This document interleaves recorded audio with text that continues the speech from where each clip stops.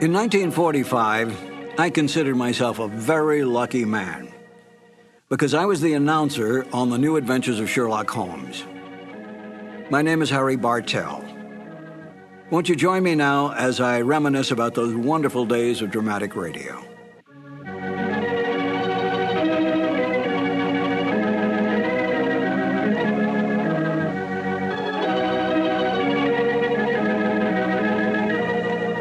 Glenn Hall Taylor was the producer of the show. He was the Young and Rubicam representative, Young and Rubicam being the advertising agency for Petri wines.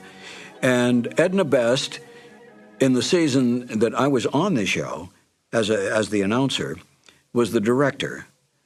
So that Glenn Hall would provide commercial material and so forth for Edna's use, and then Edna directed the show in the booth. She was the one who made all the line changes, all the timing changes, all the cuts, and so forth. I know that Glenn Hall, I think, directed it one year. I got the Sherlock Holmes show by accident.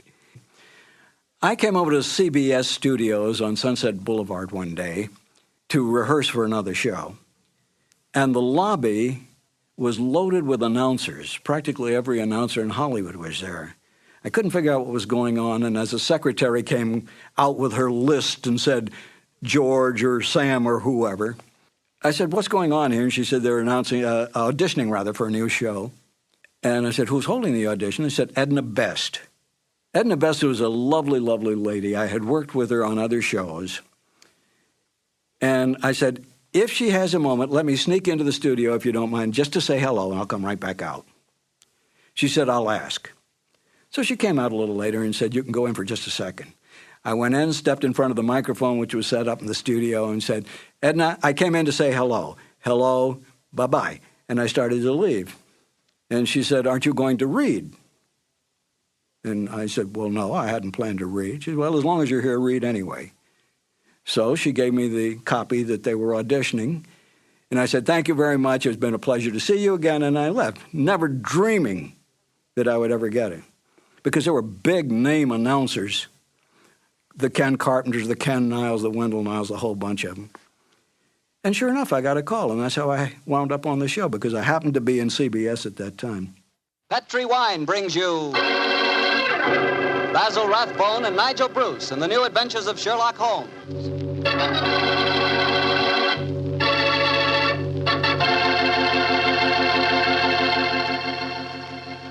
The Petri family, the family that took time to bring you good wine, invites you to listen to Dr. Watson tell us another exciting story about his good friend, that master detective, Sherlock Holmes. And I'd like to tell you something that maybe you already know. The fact that America's favorite wine is port wine. Did you know that? Well, if you didn't, you'll know why port is the way out front favorite if you'll just sample some Petri California port. You just look at that Petri port and you know it's good. That wonderful, deep, rich red color. And Petri port is so clear. Well, just hold it to the light and you can sort of see right through the glass. But what you really want to know about a wine is how does it taste? And I'll tell you something, I've never yet been able to find the adjective that'll do Petri port justice. It's wonderful, honest. You just got to taste it for yourself and find out for yourself. You love that Petri port in the evening after dinner when you're sitting around listening to the radio. And it's perfect to serve your friends when they come over. Oh, and you can show that Petri label, too. In fact, you can show it proudly, because the name Petri is the proudest name in the history of American wines.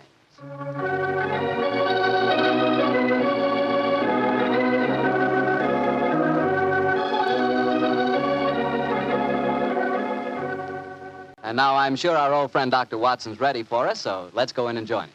Come in. Good evening, Mr. Bartell. Good evening, Doctor. Well, the puppies seem very happy tonight. Yeah, tonight, yes, but you should have seen them this afternoon. I doubt if there were two more frightened little dogs in the whole of California. Come on, Winnie, now you control yourself. What happened, Doctor? Well, I took them for a walk on the beach. As we were scrambling round a rocky point, a seal popped his head up in the water quite close to us. What'd the puppies do? Oh, both of them barked at it furiously. And the seal? Blew a few bubbles and then barked right back. I don't know what the world's speed record is for short-legged dogs, but I'm sure they broke it. You know, Doctor, I'll have to join you on one of those afternoon strolls of yours.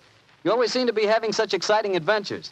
Oh, and talking of that, how's about tonight's new Sherlock Holmes adventure? Well, I'm all ready for you, my boy. In fact, I was looking over my notes on the case just before you arrived. This is another story in which Sherlock Holmes' elder brother, Mycroft, played an important part. Mycroft Holmes was 7 years older than Sherlock, and some said it is superior in powers of observation and deduction. That sounds like heresy, Doctor. No, young fellow, my lad. Holmes himself was the first to admit it. In fact, if it hadn't been for his incurable laziness, Mycroft could have been a formidable rival to his younger brother. However, Mycroft did hold a position of considerable importance at the Foreign Office, and it was there that tonight's story begins. It was in the winter of 1899, and Mycroft Holmes, after a gourmet's lunch, was reclining full length on a leather settee. His eyes were closed, his hands were folded across his stomach, and his breath came rhythmically. A cynic would have declared that Mycroft Holmes was taking an after-luncheon snooze. But Mr. Holmes' secretary, a gentleman by the name of Gardner, was a realist. He tapped on the door discreetly. Then he rapped on it. And still there was no response, so he opened the door and entered. After a moment, he gave what he thought was a discreet cough. Mycroft Holmes opened his eyes and folded his hands and said, "Found it, Gardner. Must you come in here and bark at me so soon after lunch?" I'm sorry, Mr. Holmes, but I thought that... You thought that as I was lying down with my eyes closed that I must be bored, and so you came galloping in. Oh. Well, what do you want? There's an old lady outside, sir. She insists on seeing you personally. I've tried to get rid of her, but... What's her name? Mrs. Hudson, sir. Mrs. Hudson? Huh.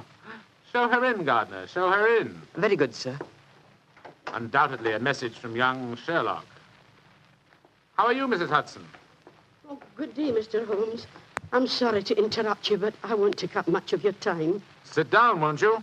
Don't leave us, Gardner. I may need you in a few minutes. Very good, sir. Now, Mrs. Hudson, what's the message? Message, sir? Didn't my brother send you with some message that he was afraid to entrust to the ordinary channels? He's always so confounded and dramatic. Oh, bless your heart. No, sir. I've come to you with a little problem of my own. I didn't like to bother Mr. Sherlock Holmes with it. He's been so busy lately, and he's looking very tired. And so you came to me. Delightful. I thought you wouldn't mind, sir. You've always been so nice and friendly to me. Pure laziness. It is less effort to keep an old friend than to make a new enemy. But tell me your problem. Well, it's really my sister's problem, sir. She keeps a boarding house at 14 Kensington Gardens Square in Bayswater. And she's convinced that one of her boarders, a man who has a room on the first floor back, she's convinced that he's a birdman. And what in heaven's name is a birdman? Do you know, Gardner? No, sir. I can't imagine. Oh, it's like a werewolf, gentlemen, except that the man turns into a bird. Oh, come now, Mrs. Hudson. Oh, I know it sounds daft, but my sister's in a dreadful state. Of course, I've been with your brother long enough, sir, to know that such things are nonsense. But how can I prove it to her? What reason does your sister give for holding a strange belief? She keeps finding pigeon feathers in the room. Now, the man doesn't keep pigeons, sir. My sister knows that for a fact. Has she found any traces of scattered food on the window ledge? None, sir. No signs of any pigeons, except the feathers. My sister's a wee bit fey, Mr. Holmes. She's the 7th daughter of a 7th daughter, and you know what that means. Just the same, she's not imagining things, sir. She's shown me the feathers herself. Where were they, Mrs. Hudson? Somewhere on the floor by the end of the bedstead, sir. I brought some along with me. Here, sir. And we found some more in the gentleman's cupboard where he keeps his clothes. By George, I wonder What is it, sir? I'll tell you in a moment, Gardner. Mrs. Hudson, this matter will require a little private investigation. You may return to your sister and tell her not to worry. I shall get in touch with you as soon as my inquiries are completed. Good day to you. Good day, sir, and I'm very much obliged to you. Well, Gardner, what do you make of it? An old wives' tale, sir. You're not treating it seriously, are you? Yes, I am.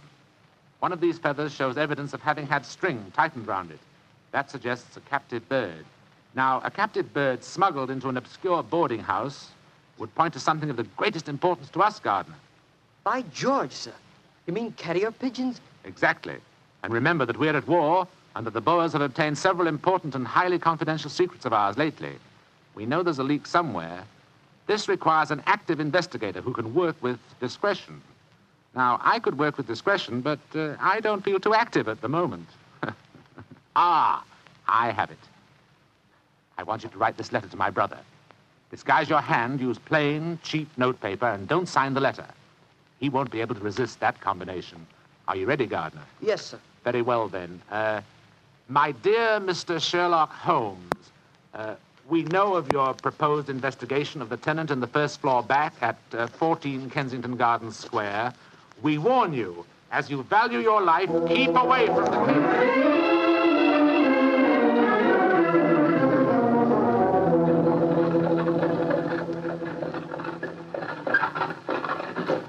We warn you, as you value your life, to keep away from the case. And that, my dear Watson, is why we are driving towards 14 Kensington Gardens Square, disguised as building inspectors of the London County Council. Well, I must say it's a very challenging letter, Holmes. Unsigned, Yes. I notice.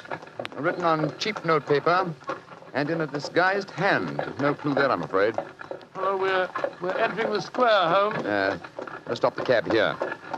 You can drop us here, cabby. Right you are, Governor. It would seem a little incongruous in these costumes for us to arrive in a cab. Yes, I suppose so. Here you are, cabby. Oh, thank you, Governor. Supposing this mysterious tenant of the first floor back should be in his room when we get there. Then we must hope that our disguises are convincing and keep our wits about us. Now, this may be a trap. Yes, just what I was going to say. After all, you've never heard of 14 Kensington Gardens Square until you received an unsigned letter 2 hours ago warning you to keep away from it. I don't like the look of it. There we are, number 14. I suggest that you let me do most of the talking. Good Lord, yes. My Cockney accent doesn't compare with yours. Who do you want to see? We're from the London County Council, we are. We've had complaints about a leaky gas jet in the first floor back. Oh, that's Mr. Green's room. He ain't home. Oh, that don't matter, my dear. We'll go up and take a look. Come on, Bertie. Right you are, Alfie. Want me to show you the way? The missus is out shopping. No, thanks, dearie. Me and Bertie can't get lost, can we, Bertie? No, of course we can't. Of course we can't. Oh, look at him laughing. Come on, Bertie. Oh, I do like to be beside the seaside. Oh, I do like to be beside the sea.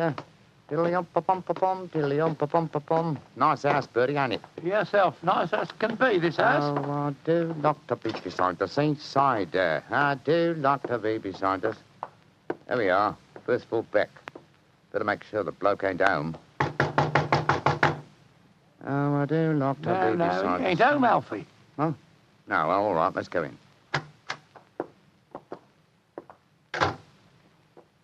Oh. So this is the mysterious room, eh? Well, it looks perfectly ordinary, doesn't it? Yes, a depressing example of the squalor of boarding house life. Hello. What's this on the bedspread? Feathers. Must have come out of the pillow. No. These are pigeon's feathers, old chap. And look here, Watson. Attached to the bed rail. No, it's only a piece of string. String, yes, but with a small metal ring on the end.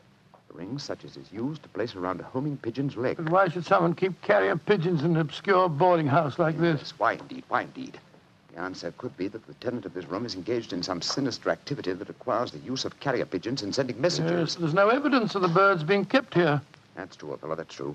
Possibly the owner of this room is given a pigeon by one of his superiors, brings it here, affixes his message, and releases the bird. But why couldn't he just take the message to where they keep the birds? Well, in that way, he would run the risk of being picked up with dangerous and incriminating messages on him. What kind of skullduggery involves the use of carrier pigeons, you suppose? We're at war with the Boers in South Africa, Watson. What could be more logical than that a spy in their pay should be using this method to smuggle important information out of the country? By Jove, yes, Holmes. I wouldn't mind betting that... Shh! Somebody coming. Look out. Who are you? What the devil do you think you're doing in my room? Well, my name's Bertram, and I come here to look at your gas pipes. Don't lie to me. Who are you? It's like I say, Governor, my name's Bertram, and I come from the London County Council. Very well, then. If you won't tell me the truth, perhaps this revolver will make you change your Look mind. here, Governor, look here, Governor. Grab his revolver, Watson. Yes, right. Holmes, where were you? I slipped behind the doors. This gentleman opened it. Yeah, me, sir. Your overcoat seems extraordinarily well filled with chest, doesn't it? Why not slip it off? Yeah. It's a bit warm in here. Let me alone. So you were right, Holmes. He had a pigeon under his coat. Yes, see if you can catch the bird, will you, old chap? All right, here. Come on, Pigeon. Pigeon, come on, little fella. Come along, Pigeon. There he comes. That's it. Look at the little fella. Snuggled up on my arm. Friendly little fellow, isn't he? Yes, Look out, Watson. The gentleman's revolver. He's going after it. When I get it, I'll... A beautiful uppercut, Holmes. I'm afraid he'll be unable to talk to us for some time.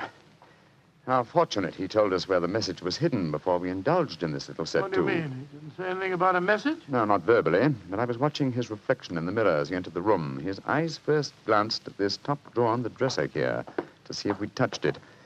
It was obviously the most important spot in the room. Let's see. Here we are. A message already rolled up and in its container. Oh? What does it say, Holmes? It's in code, which is not surprising, but I don't think it'll be very difficult to decipher. Yes, and when you've done that? Then, my dear fellow, I shall compose a code message of my own and persuade this pigeon to lead us to its master.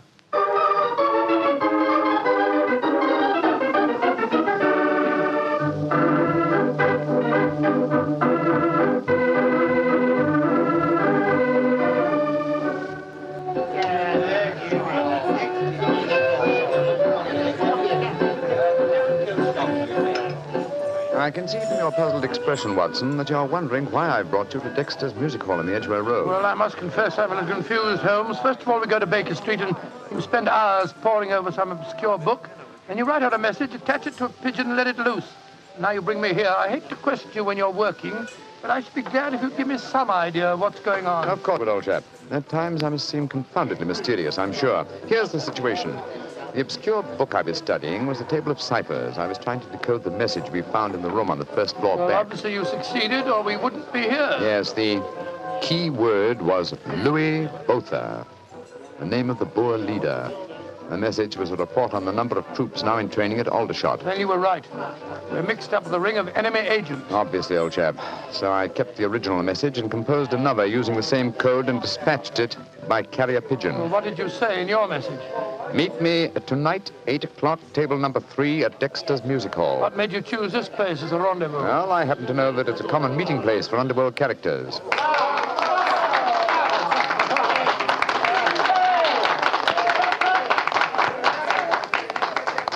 And which is table number 3? The one over there in the corner. I reserved it. Then why don't we go and sit down there instead of standing it here at the back of it? I thought we'd give our visitor the opportunity of showing his hand first. He won't be expecting Sherlock Holmes and Dr. Watson, I fancy.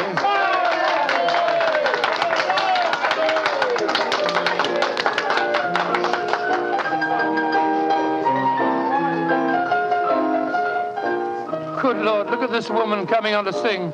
You ever see so many feathers? I'm not allowed to have a bow except upon the sly. So yesterday he came and took me walking through the Holmes, Holmes, look. A man just sitting down at table number 3. What's with it? Look. It's Sid Trimble. Sid Trimble, who's he? A dangerous criminal who once worked for the Moriarty gang. We've caught a prize pigeon, Watson. Better have your revolver handy, old chap. Undoubtedly, he'll recognize us. Right you are, Holmes. Come on, then. Out in the clover, they've trampled it since morn. Go and drive them, Maggie, to the old. I'm so glad you're able to keep your appointment, sir. Sherlock Holmes. This is a trap. Now, don't try any tricks. I've got a revolver here, Sid. How'd you like this table in your face? Watson, you didn't shoot him, did you? No, he knocked my hand. The revolver went off. The shot went wild. I swear it did. Yes, of course. Look at the wound. There are no powder burns. The shot was fired from some distance. Holmes, he's dead. Out of the way! Out of the way, please. Now then, what's going on here? Constable, this man has been killed. Yes, and it's easy to see who did it. Well, I didn't do it, Constable, if that's what you're thinking. No? Then why are you standing here with a smoking revolver in your hand? Come on, you're under arrest. But you can't arrest me. I'm Dr. Watson, and this is Mr. Sherlock Holmes. I don't care if you're the King of Siam and the Bishop of London himself. You're under arrest, and I'm taking you both to Scotland Yard.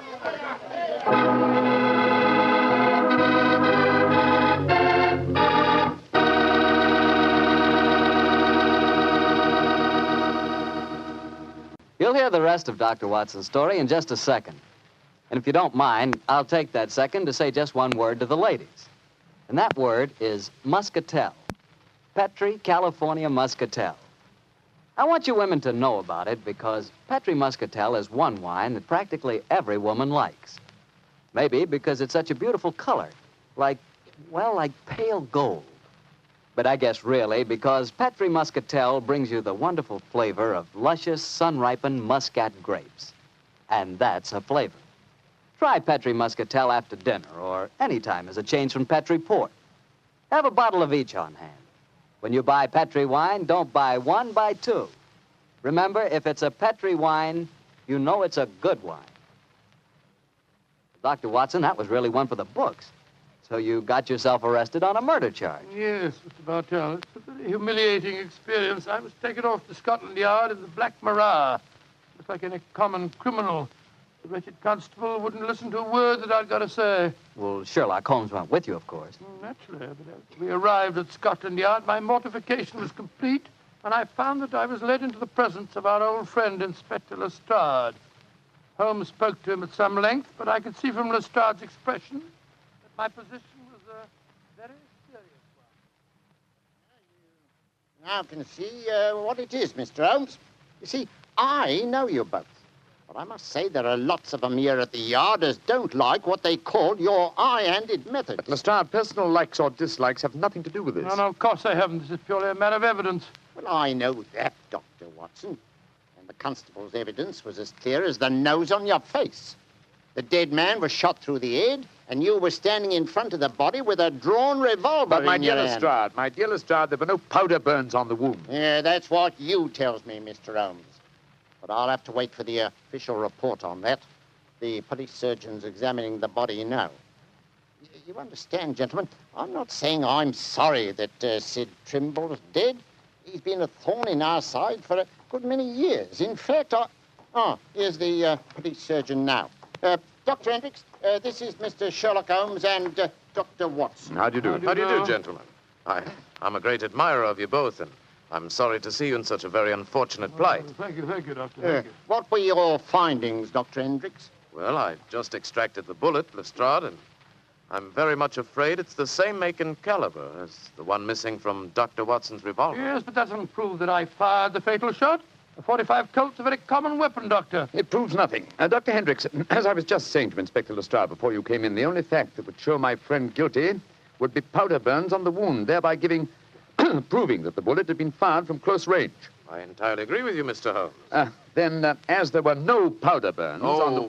but there are powder burns, Mr. Holmes. What? Very distinct ones, too. Lord, I don't understand, Holmes. I'm sorry, gentlemen, to be the bearer of bad tidings, but I have my duties to perform. Yes, and I'm sorry, too, Dr. Watson. Huh? I'm afraid I'm not going to be able to let you leave here. You must consider yourself under arrest.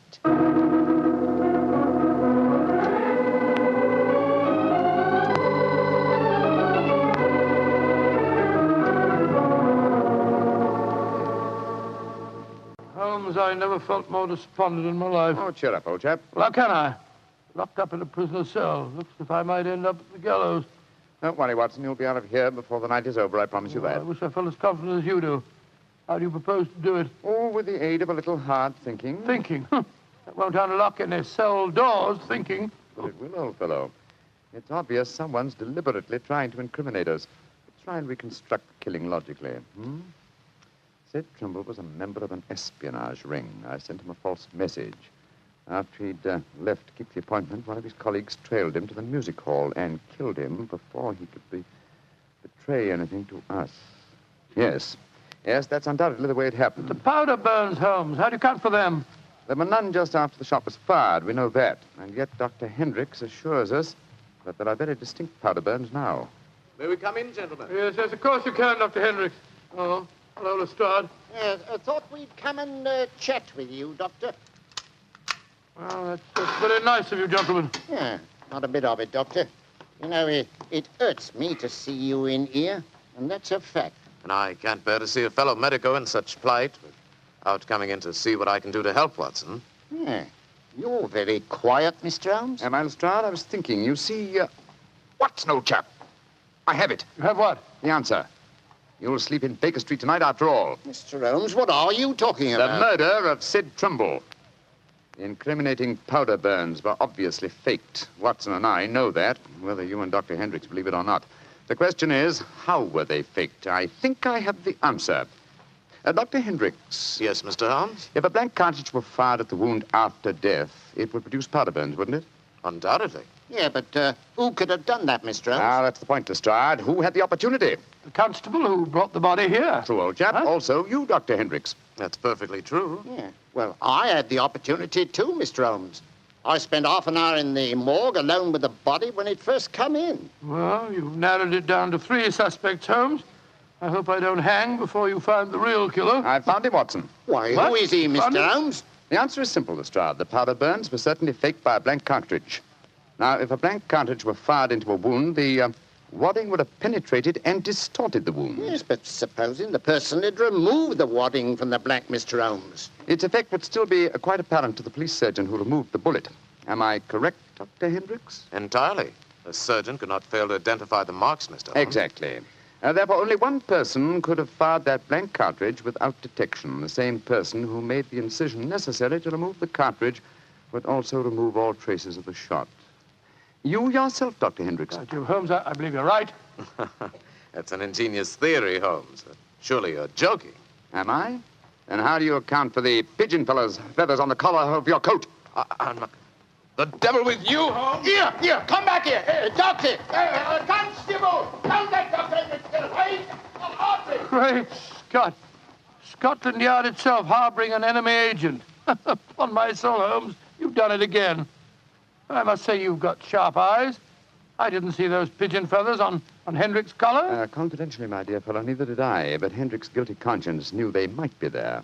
It was a shot in the dark, and I had to take it. If you'd spent the night in a prison cell, I should never have heard the end of it, I'm sure. Never.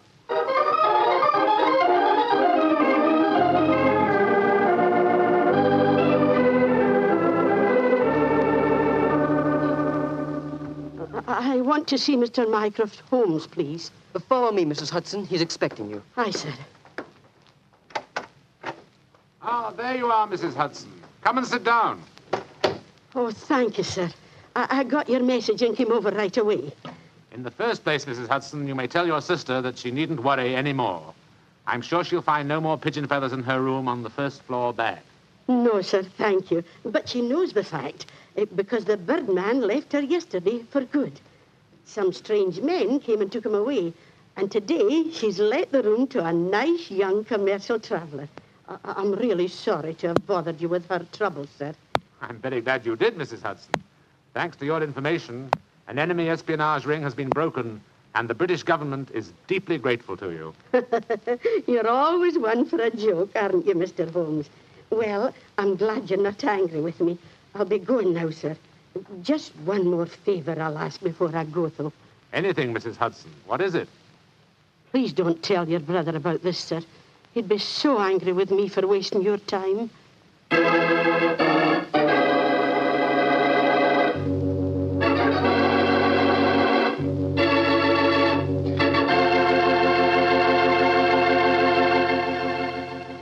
Well, Doctor, that was really a swell story tonight.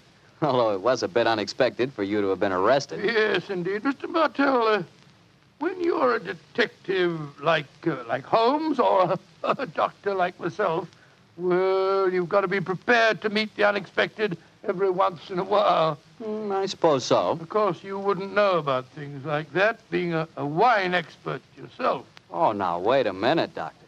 From the way you talk, you'd think I spent every waking moment in a nice, cool wine cellar, tasting wine from morning till night. Well, don't you? Oh, now, Doctor, I'm no more a wine expert than you are.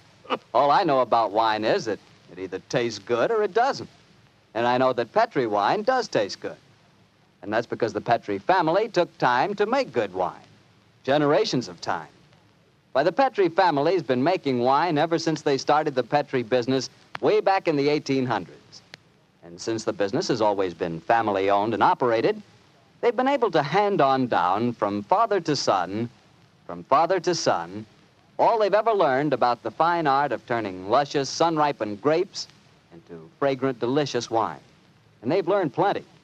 So no matter what type wine you want, for any occasion, you can't go wrong with a Petri wine because Petri took time to bring you good wine.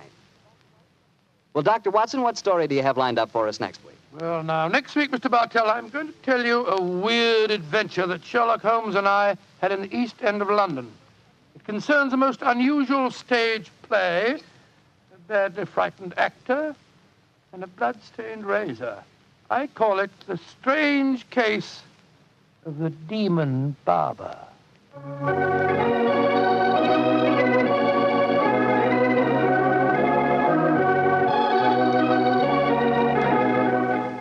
Tonight's Sherlock Holmes adventure was written by Dennis Green and Anthony Boucher and was suggested by an incident in the Sir Arthur Conan Doyle story, The Greek Interpreter. Music is by Dean Fossler.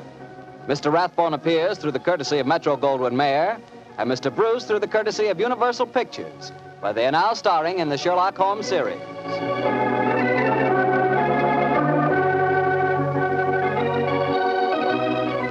The Petri Wine Company of San Francisco, California, invites you to tune in again next week, same time, same station.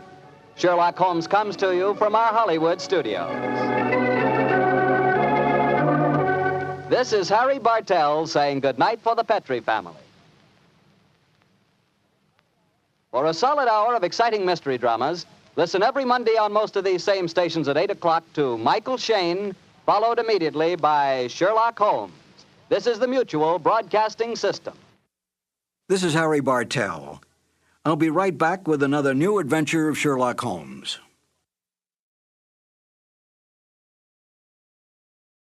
Sir Arthur Conan Doyle claimed he based the character of Sherlock Holmes on a teacher of his, Dr. Joseph Bell, whose real powers of deductive logic awed all who knew him. Yet Dr. Bell, in a letter to Conan Doyle, stated quite bluntly, "You are yourself Sherlock Holmes, and well you know it." Conan Doyle did not dispute this statement, for in fact Sherlock Holmes had the best characteristics of his creator. So did Dr. Watson. Highly educated, honest to the core, and one of the best writers of the Victorian age, the British public and then the world took him to their hearts. It was not long before the doctor-turned-writer found himself a well-established man of letters and friend to such countrymen as Oscar Wilde, Rudyard Kipling, and H.G. Wells. Not bad company to be with.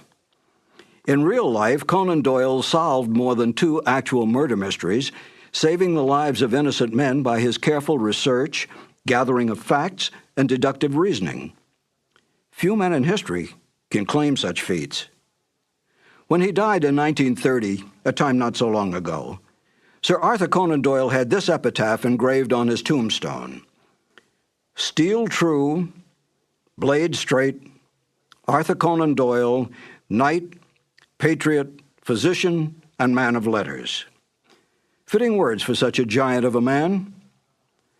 And now, Basil Rathbone and Nigel Bruce in The Adventure of the 00. This episode from the life of Sherlock Holmes will be transmitted to our men and women overseas by shortwave and through the worldwide facilities of the Armed Forces Radio Service.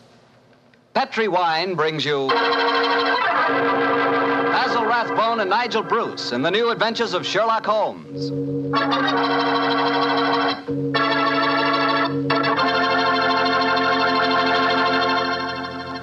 The Petri family, the family that took time to bring you good wine, invites you to spend the next half hour listening to Dr. Watson tell us another exciting adventure he shared with his old friend, that master detective, Sherlock Holmes. And say, let me tell you something I found out just the other day. Steaks are really back again. Good, thick, juicy porterhouse steaks. That's for me. A thick, tender steak on the rare side, together with a glass of Petri California Burgundy. You know, Petri Burgundy is a perfect mealtime wine. And with meat or any meat dish, it's the very last word in good eating. Honestly, when you taste the wonderful flavor of that rich red Petri Burgundy, you're tasting one swell example of the art of winemaking. It's full-flavored and just about the most delicious wine that ever poured from a bottle. Try it the next time you have steak or chops, or the next time you have hamburger or pot roast. Believe me, Petri Burgundy is the best friend a good meal ever had.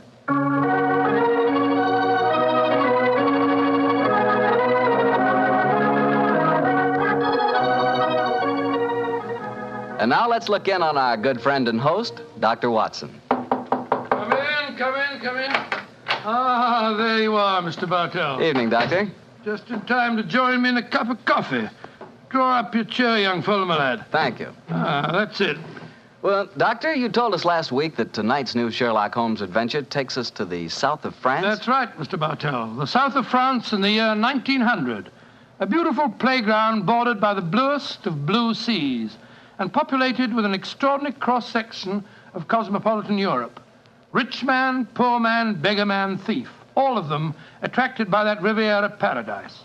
All of them drawn by the magical spell of a small white ball spinning round the rim of a roulette wheel. Now, don't tell me that you and the great Sherlock Holmes were there on a gambling spree. We were not, Mr. Bartell. At the time my story begins, we just concluded an extremely delicate mission. A mission, I may say, that concerned the safety and good name of a very prominent member of the royal family. Say, Doctor, you don't mean... One story at a time, Mr. Bartell. In any event, my boy, I'm afraid that's a case about which my lips are sealed for all time. But to return to tonight's adventure, one June evening, I persuaded Holmes to accompany me to the gambling casino at Fréjus, not far from Cannes, where we were staying. It wasn't quite as fashionable as a casino at Monte Carlo, but as I intended to do a little modest gambling myself, it seemed an establishment more suited to my means. As we stood there at the green baize-covered tables, the chatter of voices and the melodic chanting of the croupiers as they called the results of each spin of the wheel formed a background to a quiet conversation that Holmes and I were having.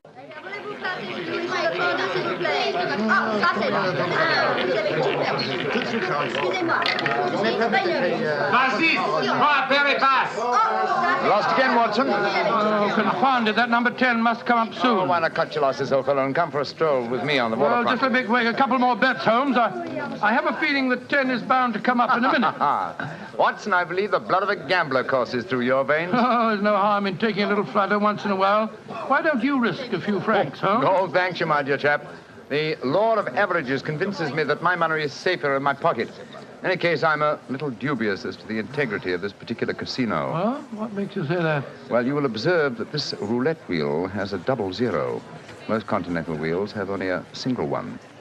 It would indicate that this house is extremely concerned with its percentage. Mesdames et messieurs, faites vos jeux. Oh, just 2 more turns of the wheel, Holmes, and I'll take that walk with you. Why müssen Sie hier spielen? Why do you not play from the other side of the table? Why must you always stand next to me? Hello. What's the trouble up there? I've placed my bet, so let's go and see. I ask you, sir, why do you play here beside me? I'm afraid I don't see any reason why I can't play wherever I wish. You've broken my luck. Ever since you come to the table, I've done nothing but lose. Please, to move away. Well, move away yourself if you don't like my company. Heinrich, why do you not stop now? You've already lost more than we can afford. One more throw, Elsa. I can win it all back if only this young man will move away. Why should my husband move? He's had a bad run of luck, too. Rien ne va plus. Neuf. Rouge, impérimment. Ah, you've lost again, Watson. Heinrich, you must stop now. I must stop, Elsa, because I've lost everything. I hope you're satisfied, Mr. American. You've broken my luck and ruined me. I hope that you and your turn will be ruined too. Heinrich, wait for me. I never heard such rubbish in my life. Were you listening to him, sir? I heard his last few remarks, Mr. Gilbert, Roger Gilbert. And this is my wife, Helen. How do you do? My name is Holmes, and this is my friend, Dr. Watson. How do you do? How do you do? Didn't you think his remarks were a little out of place, Doctor? I certainly did, Mrs. Gilbert. I don't see how he can possibly blame your husband for his run of bad luck. I didn't like the look on his face as he left the table, though. Have you any idea who he is? His name is Schneemann. He's staying at the same hotel as we are. I've never spoken to him, but I've heard him being paged there. Well, he shouldn't gamble unless he can afford to lose. Well, I'm losing, darling, and I can't afford it. Oh, but I can let you have more money. You know that. Oh, no, Helen, I may have married an heiress, but I'm not going to use her fortune to gamble with. Oh. I'll lose my own money, and then I'll quit. Mesdames et messieurs, faites vos jeux. Your last bet, Watson? Yes, Holmes, this time I know that number 10 is going to come up. It's got to.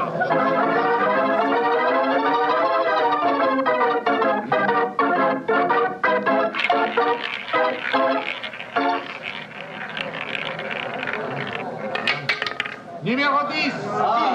10 at last. I've lost again, darn it. Helen, this is my bad night. Why don't you stop now, dear? Holmes, I've made 350 francs. On this throw of the wheel, old fellow, but as you've lost some 500 francs doing it, I can't say that your profits stagger me. Oh, Mr. Holmes, I can see that you're no gambler. I'm afraid not, Mrs. I Gilbert. wouldn't say that, Holmes. You may not like roulette. You've taken a good many chances in your life with long odds against you, too. Well, nevertheless, old chap, in the sense Mrs. Gilbert means it, I'm not a gambler. Say, what's the commotion over there? That German woman with a crowd forming around her. Yes, the wife of that man that said I ruined him. Attention, est-ce qu'il y a un docteur dans la salle? There must be trouble. He's asking for a doctor. Doctor, come along, then. Will you excuse me, please? Thank you. Excuse me, madame. Mon ami est docteur. Monsieur, cette dame a besoin d'un docteur. What happened, madame? It is my husband. Is he ill? I just found him lying out in the garden. Please come with me at once, gentlemen. Of course we will, madam. What seems to be the matter with him? Herr Doctor, I think he is dead.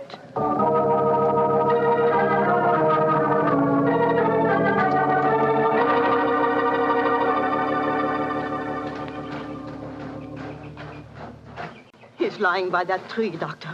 Please see if you can help him. Somebody else seems to be on the scene before us.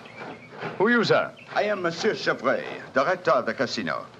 Do any of you know this poor man? I am his wife. Is he dead? I am afraid so, madame. Let me look at him. I'm a doctor. Was your husband gambling in the casino tonight, madame? Yeah, he was. Poor Heinrich. He lost everything that we have. I'm afraid he's dead, madam. Shot through the heart. Oh, du lieber Gott. Suicide, Watson? Yeah, looks like it. Yes. Powder burns on the shirt front, revolver clutched in the right hand, fingers in a natural position. The angle of the wound settles it. Obviously self-inflicted. I missed you as you slipped out of the casino. What's wrong with him? I'm afraid he's dead, Mr. Gilbert. Yes, he committed suicide. I hope, young man, that you are satisfied. All night you brought him bad luck. He asked you to move away from him to change his luck, but no, you could not do it. Oh, Frau Schneemann, I'm terribly sorry, but I really don't see how you can blame me. I do blame you. And I also blame you, Monsieur Chevry. Me? But what have I done, madame? Why do you let a man lose all his money at your tables? Is life so cheap to you, and money so important, that you cannot close the tables to someone before he's ruined? Madame, I am all sympathy for you in your tragic loss. But the casino cannot be held responsible. If your husband could not afford to gamble, then he should not come here. How are we to know the financial limitations of our customers? You say that your husband lost everything you had tonight, madam. Yeah, everything. Then how do you account for this sheaf of banknotes in his breast pocket? Good Lord, must be several thousand francs, sir. Then he wasn't ruined. And his suicide, therefore, cannot be blamed on his losses at my casino, madame. How do you account for this money, Frau Schneemann? Well, I do not understand. Heinrich kept nothing from me. I know that he had not so much money on him when he started tonight. Well, why do you all look at me like that? Is it that you think? You think... Quick, Watson, she's fainted. I've got her. Let's get her to her room. You can take her to my suite in the casino. No, let's take her to the hotel. My wife will look after her. Poor woman, she's had a dreadful shock. She can probably do with another woman's company. That's very considerate of you, Mr. Gilbert. Where are you staying? At the Hotel Crillon. It's quite near here. I'll get a cab, and while I'm doing that, Watson, see if you can revive her, will you? Yes, Then we'll take her to the Hotel Crillon.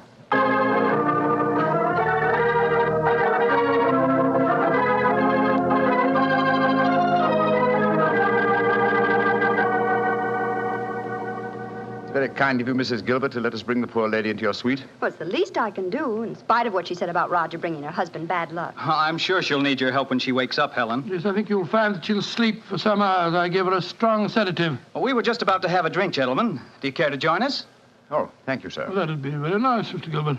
Roger was just telling me that quite a large sum of money was found on Herr Schneemann's body, Mr. Holmes. Yes, Mrs. Gilbert. Several thousand francs. It's very puzzling, Holmes. Why should a man commit suicide with so much money on him? I think the answer is obvious. He didn't. What on earth do you mean? Well, the money was placed there after he had shot himself. The banknotes were in his breast pocket, if you remember. Hardly the usual place to carry money.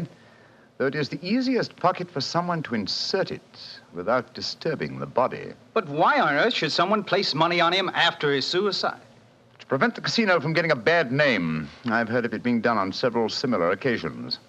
Gives the impression that the unfortunate victim had other motives than gambling losses to account for his suicide. Great Scott, you mean that one of the casino employees found the body lying there and slipped the money in his breast pocket before we arrived on the scene? As you know, my dear Watson, I'm not a gambling man, but I'll lay you 100 to 1. That is what happened. Well, that's a new one.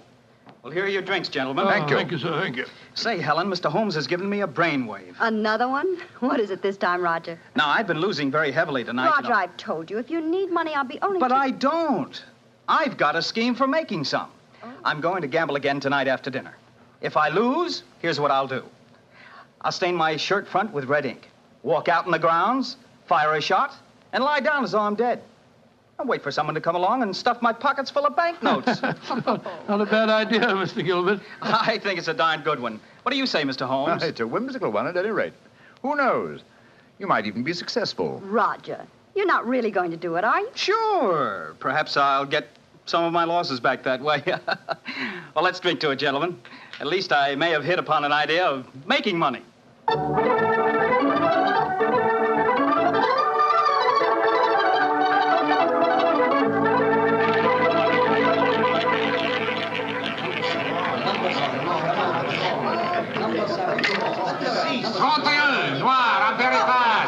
My dear Watson, you'll have to work hard at your practice when you get back to England. Your infallible system appears to be extremely fallible. And yet the fellow who told me about it said it couldn't miss. It's just a matter of doubling the stakes each time you lose, and then... my dear fellow, I've been studying your system, but I can tell you a really infallible way of making money at roulette. You can? What is it? Well, own the gambling house and operate the tables yourself. The odds would be all in your favor. Oh, what a brilliant suggestion. Own the gambling house and operate Not gambling for tonight, Watson? It's nearly 11 o'clock. Yeah, I think so. Let's take a stroll round the other table, shall we? By the way, old fellow, the young American, Mr. Gilbert, was losing heavily again tonight. He was? I wonder if he'll try that trick that he threatened, the one with the red ink and the shot in the night. I shouldn't be at all surprised. As a matter of interest, I saw him leave the tables about half an hour ago. Here comes his wife, on the arm of Monsieur Chevry, the director of the casino. Good evening, Mrs. Gilbert. Monsieur? Bonsoir, monsieur. Hello, Mr. Holmes, Dr. Watson. Monsieur Chevry is giving me a personally conducted tour of the casino. It's quite fascinating. And it is quite fascinating for me to have so beautiful a woman on my arm, mademoiselle. I know that I am the envy of all the men in the room. Oh, stop flattering me so much. I'm not used to it. Mrs. Gilbert, how is Frau Schneemann? She seems much better. She wakened an hour ago and insisted on going back to her own room. I wanted her to spend the night with us in our suite, but she wouldn't hear of it. I think I should drop in and see her before I go to bed. Oh, you have finished the gambling for tonight, perhaps, Doctor? Well, no, perhaps about it, Monsieur Chevry. I've had a bad run at the tables. Oh, I am so sorry. Has anyone seen Roger? He left the tables about half an hour ago, Mrs. Gilbert. After doing as I did and losing quite heavily. So he lost again, did he? I wonder if he'll try that new system he was talking about. We were just discussing that possibility ourselves, Mrs. Gilbert. Mrs. Gilbert! Mrs. Gilbert! Frau Schneemann, you shouldn't have left your hotel, you know. It is too late to worry for me, Herr Doctor. It is for Mrs. Gilbert now that you should worry. What do you mean, madame? Well, I went back just now to where poor Heinrich died. And there, lying in the grass, I saw another body. I was too shocked to go too close. But I am quite sure that I recognize your husband, Mrs. Gilbert. Oh, Dr. Watson, she's ruined Roger's trick. And he'll have taken fright and bolted by the time we get there. Possibly. Let's go at once and find out, shall we?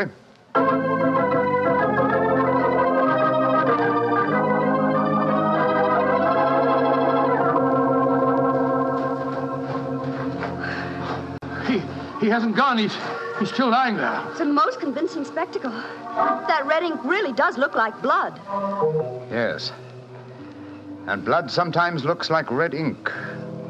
Mr. Gilbert. Roger, get up. The joke's spoiled. Roger, get up! I'm afraid that's impossible, Mrs. Gilbert. He's dead.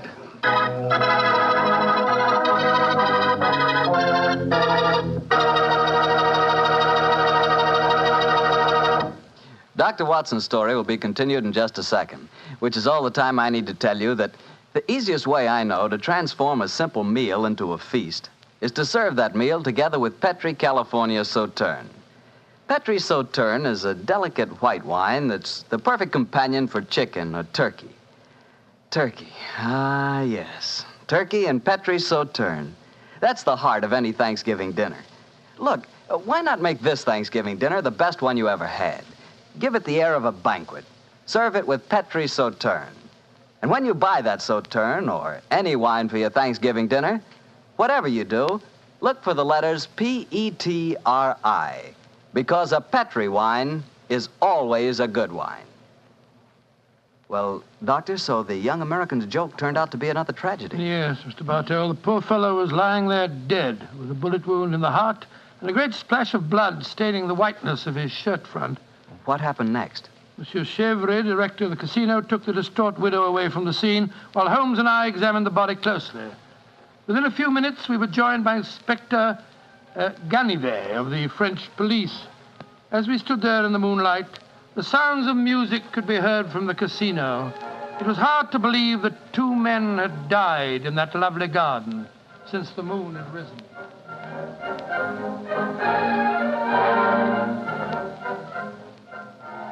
Monsieur Holmes, you and Dr. Watson have concluded your examination? Yes, Inspector Ganivet. Will you favor me with your observations?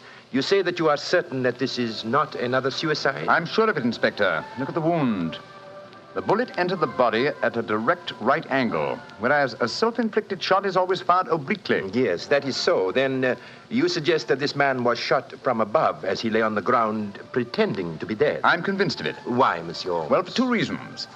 Though it's impossible to be sure without a laboratory test, I'm certain that beneath those blood stains are stains of red ink. Look for yourself, Inspector. Yes, indeed, it does look like it. What is your other reason for being certain that this man was shot as he lay here pretending dead? Show him the banknotes, Watson. Here you are, Inspector. We found them stuffed in his breast pocket. So, banknotes with a bullet hole through the middle of them. Very illuminating. Tell me, gentlemen, how many people knew of this little plot you have told me about, this plan of the dead man's to pretend to be shot? Just 3 people, Inspector. Dr. Watson, myself, and Mrs. Gilbert. Alors, then the answer is obvious. You and your friend are innocent. It must be the wife who killed him. No one else knew of the plot. I'm not so sure of that. Frau Schneemann, the dead German's widow, was in the next room when Gilbert told us about his plan. She might have heard, though I could swear that she was asleep. I gave her a very strong sleeping draught. From what you have told me of her husband's suicide, she might easily have had a motive for murdering this man. Come, gentlemen. Surely it's obvious who murdered Mr. Gilbert? Who, Monsieur Holmes? Well, it's certainly one of the 2 widows. Since there seems to be some doubt in your minds, I suggest we return to the casino. I can promise you the answer to your question within a very few minutes.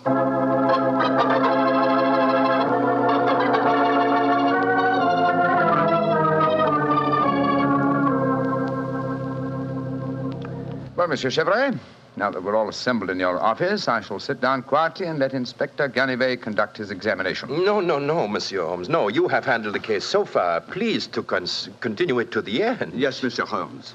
I should appreciate it. On behalf of the casino. Very well, gentlemen. It won't take me long.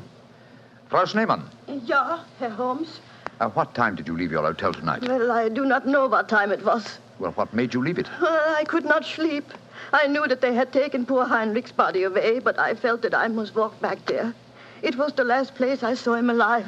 How close did you come to Mr. Gilbert's body when you saw it lying there? Oh, close enough to see who it was. Then I ran into the casino to tell his wife. I knew what had happened. How did you know? You say you didn't come close to the body. I could tell by every line of the body as it lay there. I could tell because I knew that poor Heinrich's death would not be avenged. Thank you, Frau Schneemann. That will be all. You may go. Monsieur Holmes, she has no alibi. Surely you should stop her. Ganivet, if I'm to conduct this investigation, I must do it in my own way. Pardon, Monsieur Holmes. Please continue. You may go, Frau Schneemann. Mrs. Gilbert? Yes, Mr. Holmes. Where were you prior to our meeting in the casino tonight, just before we discovered your husband's body? After I left the hotel, I walked over here along the seafront. Can anyone verify that statement? I suppose not. I didn't meet anyone that I knew. And what did you do when you arrived at the casino? I played a little chemin de fer. A few moments later, Monsieur Chevre came over to the table and asked if he might escort me over the club. 10 minutes after that, we walked into you and Dr. Watson. That is quite true, Monsieur Holmes. I can swear to it. Thank you, Mrs. Gilbert. I'm sorry to distress you with these questions. You may go. I'll wait outside, Mr. Holmes. I must know what happened. Wait for me there, madame. I shall join you in a few minutes and escort you home. Well, Another suspect with a poor alibi, eh, Gallivant? I must say, Monsieur Holmes, your methods puzzle me. It seems to me that both those women should be watched. Yes, I agree with the Inspector, Holmes. Please don't worry, Inspector. I've asked 2 of your plainclothes men to keep an eye on the ladies. And now, Monsieur Chevret, I'd like to ask you a few questions. Ask me any questions you wish, Monsieur Holmes. Thank you. You will agree that it is the custom of the casino to put money on the bodies of suicides after their death, to give the impression that gambling losses were not responsible for the tragedy. Well, I do not think... Oh, come now, Chevret. I know that is a fact as well as you do. Exactly. Now, on those rather gruesome occasions, whose responsibility is it to secrete the money? Yours? Or do you entrust the matter to an underling? I do it myself. I see. Did you place the money on Herr Schneemann tonight? Yes, monsieur, I did. And did you also perform the same service on the body of Mr. Gilbert? No. I knew nothing of that death until a German lady, Frau Schneemann, come running into the casino. Excuse me interrupting, Monsieur Holmes. Of course, Inspector. What is it? I think that you are wasting time. It is obvious that Madame Gilbert committed the crime. She knew of her husband's plot, she had no alibi, and she had the motive. For is not marriage itself the greatest of all motives for murder? Oh, my dear Inspector. How very cynical. Madame Gilbert did not kill her husband. I know it. And what is your opinion, Watson? Well, it's that German woman. She had no alibi either. And remember, she was half mad with grief. Monsieur Chevret, you say that you know Mrs. Gilbert is not guilty. How do you know? I was with her myself at the time the murder was committed. Oh, indeed. How very interesting. And what time was the murder committed? Well, it was... Our investigations have never established what time the murder was committed, Monsieur Chevret. I'm afraid you've walked into my trap. You've given yourself away. Great Scott, Chevret, it was you. Chevret, I've known you a good many years, and this is going to be a hard thing to do. I am going to arrest you. Oh, no, you're not, Delivery. Put down that revolver, sir. Do not be frightened, Doctor. I am not going to shoot you. Chevret, why did you murder Roger Gilbert tonight? Surely you know that too, Monsieur Holmes. Because I am in love with his wife. She's young, beautiful, and rich. It did not occur to me until I saw the young fool lying there tonight pretending to be dead. In my profession, it is natural that I should carry a revolver. What was simpler? Mr. Gilbert gave me the perfect opportunity. I could not resist it. Put down that revolver, Chevret. Why are you all so frightened? Surely you know how I am going to use it this time. I think so, monsieur. But it's a coward's way out. What an unperceptive remark for such a perceptive man. No. No, all my life I have been a gambler. I gambled tonight for the highest stakes of all, and I lost. No. No, I am not afraid to pay for my losses. Au revoir, monsieur.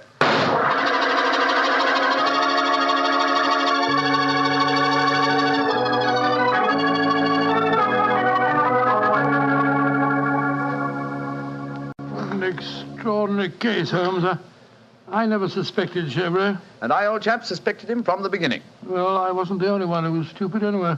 Inspector Ganivet thought it was the wife. True. Very puzzling conclusion for a detective inspector to arrive at. Well, it seemed logical enough to me at the time. No, my dear Watson. Cold logic should have told you otherwise. Roger Gilbert had been losing heavily and had planned this hoax. He obviously had no money on him. Therefore, the money was planted in his pocket by Chevret. After he shot him? No, my dear fellow. Before. Before? The bullet hole through the banknotes provided that. Now, had the money been put there innocently, Gilbert would have, come back to life as soon as the person placing it there had left. He would not have remained lying on the ground for a murderer to find him. Then Chevret must have bent over him as he lay there, placed the money in his breast pocket, and then fired. Precisely, Watson. Well, Holmes, I must say you solved it very neatly. You've told Inspector Ganivet that you wanted no credit in the case. Naturally, publicity would be unfavorable. If you remember, no one is supposed to know that we're in the south of France. I'm certain that the inspector learned a few tips about detection tonight. Possibly, old fellow. And I hope that you have learned a few things about gambling. How do you mean, Holmes? Well, you're backing the wrong color. A gambler is usually superstitious, and superstition... Well, I should have told you what color to follow tonight. I still don't understand you, Holmes. I was playing number 10. Exactly. Number 10 is black. You should have followed a red color tonight, old fellow. The color of red ink. Red ink. and blood.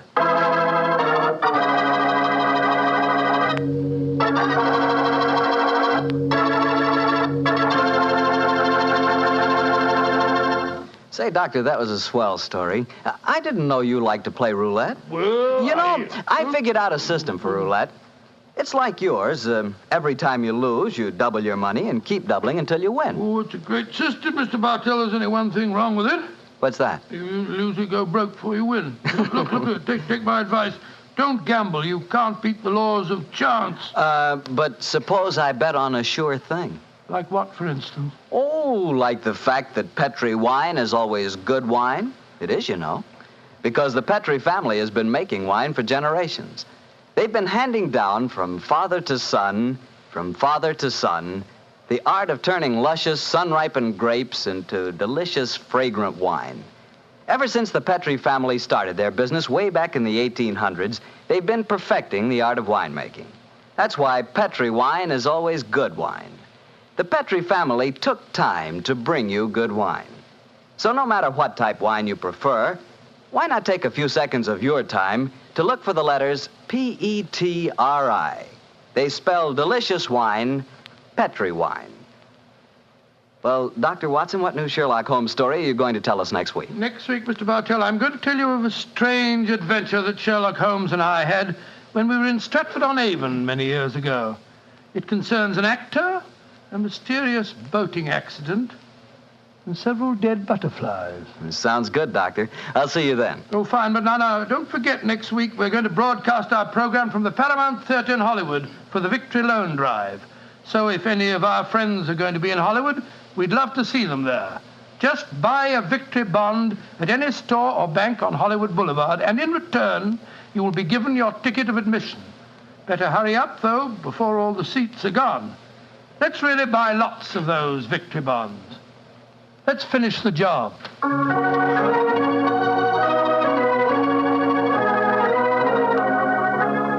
Tonight's Sherlock Holmes adventure is written by Dennis Green and Anthony Boucher and was suggested by an incident in the Sir Arthur Conan Doyle story, A Study in Scarlet. Music is by Dean Fossler.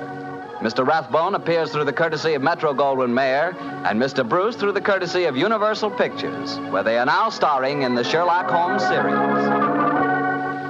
The Petri Wine Company of San Francisco, California, invites you to tune in again next week, same time, same station. This is Harry Bartell saying goodnight for the Petri family. Sherlock Holmes comes to you from our Hollywood studio. This is the Mutual Broadcasting System.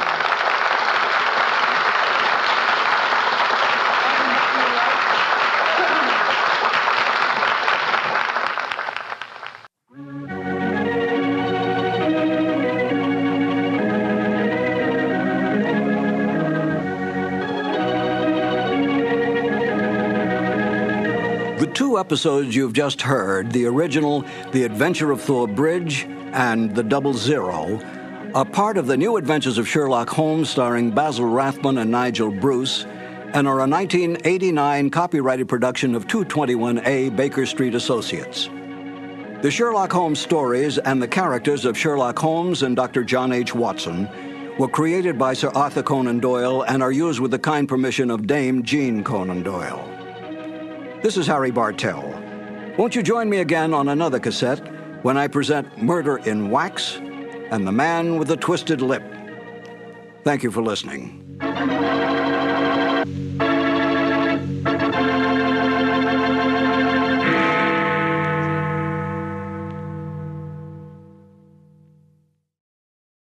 This has been a presentation of Simon & Schuster Audio.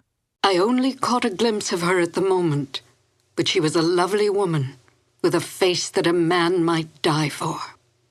So says Sherlock Holmes in one of the most popular of the Conan Doyle adventures, A Scandal in Bohemia.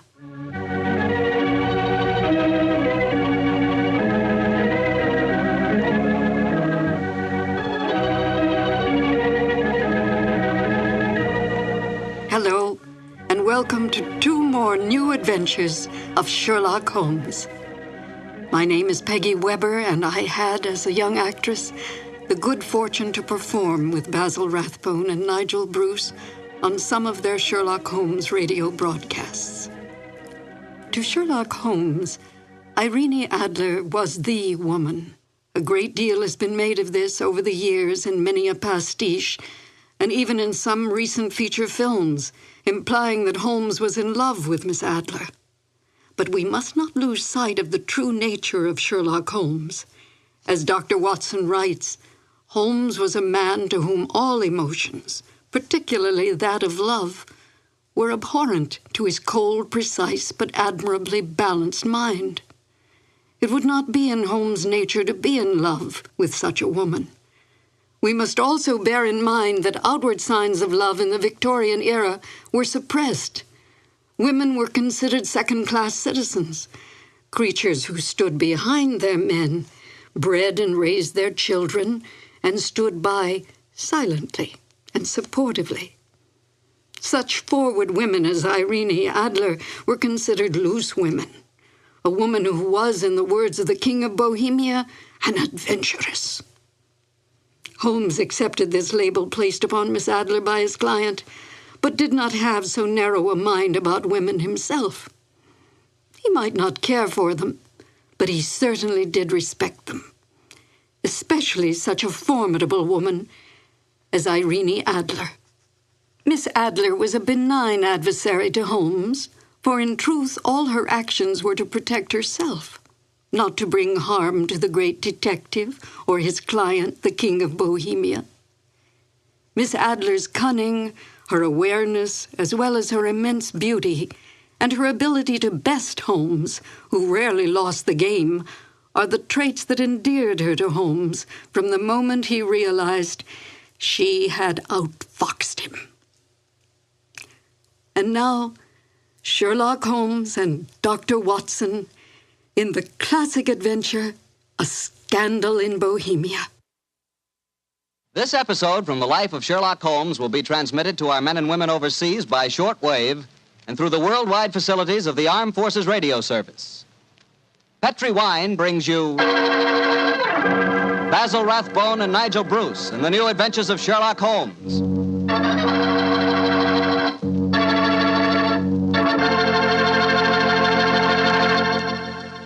The Petri family, the family that took time to bring you good wine, invites you to listen to Dr. Watson tell us another exciting adventure he shared with his old friend, that master detective, Sherlock Holmes. And you know something? I had an adventure tonight I wish you could have shared with me. I had a steak about, an inch and a half thick, tender, juicy, and with it I had a glass of Petri California Burgundy. Now there's a combination, steak and Petri Burgundy. That Petri Burgundy's a perfect mealtime wine. It's a rich red wine that's hearty and full of flavor. Flavor that comes right from the heart of the grape. And don't think that Petri Burgundy is only good with steak. It'll make a hamburger sandwich taste like a feast, too. Try Petri Burgundy with any meat or meat dish. It's just wonderful. And serve it proudly, too, because after all, the name Petri is the proudest name in the history of American wines.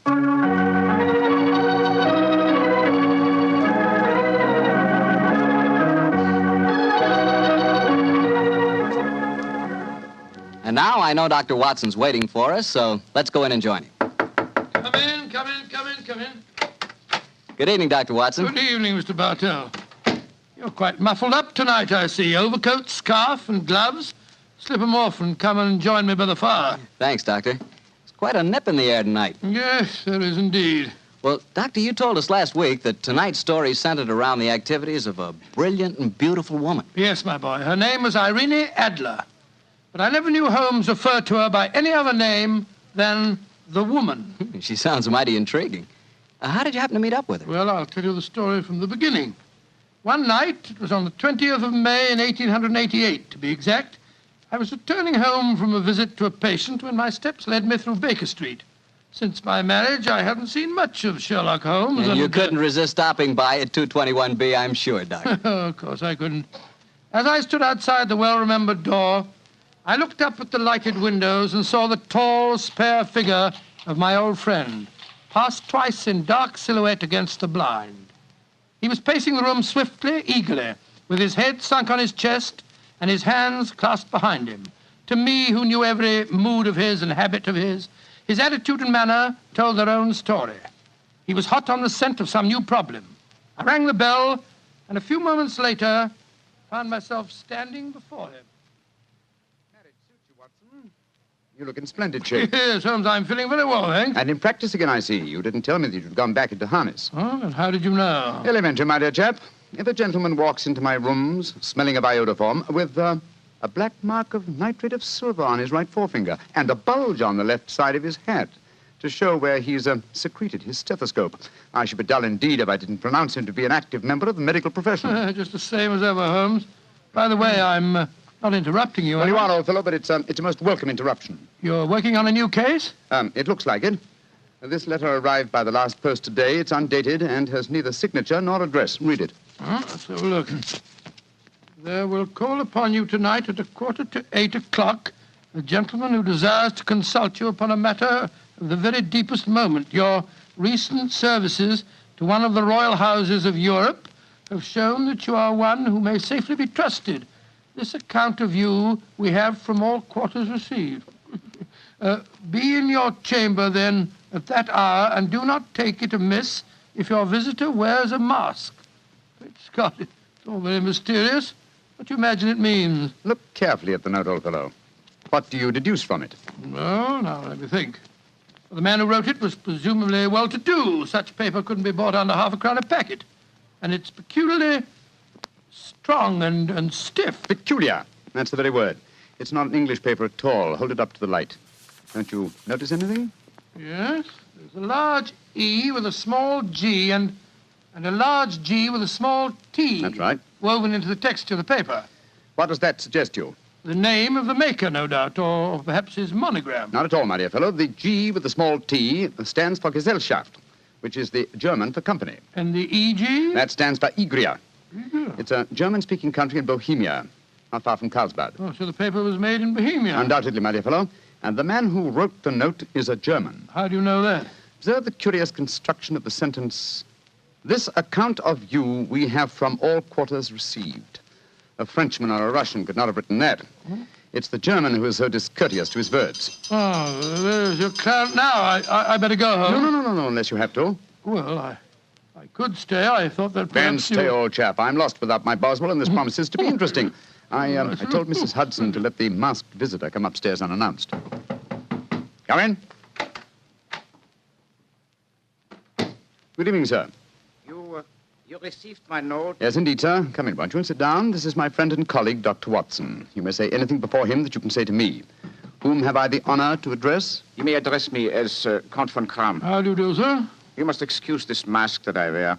The august person who employs me wishes his agent to be unknown to you, and I may confess at once that the title by which I have just called myself is not exactly my own. I'm well aware of that fact, sir. You see, Mr. Holmes, the matter I am about to discuss implicates the great house of Ormstein, hereditary kings of Bohemia. That has not escaped me either, sir. In fact, if you will state your case, I shall be the better able to advise you. Your Majesty. How did you... Yes. Yes, I am the king. Why should I attempt to conceal it? Why, indeed? I shall remove the mask. There. Mr. Holmes, I have traveled incognito from Prague for the express purpose of consulting you. Then pray consult. Briefly, the facts are these. Some 5 years ago, during a visit to Warsaw, I made the acquaintance of the well-known adventuress Irene Adler. Irene Adler? We know of her, Your Majesty. Look her up in the index for me, will you, Watson? Yes, it's right beside you on the desk there. I imagined that the name would not be unfamiliar to you. Here we are. Abrahams, Acton Green, Hatchet Murders, Adler. Splendid, old fellow. Hand me the file, will you? Yeah. Thank you. Irene Adler, born in New Jersey in the United States in 1858, contralto. Prima donna Imperial Opera of Warsaw. Retired from the operatic stage, living in London. Quite so. And here's a recent notation. Your Majesty, as I understand, became entangled with this young person, wrote her some compromising letters, and is now desirous of getting those letters back. Precisely so, but how did... Was there a secret marriage? None. No legal papers or certificates? No. Then I fail to follow, Your Majesty. If this young lady should produce her letters for blackmailing purposes, how is she to prove their authenticity? There is the handwriting. Well, that could be a forgery, Your Majesty. But it was private note paper. Stolen. My own seal. Imitated. My photograph. Bought. What? We were both In the photograph. Oh, dear. That's very bad. Your Majesty has indeed committed an indiscretion. Did you inscribe the photograph, Your Majesty? Yes, Dr. Watson, I'm afraid I did. Mr. Holmes, it must be recovered. Perhaps if you were to pay enough, the photograph might be bought. She refuses to sell. Stolen, then? 5 attempts have been made. Twice burglars in my pay ransacked her house. Once we diverted her luggage when she traveled. Twice she has been waylaid. There has been no result. Oh, dear. It's quite a pretty little problem. It is a deadly serious one to me. Your Majesty, what does Miss Adler intend to do with the photograph? To ruin me. Oh, how? Well, I'm about to be married to the second daughter of the King of Scandinavia. She is the soul of delicacy. A shadow of a doubt as to my conduct would bring the matter to an end. And Irene Adler threatens to send the photograph to your fiancée, I suppose. Yes, and she will do it. Rather than let me marry another woman, there are no lengths to which she would not go. Are you sure that she's not already sent it, Your Majesty? I am sure. Now, why, Your Majesty? She said that she would send it on the day my betrothal is publicly announced. That day will be next Monday. Splendid. Then we have still 3 days yet. Your Majesty will, of course, stay in London for the present. Certainly. You will find me at the Langham Hotel, registered as Count von Kram. Just 2 questions before you leave, sir. What are they? Is the photograph large or small? Quite large. And it was in a heavy frame. I see. And what is Miss Irene Adler's London address? Brioni Lodge, Serpentine Avenue, St. John's Wood. Thank you, Your Majesty. Good night, and I trust we shall soon have some good news for you. I am placing all my hopes in you, Mr. Holmes. Good night. Good night, Dr. Watson. Good night, Your Majesty. Fascinating problem, Holmes. I wish I could help you with it. You can, my dear chap. Huh? I shall be glad of your company. Oh, splendid. What's our first move, Holmes? Well, a good night's rest, I think. We'll meet here at 10 o'clock tomorrow morning. And then? Then, my dear fellow, we will see what we can find out about Miss Irene Adler, late of the Warsaw Imperial Opera Company and at present residing at Briony Lodge, Serpentine Avenue, St. John's Wood.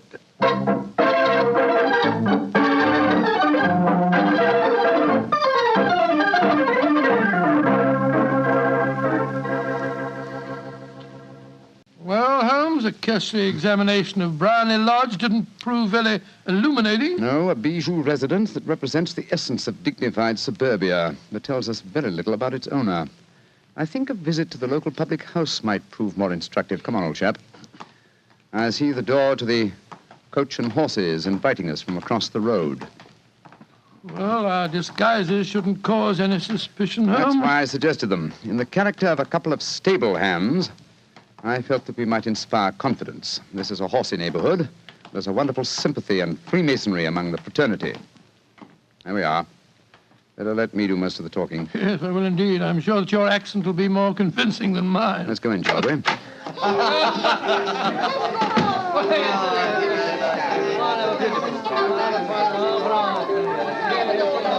Well, what'll it be, mateys? Half of Oldham Mile, please. How about you, Charlie? All ever same? Yeah, 2 halves of Oldham Mile.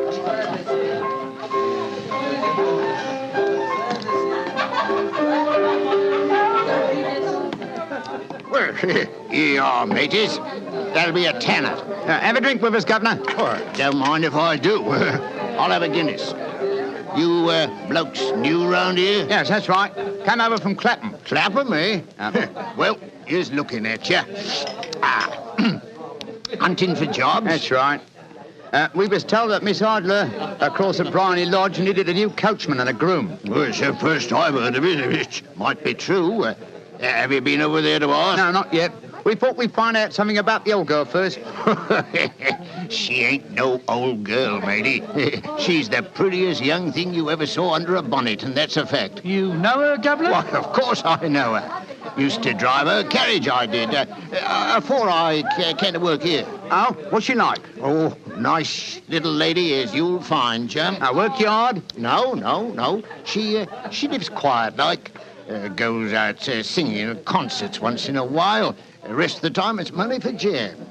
She goes out for a drive in the park every day at 5 and comes back to dinner at 6:30. The rest of the time's your own. She ain't married, you say? No. But she's got a bloke what comes to see her all the time. He's a barrister. Nice gentleman.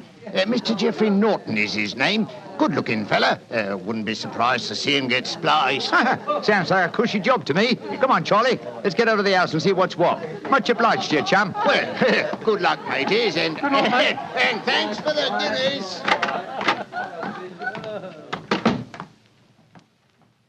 What's our next move, Holmes? Let's stroll back to Briny Lodge. I'm undecided whether to continue my investigation there or to try and find out something about Mr. Geoffrey Norton, the barrister. If he's just her lawyer and nothing else, it's more than likely that she's entrusted the photograph to his safekeeping. Hello. There's a cab waiting outside Miss Adler's house. Hurry, Watson. Maybe Mr. Norton's. Here we are at the gate. Yes. Here comes a man hurrying down the pathway. Quick. Flatten yourself behind this post. Listen. Where to now, Mr. Norton? Drive like the devil. First to Gross and Hankey's in Regent Street, and then to the Church of St. Monica in the Edgware Road. Half a sovereign if you do it in 20 minutes. Right, you are, Mr. Norton. Up in.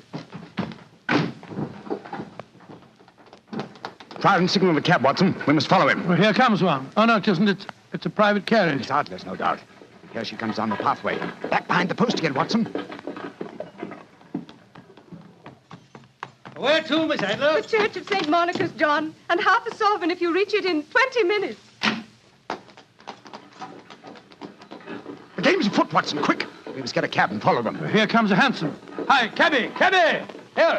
You blokes got enough money to take a cab? Here's a half sovereign for you, my man. Right, you are. Where to, Governor? The Church of St. Monica in the Edgware Road, and another half sovereign for you if you get us there in 20 minutes.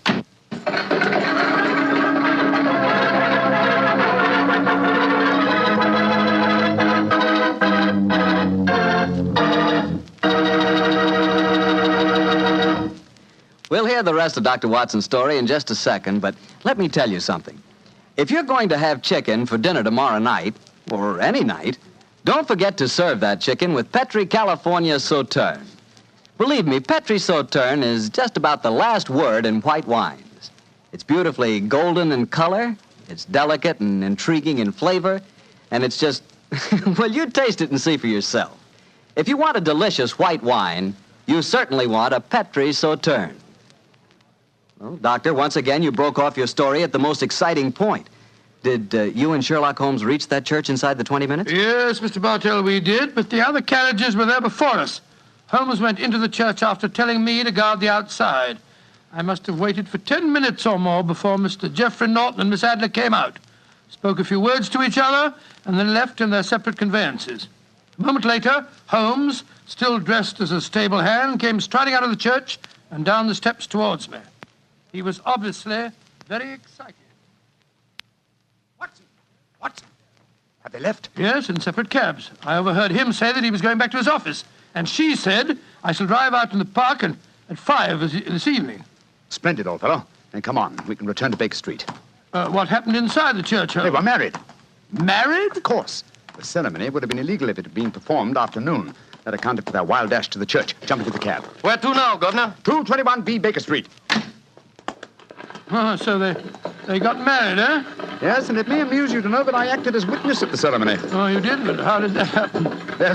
Their own witness had failed to appear, and I was dragged into the breach. The bride gave me this sovereign as a memento. I think I'll wear it on my watch chain in memory of the occasion. What an amazing situation. Things begin to look better for the king, don't they? Yes. Now that she's Mrs. Norton, the chances are that she won't want to expose His Majesty after all. I hope so, Watson, I hope so. But we can't afford to take any chances. I think the time is right for us to come to closer grips with the lady.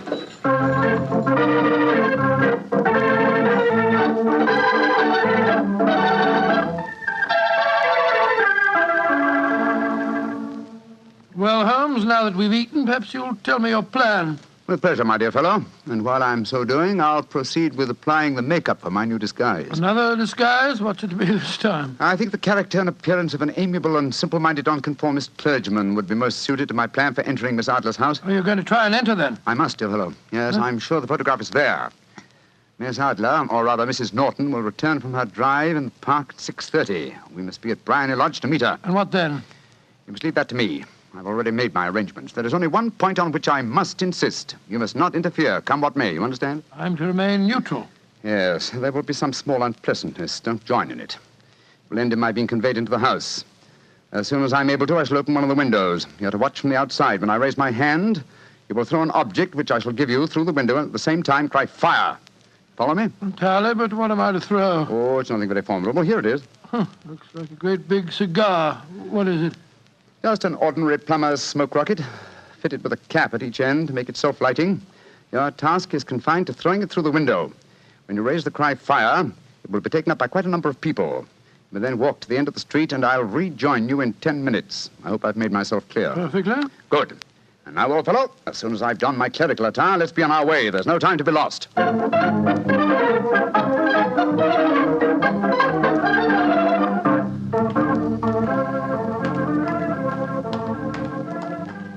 It's nearly 6:30, Holmes. We've been pacing up and down in front of her house for half an hour now. I hope she does come back. I'm sure she will. There seem to be a lot of loafers hanging round her gate. All part of my conspiracy, old chap. You'll see them play their parts in a few minutes. You still think the photograph is inside the house? Yes, I'm sure of it. It's most unlikely that she carries it about with her. Remember, the king told us it was a large frame picture. And also remember that she'd planned to use it within a few days. It must be where she can lay her hands on it. It must be inside her house. But her house has been burgled twice. They don't know how to look. Well, how will you look? I won't. I'll get her to show me. She'll refuse. No, she won't be able to. Shh. Here comes the carriage now. Remember, Watson, carry out my orders to the letter. Yes, you can trust me, Holmes. Blimey, here comes the Duchess of Tiddlewigs. Let's put out the carpet. She might get her tootsies wet. Oh, put her sock in it, Alfie. Leave him alone. She's no better than she ought to be. Please let me through. I live here. Well, ain't that nice? We'll all come in and have a cup of cocoa. Move out of the way, please, and let the lady through. Mind your own business. Just 'cause your collar's turned the wrong way, you can't spoil our fun. That's right, Eddie. Keep your nose out of it, parson. Please don't fight about it. I tell you to stop molesting the lady. Do ya? Then how would you like a biff in the nose? Oh, he hit the poor man. Then he ran away, the coward. Is the clergyman badly hurt? He hit his head, Mum, when he fell. If you asks me, he's hurt bad. He's bleeding something terrible. Can we bring him in, Mum? He can't lie here in the street. Why, of course. Bring him in. Right you are, Mum. Here, Bert. Right out. Give us a hand. Anyway. Coo, poor fella. Do you see what happened to him, mister? Yes, I saw, my good woman. A very convincing demonstration. What you mean? Weren't you paid by a certain gentleman for this performance? Oh, you knows about it, too. Yeah, you must be a friend of Mr. Sherlock Holmes. Yes, I am. Nice gentleman. He give us $5 bob apiece for tonight's work. It ain't through yet, though. We got to start yelling fire when somebody tells us. I'm that somebody, my dear lady. There's Mr. Holmes now. He's inside the house. Yes, he's opening a window. Now he's raising his hand. That's my signal. Now to throw the rocket. There we are. Fire!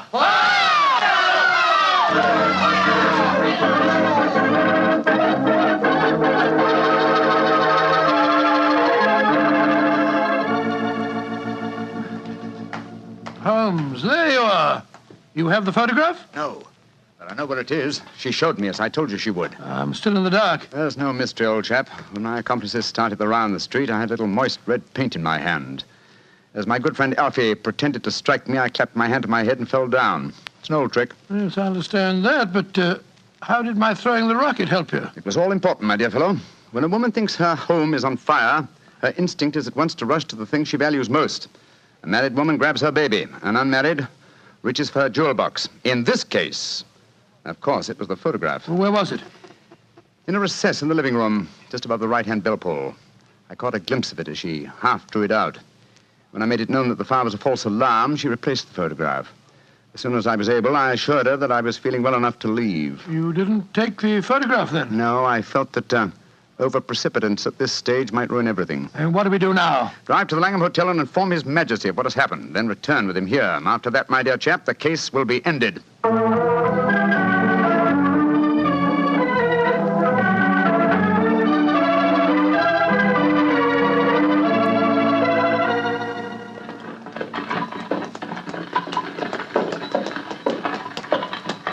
This is Brownlee Lodge now, Your Majesty. Yes, I'm all impatience. You're certain this photograph will still be there, Mr. Holmes? I have every reason to believe so, Your Majesty. I I must confess, this is going to be something of an ordeal. And I suggest that you let me do the talking, Your Majesty. I think I know how to handle the lady.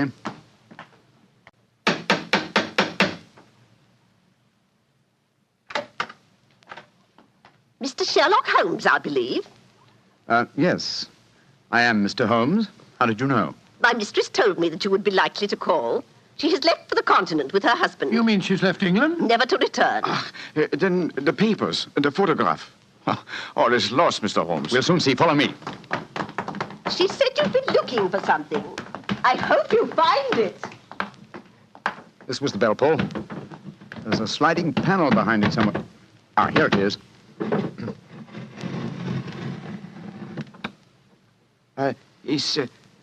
Is the photograph there, Mr. Holmes? There is a photograph, but it's a photograph of the lady alone.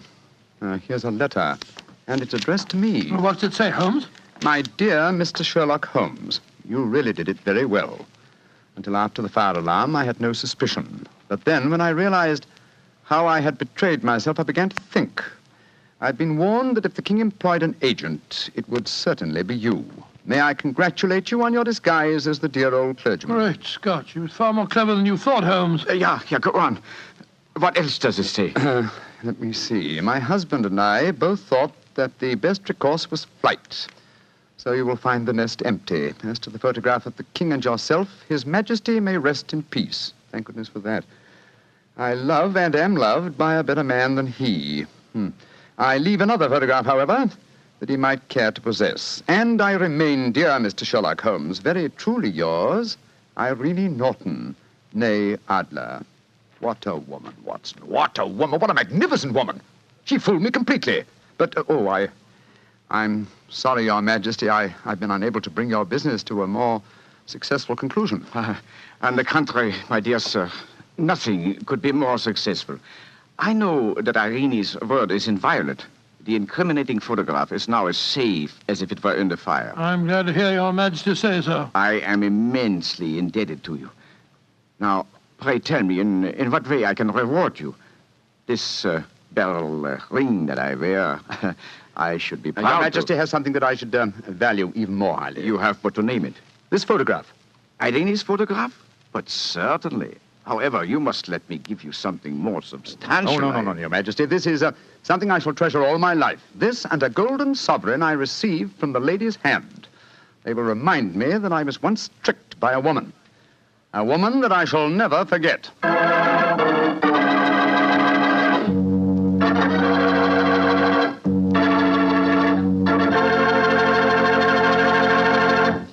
What a woman, that Mrs. Adler. Or should I say, Mrs. Norton. That's the kind of woman I could really go for, Doctor. Yes, if you could. Just between ourselves, you know, I sort of could go for her myself. She was intelligent. Yeah, she was rich. Beautiful. That's the kind of woman you want sitting next to you in front of a cozy fire on a nippy fall night. Just the three of you. The three of you? Mm-hmm.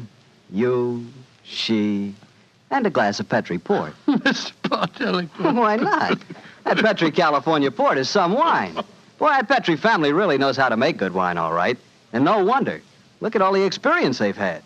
Ever since they started the Petri business way back in the 1800s, the Petri family has handed down from father to son, the art of selecting perfect sun-ripened California grapes and making them into clear, fragrant, delicious wine. Those letters, P-E-T-R-I, on the label of every bottle of Petri wine are the personal assurance of the Petri family that every drop of wine in that bottle is good wine. It's got to be, because Petri took time to bring you good wine.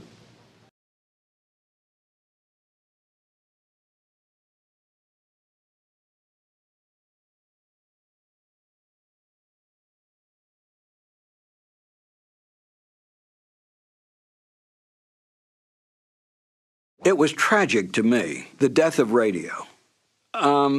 Radio was sold down the river. It needn't have disappeared. It didn't disappear in England. It didn't disappear in France. And it needn't have disappeared in the United States. They took the networks primarily, took the proceeds of radio advertising, built up their television networks, and then dumped radio as though it had simply ceased to exist. radio could have and should have survived. And the fact that there's as much interest in it as there is now, I think is proof of that. I did a show once on Armed Forces Radio Service with John Anderson. We did a 13-week series on Lewis and Clark. It was an excellently produced and directed show, very well written, historically accurate. And I played those records for my children and other children at times, and they're fascinated. The idea that they create the scenery, they create the action. They think this is great, and we don't even have to sit down and watch television. Petri Wine brings you Basil Rathbone and Nigel Bruce in the new Adventures of Sherlock Holmes.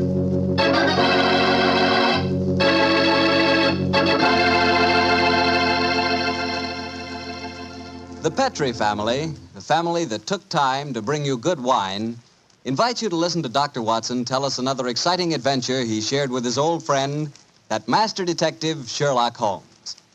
You know, the lives of Holmes and Watson were not always filled with action. They spent many a quiet evening at home in Baker Street, discussing the problems of the world over a glass of port.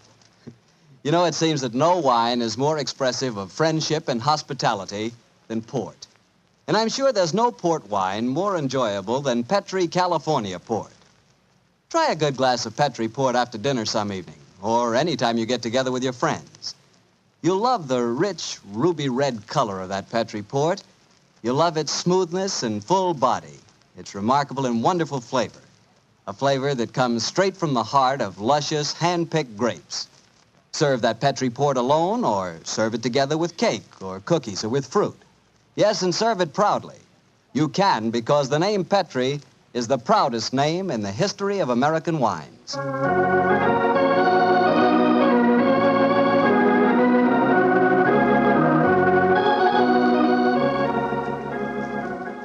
And now I'm sure our old friend Dr. Watson's expecting us. Let's tap on his study door. Come in. Good evening, Doctor. Good evening, Mr. Bartell. Come over here by the fire. I was just having a cup of coffee. Would you care to join me? Thanks, that'd be nice. It'll prevent you falling asleep during my story tonight. There's no chance of that, Doctor. From the hints you gave us last week, it sounded like quite a story. It began in a circus in Paris, you told us? Yes, my boy, the circus. A colorful world of sawdust and spangles. A world, Mr. Bartell, that I may tell you confidentially, always held an irresistible fascination for me when I was a youngster. Me too, Doctor. In fact, when I was 8 years old, I fell desperately in love with a lady bareback rider, a stunning creature who wore pink silk tights with gold sequins on them. Unfortunately, my mother caught me writing her proposal of marriage, and I'm afraid that, that's another story, and one that you probably wouldn't find very interesting. I'm sure I would, Doctor, but I think it would be safer to stick to your Sherlock Holmes story. Yes, you're probably right, my boy. Well, it was a winter in the 1890s, and Holmes and I were in Paris. On our second day there, Holmes suggested we attend that night's performance of the Cirque Royale. Needless to remark, I was delighted, Mr. Bartell. And shortly after 9 o'clock that night, I found myself seated beside Holmes in a box near the ringside. It was an incredibly vivid scene, even for that city of color and light. The gay costumes of the women and the gaudy trappings of the ringmasters and clowns looked like a giant kaleidoscope under the blazing glare of the arc lamps. As we sat there, a brass band nearby blared forth some popular music of the day, and yet he didn't appear to be enjoying himself. And so I leaned across and touched his arm.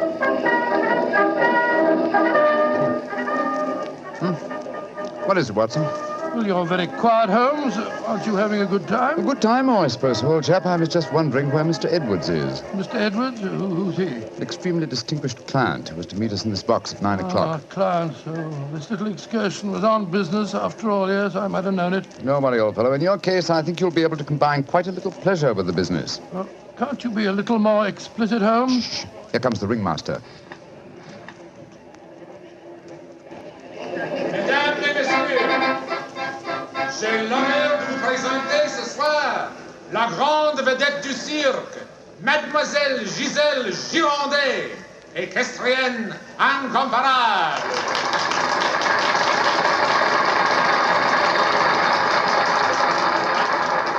Giselle Gironde, yes, I've heard of her. She's a bareback rider, isn't she, Holmes? Honest in France, old fellow. She also has quite a reputation as a femme fatale. 3 duels have been fought over her. A young English officer in the Grenadier Guards committed suicide last year because of her. And a famous French banker is at present languishing in prison because her extravagances drove him to appropriate funds that did not belong to him. Yes, Watson, she's an extremely colorful personality. You know, Holmes, it's a funny thing. When I was 8 years old, I fell violently in love with a lady bareback rider. She wore pink silk tights with golden sequins on them, but unfortunately... Here she is, old fellow. Here she is.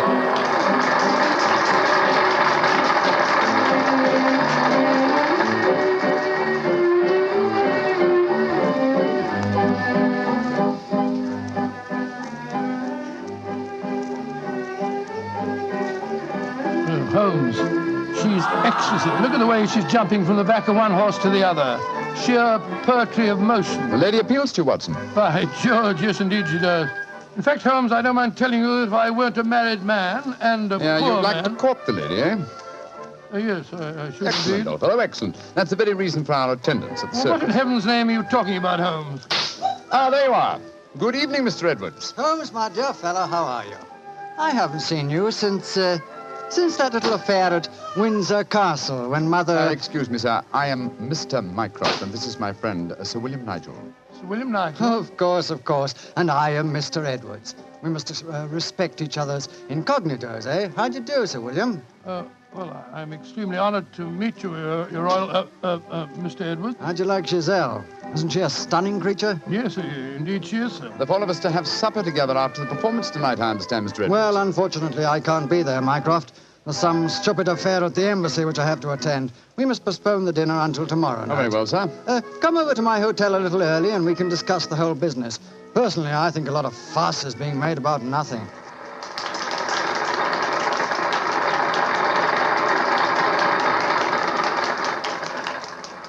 Now, if you'll excuse me, gentlemen, I must go back and see Giselle for a moment and tell her that I can't keep our appointment for tonight. I'll see you tomorrow, Mycroft. Good night, Sir William. Good night. Good night, good night, sir. Et maintenant, pour votre plaisir, les frères Salini, les jongleurs internationaux. Holmes, what's all this mystery? That wasn't Mr. Edwards, it was the Prince of... Shh, Watson, please. Discretion, old fellow. Mr. Edwards, as you know, is extremely democratic. Too much so, possibly, when one considers his position and responsibilities. He's become quite seriously involved with Mademoiselle Giselle, the lady bareback rider who has just left the ring. Oh, so that's it. The Foreign Office, quite naturally, I suppose, is deeply concerned over the matter, and I've been entrusted with the delicate mission of protecting Mr. Edwards. Does Giselle Gironde know that his true identity, do you suppose? That's the first thing that we have to find out. It's possible that she is simply captivated by having a rich Englishman at her feet. If, on the other hand, she knows who Mr. Edwards is, then we may be in for a great deal of trouble. Yes, but how are you going to find that out?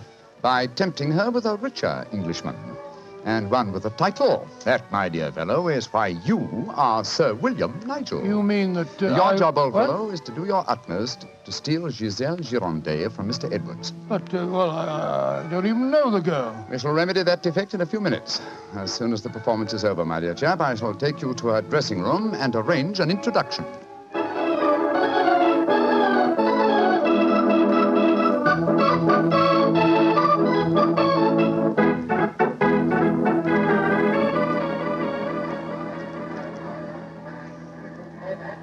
I must say, Holmes, the backstage life at a circus is even more colorful than in the ring. What makes you say that, old fellow? Well, I just saw a pinhead having tea with a bearded lady while a sword swallower was standing behind him practicing his act. Oh, hello. See that man standing talking to the girl in tights? Yeah, attractive, isn't she? The gentleman is Inspector Vernet of the French police, an old friend and a distant relative of mine. Vernet, how are you? Ah, Holmes, mon cher ami, comment ça va? No, Vernet, please. On this occasion, my name is Mycroft, if you don't mind, and this is my friend, Sir William Nigel. How do you do, Inspector? Enchanté, Sir William. Permit me to introduce Mademoiselle Yvette Marat. How you do? How do you do, madame? How do you do? What brings you behind the scenes at the circus, may I ask, mon cher Mycroft? My friend Sir William is most anxious to make the acquaintance of Mademoiselle Gironde. But of course, every man wishes to meet Giselle Gironde. Why not ask Vernet? He will present you to her. Ha! He knows her well. Oh, now, Yvette, chérie, do not begin that all over again. You're in love with her. You have always been in love with her.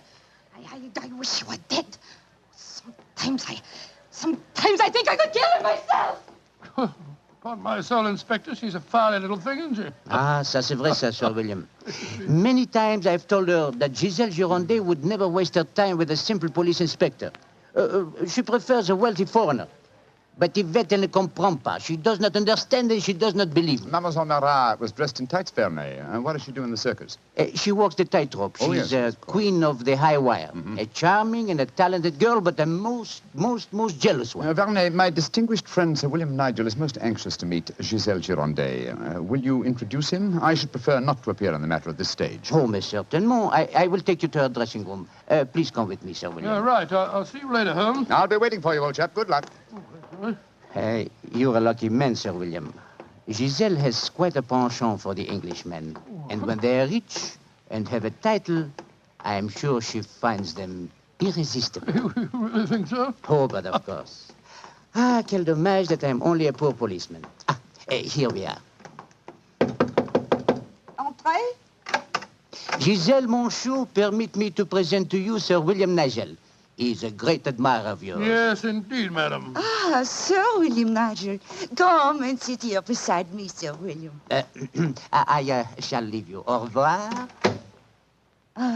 Sit closer. There. That is much more cozy, no? Oh, it's very nice of you to see me, Mademoiselle Gironde. Oh, don't be so formal, my Englishman. You may call me Giselle, and I shall call you... Let me see, I shall call you Sir William... Willie! I shall call you Willie. You do not mind? Mine, I think it's very delightful. Quite delightful, my dear. I was hoping perhaps that you'd care to have a little supper with me tonight, Giselle. So what about some oysters, a cold pheasant, and a bottle or two of Pomeranian Green 072? You get to taste rather well, don't you think? Oh, Willie, I can see you are a perfect host. I don't know about One that. moment, I get my clock. Well, you know, Giselle, it's a funny thing. What is a funny thing, Willie? When I was 8 years old, I fell violently in love with a lady bareback rider at a circus. History seems to be repeating itself. Here. Alfieri, do you no longer knock when you come to my door? Who is this man? My name is Nigel, Sir William Nigel, my good man, and who may you be? I am Alfio Alfieri. I am Alfio Alfieri. And what is he? A trainer of wild animals. An imbecile. Va-t'en! You must not speak to Alfio in that way. You belong to me. Send these stupid Englishmen away. Confounded impudence. Grossier. Belong to you. Giselle belong to no one. Do I have to take my whip to Put you? down that way. Put it down, you scoundrel. Next time it will be your face, Carla. You infernal blackguard. Raising your hand against a woman. Shocking. Bravo! Monsieur Willie has knocked him down. He certainly deserved it. Oui. And you in turn deserve something, Willie. Oh, what was that? Come close, Willie, and I give it to you. A little kiss. Oh, kiss? Thanks awfully. Oh,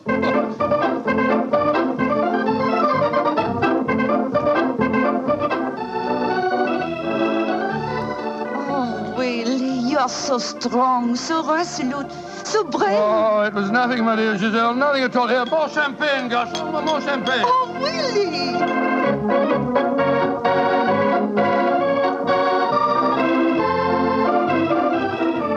Giselle? Oui, Monsieur Edwards? I have a box for the opera tomorrow night. I was hoping that Oh, perhaps... I'm sorry, Monsieur, but my time is occupied. I am showing the delights of moment to mon cher Willie.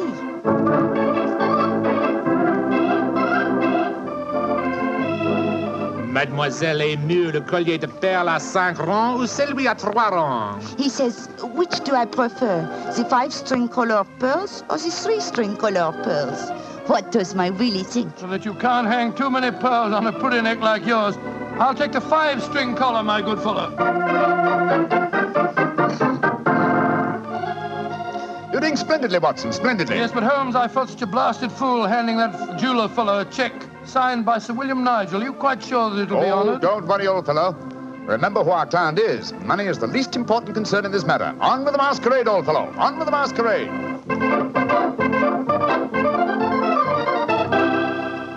More champagne, garçon.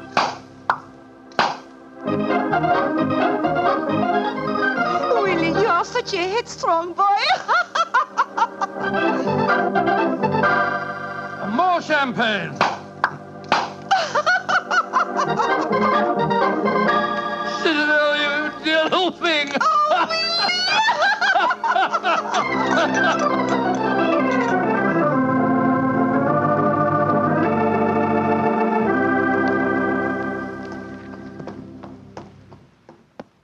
Good evening, Vernet. Has Mademoiselle Girondet come in for the evening performance yet? Yes, Monsieur Holmes. I escorted her to her dressing room half an hour ago. Monsieur Edwards is in there with her now. At last, it seems, she has use for a poor policeman. Last night, she found a threatening letter on her makeup table. Since then, she has been most grateful for my company. A threatening letter, eh? Any idea who might have sent it? Oh, yes, of course. I'm afraid I have, Monsieur Holmes. I told her to pay no attention. By the perfume of the notepaper, I recognized the sender. A jealous tightrope walker called Yvette Marat. Oh. Poor Yvette. She would make a very inferior criminal, I'm afraid. Still, Giselle asked me to stay outside her dressing room till the performance starts. You wish to see her? Yes. Oh, good evening, Mr. Edwards. Evening, Mycroft. Evening, Inspector Vernet. Comment ça va, Monsieur Edwards? Look here, Mycroft. I think this little game's gone far enough. Giselle has just refused another invitation of mine. Now, I know who Sir William Nigel is, and I swear I'll tell her. Don't you think, sir, that the lady is hardly worth bothering about? Surely this whole incident with Sir William proves that she's a scheming little adventuress. A fictitious title and an apparently bottomless purse have shown her up in her true colors. I could have told you the same thing without such an experiment, my friend. Well, I suppose you're right, Mycroft. I've been a fool. An idiot who lets a pretty ankle turn his head. A conceited dope. Let us just say, monsieur, that you have been a man. Good evening, sir. Good evening. Good evening. Just going back to see Giselle for a moment, I brought us these flowers for her. I'll be back in a jiffy. Just a minute, Watson. I hate to dampen your ardor, old chap, but the masquerade is ended. Ended? What do you mean it's It is no ended? longer necessary for you to impersonate Sir William Nigel or to pay court to Giselle. Oh, really? Really? Really? Well, that's a great relief, sir. Great relief. I've hated the whole business. Oh, yes, I'm sure you have. We appreciate the sacrifices that you've made, don't we, Sir Edward? Yes, indeed. Well, I must go back and see her once more, though. We had a rendezvous for tonight, and I must cancel it. A gentlemanly thing to do, you know. I won't be a minute. Never have I seen a man more downcast. Obviously, with him, my dear Holmes, business was a pleasure. Alfieri, where are you going? That Englishman. I just saw him go into Giselle's room. To whom are you referring? That man that called himself Sir William Nigel. Yes. 2 days ago, he struck me. I have to settle with him. No man may strike Alfieri. Do not cause any more trouble, Alfieri. From what I've been told, you thoroughly deserved what happened to you. Here he come now. You, English, you. Alfieri challenge you to a duel. Holmes! What's old chap? What is it? You're as white as a ghost. It's Giselle. What's wrong with her? She's dead. She's lying there in her dressing room. Strangled. Strangled? And only half an hour ago I spoke with her myself. Since then I've been standing in this corridor, guarding her door at her own request. Only 2 men have entered Giselle's dressing room since then. You, Monsieur Edwards, and you, Sir William Nigel. What are you suggesting, Vernet? I am suggesting nothing. I am stating that these 2 gentlemen are under arrest for suspicion of murder.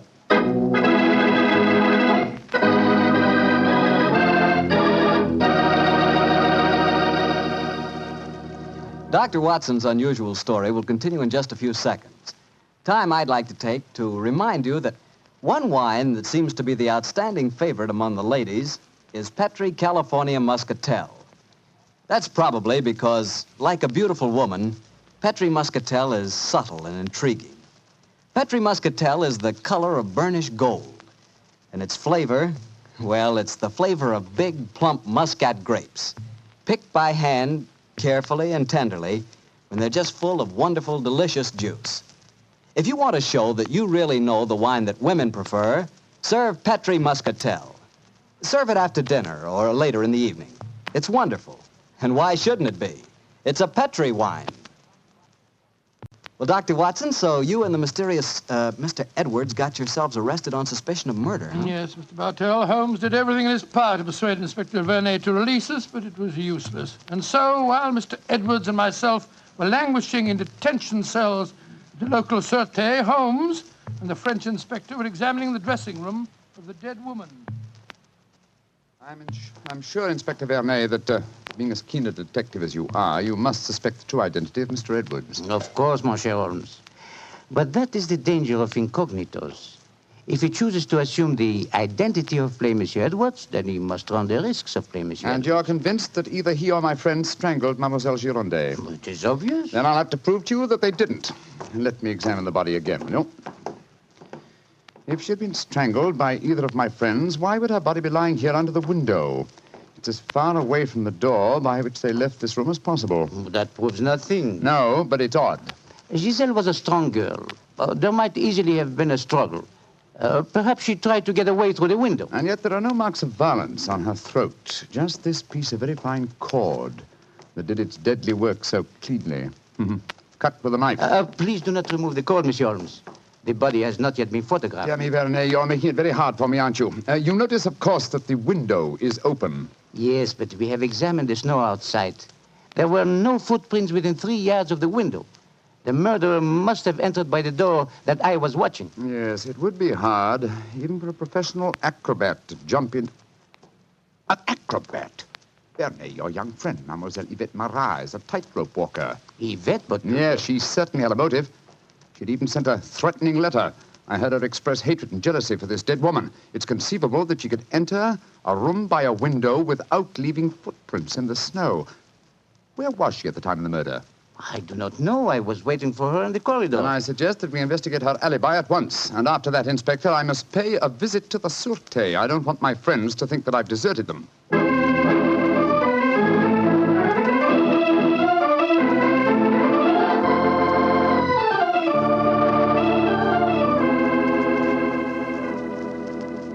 Excuse me, sir. Yes, Holmes. I'm afraid it looks rather black.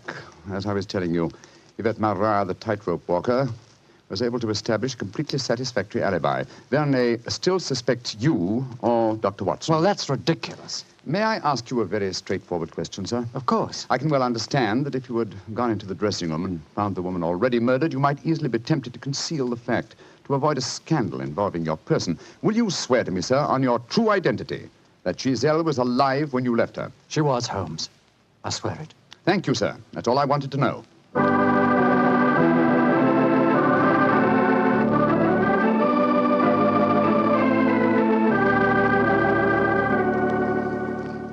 Holmes, I'm glad to see you. You know, I've been thinking.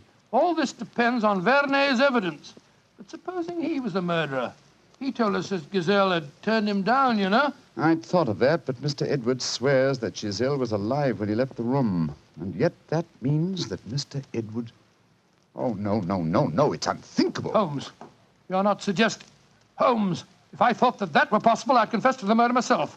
My life wouldn't matter if it had saved a scandal like that. Great Scott, it'd shatter the empire. Dear old Watson, you shall not sacrifice yourself.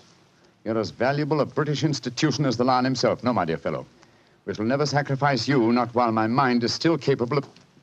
My mind? That's it. Thank you, Watson. You've given me the answer. Holmes, what are you burbling Be about patient, now? old fellow. In half an hour, you'll be out of this cell, and the real murderer will be in it.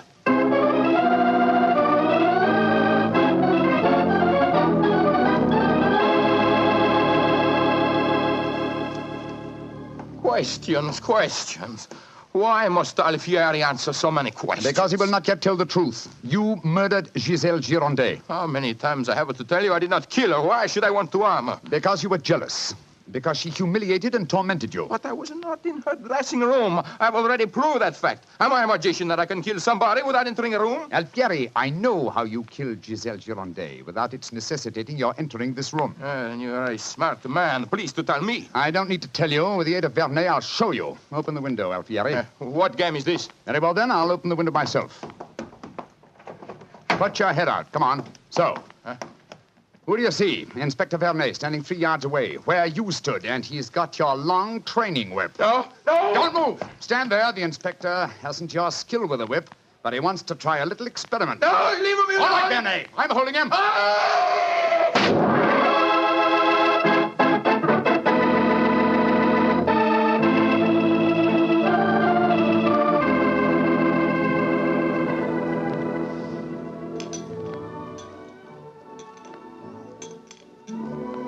Well, Mr. Edwards, I mean, well, sir, this is a pleasant change from a prison cell, isn't it? It certainly is. Holmes, I can't tell you how grateful I am.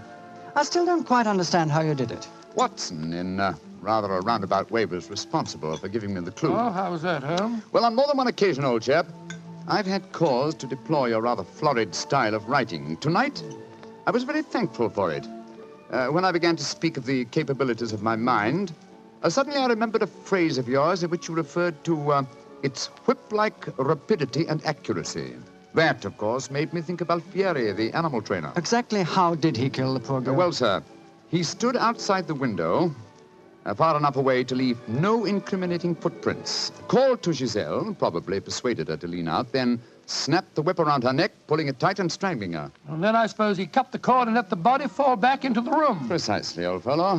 We found a whipstock among his tackle, a whipstock from which the lash had been cut.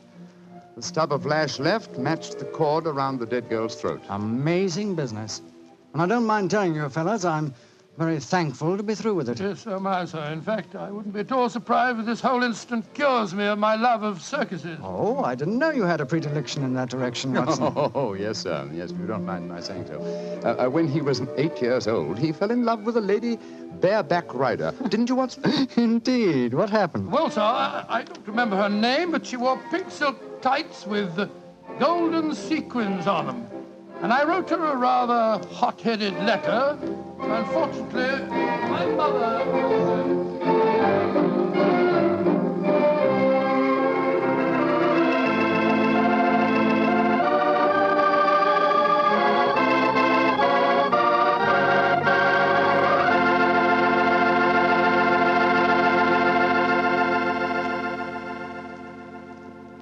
Well, Doctor, that was one of the most unusual stories you've ever told. And I might say you played a very prominent part in that case yourself. Oh, I suppose I did. At that, Mr. Bartell, Giselle was a beautiful girl. Beautiful. Boy, I sure love that nickname she gave you. Wheelie. Yes, I thought it rather nice myself. Well, that is, I mean... Don't get embarrassed over a nickname, Doctor. You should hear the nickname I had. Well, when I went to school, all the girls called me Bottles. Bottles? Oh, I see, from Bartell. Bartell? Oh, Some nickname, like a prophecy. What do you mean? Well, they called me Bottles, and now that's what I like to talk about most. Bottles. Bottles of Petri wine. Oh, I should have known. And I'd like to talk about Petri wine because, as far as I'm concerned, it's the swellest wine that ever poured from a bottle. That's because the Petri family really knows how to make good wine. Well, they ought to. They've been making good wine ever since they started the Petri business way back in the 1800s. And since the Petri family has always personally owned and operated their business, they've been able to keep that fine art of winemaking right in the family, handing it on down from father to son, from generation to generation. So it's no wonder whenever you want a good wine, you want a Petri wine, because Petri took time to bring you good wine. Well, Dr. Watson, what new Sherlock Holmes story are you going to tell us about next week? Well, now, next week, Mr. Bartell, I'm going to tell you of a strange adventure that Holmes and I had in the swampy fenlands of Norfolk. Concerns a gypsy encampment, a child that vanished, and a horrible death in the murky depths of a fearsome quagmire.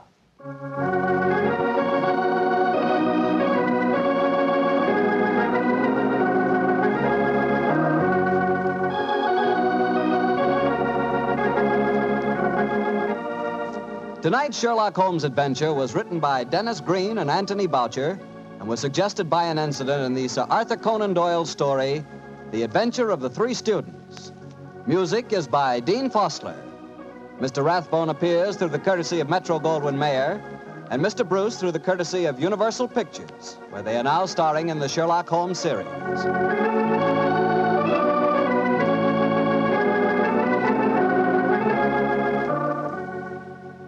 The Petri Wine Company of San Francisco, California, invites you to tune in again next week, same time, same station.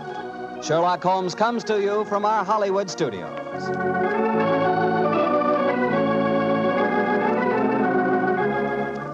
This is Harry Bartell saying goodnight for the Petri family.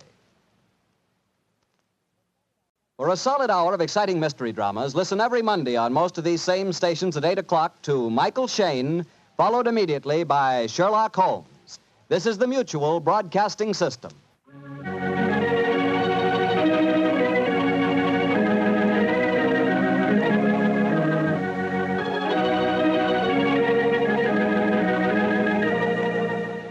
two episodes you've just heard, The Telltale Pigeon Feathers and The Indiscretion of Mr. Edwards, are part of the new Adventures of Sherlock Holmes starring Basil Rathbone and Nigel Bruce, and are a 1989 copyrighted production of 221A Baker Street Associates. The Sherlock Holmes stories and the characters of Sherlock Holmes and Dr. John H. Watson were created by Sir Arthur Conan Doyle and are used with the kind permission of Dame Jean Conan Doyle. This is Harry Bartell. I want to thank you for letting me share those wonderful times on dramatic radio. I'll be back soon on another cassette where I'll present Sherlock Holmes and Dr. Watson in The Adventure of Thor Bridge and The Double Zero. Thank you for listening.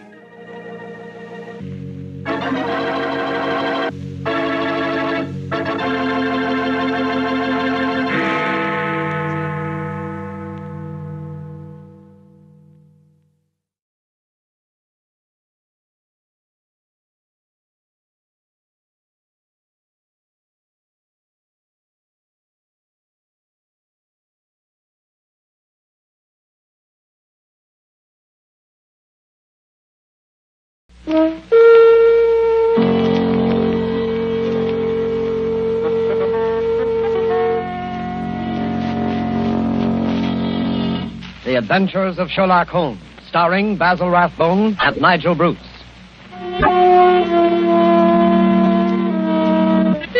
The makers of Bromo Quinine Cold Tablets bring you another adventure of Sherlock Holmes with Basil Rathbone as Sherlock Holmes and Nigel Bruce as Dr. Watson. Watch out for colds, ladies and gentlemen. They're very prevalent now, and a little cold may be the start of a serious illness. What you want to do at the first sign of a cold is take famous Bromo Quinine tablets. Bromo Quinine tablets are made for one purpose and one purpose only, and that is the relief of colds. They act fast, give you speedy results, and that's what you want when you have a cold. Bromo Quinine tablets are known the world over for their efficacy. Trust to reputation when buying a medicine. Do this when you feel a cold coming on, and you'll ask for Bromo Quinine Cold Tablets. And now, as we make our way through the night to Dr. Watson's hospitable door, we notice a feeling of spring in the air. The buds are swollen on the trees, still black and dripping from the rain. There's the smell of warm, damp earth. Delicious. Hey, Mr. Manning? Well, hello, Dr. Watson. I didn't see you in the dark. Yes, I've been out checking up to see if my magnolias survived the winter. Any casualties? No, they all seem to be fairly bursting with buds. There's nothing as delicious as that first faint whiff of spring. All is treacherous. Come along to the house before we both catch our death of cold. After you, sir. Not at all, my boy. None of that age before beauty nonsense. I'm not as decrepit as all that. Oh, what's this? The front hall littered with trunks and suitcases? Oh, yes. I'm afraid my annual wanderlust has broken out rather early this spring. I'm off on a little jaunt first thing tomorrow morning, but come along into the study. Does that mean that this is the last of our storytelling evening? For this winter, yes, I'm afraid it does. Well, I trust I'm not too forward if I hope to be invited back again in the fall. Oh, of course not. You know we'll be waiting for your return. Oh, thanks very much. It's very, very decent of you to put up with the meanderings of an old fellow like myself. I appreciate it, you know. But sit down, Mr. Manning. Sit down there, over there, in the usual chair. Let's get on with our story before I get all glittery and sentimental. You're going to tell us about Professor Moriarty tonight, aren't you? Well, I had intended to, but I've changed my mind. I'm going to tell you the adventure of Retired Colorman instead. Retired Colorman? Isn't that a military term? No, it isn't. Mr. Josiah P. Amberley had been the junior member of Brickfall and Amberley, manufacturers of artistic paint boxes. He made quite a tidy little fortune. Retired from business at the age of 61, bought a house at Lewisham and then settled down. Early next year, 1897, I think it was, the old fool married. Married? Yes, married. And the woman 30 years his junior. Yes, that's always a bit risky. Risky? Within 2 years, he was as miserable a creature as crawls beneath the sun. Oh, dear me, I'm jumping ahead of the story again. As I was saying, it was the 23rd of April, 1899, and a rainy and disagreeable April it had been. Holmes was in a melancholy and philosophic mood that morning as he stood by the window, watching the raindrops chasing one another down the pane. Rain had always depressed him when he was not working on a case. When he was working on a case, I don't believe he realized that there was such a thing as weather.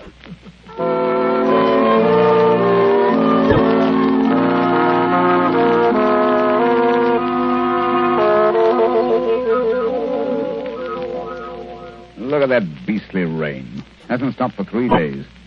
Might as well be another flood. Well, heaven only knows what transgressions could have brought it on.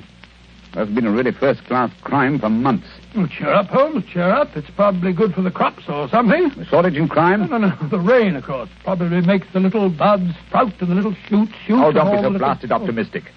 More likely rotting all the seed that's already been planted. Rain, where the deuce does it all come from? This confounded English climate?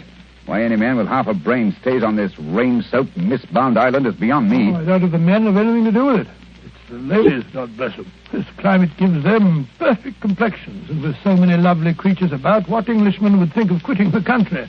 So much beauty, such exquisite... Oh, rubbish, Watson, rubbish. The spring has given you a temporary softening of the brain. I regret to say it seems to have that effect on most impressionable males. Impressionable nonsense. When a woman's concerned in one of your cases, you never even notice whether she's 16 or 60, and then you don't care whether she's got a well-turned ankle or whether she's flat-footed. Oh, why should I? Holmes, there are times when I think you're a cold-blooded fish. Possibly, Watson, possibly. Why do you suppose the fool doesn't show up? What fool? Josiah P. Amberley. Oh, is he one of your clients? Oh, I suppose I may call him so. He's been sent to me by Scotland Yard. Oh, by Scotland Yard. Quite, by Lestrade, to be exact. You must consider the case fairly hopeless if Lestrade hands the matter over to me of his own accord.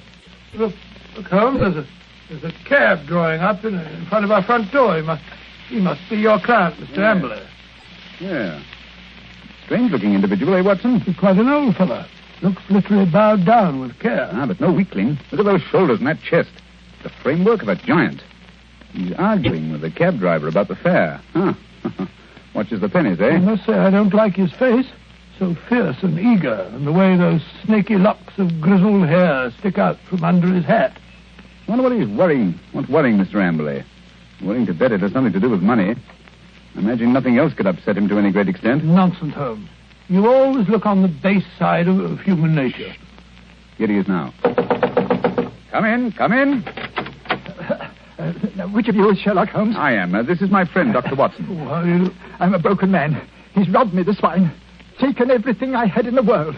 I thought he was my friend, and he took everything. Right from under my nose, in my own house. Robbed me, he did. Yes, I felt sure it was a question of money. Money? Who said money? He stole my wife, the light of my life, the apple of my eye. It's true she was very expensive, but after all, she was my wife, and he stole her. Now, Mr. Amberley, my beautiful blonde wife, hair like gold, and my securities. The money I saved up with years of hard work. Gone, all gone. Yes, thank you. First, tell us about your wife. How long have you been married? 2 years. 2 years, and she's tired of me already. 2 little years. Yes, easy now, good man, easy. More facts and fewer recriminations if we're to get to the bottom of this case. Well, 3 years ago I retired. Bought a house. Big house at Lewisham. Cost me plenty of money, that house did. Well, sir, I'd never lived alone in a big house before, and got sort of lonely. House began to need looking after, so I thought I'd start looking around for a wife. Nice, healthy, young wife to look after me. Then I met Ella. Handsome girl she was, too. A good cook. Hair like gold. Could bake a beef and kidney pie that would melt in your mouth. So I thought I might as well get married. Yeah, very practical, I'm sure. Yes, that's what I figured at that time. But, Lord, Mr. Holmes, the money a woman runs into. They made my heart bleed the way the money went. I should have thought you'd have been glad when the other fellow took it off your hands. But who was this... This wolf in sheep's clothing? Yes. His name was Dr. Ray Ernest, a young fellow. Used to come over nights and play chess with me. I see. He stole your wife? Yes, and my securities. Yes, but surely the securities are registered. You can hardly hope to convert them. Maybe not, but I must have them back. And you've got to find those securities for me, Mr. Holmes. You've got to find them. And your wife, of course? Well, of course, wherever she is, they are. Ah, quite. On the other hand, Mr. Amberley, I confess I don't see that I can be of much service. It's a routine matter, and I'm sure that Scotland Yard would be only too glad... They haven't found a thing, not a single security. Oh, very well. And we'll do our best. Dr. Watson will take a run down to your house at Lewisham to look over the grounds. Oh, really? Yes. I hardly expected you'd come yourself. After my heavy financial loss, Nobody cares if an old man's heart is broken. Oh, stop that blubbering. I'm not coming myself because I'm preoccupied with the case of the two Coptic patriarchs. This particular case doesn't seem to be very complicated. I'm sure, Mr. Amberley, that Dr. Watson can handle it as well as I could myself. Well, if that's the best that you can offer, I suppose I must be satisfied. Pampered, that's what she was. And that young man, that dirty pickpocket, I treated him like my own son. He had the run of the house. And now look how they treated me. Me, who never harmed a soul. Quite. And now, good day, Mr. Amberley. Yes. Well, good day, Mr. Holmes. And I shall expect Dr. Watson this afternoon. You have my address, I believe. Oh, the ingratitude, the rank ingratitude of it all. I must say, Holmes, I like the way you've shoved all this off onto my shoulders. Coptic patriarchs, indeed. You just don't want to go. Right, Watson, right the very first time. You've been begging for a case all to yourself for months. Well, here it is. Yes, and a nice case you've given me, I must say. That old skinflint. Oh, my daughter, oh, my ducats, eh? With the emphasis on the ducats, if I'm not mistaken.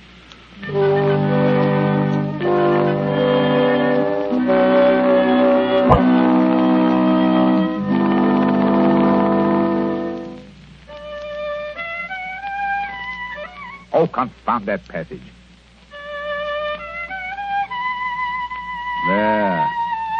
Ah, that's better. That's dash good. Hello. Steps on the stairs. Watson, if I'm not mistaken, and in a triumphant mood. Hello, Holmes. Well, I'm back. Hail the conquering hero. A successful afternoon, I take it, with the light of victory in your eye. Well, I did manage to dig up a kill. Good. How about Mr. Amberley's place of residence? What's it like? Well, he calls it the Haven. Oh, charming. Yes, isn't it? I think the place would interest you, Holmes. You know that particular quarter, the monotonous brick streets, the weary suburban highways. Well, right in the middle of them lies this beautiful old home, surrounded by a high sun-baked wall, mottled with lichens and topped with moss.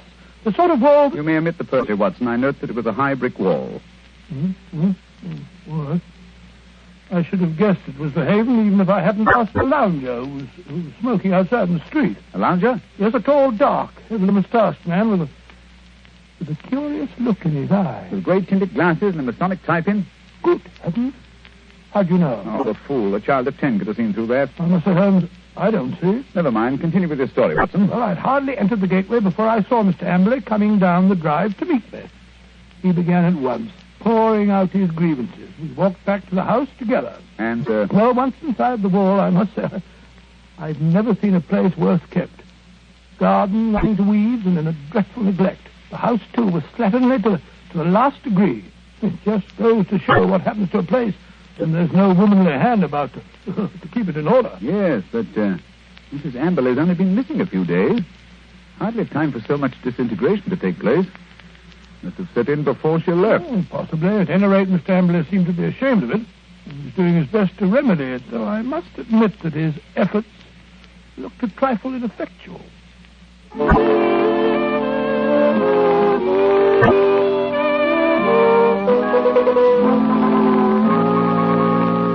What's to become of me? What's to become of me? My wife gone, most of my fortune stolen. Oh, come in, Dr. Watson, come in. Here you see what remains of what used to be called my home. An Englishman's home is castle, so they say. But home is where the heart is. And my heart... Look out, Dr. Watson, look out. That wood waste just been... Oh, look at that. My best pair of trousers. Too bad. Careful. You almost stepped in that pot of paint. Oh, dash it all, Amber. This is absolutely the limit. Sorry, I shouldn't have left that pot of paint in the middle of the passage, I suppose. But when one's alone in the house, one forgets. Well, alone? So you've been doing this painting yourself? It must strike you a strange occupation under the circumstances. One must do something to ease an aching heart. And step in here, Dr. Watson. This is my study, my sanctum sanctorum. Oh, sanctum sanctorum. I see you've just finished painting woodwork in this room, too. What a smell of paint. Yes, it's not dry yet. That's why I have a fire in here. Now, let me see. Where did you keep your securities? In the safe in that wall. This room is really a strong room, like a bank, with an iron shutter on the window and an iron door, burglar-proof. Ah, that's the irony of it. No thief from without could have taken my money, but my wife, my own wife. There's a picture, Dr. Watson, on the mantel, taken in a wedding dress. Nice-looking girl, Emily. It doesn't look the sort... the viper, the ingrate. Oh, really? That very night, I bought 2 upper circle seats at the Haymarket Theatre. Wanted to give her a treat, I did. Oh, didn't she go? No. Last moment she said she felt sick. Said she had a headache, she did. I believed her, went alone. When I came back, she was gone. My safe was right in fact. Just a minute. What night was that, Mr. Emily? Last Thursday. Oh, Thursday, was it? Yes, an unused ticket. Money wasted. There was always wasted money. May I have that ticket, Mr. Emily? Hold on. You thrown it in the fire. Now, why? I wanted to get rid of it. I want to get rid of everything that reminds me of her.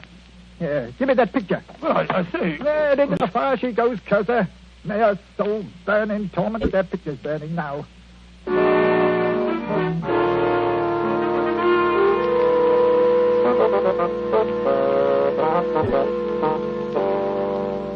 Unpleasant fellow, eh, Watson? This case begins to look more somber than I suspected. If you could only have brought me that ticket, Watson. Oh, I did my best, Holmes. I may not have the ticket itself, but I did notice the number of the seat. Oh, bravo, Watson. How did you happen to remember it? Well, as a matter of fact, it was my place in form at school, 31. See from the bottom. And so it stuck in my head. Splendid, old fellow. Then Amberley's seat must have been 30 or 32. Hear me now. Who can that be?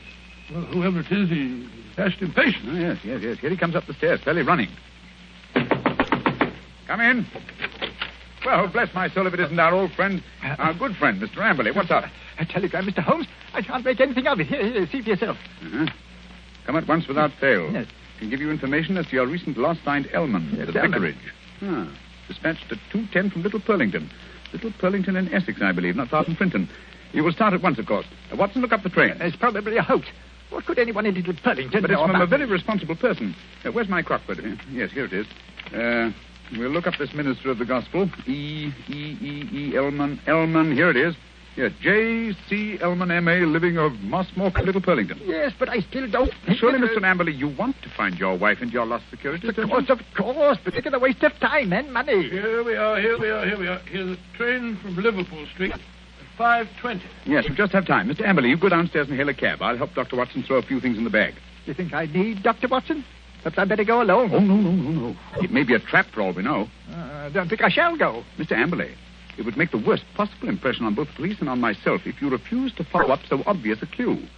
We should feel that you are not in earnest about this investigation. Very well, I'll go. Perhaps you'd better go with him, Holmes. What? Take your case, Watson. After the brilliant way in which you've handled it? No. Go along, Mr. Amberley, or you'll miss your train. Very well, but the expenses... Here you are, Watson. Here's your bag. It's packed. Yes, you never know when you may be called off on a case like this. I packed it for you. Holmes, I do think Quite. Now, whatever you do, see that he really does go to Little Purlington. Yes, I don't think that he's... Again, quite. Should he break away and try to return, get to the nearest telegraph station and send me the single word bolted. I will arrange to have it reach me wherever I am. What? You have something to look into at this end, then? I have, Watson. This case is beginning to take on a rather curious and sinister aspect. Above all, old man, take good care of yourself. And Mr. Amberley.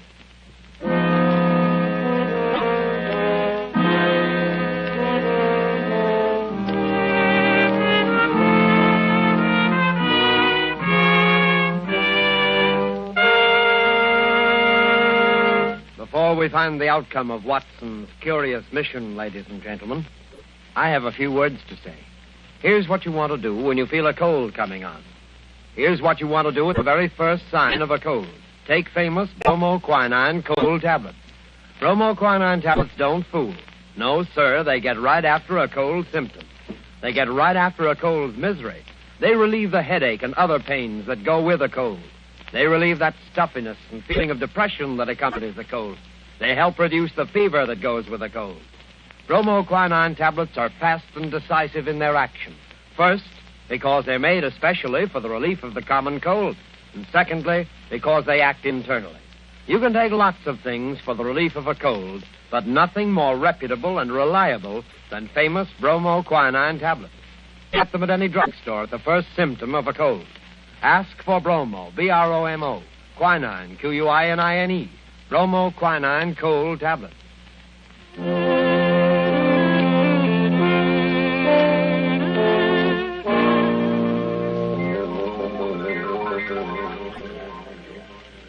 Confound this rain. Everything's as dark as a black hole of Calcutta. A haven. Shady little haven this is. I can find a window unlatched. Not much chance on the first floor. The old boy's 2 quarters. Ooh. Second story window, perhaps. Now, if I can manage to scale this porch pillar. This confounded rain. Just slippery as a greased pole. Come on. Hey, there we are. Yeah. Here's the window that's unlatched. Easy. Now. 1 foot over the sill. Now Up with your hands. Up with them, I tell you. Thought I wouldn't see you prowling around down below, eh? Well, I've caught you red-handed.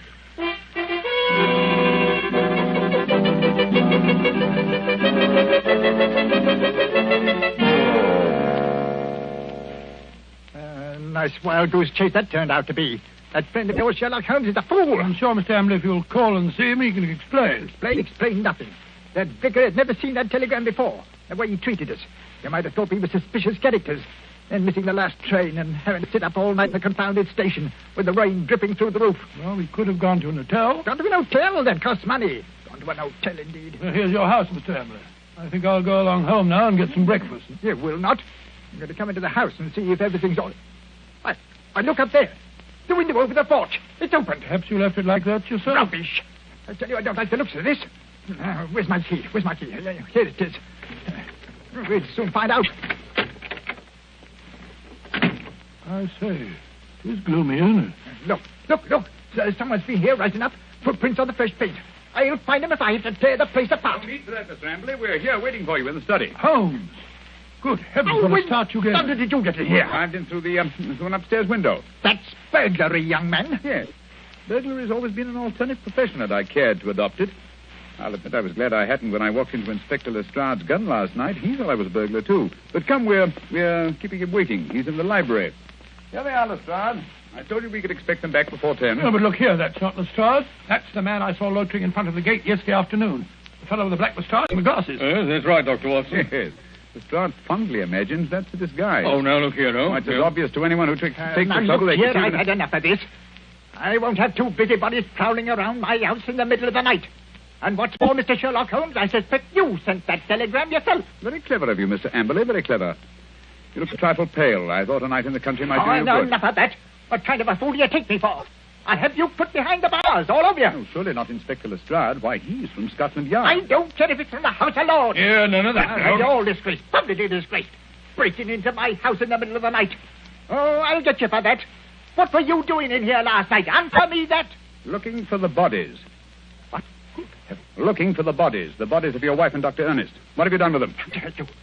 How dare you? You murdered them in this room. We have ample proof. Why, you...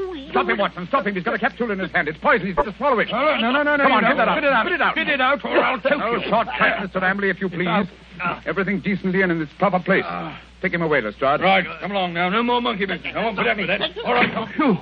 What a scene. So that old brute Amble is a murderer, eh? How did you find it out? Well, the first clue was the theater ticket, which you didn't use. We found that out. Oh, that destroyed his alibi. Yes, the theater people assured us that there had been 2 empty seats, not just 1. The second clue was the smell of fresh paint. What was he trying to hide by that? Yes, what? Gas. He asphyxiated his wife and Dr. Ernst in this room. Good heavens. His strong room, which was as near airtight as anything could humanly possibly be. But how? Well, that's what I wanted to find out.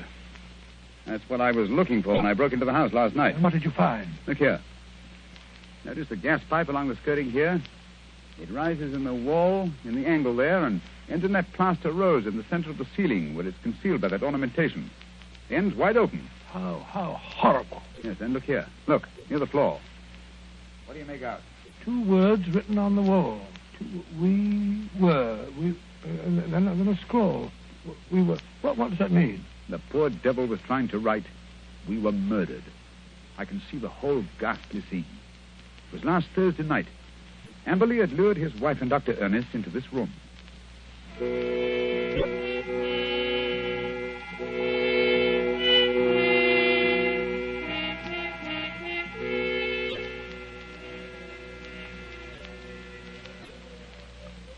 Oh, listen to that wind. I wish it would stop. It's not so bad in this room. Have a little game in here, eh, Dr. Ernest? Just you sit here, there. Entertain the doctor while I go and look for the chessmen. Excuse me for a minute, Dr. Ernest. Certainly. And if you don't mind, I'll close the door. There's such a draught. It'll be much cozier in here with the door closed. Much cozier. If that wind only wouldn't howl. I feel so depressed. Is there something terrible we're going to happen? Oh, nonsense, my dear Mrs. Amberley. This house is getting on your nerves. Is it any wonder? He gets worse and worse. Oh, Dr. Ernest, I'm so frightened. You must go away. What? Now, don't be alarmed, Mrs. Amberley. I've had your husband under observation for some time. I'm afraid he isn't quite normal. It isn't safe for you to stay here any longer. But, Dr. Ernest, don't you understand? I can't leave my husband. Heaven knows what would happen if I left him alone. We could get a nurse to take care of him. You can't stay here with him. What was that? Josiah, he heard us. He was outside the door listening. Oh, Dr. Ernest, this is terrible. What can we do? Listen. You hear that? It's the gas. Someone's turned on the gas. I can smell it. Hurry. We've got to get out of here. What? Oh, the door's locked. He's locked the door. Amberley! I say, Amberley, open the door. Quick, the window. No, that's locked, too. The iron shutters. Amberley, let us out. You realize what this means? He's going to kill us. He must have gone mad, I'm afraid. Yes, it's what I was afraid of. He's a maniac. A homicidal maniac.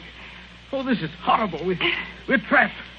What a fool I was. What can we do? I feel so faint. I can hardly breathe. Here. Lie down on the floor. The air's better down here. It's no use. I can't stay awake. I don't mind anymore. I'm quite all right. Really. Mrs. Amberley. Don't give up.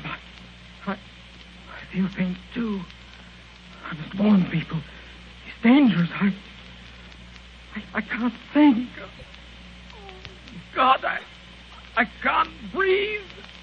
I can't think.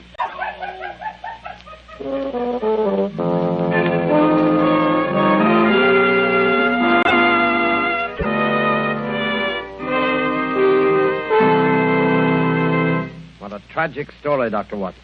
And was Mr. Amberley insane? They decided he was. He ended his days in an asylum. Did they ever find the bodies? Yes, at the bottom of an old well, the opening of which had been cleverly concealed by a dog catcher. I see. And now I'm afraid it's time to say goodbye. Well, not goodbye, Dr. Watson. Au revoir. Well, just as you say, Mr. Manning. Anyway, in conclusion, I want to thank you and our radio audiences who so patiently listened to the reminiscences of a sentimental old fellow. And I want to wish you all, old and young, an extremely happy summer. Thank you, Dr. Watson. Ladies and gentlemen, in just a moment, Basil Rathbone would like to say a few words to you. But first, may I give you a word of advice? Remember the danger of the so-called common cold. Remember the sickness it can cause and the bills it can cost. Act promptly, decisively, at the first sign of a cold. Take famous Bromo quinine tablets. Bromo quinine tablets have a reputation. Their fame extends to all quarters of the globe. Their merit is an assured fact.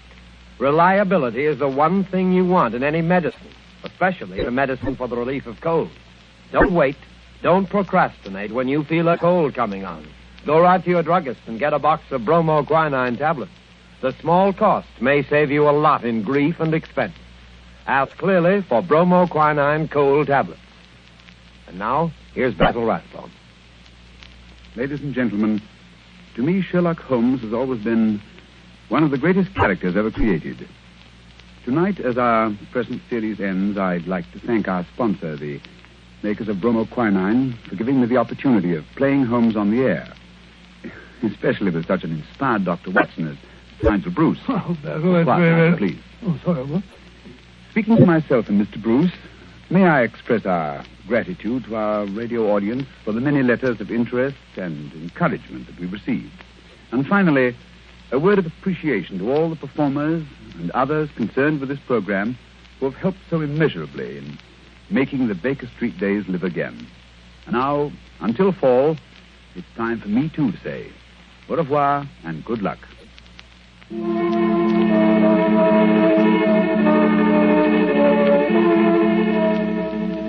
You have been listening to a Sherlock Holmes adventure adapted by Edith Meiser from Sir Arthur Conan Doyle's story, The Retired Colorman, with Basil Rathbone as Sherlock Holmes and Nigel Bruce as Dr. Watson.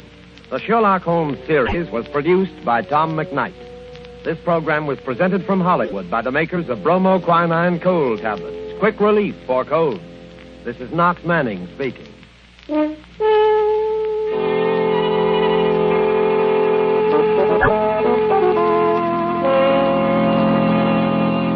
This is the National Broadcasting Company. This episode from the life of Sherlock Holmes will be transmitted to our men and women overseas by shortwave and through the worldwide facilities of the Armed Forces Radio Service. Petri Wine brings you Basil Rathbone and Nigel Bruce in the new adventures of Sherlock Holmes.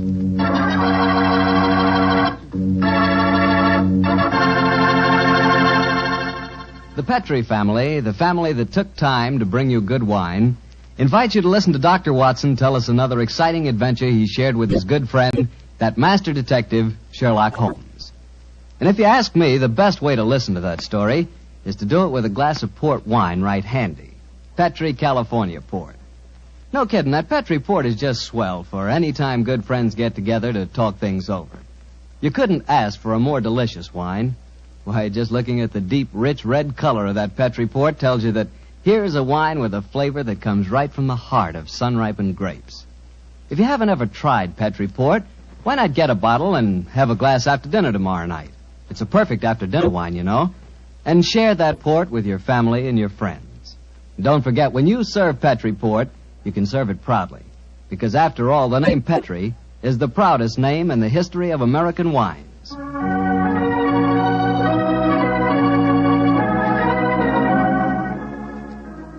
And now let's keep our weekly appointment. Good evening, Dr. Watson. Good evening, Mr. Bartell. Draw up a chair. Thank you. That's it.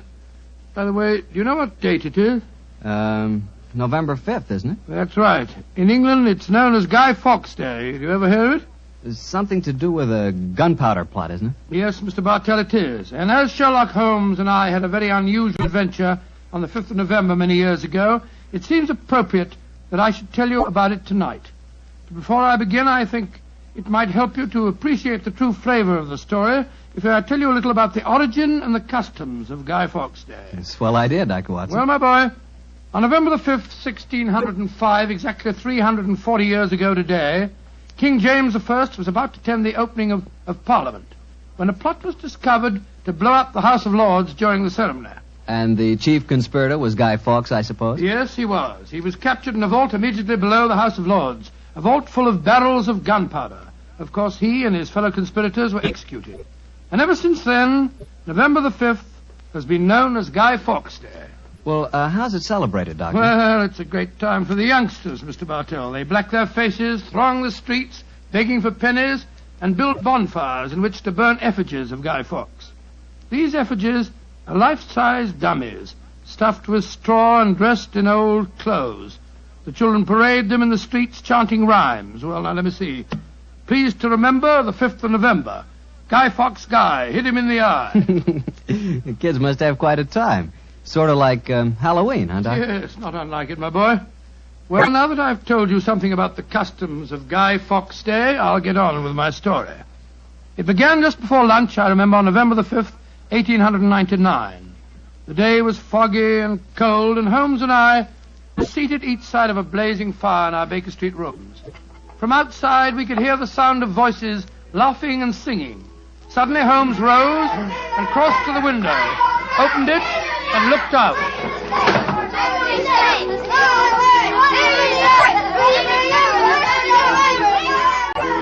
Then he turned to me and spoke.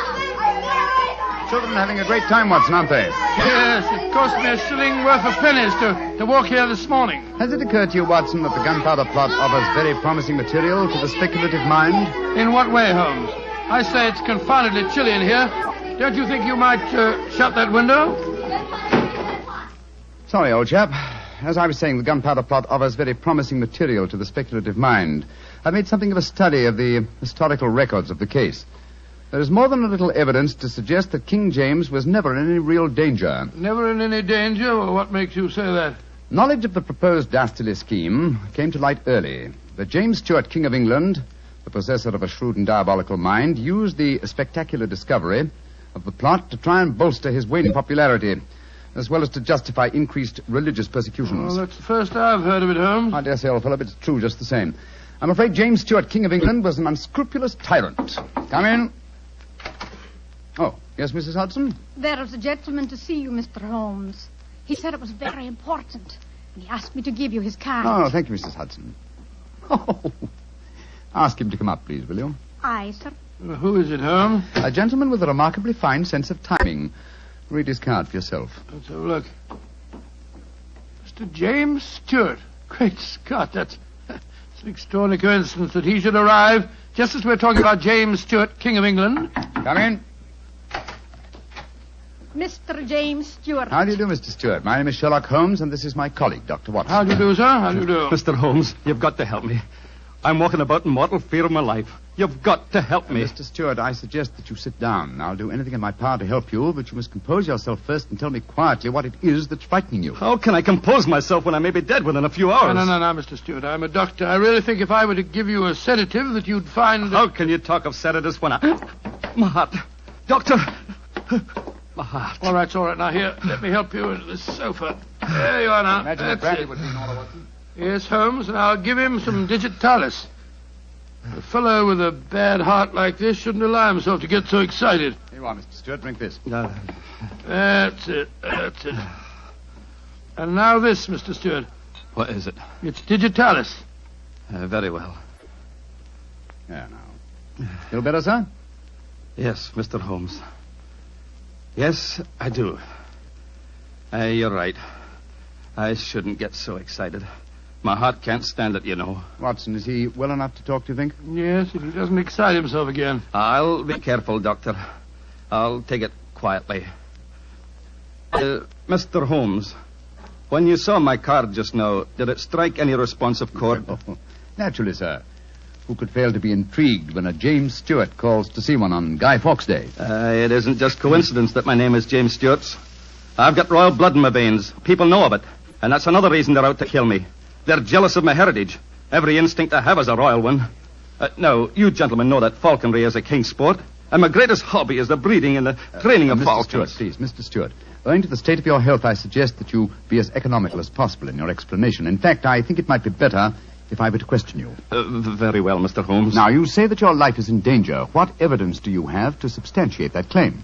My cousin, Guy Falconby, has threatened it. You see, Mr. Holmes, he and I are the only heirs to a wealthy uncle.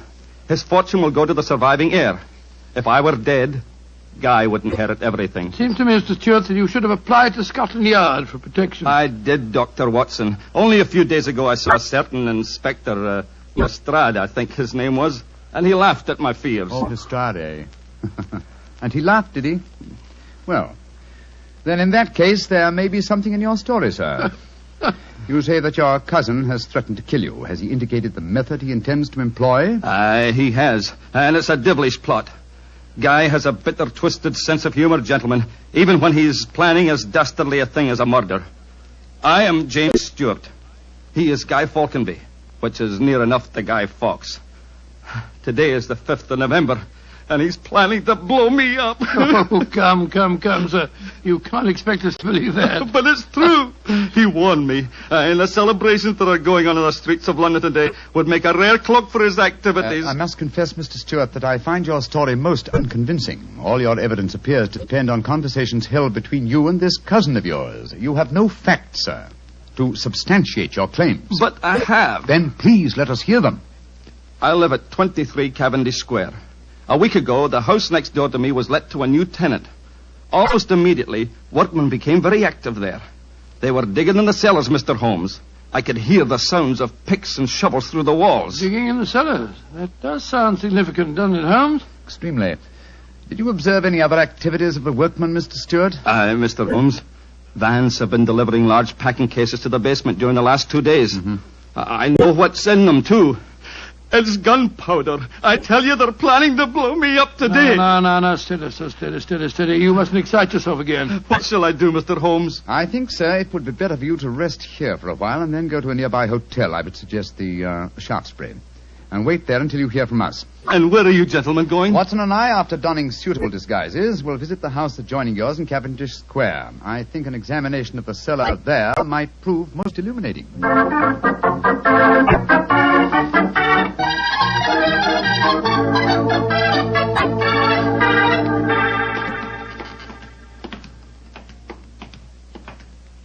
This must be the house, all right, Holmes. The empty packing cases are still by the foot of the basement steps. Come on, Watson. Let's go down and explore. Pardon my soul, I feel a little self-conscious in these clothes. No need to, my dear chap. You look a most authentic inspector of plumbing. Well, if anyone challenges us, you'd better let me do the talking, though. I think my accent might be a little more convincing. Shh. Listen. I can't hear anything. Exactly. Then we may reasonably assume that either the workmen are observing the Guy Fawkes holiday or that their work is done. Come on, let's try this door. It's unlocked. Yes. Huh. This is too easy, Watson. We must be prepared for a trap. Come on. I've got my revolver handy if there's any trouble. I don't use it until I tell you to. Remember, we're supposed to be plumbing inspectors. It's pitch black in here. I can't see a thing. Strike a match. See if you can find a gas jet. Strike a match when the cellar may be full of gunpowder? You've got to take the risk, old chap. Oh, here's a gas jet. I'll light it. That's better. Now we can see a little. Uh-huh. I think the workmen have completed their job. See that new wood forming a crude door in the corner over there? Where does it lead to, do you suppose? Let's find out.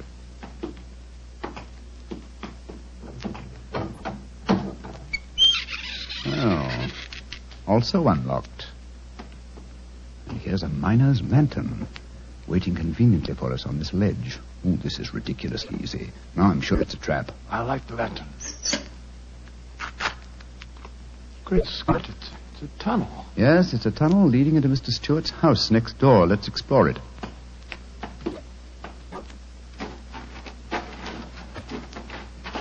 Look, Holmes. Look at the barrels. I bet they're full of gunpowder. Undoubtedly. We'll observe the fuses as well. Yes, the complete equipment for another gunpowder plot. I can't believe my eyes. What a fantastic plan, but how could the murderer be certain that Stewart would be killed in the explosion? I think that's easily answered, Watson. Remember Mr. Stewart's bad heart? In his present state of apprehension, an exploding firecracker would be enough to kill him. Oh, I suppose so. Hello? Hello? What's this lying on the floor? Curious. It's a funny strip of silk with a little ring on the end. Let me see it, Watson. Aha. This seems to be familiar. By Jove. I believe it's a Jess. A Jess? What on earth's that? The last piece of evidence necessary to confirm the conclusion. Come out of there! And keep your hands above your heads! I've got a revolver! Right, you are, Governor. We ain't doing no harm. Now remember, Watson, I'll do the talking.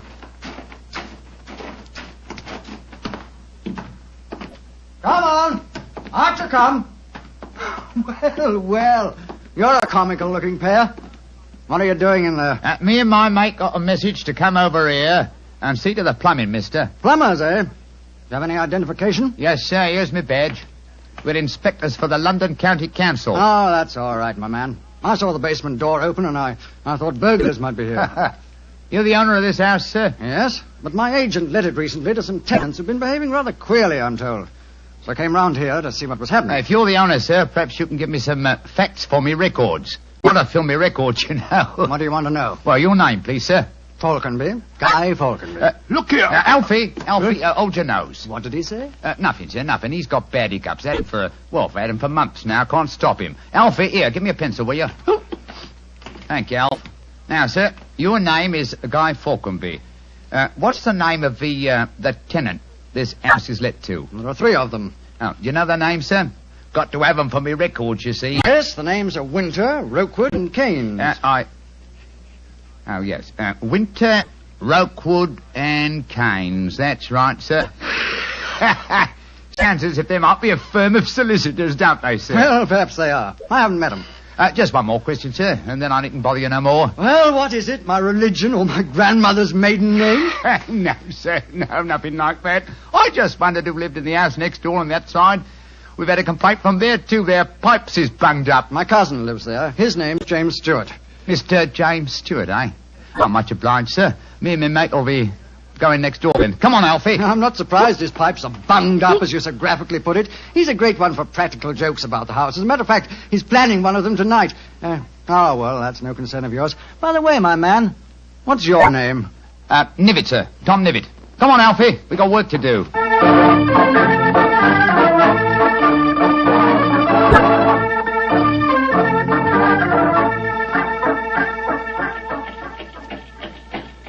Holmes, I wish you'd tell me what's going on. Why have we taken this cab back to Baker Street? Get out of these clothes. They've served their purpose. Now there's more serious work afoot. Well, I'm still confused about our interview with Guy Falconby. Why did you say your name was Tom Nivitt? More touch of vanity, old fellow. Vanity? How do you mean? Well, consider the names in this case so far, Watson. James Stewart says that he's been threatened by Guy Falconby. A name, as Mr. Stewart points out, not unlike Guy Fawkes. Do you recall the names of the three tenants that Mr. Falconby gave us a few minutes ago? Yes. Winter, Rookwood, and Keynes. But what's that got to do with it? A great deal, my dear fellow. Thomas Winter, Ambrose Rookwood, and Robert Keynes were the three men executed with Guy Fawkes in the original gunpowder plot in 1605. Good Lord. Where does Tom Nivitt, the name you gave yourself, fit into the picture?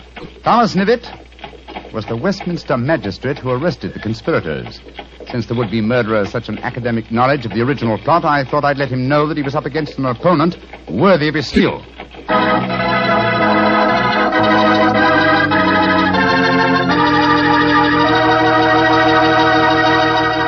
We'll hear the rest of Dr. Watson's story in just a few seconds. Just about time for me to remind you that if you want a wine that's sure to please the ladies, you can't miss with Petri California Muscatel.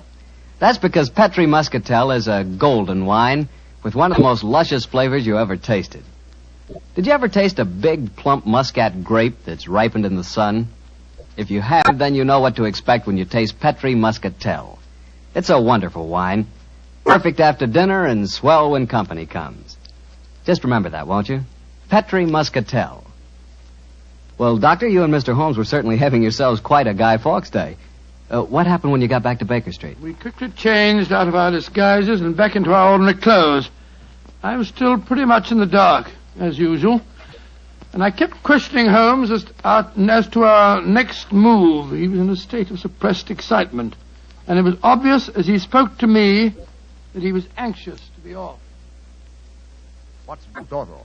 There's so much work ahead of us. What do you mean, don't dawdle? I'm not dawdling. I'm dressing as fast as I can. What's our next move, anyway? Well, we must split our forces. Let's get hold of my band of street urchins, the Baker Street Irregulars. I'm going to surround Mr. Stewart's house in Cavendish Square, and they'll be invaluable for that purpose. So what do you want me to do? Go to the Shaftesbury Hotel and collect Mr. Stewart, then return with him to his house and wait me there. I shall join you as soon as I've rounded up the irregulars, but I must warn you. Don't leave Mr. Stewart for a moment. Don't let him out of your sight until you see me again. Of course I won't, Holmes, but, I must say, the idea of all that gunpowder in the cellar doesn't make me feel any too have happy. Faith in me, old chap. Have faith in me. You know, I wouldn't expose you to any danger if I could avoid it. And I assure you that I shall join you and Mr. Stewart very shortly. You have your revolver? Yes, of course. Good. And, give Mr. Stewart this revolver, will you? Tell him that I insist that he carries it. I fear that his own has probably been tampered with. Right you are, Holmes. I'll see that he has it. This is a strange business, I must say. That Guy Falconby seemed such a decent sort of fellow. Yes, he appeared to be a most amiable fellow, didn't he? This is indeed an unusual case, Watson. We're up against one of the most sinister and twisted antagonists that we've ever met. Well, old chap, I'm leaving now. I'll join you soon. And don't forget, stay close to Mr. Stewart. Stay very close to him.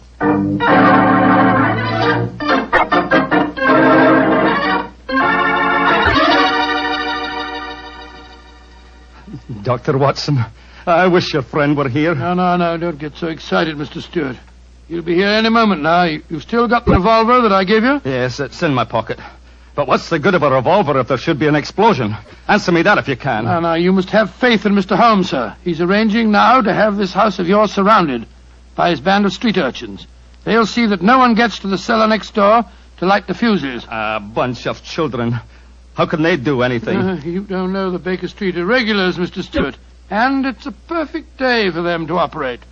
As black-faced boys begging for pennies, they'd pass unnoticed anywhere. I hope you're right. But I have a premonition, Doctor. There's going to be a tragedy. I know it. Now, take it easy, sir. Remember your heart. You're in splendid hands when Sherlock Holmes is on the case. Here he is now. Holmes, I say, I'm glad to see you. You received your visitor yet? Visitor? We've seen no one. Then be on the alert. I've just been questioning the boys surrounding this house. A few moments ago, some children pulled a small cart up to the back door. A cart containing a life-size dummy. My irregulars thought that it was an effigy on its way to a bonfire. Oh, why shouldn't it be, Holmes? I have reason to believe that it's someone visiting you in disguise, Mr. Stewart. A visitor who is mounting the back stairs at this very moment. You've got to stand by me, Holmes. You've got to protect me. Don't worry, sir. Come in. Look at that apparition. Great Scott, Guy Fawkes' dummy. A dark lantern in his hand, and it's walking. And also talking, I trust.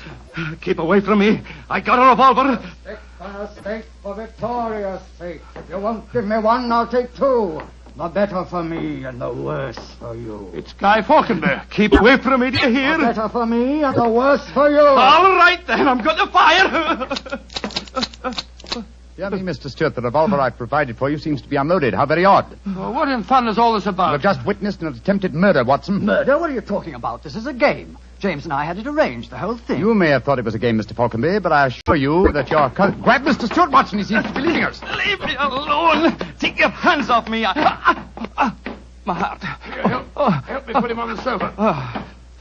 That's it. I'll get him some digitalis. Look, I don't want to appear unnecessarily stupid, but will someone tell me what this is all about? With pleasure, Mr. Falconby. Your cousin had planned one of the most fantastic murder plots that I've ever encountered. He came to us with the story that you had threatened his life. But that's ridiculous. I'm very fond of him. Of course it's ridiculous. The whole plot was ridiculous. He leased the house next door, had a tunnel dug, and gunpowder and fuses planted there. Even entered the name of the tenants as Winter, Rokewood, and Keynes to give the apparent plot a further authenticity. You mean my cousin was the real tenant? Certainly he was. However, he was clumsy enough to drop that piece of silk with the wire ring on the end that you found in the cellar, Watson. The thing you called a jess. And what's a jess? It's a strap that goes round a falcon's leg to which its leash is fastened. You will remember that Mr. Stewart informed us that falconry is his hobby, and it therefore indicated that he had been in the cellar and consequently must have known about the whole plot. And all he was trying to do was to build up in our minds the belief that his cousin was trying to kill him. Exactly, my dear fellow. Had we believed him, of course he could have shot you just now, Mr. Falconby, in apparent self-defense. Good Lord, what a fantastic plot. I still can't quite believe Mr. it. Falconby, why are you dressed as a Guy Fawkes dummy? Well, it was James's idea. He said that he was going to dress up too, and that we were to go round to bonfires tonight and frighten people by appearing as live dummies. But the last message he sent told me to come up here, that we'd play a practical joke on a couple of friends of his. And did he provide you with the costume that you're wearing? Yes, as a matter of fact, he did. Have you searched the pockets for any weapons? No, but I will. All right, and while you're doing that, I'll examine this dark lantern. How's your patient, Watson? Well, I've given him some digitalis. And now I'll get him some brandy. I can't find anything in the pockets. Here's the answer, my friends. Look here. Inside the lantern is a dagger. Your cousin planted it there to substantiate the claim that you were trying to kill him. Had his plans worked, you would have been dead, Mr. Falconby, before you could have told us the truth. Here, come back here, Mr. Stewart. James! He slipped out of the door. Confound it! He's faking the heart attack. Come on, Watson, after him.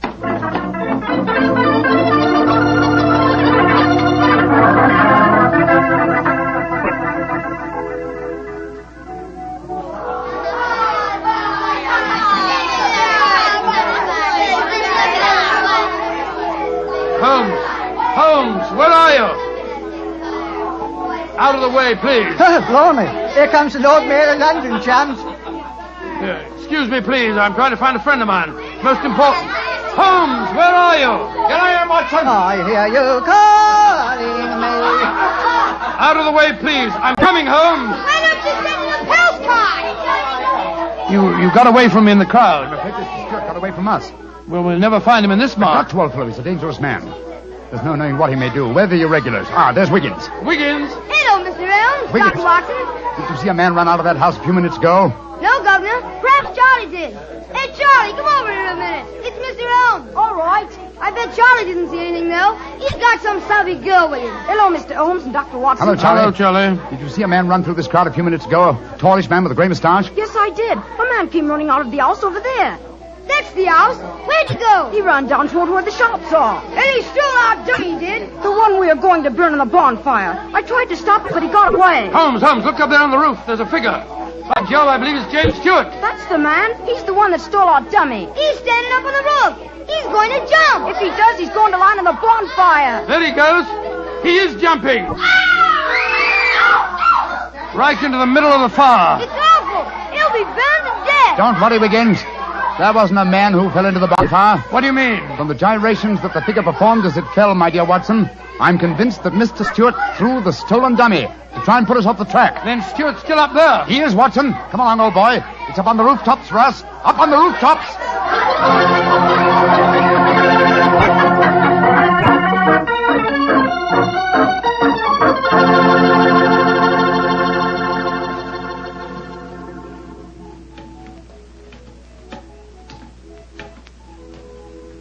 Here, Watson.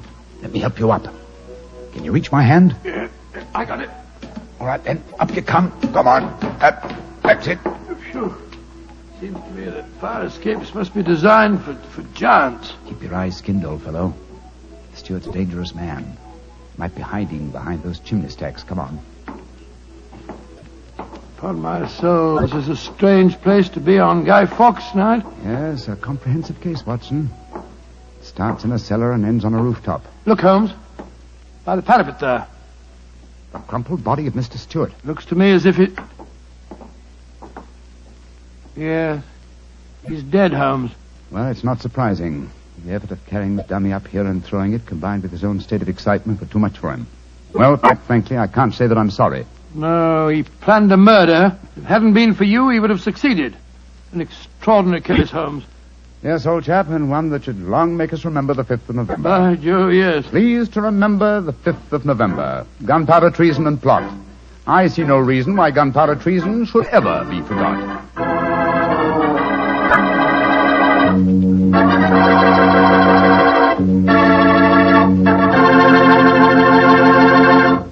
Well, Doctor, as you boys would say, that story was a bit of exciting, what? Yes, and even now I sort of lose my breath when I remember climbing that fire escape. You know, Doctor, those two fellas certainly went out of their way to celebrate Guy Fawkes Day. Now, take me. When I got a little celebrating to do, I like to do it quietly. Some friends, a glass of port. Yeah, Petri port, of course. What else? Leave it to you. No matter what the occasion is, you can somehow make it a perfect occasion for Petri wine. How do you do it, old fella? Don't ask me how I do it. You mean, how does the Petri family do it? How can they make such swell wine? Well, the answer is experience. The Petri family has been making fine wine for generations. And ever since they first established the Petri business way back in the 1800s, they've handed on down from father to son, the fine art of turning luscious, sun-ripened California grapes into fragrant, delicious wine. That's why when you want a wine for any occasion, before dinner, with your meals, or after dinner, you can't go wrong with a Petri wine, because Petri took time to bring you good wine. And now, Dr. Watson, what Sherlock Holmes adventure are you going to tell us next week? An old favorite, Mr. Bartell, a story that concerns strange music that was heard in a lonely house in the English countryside, and of the living death that stalked there. I call it The Adventure of the Speckled Band.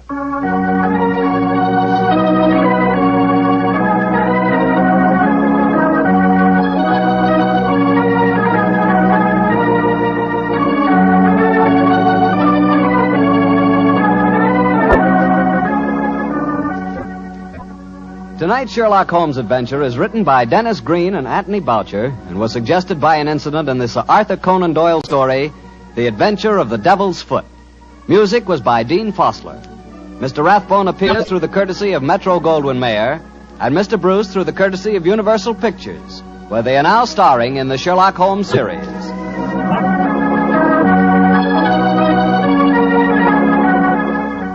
The Petri Wine Company of San Francisco, California, invites you to tune in again next week, same time, same station. This is Harry Bartell saying goodnight for the Petri family. Sherlock Holmes comes to you from our Hollywood studio. This is the Mutual Broadcasting System.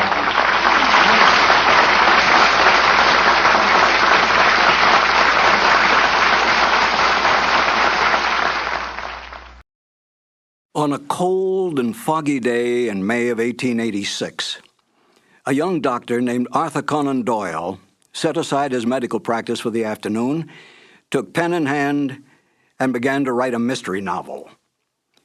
The doctor-turned-writer did not realize then what a lasting effect his works would have on literature. Hello, and welcome to 2 more new adventures of Sherlock Holmes. My name is Harry Bartell, and I'm proud to say that I was the announcer on the Sherlock Holmes radio series starring Basil Rathbone and Nigel Bruce.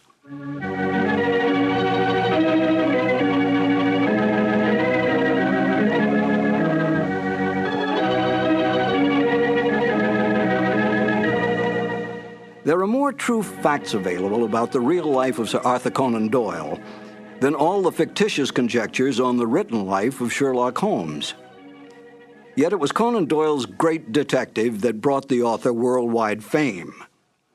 This saddened Conan Doyle, for he was really a romantic writer who wanted desperately to be recognized through his well-written historical romance novels. But it was not to be. The first short story to appear, A Scandal in Bohemia, was what made the name of Sherlock Holmes a household word. After writing but 6 short stories, Conan Doyle tired of the great detective. He wanted out. But Conan Doyle's agents, his book publisher, his reading public, and even the author's own mother continued demanding more and more Sherlock Holmes stories. Conan Doyle gave in, spending most of his time devising mystery plots for the great detective to solve, devoting only small periods of time on his other works, all of which he considered more important than Sherlock Holmes. Within months, the popularity of Sherlock Holmes spread worldwide. Conan Doyle was no fool.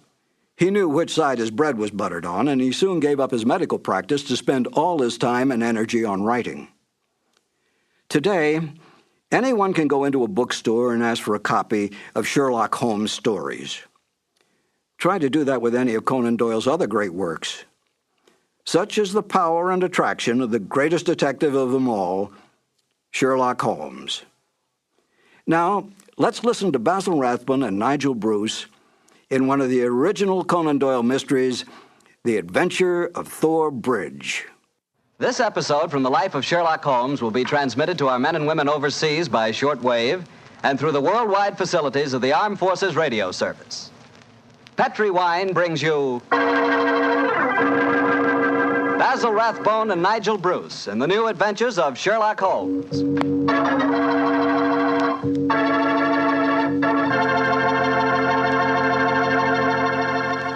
The Petri family, the family that took time to bring you good wine, invite you to listen to Dr. Watson tell us another exciting adventure he shared with his old friend, that master detective, Sherlock Holmes. And while you're settling back comfortably in your chair, mind if I tell you about something I'd like you to share with me? It's a glass of Petri California Sherry. Of course, most people think of Petri California Sherry as the one wine that's really swell any time, but personally, I like a glass of that Petri Sherry just before dinner. You know, that's the time you're a little on edge, you've just finished your day's work, and you're waiting for your dinner, and, well, that's when you want to lean back and take it easy. And boy, that's the time a glass of Petri Sherry tastes like something just too good to be true. Try it. Petri Sherry is the perfect before-dinner wine. And incidentally, if you like your sherry dry, you know, not sweet, then you'll find that Petri Pale Dry Sherry is just made for you. The important thing is the Petri label, because when it says Petri, it always means good wine.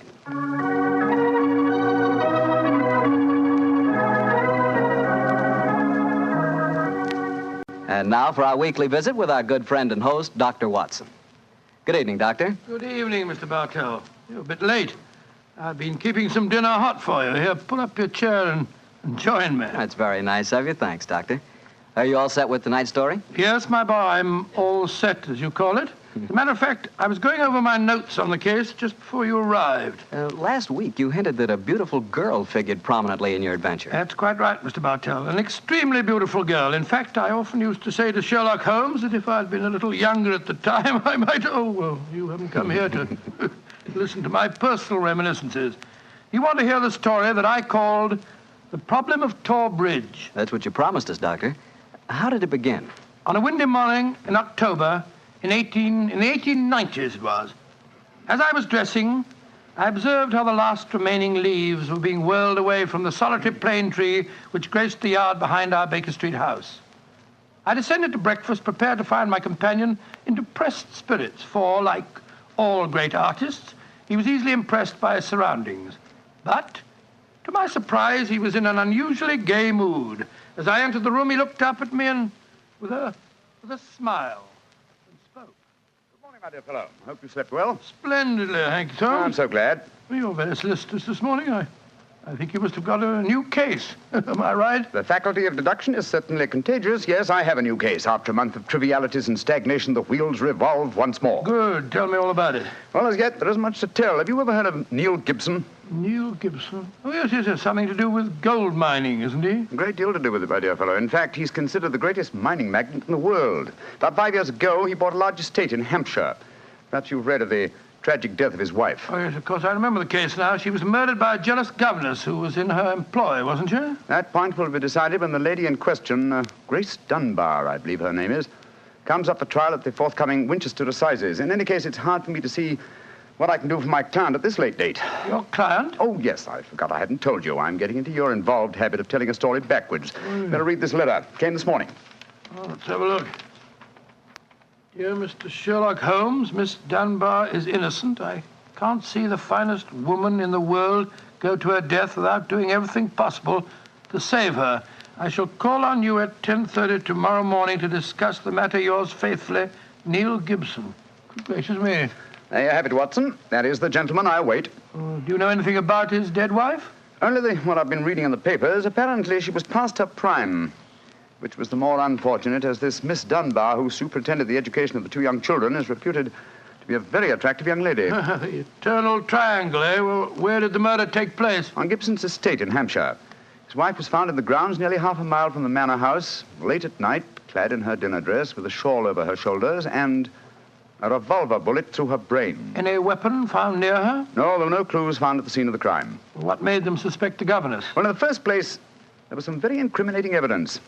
A revolver with one discharged chamber, the caliber corresponding with a bullet in the dead woman's head, was found on the floor in Miss Dunbar's wardrobe. Oh, was it? Pretty damaging evidence, Holmes.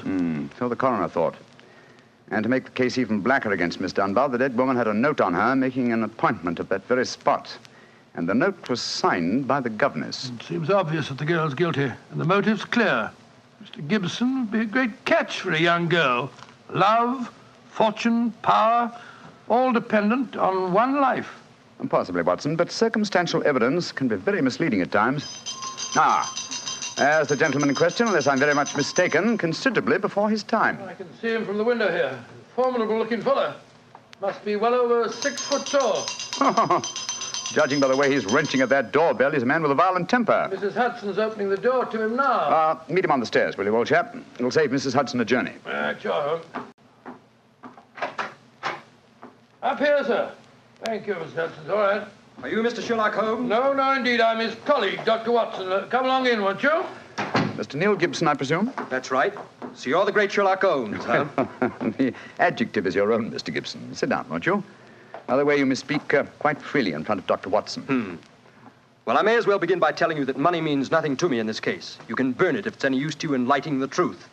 Miss Dunbar is innocent, and it's up to you to prove it. Just name your fee. Mr. Gibson, my professional charges are on a fixed scale. I don't vary them except when I omit them altogether. Very well. I imagine that you've read the newspaper reports of the coroner's inquest? Yes, very thoroughly. I don't see that I can add anything that'll help you. But if there are any questions you'd like to ask, I'll answer them. Thank you. First, what were the exact relations between you and Miss Dunbar? I suppose you're within your rights in asking such a question, Mr. Holmes? We will agree to suppose so, shall we? Then I can assure you that my relations with Miss Dunbar were always those of an employer towards a young lady with whom he never conversed or even saw, except in the company of his children. Oh. Rather a busy man, Mr. Gibson, and I've no time or taste for aimless conversation. I wish you good morning. What the devil do you mean by this, Mr. Holmes? My dear sir, the case is difficult enough. without your giving me false information. Meaning that I lie, sir? I was trying to express it as delicately as possible, but if you insist on the word, I won't contradict you. Why, you confounded... Don't be noisy, Mr. Gibson. Please don't be noisy. I find that after breakfast, even the smallest argument is unsettling. I suggest that a stroll in the morning air and a little quiet thought will be greatly to your advantage. I suppose I can't make you take the case, but you've done yourself no good this morning, Mr. Holmes. I've broken stronger men than you. No man ever crossed me and was the better for it. Good morning, Mr. Gibson. You've a great deal yet to learn. On my soul, Holmes, you were unusually severe with him. I dislike liars, Watson, and I cannot tolerate arrogance, particularly when it's coupled with great wealth. Well, how did you know about his relations with the governor? I didn't. It was pure bluff. Bluff? It certainly worked. Think he'll come back? Oh, of course he will. He needs my help too badly. He'll probably change his mind before he's halfway down the stairs. Come in. Mr. Gibson. Just saying to Dr. Watson that I was certain you'd be back. I've been thinking it over, Mr. Holmes, and I feel that perhaps I was hasty in taking your remarks amiss. Just the same, I can assure you that the relations between Miss Dunbar and me really don't affect this case. Surely that is for me to decide, Mr. Gibson. You see, Mr. Gibson, my friend is like a doctor. He wants every symptom before he can give his diagnosis. Fire away, Mr. Holmes. What is it you want to know? The truth. I can give it to you in very few words. To begin with, I met my wife when I was gold mining in Brazil. Your wife was Brazilian by birth, wasn't she, sir? Yes, Doctor, and very beautiful. Well, to make a long story short, I fell in love and married her and brought her to England. After a few years, I realized that we had nothing, absolutely nothing in common. And then I suppose this young governess, Miss Dunbar, arrived on the scene. That's right, Mr. Holmes. Well, the story should be obvious to you from there. You fell in love with this girl, I suppose, sir? Who could help it? Did you suggest marriage to her? Yes, though I knew that my wife would never divorce me. I see. Then you made an utterly insincere proposition to her. Now, look here, Mr. Holmes. I came to you on a question of evidence, not of morals. I'm not asking for your criticism. It's only the young lady's sake that forces me to touch your case at all. Now, tell me, sir, what is your own opinion as to Miss Dunbar's guilt? It's very black against her, I can't deny that. One explanation of the tragedy did come into my head, Mr. Holmes. I give it to you for what it's worth. Pray continue, Mr. Gibson. My wife was bitterly jealous. She was half crazy with hatred. She might have planned to murder Miss Dunbar, or we'll say to threaten the girl with a revolver and so frighten her into leaving us. There might have been a struggle in which the gun exploded and gone off and shot my wife, who was holding it. Well, that possibility has already occurred to me. It's the only obvious alternative to deliberate murder. The revolver, Holmes, was found on the floor of the governess's wardrobe. Mr. Gibson, I should like to examine your house and the scene of the murder as soon as possible. Certainly, Mr. Holmes. Sergeant Coventry of the local police is still down there. He'll give you any help you may need. Excellent. Watson, old fellow, out with the timetable. We're catching the next fast train to Winchester.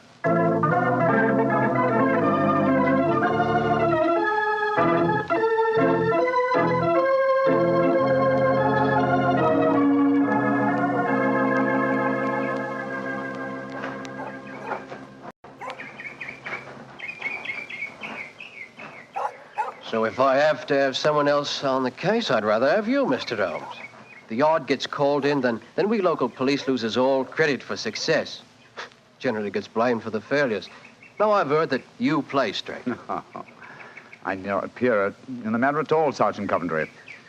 If I can clear it up, I don't ask to even have my name mentioned. Well, that's handsome of you, I'm sure, and I know your friend Dr. Watson can be trusted, too. Oh, don't worry, my dear fellow. We won't steal any of your thunder. Well, that's nice and friendly of you, Doctor. Well, come on, gentlemen. I'll walk you down to the bridge. That's where we found Mrs. Gibson's body. It's not far from the house here.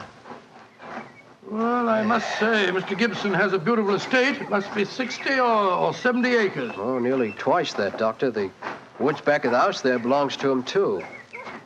Mr. Holmes. Yes, Sergeant? There's a question I'd like to ask you. A question I wouldn't ask anyone else. Then please ask it. Don't you think there might be a case against Mr. Gibson himself, sir? I've been considering that possibility. That there Miss Dunbar's a bit of all right. If you ask me, he wanted his wife out of the way, and the pistol she was shot with was his pistol, you know. Was that fact proven? Yes, Doctor. It was one of a pair that he had. One of a pair? Where's the other? Well, Mr. Gibson has a lot of firearms. We never quite matched that particular pistol, but the box was made for two. Well, if it was one of a pair, surely you'd be able to match it. Well, we have them all laid out at the house if you want to look them over. And we'll do that later. This, I presume, is Tor Bridge. That's right, sir. Found Mrs. Gibson's body lying right here at the approach to the bridge. I see. I gathered from the newspaper reports that the shot was fired at very close quarters. Yes, sir, very close. Near the right temple, wasn't it? Just behind it, sir. How did the body lie, Sergeant? Oh, on its back, Doctor. No trace of a struggle, no marks, no weapon. The note from Miss Dunbar was clutched in her left hand. Clutched, you say? Yes, sir. We could hardly open the fingers to get at it.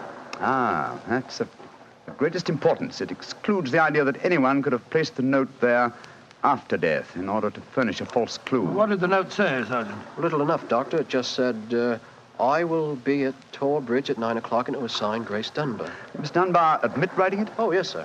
What was her explanation? She wouldn't say nothing. Said she was saving her defense for the trial. Yes, it seems odd that Mrs. Gibson was still clutching that note. Seems perfectly natural to me. Oh, come now, old fellow. Argue the thing out logically. If the letter is genuine, it was certainly received sometime before the tragedy, say an hour or two. Why then was the dead woman still clasping it in her left hand? Why should she carry it so carefully? She certainly didn't need to refer to the note at all at the interview. Doesn't it strike you as rather strange? Well, now you put it that way, it does seem a little peculiar. Hello. Did you notice this, Sergeant? Oh, you mean that chip out of that stone on the underside of the parapet of the bridge, sir? Yes, I noticed it. Didn't think nothing of it, though. It isn't a very large chip. Yes, but it's been done recently. Notice how the stonework is white just here. It took some violence to do that. Hand me your cane, Watson, will you? Here you are, Bullet. Thanks. Yes. It's a hard knock. And in a curious place, too. But it's 15 feet from where we found the body, Mr. Dow. Yes, Holmes, I don't see how it could have any connection with Mrs. Gibson's murder. Possibly it hasn't. But it's a point worth noting. There were no footprints, you say, Sergeant? None, Mr. Holmes. The ground was as hard as iron. It's been a very dry summer, and we haven't had any rain to speak Yes, of it's this a pity. Well, Sergeant, I'm much obliged to you, and now I think we'll get back to the house. Right. Cesar will show you where the firearms are, sir. Oh, who is Cesar? Oh, funny kind of a bloke. Brazilian he is. Brazilian, eh? Like Mrs. Gibson? Yes, Mr. Holmes. Comes from the same town that she does, as a matter of fact. Something very fishy about him, if you ask me. Now, if you'll excuse me, gentlemen, I'm going to take a little stroll around the grounds. You started me on a new train of thought in this case, Mr. Holmes. Oh, I'm delighted, Sergeant. I'll get back to the house.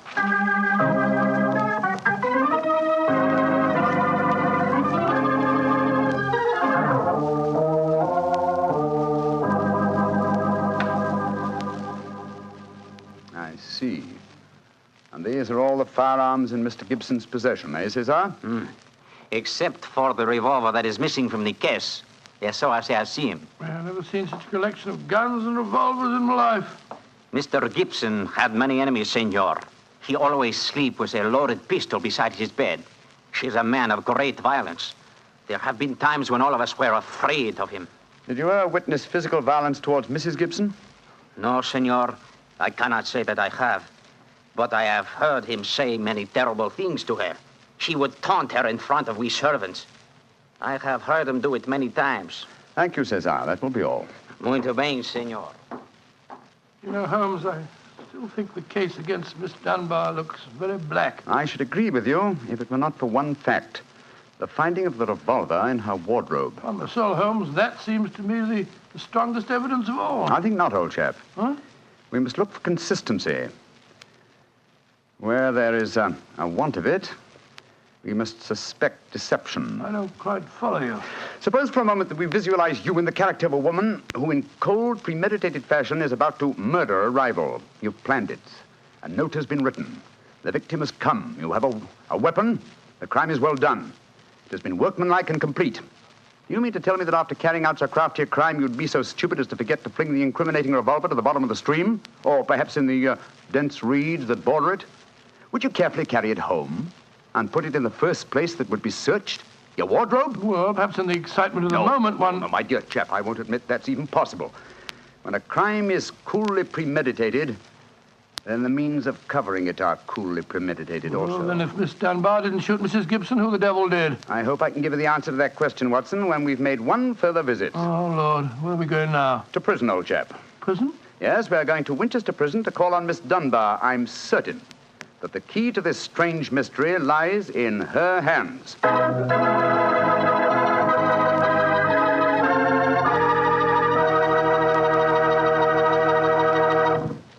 You'll hear the rest of Dr. Watson's story in just a few seconds. Just time enough for me to remind you that The easiest way to make good food taste better is to serve that good food with a good Petri wine. If you like a red wine, well, you want a Petri California Burgundy. If you'd rather have a white wine, then you want a Petri California Sauterne. But red or white, Petri Burgundy or Petri Sauterne, you're choosing a dinner wine that's sure to turn a simple meal into a feast. Your whole family and all your friends will love Petri, the wine that makes good food taste better.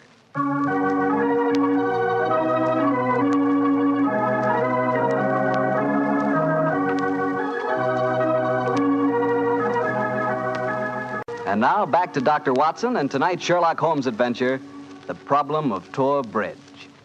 Well, Doctor, did you go to Winchester Prison and see Miss Dunbar? We did, Mr. Bartell. An hour later, found the two of us sitting in a dank and gloomy cell, talking to one of the most beautiful girls that I've ever seen. Her bright, flashing eyes and her air of quiet confidence seemed sadly out of place in such a setting. Holmes spoke to her quietly, soothingly. Dunbar, tell us of your true relations with the dead woman. She hated me, Mr. Holmes. She hated me with all the passion of her distorted mind. Please tell us exactly what happened on the evening of Mrs. Gibson's death. Well, I received a note from her in the morning. A note imploring me to meet her at the bridge after dinner that night. She said she had something important to say to me. Did you keep that note, Miss Dunbar? No, Doctor. She asked me to destroy the note, so I burned it in the schoolroom grate. I saw no reason for such secrecy, but, well, I did as she asked. And yet she kept your reply very carefully. It's interesting. Tell me what happened when you met her that night. When I reached the bridge, she was waiting for me. I won't tell you what she said, but she poured out her whole wild fury in burning, horrible words. I didn't answer. I couldn't. It was dreadful even to look at her. She was like an insane woman, standing there screaming disgusting insults at me. I put my hands to my ears and rushed away. Where was she standing when you left her? Within a few yards of the spot where her body was found later. And yet, presuming she met her death shortly after you left her, you heard no shot. No, I heard nothing. But I was so upset, Mr. Holmes, that I rushed straight back to my room. Did you leave it again that night? Yes. When the alarm came that Mrs. Gibson was dead, I ran out with the others. Did you see Mr. Gibson? Yes, Doctor. He had just returned from the bridge when I saw him. He had sent for the doctor and the police. This pistol that you found in your room, had you ever seen it before? Never, Mr. Holmes, I swear it. When was it found, Miss Dunbar? Next morning, when the police made their search. It was on the floor of my wardrobe where I keep my shoes. You had no idea how long it had been there? Well, it hadn't been there the morning before. How do you know? Because I had tidied up the wardrobe that day. I see. Then someone must have come into your room and placed the pistol there in order to incriminate you. I'm certain of it. When could they have done that? Well, it could have been at meal times, or when I was in the schoolroom with the children. Yes. Miss Dunbar, on examining the scene of Mrs. Gibson's death, I noticed that a piece of stonework on the underside of the parapet of the bridge had been broken away. Can you suggest any possible explanation for that? Oh, surely it must have been a mere coincidence, Mr. Holmes. Possibly. But why should it appear at the very time of the tragedy and to the very place? Could it possibly be that... Why, yes, of course. Idiot. Why didn't I think of it before? Come along, Watson. Where are we going, Holmes? Back to Thor Bridge, old fellow. As fast as we can get there. What have you found out, Mr. Holmes? The answer to this mystery, I hope, my dear young lady. You will get news before the day is out. And meanwhile, take my assurance that the clouds are lifting and that the light of truth is breaking through.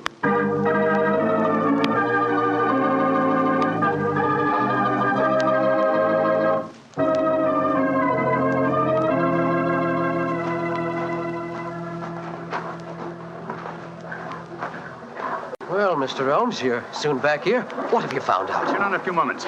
You got my message? Oh, yes, sir. Here you are. Ball of twine. What you wanted for, I can't imagine. You'll soon see, Sergeant. Watson, I have some recollection that you usually go armed on these excursions of ours. Yes, I'm carrying my revolver. Why? Give it to me, old chap, will you? Thanks. I believe your revolver may have a very intimate connection with the mystery we're investigating. You're joking. Now, Watson, I'm very serious. We have a test to make. If the test is successful, Miss Dunbar will be free before nightfall, and the test will depend on the conduct of this revolver of yours. Yes, I'll take the precaution of unloading it. There we are. Now, Sergeant, ball of twine, please. Wish I knew what you was up to, sir. I tie one end of the twine like this to the handle of the revolver. So. Sergeant, see if you can find me a heavy stone, will you? Oh, right, you are, sir. Holmes, what are you doing? Trying to reconstruct the killing of Mrs. Gibson. But you've seen me miss the mark before, Watson. I have an instinct for such things, and yet it has sometimes played me false. It seemed a certainty when it first flashed across my mind in Miss Dunbar's cell. But one drawback of an active mind is that one can always conceive alternative explanations which would make our scent a false one. And yet, oh well, we can but try. Here's a nice stone, Mr. Holmes. Thank you, Sergeant. Yes, now, sir. I tie the other end of the twine to the stone. Wait a minute. Like that. Splendid. Sergeant, will you please take this stone and stretch the twine across the parapet of the bridge there, so that the stone will swing just clear of the water on the other side of the bridge. Right, you are, sir. I'll stand on the spot where Mrs. Gibson's body was found. That's it, Sergeant. Over the parapet. How's that, Mr. Holmes? The stone swinging about 8 feet above the water. Splendid. Now, Watson, watch closely. I raise the revolver to my head. Careful, Holmes, careful. Don't worry, old chap, it's not loaded. Now, let us imagine I am the late Mrs. Gibson. I raise the revolver to my head and fire it. Instantly, my fingers release their grip and...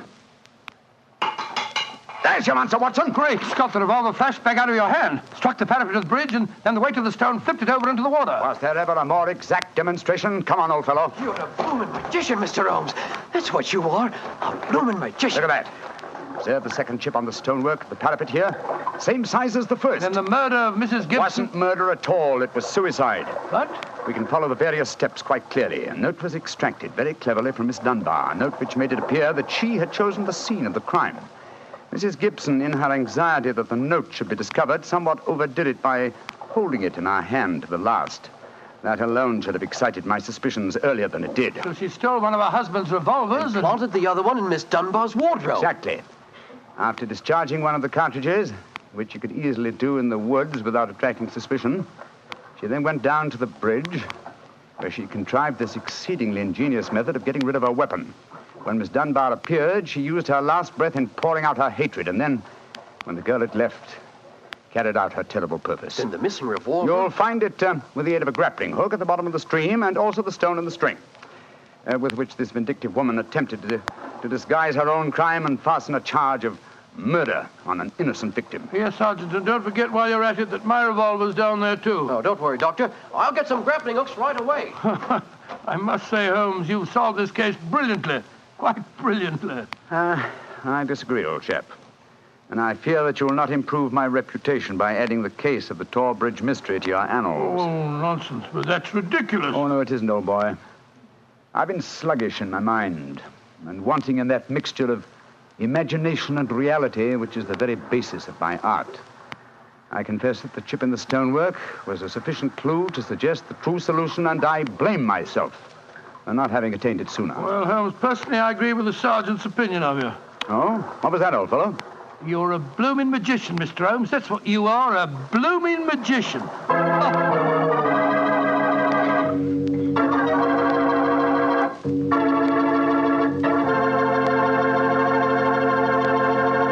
Well, Doctor, Holmes really was a magician. That is, if you did find Mrs. Gibson's revolver and your own in the string. Oh, we found them all right. You don't think I'd tell you the story otherwise, do you? What do you take me for, anyway? Well, now that you ask, I'll tell you.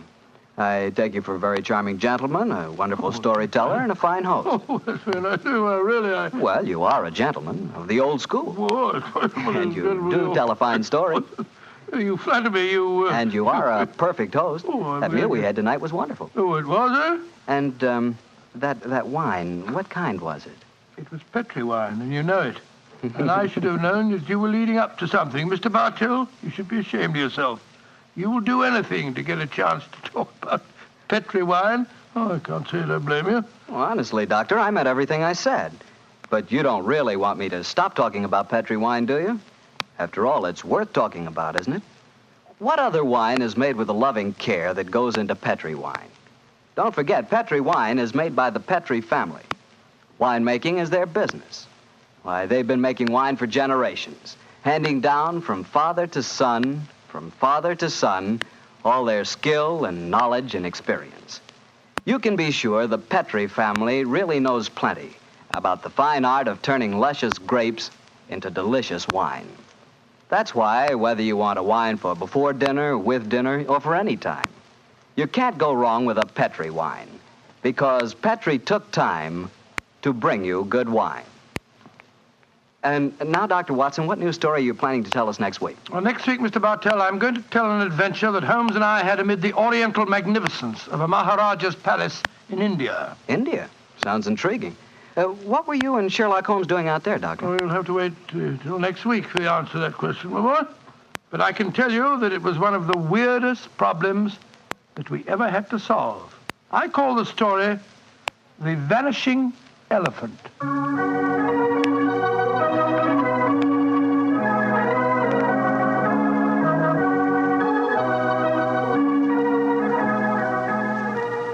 Tonight's Sherlock Holmes adventure is written by Dennis Green and Anthony Boucher and is adapted from the Sir Arthur Conan Doyle story, The Problem of Thor Bridge.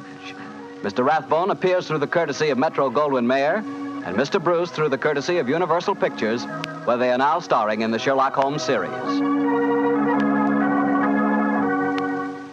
The Petri Wine Company of San Francisco, California, invites you to tune in again next week, same time, same station. Oh, the Petri family took the time to bring you such good wine. So when you eat and when you cook, remember Petri wine. To make good food taste better, remember... Petri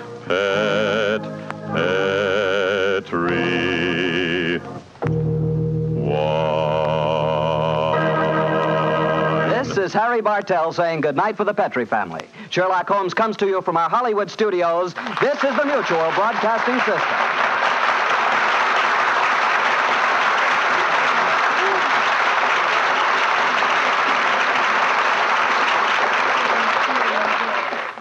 Of course, many of you are already familiar with this intriguing mystery story, but this is the first time in over 40 years that Basil Rathbone and Nigel Bruce have had the pleasure of once again entertaining you with Sir Arthur Conan Doyle's original story, The Adventure of Thor Bridge.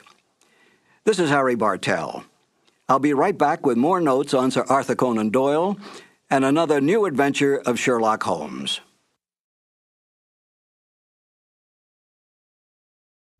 Sherlock Holmes, starring Basil Rathbone and Nigel Bruce. The makers of Bromo Quinine Cold Tablets bring you another adventure of Sherlock Holmes, with Basil Rathbone as Sherlock Holmes and Nigel Bruce as Dr. Watson. Friends, when you're the victim of a cold, remember this. Bromo Quinine Cold Tablets are made exclusively to help relieve the usual distress of cold. They're not a cure-all. They're made for one purpose, and one purpose only. To help relieve the common miseries of a cold. The ache, the pain, the fever, and nasal stuffing. That's why they do such an effective job. Give yourself the advantages of specialized medication. When a cold attacks, take Bromo Quinine Cold Tablets as directed, and only as directed. Now, here we are again in our habitual armchair in front of Dr. Watson's fireplace, waiting for the good doctor to put down the evening paper. Oh, I beg your pardon, Mr. Manning. I didn't see you come in. I was reading about your latest American gang shooting. Yes, crime seems to be riding high, wide, and handsome in most of our big cities, I'm afraid. What a pity we haven't got Mr. Sherlock Holmes on the job. This is just what I was thinking. But on the other hand, these gangs of racketeers have sprung up since he retired. Perhaps he wouldn't know how to handle it. Rubbish. I can remember just one case we handled back in '94. It was concerned with Giorgiano, the worst gang leader New York ever had. We didn't call it racketeering in those days, but it amounted to the same thing.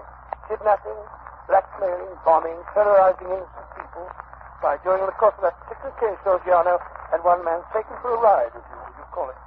Yeah, that sounds interesting. Why don't you tell us about it? Well, it's a bad story. Let me see. It was in November in the year 1894. Holmes and I were sitting in our rooms in Vegas. Well, I thought you said this story was about the head of a New York gang. Yes, so I did, Mr. Manning, so I did, just to interrupt. Even famous gangsters have been known to travel about from time to time. Well, as I was saying, Holmes and I were sitting in our rooms in Baker Street, and our housekeeper, Mrs. Hudson, ushered in a friend of hers, a landlady who kept lodgings in Great Orm Street. Holmes invited her to sit down. The poor woman was obviously harassed and kept sucking away at the fringe of her cape. Mrs.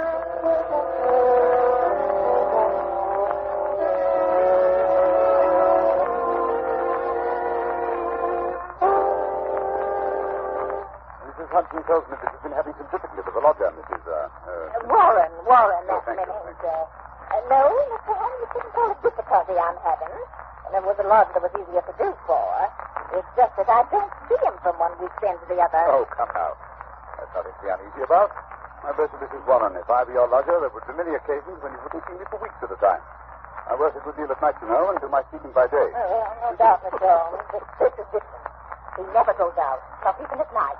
I've waited up to find out. I never see his face, not even when he pays his bills. Not a sign of him ever seen for the last 3 weeks. And how do you know he's still there? Like he's trying to get away from something?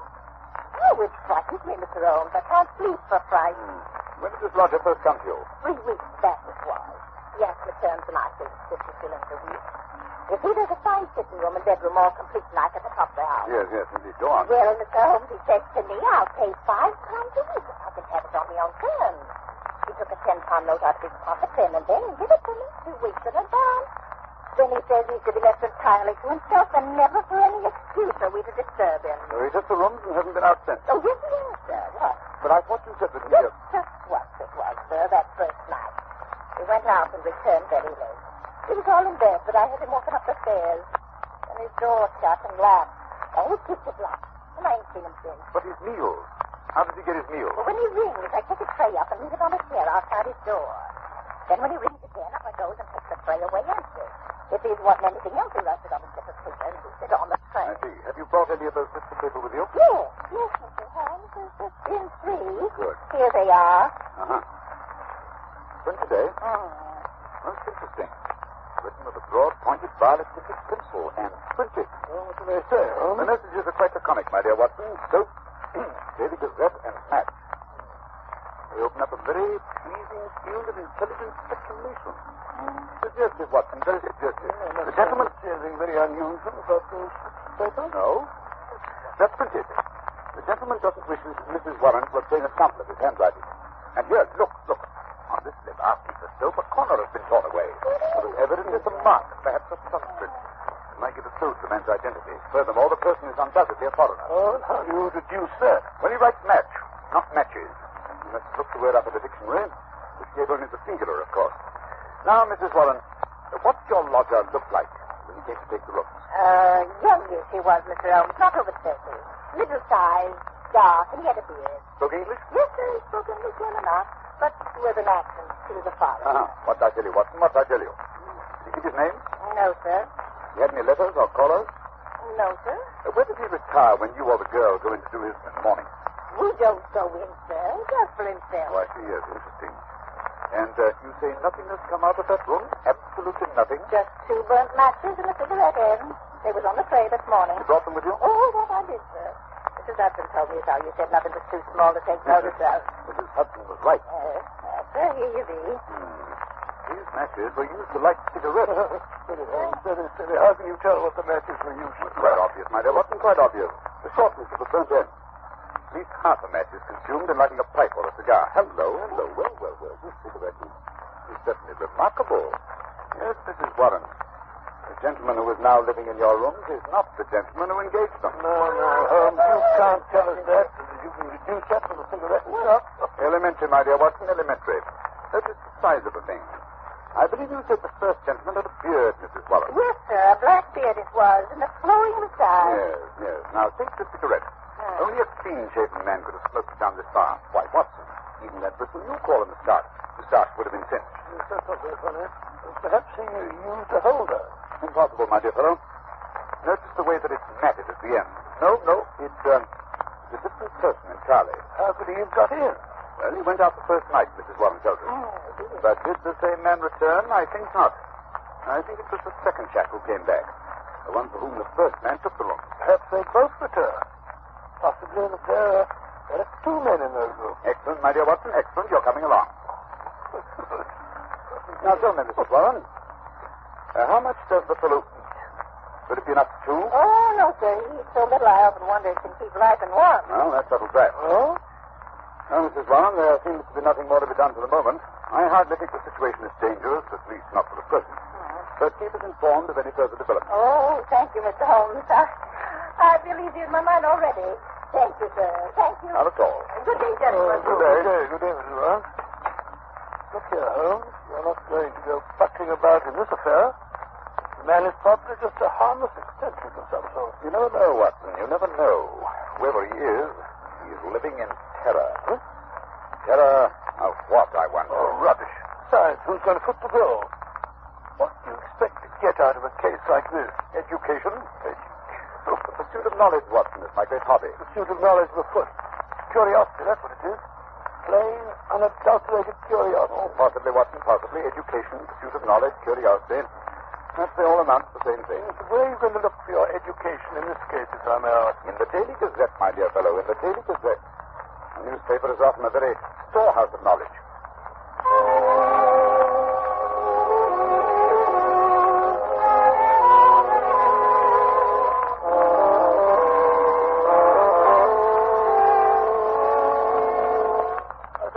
Every time I look at you, you have your nose buried in a copy of the Daily Gazette. Why the fondness for that yellow rag? Yeah. The Daily Gazette is the paper Mrs. Warren's mysterious lodger asked for, remember? Well, what of it? What can you discover from a common newspaper? The answer is nothing. Nothing at all. Here it is 4 days since we heard of that mysterious gentleman, Mrs. Warren. What have you unearthed? Nothing. Absolutely nothing. You're wrong as usual, my dear Watson. We interrupt this program to bring you a special bulletin from the NBC newsroom in New York. President Roosevelt will address the joint session of Congress at noon tomorrow. We return you now to the Adventures of Sherlock Holmes. My chief enemies to the hiding place of the mysterious lodger. How would you go about keeping in touch with him? Just where now? Through the papers, my dear fellow, through the agony column. And since Mrs. Warren's lodger received only one paper, the notices must appear in that. Okay. See now, but how can you tell which notice is the one we're after? By elimination, Watson. By elimination. Take this paper, for instance. The edition which appeared 2 days after the lodger took up his residence with Mrs. Warren. The agony column, huh? Let's have a look. Dear me. What a collection of groans, cries, and utter nonsense. Oh, perhaps, my dear Watson, perhaps. But nevertheless, an invaluable hunting ground for the searchers after education. Well, go on. First one reads, surely Jimmy will not break his mother's heart. That's very certain. Listen to this. It's the lady who fainted in the Brixton bath. Disregard that. The lady doesn't interest me. Here's another. Every day, my heart long. Oh, bleach, Watson. Unmitigated bleach. Go on, please. Well. Be patient. We'll find some means of communication. Meanwhile, watch this column. It's signed G. Sounds more plausible, eh? Are there any others? Yes. 3 days later, we picked up the trail again. Here it is. There, that one. And making successful arrangements, patience and prudence, the clouds will pass. G again. Yes, nothing for 2 weeks after that. Then comes something more definite. Here. The path is clearing. If I find chance to signal, remember code. A1, B2, and so on. You'll hear soon. Oh, what for, G? That goes. Things are warming up. Oh, see who that is, will you, Watson? Sure. Oh, that's good. Because I'm sure you wanted it much. Thank you so much. Well. What is it? It's the afternoon copy of the Gazette. It's just arrived. This is how they kind of ordered up. Good. See if there's anything in it. House of Parliament in heated session. Actress has pearls still. Oh, come on. Give me that paper. Oh, look out, Holmes. You tell. Snatching a paper out of a fellow's hands like that. Nice manners, I must say. Here we are, Watson. Here we are. I read house with white stone facing, third floor, second window left after dusk. G. Ha. That's definite enough, Watson. That's definite enough. Hello. What's that? Look out of the window, will you, Watson? Your friend, Mrs. Warren. I said it. She must be excited. Her hat's on the side of her head, and she's puffing like a steam engine. There's Mrs. Hudson. Just let her in. Yeah, something's happened. We weren't there. Confound it, Watson. I hope nothing did it. Come in. Mrs. Warren, what's up? Oh, Mr. Holmes, sir, I come as fast as I could. Well, here, take a chair and get your breath. Oh. No, wait a minute. Sit down. Oh. That's better. Now then, What's happened? It's a police matter, that's what it is. I'll have no more of it, and I won't. I'll pack in my bag and baggage. I'm at the end of my patience, I am. When it comes to knocking my old man about... Mr. Warburton, well, treating him rough anyway. Who did that? Well, that's what we want to know. It was around 11 this morning. There was a fog, you remember? Well, I sent Mr. Warren around to get me some money in for the tea we were to have for lunch. Well, he says he got no more than 10 paces down the road when two men come up behind him, threw a coat over his head, and bundled him into a cab that was standing beside the curb.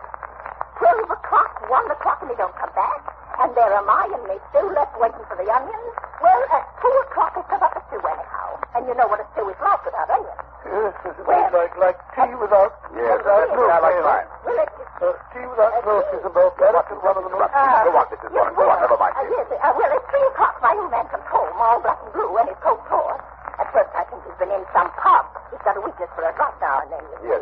So go on, And pretty soon, I see he's not drunk, just dazed, and he tells me he's been driving around for 2 hours with a couple of men threatening him, and finally they opened the door and shoved him out.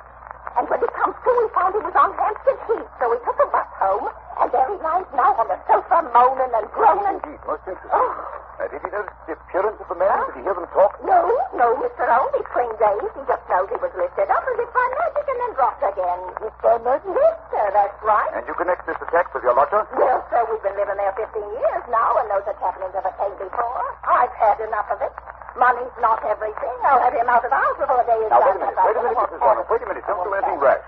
The matter's becoming more and more interesting. It's clear that these men mistook your husband for your lodger, and the heavy fog this morning, and when they discovered their mistake, they released him. They threw him out, they did, on his ear. Yes, well, wait a minute. The important thing is that your lodger's enemies have found him. They're on his track. They'll be back. I suggest you return to your home at once before anything serious has a chance to happen.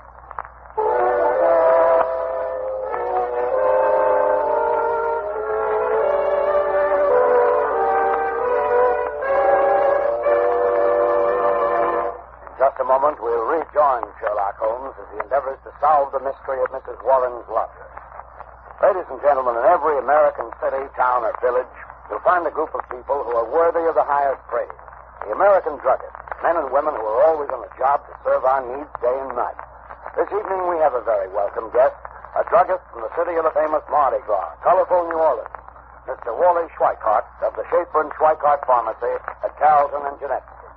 Now, here's what happened the other day when a friend of mine visited the Schaefer and Schweikart Pharmacy. Mr. Schweikart, you certainly have a fine modern drugstore. How long have you been serving this neighborhood? About 25 years. Well, sir, it's a long time. Say, what were those big buildings I just passed on the way out? Why, the famous Tulane and Loyola University. And we're proud to have some of the students among our best customers. And I suppose you have an occasional professor stopping in, too, huh? Yes, we do. College students and professors buy medicines just like anyone else. And that brings up a question I'd like to ask. What do most of your customers buy when they want to relieve the usual symptoms of colds? Bromo quinine cold tablets by a big margin. We recommend them, and both Mr. Schaefer and I have used them to help relieve the common miseries of our own colds. That's just the way it happened, isn't it, Mr. Schweikart? Yes, that's right. It's been a pleasure to have you with us, Mr. Schweikart, and your statement bears out the results of a coast-to-coast survey conducted by one of America's leading research organizations and taken among over 2,000 American druggists just like yourself. It was found that more than 87%, that's about 9 out of every 10 druggists, recommend Bromo quinine cold tablets as an effective aid in the relief of the usual cold symptoms. And in addition, the majority of these druggists said that Bromo quinine cold tablets were their largest selling tablets made exclusively for the common distress of cold. Friends, when you have the usual symptoms of a cold, get the preparation your druggist probably recommends. Time-proven Bromo quinine cold tablets can take only as directed. Bromo, B-R-O-M-O. Quinine, Q-U-I-N-I-N-E. Bromo quinine cold tablets.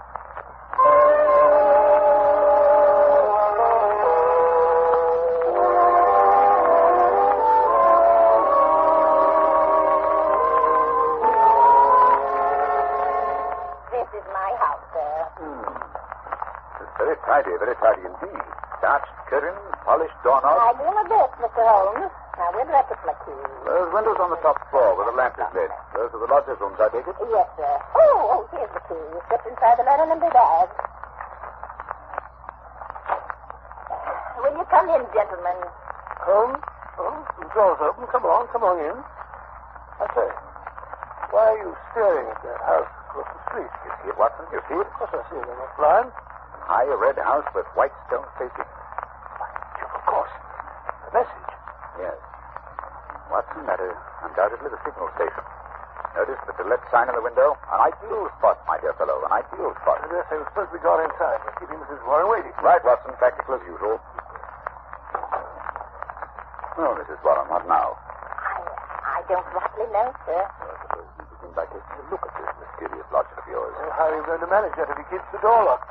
When do you take his next tray up to Mrs. Warren? He usually has his tea around 4:30. 4:30, eh? It's almost that now. Is there any chance, another room with a door opening onto this corridor? No, sir, that is. Oh, wait a minute, sir. There's a cupboard. A big cupboard almost opposite his door. Yes? Excellent, excellent. What you and I will secrete ourselves in that cupboard while Mrs. Warren fixes the gentleman's tea tray. Very good, sir. I'll do it right away. It's the top floor, Mr. Holmes. You can't miss it. The cupboard door is the first one to the right, at the head of the stairs. Good, good, thank you. Come on, Watson. You do think it's nice, spying like this? Watson, you've too many scruples to be a first-class detective. Oh, come on. Stairs, they creak like a rusty one. Well, now what are you doing? I'm moving my shoes. You better follow my example. That way you'll have a much better chance of being undetected. Very well, but I feel like a criminal myself. Oh, not I can't get this shoelace undone. Well, for goodness sake, break it. We can't sit here all night. Oh, all right, all right. Oh, there you are. Come on now. Quiet, be quiet. You sound like the charge of the light brigade. I'm not making any more noise than you are. Cupboard door. Yes, so. What? What you said was a large. Oh, good thing, please, will you? Close the door. Look at the crack. That's not too I can't do the best thing pushed here like this. Well, not supposed to. I'll do this little brand bit of it myself. Ah, here comes Mrs. Warren now. Stop that noise, Watson. You're pumping like a grappler. Yes, here she is.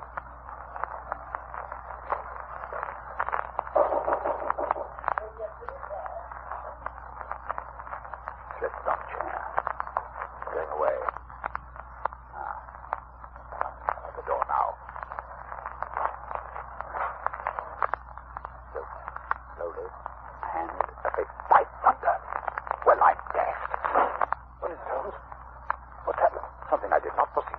Follow me downstairs quickly, Watson. My own excitement. Who was it? Who opened the door? Remember I deduced the substitution of lodgers, Watson? Yes. What I did not foresee was that we should find a woman, no ordinary woman, Watson. No, of course not. Dark, young, handsome, with a face etched with terror. Terror? Do you think she saw us? I think she suspected our presence. Well, what do we do now? We'll put on our shoes. They're going to spend the next few minutes on the front doorstep. Why? You remember the message said that G would communicate with the lady at dusk today? You must keep an eye on the window opposite. Yes, but it's almost dark now. Come along.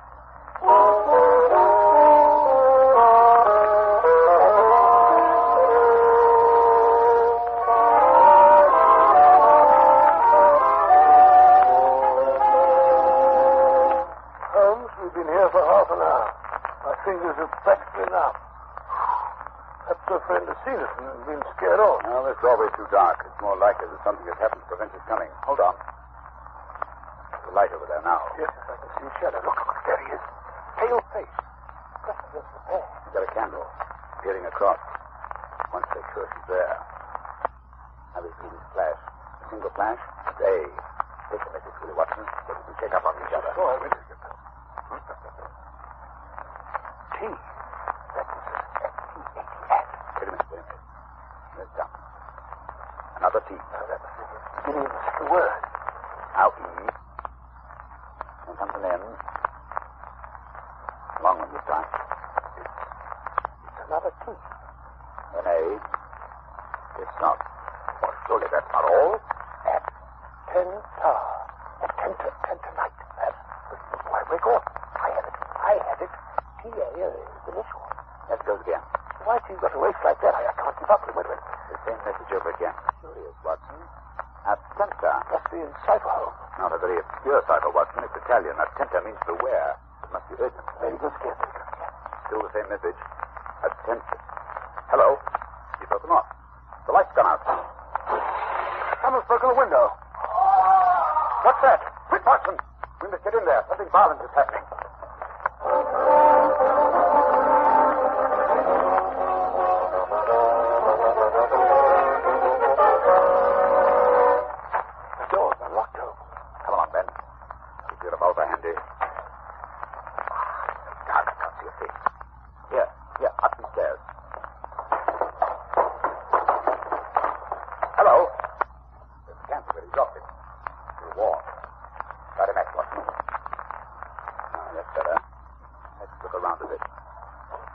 Oh, so quiet. It's uncanny. Where could he have gone? There's the broken window. And here, look here, Watson. Blood. A trail of blood on heavy objects has been dragged along the floor. Use this cupboard door. Open it, Watson. Is it out? Oh, very well. Oh, look. On the floor, a man. On his back and covered with blood. Look, there's a knife. A knife sticking straight up. Driven blade deep into the body. A terrific blow. Give me that candle. Let's have a look at it. Yes. There. Look at the red circle drawn on the floor under his head. A halo in blood. Holmes, what are you doing with that candle? Finishing the message. I think it will be helpful. Let's get to the root of this mystery. I must find out how he got there. You mean this man? Then you recognize him? Naturally, Watson. It's Black Georgiano, the head of the most terrible band of criminals in America. Like Georgiano. Gee, Georgiano. Then it must be he who sent the message. What's he doing over here in England? That's the question you must ask a lady from across the street. You should be here in a moment. I signaled her to come. Here she is. Carissimo, I have a come. Ah, you. What is it? What have you done with him? You must prepare yourself for a nasty shock, madam. My husband, what has happened? What are you hiding from me? Who is that on the floor? I beg of you not... Oh, let me see. Georgiano. Tell me, you're seeing him. He's there. Please don't be so upset, madam. But it is wonderful, marvelous. What? You are the police. You have killed him. Oh, I'm so happy. You have killed him. He was dead when we found him. How so? Then it was my Jenna who killed him. My wonderful Jenna. He has done it perfectly. He has painted him magnificent. But where is he? Just now he sent a message for me to call. It was I who sent the final message. Your husband disappeared out of the back window, if I read the signs correctly. But I ran away. For my husband, he did it to protect himself. To save me. No one could blame him. You could not arrest him for that. No. Now that your Jenna is dead, we fear nothing. We are free. Perhaps you'd like to tell us about it. I may be able to arrange matters with Scotland Yard. Well, Jenna is my husband. Gennaro Luca. I am Amelia Luca. My husband and I, we live in New York. We are happy until my Geno's brother, he meets this Georgiano. He was a devil, a monster. There is no judge in the world who would punish my husband because he killed me. Yes, I understand he had rather an unsavory character. He was a king. He makes the young Italian men join in his society. Gennaro's brother was one of his men. He cannot break away. He must do the most terrible thing. And then one night he say no. He was shot. Shot in the back. In the back? Quite a sportsman, huh? Quiet, Watson. After that, this Georgiano, he say my husband must join his gang. He began to make love to me. He was terrible. I'm so afraid. So you ran away? Yes. One night we go on a boat for England. But we know Georgiano will follow us when he finds out. My Jenna, he hide me where I will be safe. He knows Georgiano will come. And he waits for him outside. Tonight he arrives at last. But my Jenna is ready. He is prepared to kill him. Oh, he is a hero, my Gennaro. I don't know what the British point of view will be, but I imagine that in New York, the lady's husband will receive a pretty general vote of thanks. Oh, I think we can arrange the British point of view, Watson. Scotland Yard has been on the lookout for this Georgiano since they heard he had landed. Mr. Luca has just taken a little bit of work, that's all. And now, Mrs. Luca, if you'll come with me, I believe we can arrange matters satisfactorily. Signor, grazie. I'm so happy. Well, it's been an interesting case, Holmes, but I still can't for the life of me see what you expect to get out of it. Education, Watson. A little more education. Always seeking knowledge at the old university. In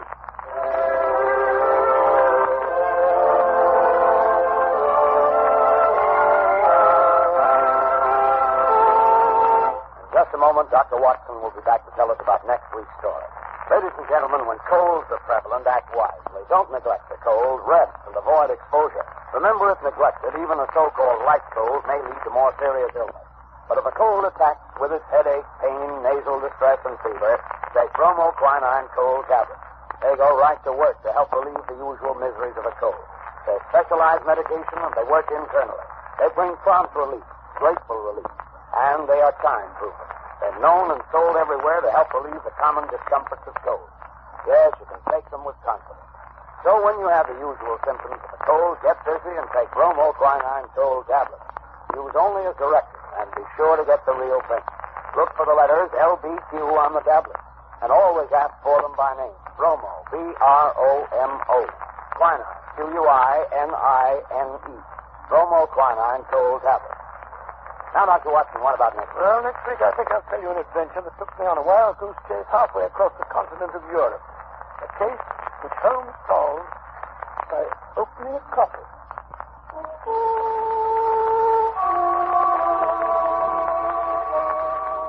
You have been listening to a Sherlock Holmes adventure adapted from Sir Arthur Conan Doyle's story, The Adventure of the Red Circle, with Basil Rathbone as Sherlock Holmes and Nigel Bruce as Dr. Watson. The dramatization was by Edith Miser, musical interludes composed and conducted by Lou Crossmark. This program is presented from Hollywood each week at this time by the makers of Bromo Quinine Cold Tablets, prompt relief for cold distress. This is not Manning speaking. Christmas seals are the stamps that help fight tuberculosis. Your contribution to the health and strength of our nation. Buy your Christmas seals today.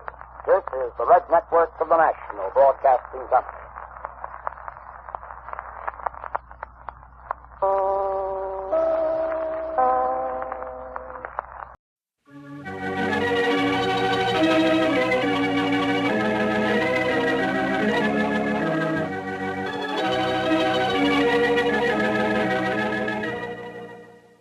Once again, it's time to walk down Baker Street with its swirling fog, its passing hansom cabs, and bustling London life.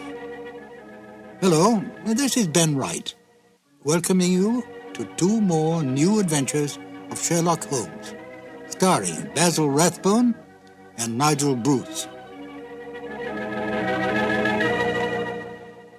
At the end of each broadcast, the announcer says, tonight's episode was written by Dennis Green and Anthony Boucher. Both men, although they are no longer with us, were married. Dennis Green's widow, Mary Green, lives in New York and is still active in theater and dance. And Phyllis White, Anthony Boucher's widow, lives in San Francisco and makes numerous guest appearances at mystery club gatherings and at the meetings of the Baker Street Irregulars. Well, tonight it is my pleasure to present Phyllis White, who will tell you a little about what her husband and Dennis Green did for the Sherlock Holmes radio series. Phyllis? I've been asked to give an account how it happened that my husband got involved with the Sherlock Holmes show. The way his career developed was not according to any underlying plan.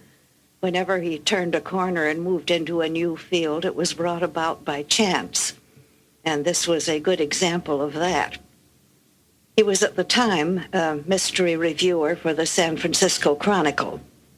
Well, this time he went over to the book department office, got his books in his mail, and found among the mail an invitation to a cocktail party. It was in honor of Basil Rathbone and Nigel Bruce, who had come to San Francisco to do a war bond promotion. The party was going on right then, so he could quite easily have learned about it too late. But he trotted right over, and aside from meeting Rathbone and Bruce, there were other people who had come along from the radio program. There was Glenn Hall Taylor, who was the producer, and there was Dennis Green, who was one of the writers. He was writing in collaboration with Leslie Charteris. Well, as it turned out, the Greens were staying on a little longer in the Bay Area.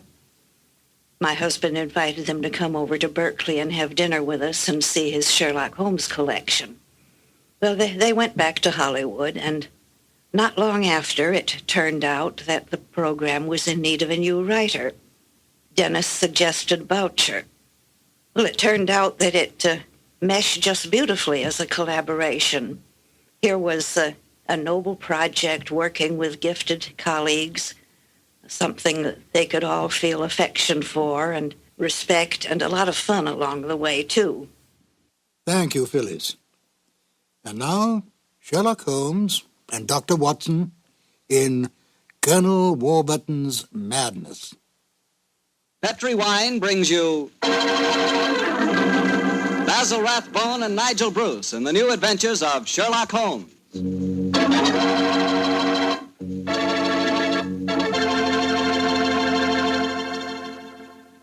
The Petri family, the family that took time to bring you good wine, invites you to listen to Dr. Watson as he tells us about another exciting adventure he shared with his old friend, that master detective, Sherlock Holmes.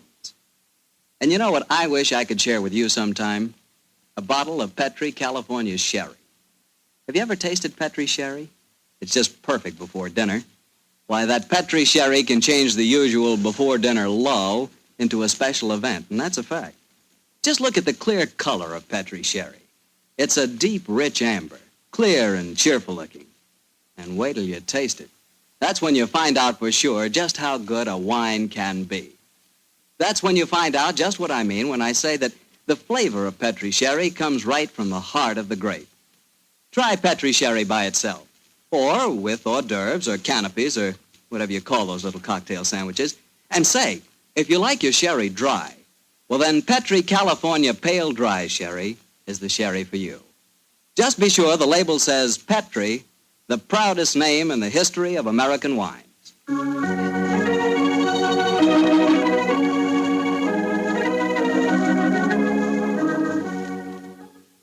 And now let's look in on our old friend, Dr. Watson. Doctor? I'm out here on the patio, Mr. Bartell. Come out and join me. Quiet, Winnie. Quiet. Down, Monty. I see the welcoming committee's here. Yes, little scoundrels. They begin to think they own this patio. Scoop them off the chair, Mr. Bartell, and settle yourself down. All right, off you go, boy. Off you go. Go on, off you go. That's it, my boy. As a matter of fact, it's rather appropriate that the puppies should be here tonight. As in the story that I'm going to tell you, a dog played a most prominent part. A dog? What kind of a dog, Doctor? No, my boy, don't get me anticipating my story. For once, I'm going to start at the beginning. Which was? On a summer morning in 1890, not long after my marriage. I'd gone back to my private practice, you know, and Sherlock Holmes was living alone in our old Baker Street rooms. You still saw him, I suppose. Indeed I did, Mr. Bartell. In fact, occasionally I even persuaded him to forego his Bohemian habits so far as to visit my wife and me. But to get back to my story, I'd been exceptionally busy that summer, and consequence was feeling rather, shall we say, nervy and run down. So much so that Mary, Mrs. Watson, persuaded me to take a fortnight's holiday. We went down to the charming little village of Taplow on the lower reaches of the River Thames.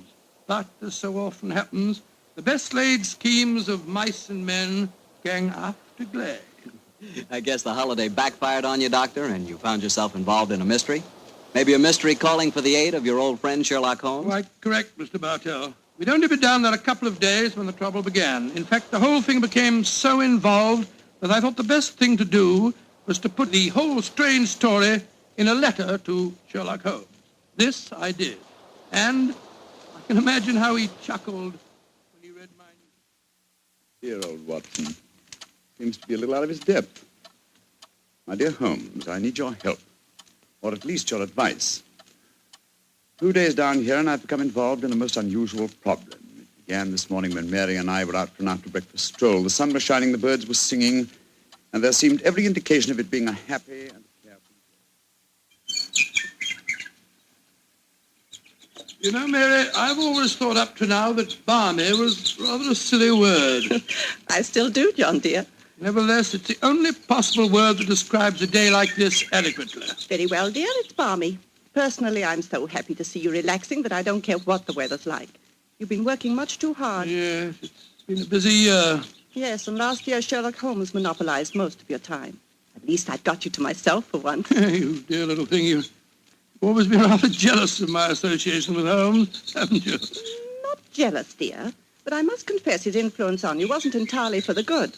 He had a habit of keeping you out all night. Well, you should be used to that, dear. After all, it happens often enough in my practice. True, John, but on those occasions I know where you are and don't worry about you. And again, you've copied so many of Mr. Holmes' eccentricities. Keeping your tobacco in a Persian slipper, for instance. And, oh, John, look down. Look, do you see that woman walking across the field towards us? Yes, what's the matter? Do you know her? I'm not sure, but I think it's Ellen Warburton. I believe she does live somewhere near here. And who is Ellen Warburton? An old friend of mine. She's frightfully clever and advanced. She's interested in women's suffrage and all sorts of things. Oh, sounds dreadful. Imagine giving women the right to vote. Their place is in the home. It is Ellen. Ellen Warburton. Oh, how are you? Mary Watson. How very nice to see you again. I'm Mary Watson now. This is my husband. How do you do, Miss Warburton? How do you? How do you do? Mary, I'd heard that you'd married. Aren't you a medical detective or something, Mr. Watson? Not quite, dear. I hold the degree of Doctor of Medicine from the University of London, madam. But he's helped the great Sherlock Holmes on many of his cases. That's how I've heard of him, then. Do you mind if I walk with you a little way? Of course not, Ellen. Come along. Do you live near here, Miss Warburton? About 4 miles away, Doctor, at Chevy Grange. I'm a glorified housekeeper for my uncle, Colonel Warburton. Oh, dear, that sounds rather dull for you. As a matter of fact, the state of my uncle's health at the present moment makes it anything but dull for me. That's why I asked if I might walk with you for a way. Well, what's the matter with him, Ellen? He's going mad. Before my eyes. And I can do nothing to help him. Mad? Come now, Miss Warburton, surely you... Doctor, I'm not an hysterical girl. In fact, I regard myself as something of a scientist. I studied physics for a number of years at Bristol University. And I tell you that my uncle is going insane. What are the symptoms? Most of the time, he's perfectly normal. But when these attacks are on him, he gets in the most frightful rages and says the strangest things. He's even complained of hearing a shrill, piping whistle that comes out of nowhere. I can't hear it, nor can anyone else. But Uncle gets into the most dreadful state. I wonder, would you have a look at him for me, Dr. Watson? Well, I don't hardly Of course, feel... John will do everything he can. Thank you so much. Then supposing you both come over... My dear Holmes, at 7 o'clock this evening, we found ourselves approaching Chevy Grange. It was rather a forbidding-looking place, covering a little more than an acre, I should say. As we stood waiting for admittance, I must confess that I was not entirely... Gloomy-looking place, isn't it, Mary? It is a little forbidding, John, dear. Oh, dear, what's that? Sounds like a tom-tom. Someone singing a weird chant. Seems to be coming from the direction of that barn over there. It doesn't seem quite appropriate, dear, does it? I mean, not in the heart of Buckinghamshire. Why not knock on the door again, John? Yes, it's all right, I will. Perhaps they didn't hear us. Oh, they did. Who is it? Oh, it's guests. It's Dr. and Mrs. Watson, my good man. Acker's the name, sir. Come in, please. The Colonel's expecting you, sir. He's in the study. This way, sir. By the way, Hacker, as we were waiting outside the front door, we heard a strange chant, and it sounded as if someone was beating a tom-tom. Oh, that's her. That was Miss Narder. You'll be hearing more of her. Promising beginning. Let's see what happened next. This very unpleasant fellow Hacker showed us into the study where we met Colonel Warburton. First, it was hard to believe that he was a sick man. He looked well enough, and his conversation was sprightly. Spent most of his army life in Africa as military governor in a Zulu district. And the African spears and other trophies that lined his study walls bore mute evidence to his past life. He encouraged me to tell him some of my own army experiences. Oh, dear, poor fellow. It was really rather flattering. There I was, Colonel Warburton, on the howdah of this wretched elephant. The river was a raging torrent, and I couldn't get the confounded animal to budge. Well, I'm a pretty strong swimmer, you know. Won several cups of swimming, as a matter of fact. Of course, I was a much younger man then. and John, dear. Yes, ma'am? You interrupted Colonel Warburton's story, Oh, dear. sorry. I thought this little incident would be interesting. Do go on, Colonel. Yes, Your please story don't. was All so right, interesting. all right. You were telling us that you were intercepted by an African drum code message. Oh, yes. Well, I don't want to sound conceited, but I doubt if there was another Englishman in the world who could have told you what those particular drum beats meant. Oh, I don't doubt that, Colonel Warburton. Well, I'd spent a good number of years studying the native customs. I spotted the code right away. It meant that an uprising was planned to start throughout the whole province at noon the next day. Of course, there it is again. The devilish whistle. Can you hear it, Dr. Watson? Mrs. Watson? I can hear nothing, sir. Nor can I. Of course not. No one can hear it but me. Now, Colonel Warburton, don't get so excited, It's sir. black magic, that's what it is. Oh, really, sir, black you magic. must realize that the powers of jungle witchcraft are completely unknown in this country, Dr. Watson. But I know of them, and I can think of many people who might wish to employ them against me. Come in. Oh, it's you, Nada. Great Scott, she's very beautiful. Nada, I want you to meet some friends of Ellen's, Dr. and Mrs. Watson. I am very pleased to meet both of you. How do you do? How do you do, Miss Nada? Nada's father was a Chagajula, one of the greatest Zulu chieftains I ever had the privilege of knowing. He did me the rare honor to swear blood brotherhood. So when the missionary sent Nada to England to complete her education, I insisted that she spend her first few months here under my wing. Listen. What is it, Colonel? That whistle again. For heaven's sake, say that you heard it this time. Please say that you did. I didn't hear a thing, sir. Well, I did, and I know where that sound came from. Now, put down that spear at once, will you, Colonel Warburton? The devils are trying to kill me. I'll kill them first. No, don't throw it, sir, don't throw it. Someone's opening the door. Uncle! It's Ellen. Great Scott, the spear missed her by an inch. Uncle, what is it? Whistle. I heard it again, Ellen. And I'm going to find where it came from. Poor Uncle. Of course, you heard no sound. Nothing, Ellen. What can we do to help him, Dr. Watson? Well, it's hard to say, Miss Warburton. I'm not sure that medical help's what she needs. He seems perfectly sane and lucid except for these strange outbursts. But we must do something. I propose to, madam. As soon as I get back to the inn, I think I'll write to my old friend Sherlock Holmes and ask his advice. There's a problem. I can't feel that the man should be committed to an asylum, and yet obviously when these attacks are on him, he's as mad as a hatter. Well, fascinating problem, and one that calls for speedy action. I think a telegram to my friend Watson might help to clarify some aspects of the case. Yes. You see, Dr. John H. Watson, Red Lion Inn, Taplow, Bucks. I suggest that you ascertain one important fact. Does the Warburton household have a dog?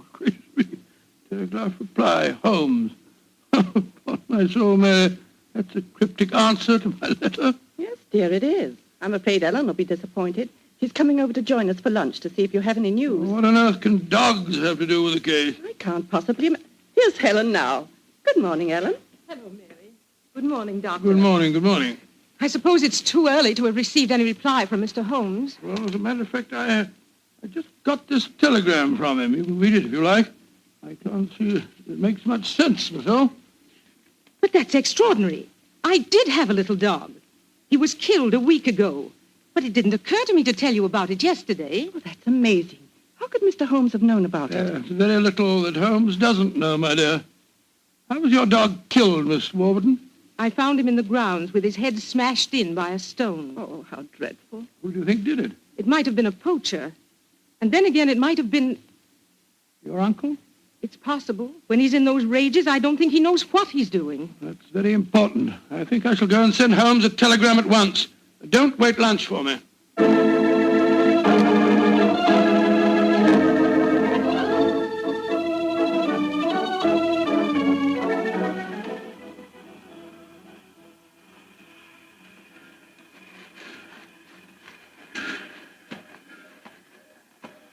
Why did we have to walk over to the station, John, dear? To see if there was an answer at the station telegraph office to the wire that I sent Holmes. Oh, it's only 4:30, dear. It's hardly possible for him to have answered as quickly as that. In any case, they delivered the telegram to the hotel, you know. Well, it was a nice walk, my dear. Hello, there's a train in the station now. I wonder where it's from. Why don't you ask that porter, dear? It's not a bad idea. Porter, what train is this? Oh, it's the London train, sir. Right on time.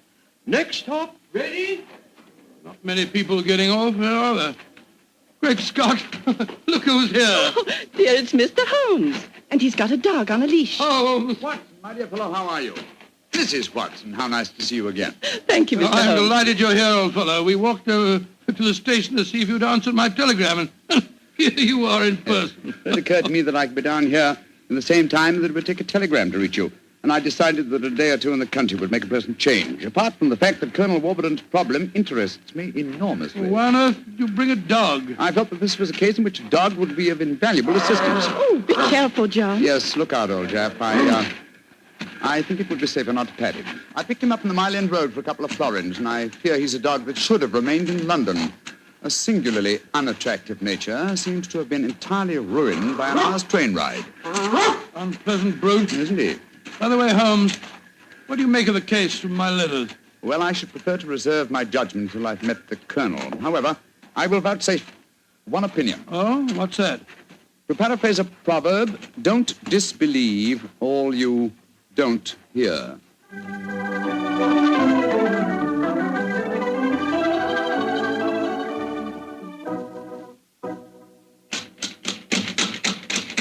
I can't think why someone doesn't answer. They can't all be out. Well, while we're waiting, I think I'll tie the dog up to this tree here. I don't want my arrival to cause too much commotion. Quiet! Quiet! Don't you think perhaps we could try the door, John? Yes, certainly. Good idea. Hello, hello. It's unlocked. Then let's go in, old fellow. Let's go in.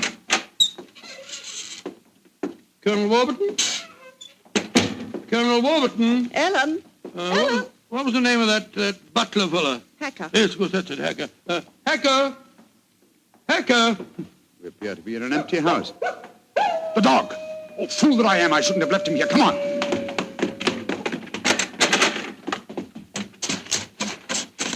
Ah. We're too late. Oh, the poor dog. He's been killed. Yes, poor brute. Stabbed to death by one of the Colonel's spears. That proves it, Holmes. The man is mad. I think not, Watson. I think it proves that Colonel Warburton is a great deal more sane than some of the members of his household.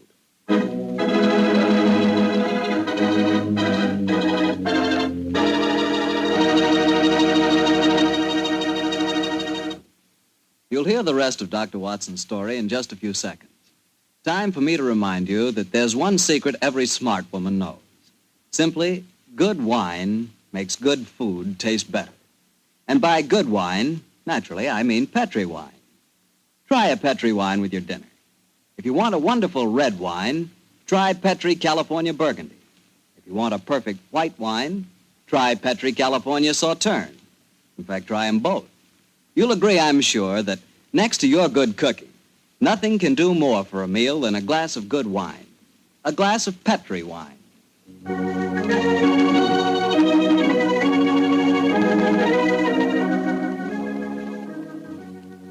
And now back to tonight's new Sherlock Holmes adventure, the story of Colonel Warburton's madness. Holmes, why are we heading for this barn? Seems to me we should be back in the house. Why, old chap? Found the house empty. Besides, I thought I heard. Shh. What is it? Listen. It's the same sound that Mary and I heard yesterday. Oh, once more, it's coming from the barn. Come on, Watson, but quietly.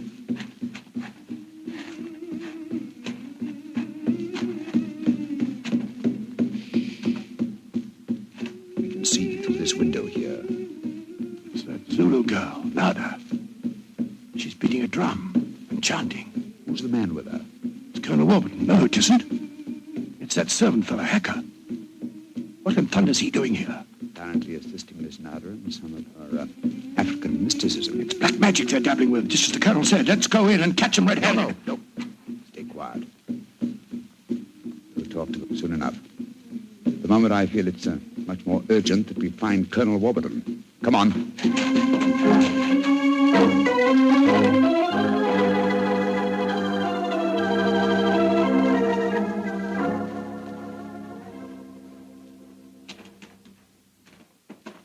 There's the Colonel pacing up and down in front of the house with Mary and his niece, Miss Warburton.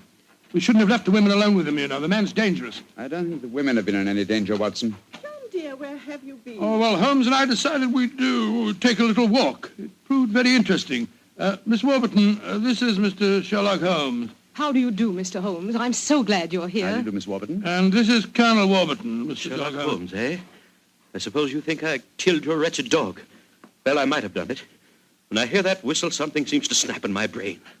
I might have killed it. Why doesn't your doctor friend certify me as insane? Send me where I belong before I do any worse, damn it? Poor man. Isn't there anything you can do for him, Mr. Holmes? I most certainly will try to, Miss Warburton. Watson, old fellow, I wonder if you'd follow the Colonel and give him a sedative. I'm afraid he has quite an ordeal before him. Of course I will, Holmes. Miss Warburton, where were you when my dog was killed? Down in the greenhouse. As soon as I heard the poor animal yelping, I ran up to the house. I see. Mr. Holmes, you are going to be able to help the Colonel, aren't you? I'm convinced of it, Mrs. Watson. That is why I brought a dog with me from London. But now that he's dead, I must obtain another one before I can proceed further with the case. Now, I wonder where on earth I can find a dog. Look, Huh? down by the gate. There's a little girl walking with a dog. That's Sarah Entwistle, the daughter of our neighbors. Sarah, eh? Oh, excuse me, will you? Just a moment. Sarah! Sarah! Yes? Oh, Sarah. Sarah, my dear, what a pretty dog you have there. What's his name? It's a her. Her name's Boojum. What's your name? Holmes. Sherlock Holmes. Sherlock? That's a funny name. Yes, it is, isn't it? Look here, Sarah. Here's a nice, shiny half-crown for you. Why are you giving me money? Well, because I love dogs, and I want to borrow, what did you call him? Boojum. Boojum, oh, yes. I want to borrow Boojum for half an hour. Why? Well, I want to play with her, Sarah. You can play with her here. She's awfully friendly. Well, you see, I really want to take her for a nice walk. Why? She's just had one. Now, look here, Sarah. It's a beautifully shiny half-crown. Mommy's told me I mustn't take money from strangers. But I'm not a stranger. I'm a friend of Colonel Warburton. Having trouble, Mr. Holmes? Yes, I am, Mrs. Watson. You see, I want to give Sarah half a crown for borrowing Boojum for a short while, but she doesn't want to do it. Sarah, does Boojum like bones? Oh, yes. Loves them. We've got a lot of bones up at the house we'd like to give her. Have they got plenty of meat on them? Plenty. She can have a wonderful feast, and then we'll bring her back in half an hour. All right. Go on, Boojum. Now, promise you'll bring her back in half an hour. We promise. Yes, Sarah. And Sarah, what about the half crown? Well, I'll take it home and ask Mummy if I may keep it. Good. Goodbye. Goodbye. And take care of Boojum. Oh, she's a sweet little girl. Mr. Holmes, you're not going to expose Boojum to any danger, are you? None, Mrs. Watson. Otherwise, I shouldn't have borrowed her. I'm convinced that Boojum will give us the clue to what appears to be Colonel Warburton's madness.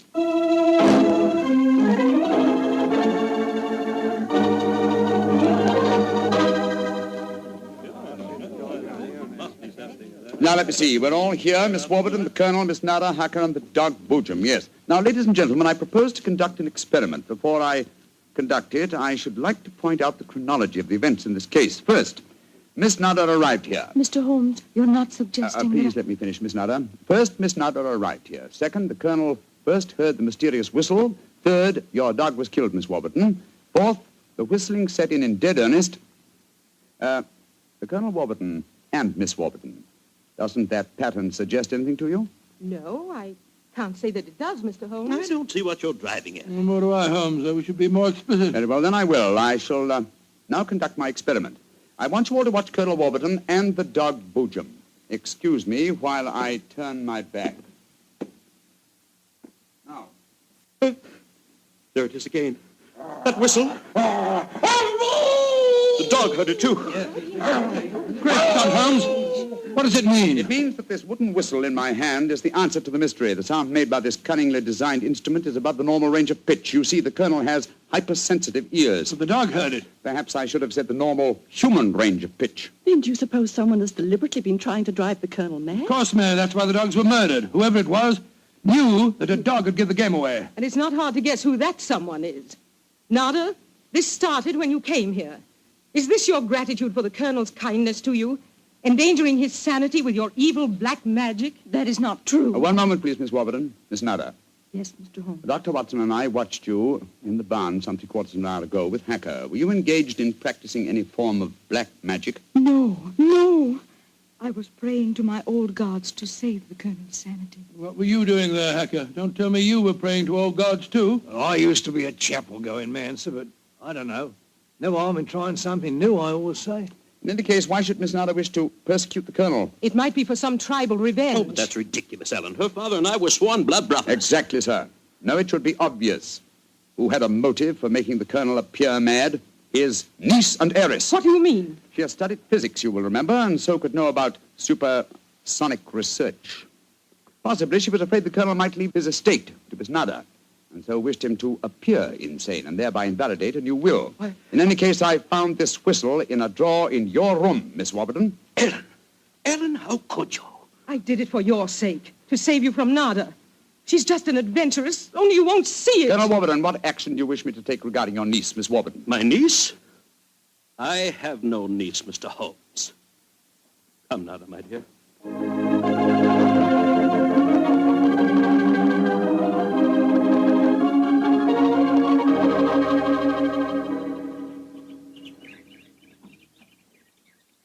Oh, what an amazing case, Holmes. Mary, wasn't it clever the way Holmes solved it? It was very interesting, dear. I was quite enthralled. Oh, now I think I shall return to London and let you two finish your holiday in peace. Before you do that, Mr. Holmes, there's one thing we should do. What, Mary? Boojum. We promised, you know. Oh, yes, of course. I think the three of us might walk her home. But before we do that, I suggest we rummage through the kitchen. The kitchen? What on earth for? Bones, dear. Exactly. And bones with plenty of meat on them.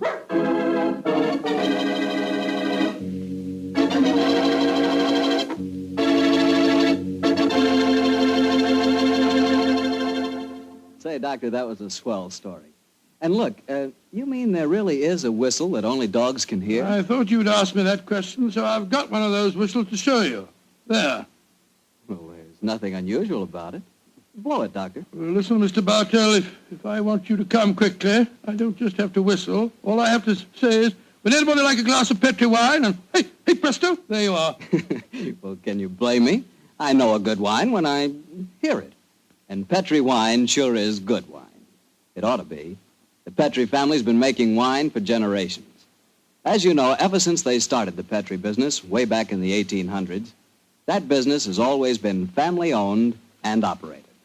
So just think of all the experience the Petri family's gained.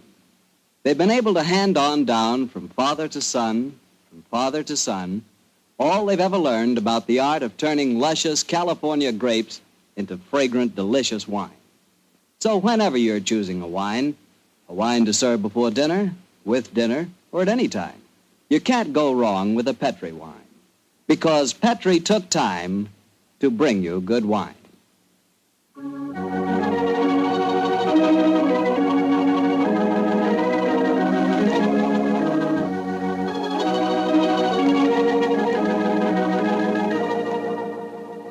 Tonight's Sherlock Holmes adventure is written by Dennis Green and Anthony Boucher and is based on an incident in the Sir Arthur Conan Doyle story, The Engineer's Thumb. Mr. Rathbone appears through the courtesy of Metro-Goldwyn-Mayer and Mr. Bruce through the courtesy of Universal Pictures, where they are now starring in the Sherlock Holmes series.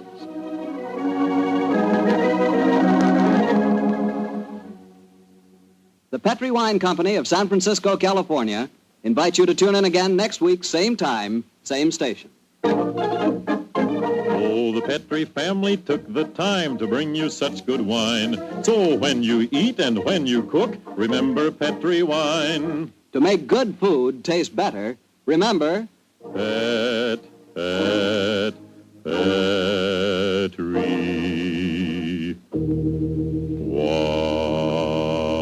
wine. This is Harry Bartell saying goodnight for the Petri family. Sherlock Holmes comes to you from our Hollywood studios. This is the Mutual Broadcasting System.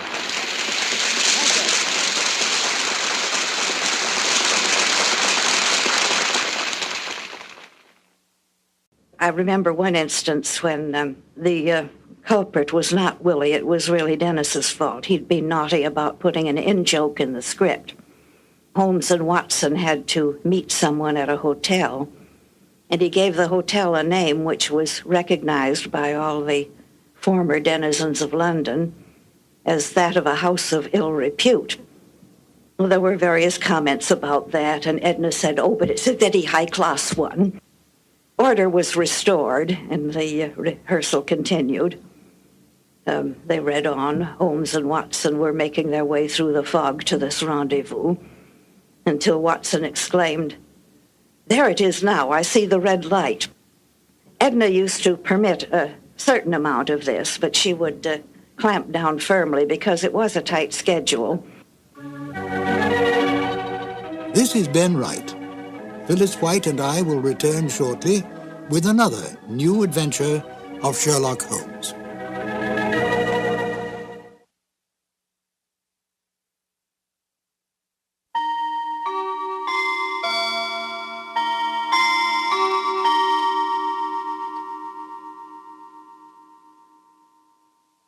we return again to Phyllis White, who has some more delightful information about the Sherlock Holmes radio broadcasts. Phyllis? Rathbone and Bruce were making films, and they had just one day off per week for the radio work. They received the scripts a couple of days early to look over if they had time, and they would turn up at the studio early the afternoon of broadcast day. And the first reading would be rather slow and broken up as there was discussion and maybe a few changes. Then there would be a reading for timing to fit to the exact number of minutes available. It was more likely to be too long than too short. And Edna would flip over a few pages and knock out a couple of words here and a couple on another page, and it would miraculously come out exact to the minute. And so they went through the rest of the afternoon as the tempo and pressure increased and the show sharpened up. At the end of the afternoon, they went on the air for the eastern United States. Then there was a couple of hours break, and everybody would go out to dinner. Then they would come back and do it all over again for the West Coast. I feel very thankful now that these live and ephemeral shows were captured on disc and that they could now reach a new audience. Now, please join Phyllis and I as we listen to The Iron Box. This episode from the life of Sherlock Holmes will be transmitted to our men and women overseas by short wave and through the worldwide facilities of the Armed Forces Radio Service. Petri Wine brings you Basil Rathbone and Nigel Bruce in the new Adventures of Sherlock Holmes.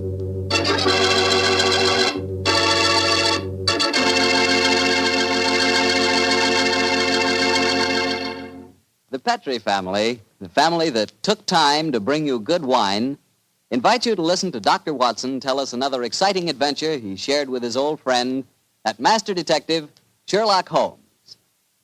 Well, this is it, New Year's Eve. And I wish you could be here with us this evening so we could toast each other with a glass of Petri California port. As you know, port wine has long been a favorite wine for celebrating a happy occasion. That's because port is a wine rich in tradition. And you couldn't ask for a more delicious port than Petri port. Petri port is a deep, glowing red color, beautiful to look at and wonderful to taste, with a hearty, full flavor that's right from the heart of the grape. And when you serve Petri port to your friends tonight or any time, remember you can serve it proudly because the name Petri is the proudest name in the history of American wine.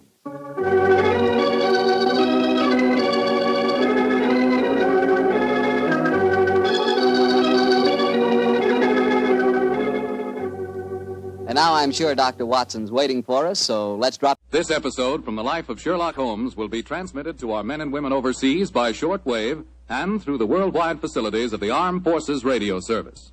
Petri Wine brings you Basil Rathbone and Nigel Bruce in the new adventures of Sherlock Holmes.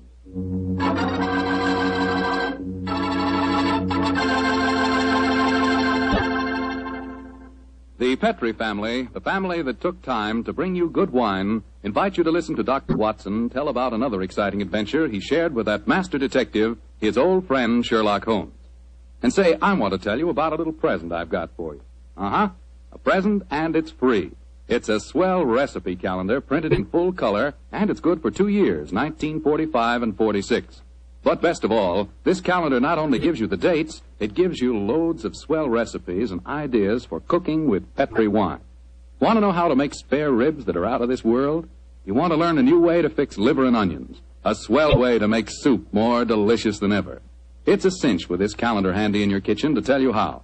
In fact, this calendar tells you all you ought to know about wine. And remember, it's free.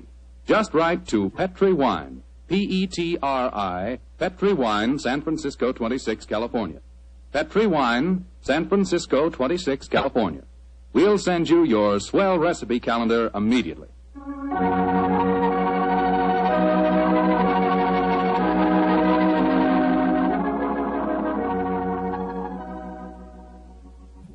And now for our weekly visit with the genial Dr. Watson. Good evening, Doctor. Good evening, Mr. Foreman. Come in and settle yourself down. Thank you. You're looking particularly comfortable tonight, Doctor. Feet up on the sofa and the puppies asleep on your lap. Yes, my boy. The three of us went for a long walk on the beach this afternoon. And Monty and Winnie had a running battle with the seagulls. In consequence, they've been fast asleep ever since we got home. Well, I hope you're not too tired, Doctor. I'm counting on a new Sherlock Holmes story, you know. No. I'm all ready for you, Mr. Foreman. In fact, I was going through my notes on the case just before you arrived. Well, last week you told us it concerned a strange society who held their meetings in an underground vault of a furniture warehouse. Yeah, that's right, my boy. Now, down, Winnie. Get down, Monty. No. Excuse me. Down. The story really began one stormy November night in 1887. I was married at the time and living away from Baker Street. On this night in question, my wife had already gone to bed, and I was nodding in front of the fire over one of Clark Russell's fine sea stories. I'd had a very tiring day, I remember. It was about the hour that a man gives his first yawn and glances at the clock, when suddenly my front doorbell jangled discordantly. Our servant Edna had gone up to bed, so I crossed to the window and opened it. It was very dark, but I could just see the outline of a figure standing on my doorstep. It looked like a woman. Suddenly, a cultivated voice called up to me. Is the doctor in? Yes, madam. I'm the doctor. Then please come at once. It's a matter of life and death. I have a carriage waiting. Gracious me. All right. I'll be down immediately. I closed the window, scribbled a note to my wife, grabbed my coat and hat and my bag, and a few minutes later I stepped out of the front door and closed it behind me. The carriage was standing at the curb, but I couldn't see any trace of the lady who'd called me. The only person in sight was an old and repulsive-looking bigger woman, dressed in rags and tatters. After a moment of bewilderment, I spoke. My good woman, did you see a lady leave here a moment ago? No, Doctor, she didn't leave. She's still waiting for you. Forgive me, madam, but clothes of yours, I thought you were a beggar woman. There isn't any time to discuss that now. Please get in this carriage. But where's the driver? I'm going to drive. Please get in. Very well. It's only business. Are you sure that you can handle those horses, madam? Of course I can. I wish you'd tell me the way you're driving, ma'am. Please don't ask me any more questions, Doctor. You'll find out soon enough.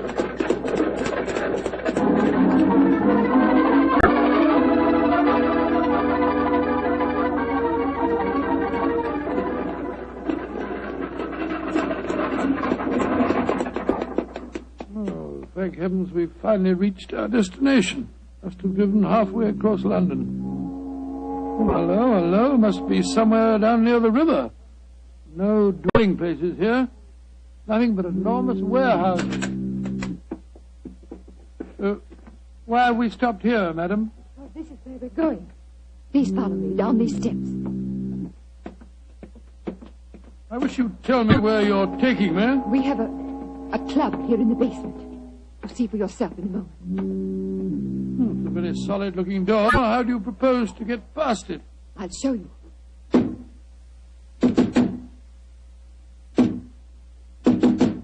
Lord, it must be a very secret club of yours, madam. It is, Doctor. Who knocks? Number 7. Give the password. To the lanterns. You may enter.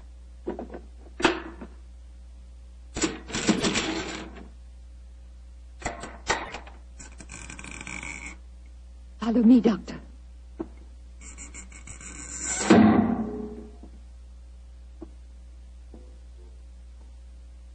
Madam, I do wish you'd tell me where you're taking me. This looks like the entrance to an opium den or a thieves' kitchen. Don't worry, Doctor. You're in no danger.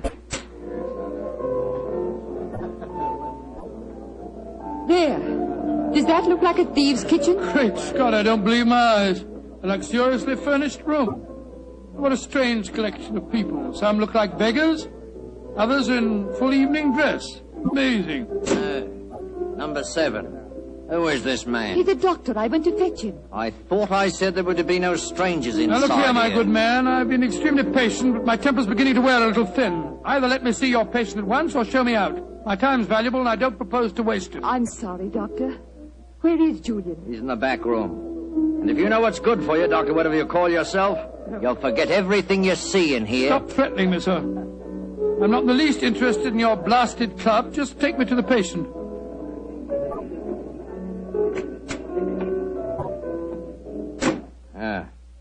This is the man we want you to examine, Doctor. Huh? What happened? He fell down the stairs leading into the clubroom. Well, why'd you move him? We wanted him to be comfortable. That's the worst thing in the world you could have done. Never move a person with an injured skull. Is he going to be all right, Doctor? No, madam, I'm afraid he isn't. His neck's broken. He's dead. Huh? Julian, dead. You sure of that, Doctor? Of course I'm sure of it, my good man. I'm afraid you need an undertaker, not a doctor. We must tell the others. All right, quiet, everybody. Quiet. Quiet. Julian is dead. Julian dead? Oh, this is terrible. Who is this man? He's a doctor. Oh, better get him out of here at once. We don't want any strangers nosing about. That's right, though. Shouldn't have brought him here anyway. Now, just a minute. I assure you, ladies and gentlemen, I haven't the slightest desire to stay here one moment longer. If you'll direct me to the door again, madam, I'll try to find a cab myself in this godforsaken district and go home. Show him out and give him his money. Follow me, please. I'm delighted to. Do you mind if I don't drive you home, Doctor? Well, no, I should prefer it.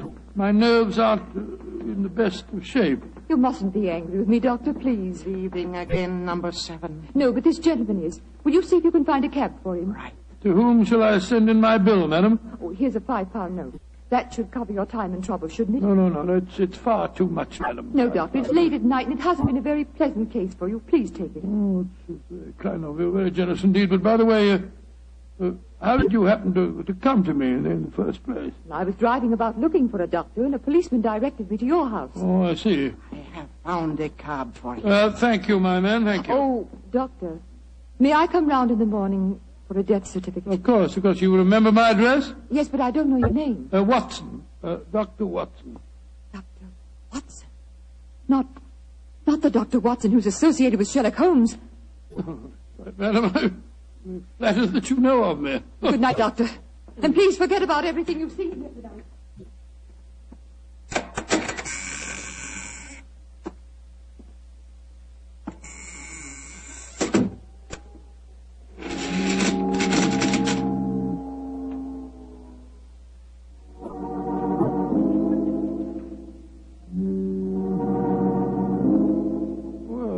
My soul, what an amazing business. Holmes will be interested to hear about this.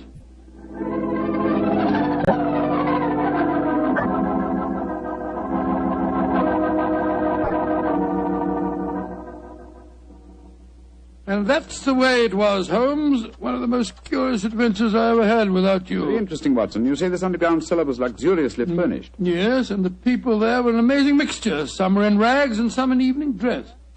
Huh, like the nursery rhyme, eh? Some in rags and some in tags and some in velvet gowns. Exactly. You had the feeling that I was taking part in a story out of the Arabian Nights. I must say, though, I was pretty angry at the time. However, after a good night's rest, I feel quite differently this morning. I thought I'd just drop round and tell you all about it. I'm glad you did, my dear fellow. It would be interesting to see if any repercussions of your strange adventure reach us. Oh, I doubt it. The woman seemed frightened to death when I mentioned your name. We shall see. Meanwhile, I'm expecting a client. You're not too busy. Perhaps you can stay. No, I'd like to very much. Who is it, you know? This telegram will tell you much more than I can. Arrived an hour ago. Let's have a look. Be at your lodgings this morning to discuss our problem. Signed AMS. Pretty high-handed message. Be at your lodgings. Oh, please. What do you suppose AMS stands for? I was just toying with that problem when you arrived. Could it be the American Medical School? No, there's no such body. It's the American Medical Association. Oh, yes. The imperious tone of the message inclines me to believe that the A stands for amateur. Very possibly. Amateur Masker Society. Or the Amateur Murderers. That would be a nice thought, wouldn't it? Is their representative now, no doubt, to save us further guesswork. Holmes, it looks like the same carriage that I drove in last night. The girl standing on your doorstep dressed in the height of fashion. Mrs. Hudson's letting her in. Splendid. It seems that we have not heard the end of your adventure. Go and meet the lady at the top of the stairs, will you, old chap, and save Mrs. Hudson's legs. Right, you are, Holmes. Thank you, Mrs. Hudson, thank you. All right, come in, madam. Want to come in? Thank you, Dr. Watson. Mr. Sherlock Holmes. At your service, madam. Won't you sit down? I'm Lady Dorothy Brownlee. It's your voice. You're the lady who fetched me last night, dressed up as a beggar woman. Yes, I am, Dr. Watson. Forgive me for being so mysterious at the time. Doubtless you have come to consult me regarding last night's unfortunate accident at the Amateur Mendicants Society. How did you know what the initials stood for, Mr. Holmes?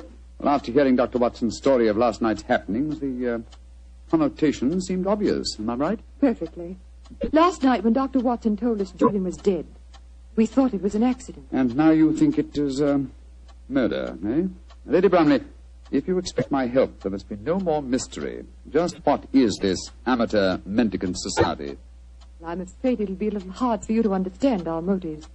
We're a group of people, rather wealthy people, I suppose, who find pleasure in deliberately leading a seamy life disguised as beggars.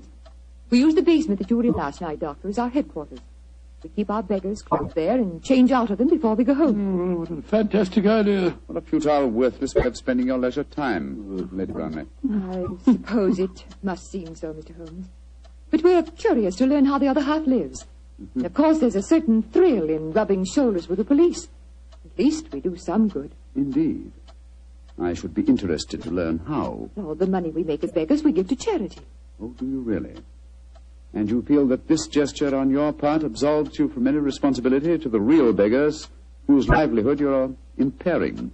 I hadn't thought of it just like that.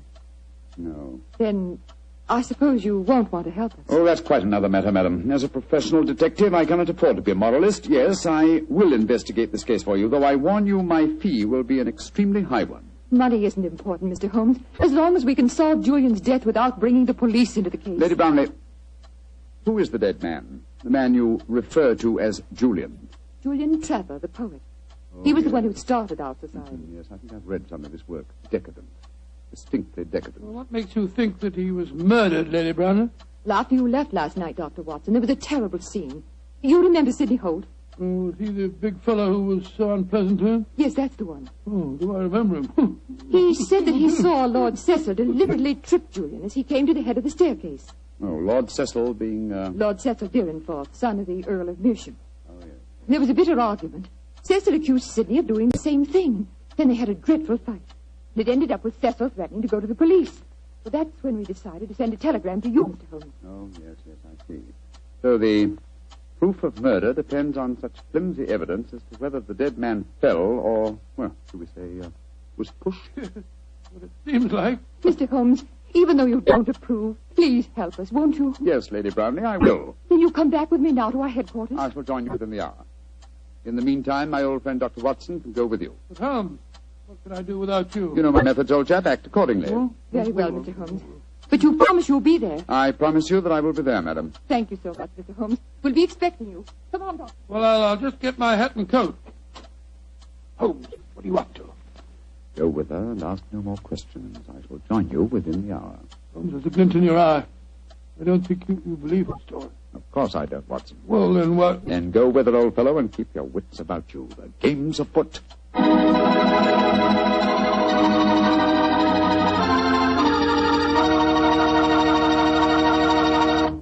The story of the Amateur Mendicant Society will continue in just a few seconds. Time I'd like to use to remind you that you're really missing something until you try having wine with your dinner. And I mean a Petri wine. Let's say a Petri California Burgundy or a Petri California Sauterne. Both wines are just made to make good food taste better. If you like a red wine, try Petri Burgundy. Try it with hamburger, with stew, with any meat or meat dish. And if you like a delicious white wine, a wine that'll make chicken taste better than ever, try a well-chilled Petri Sauterne. With food, nothing can take the place of a good Petri wine.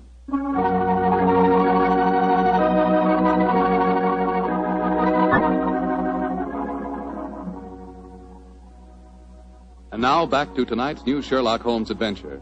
The Amateur Mendicant Society, a group of wealthy eccentrics who pose as beggars, have come to Sherlock Holmes and Dr. Watson with a problem. One of their members has apparently been murdered, and the famous pair have been asked to investigate the killing.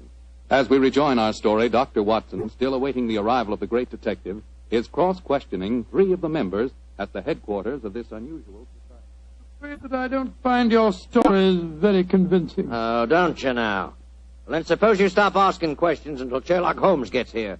He's the man we've engaged to settle this business, not you. We're paying for his services, not those of his assistant. Mr. Holmes asked me to conduct this preliminary investigation, my good man. I'm perfectly familiar with his methods, so keep a civil tongue in your head if you want us to continue with this case. Well, I'm not answering any more questions till he gets here.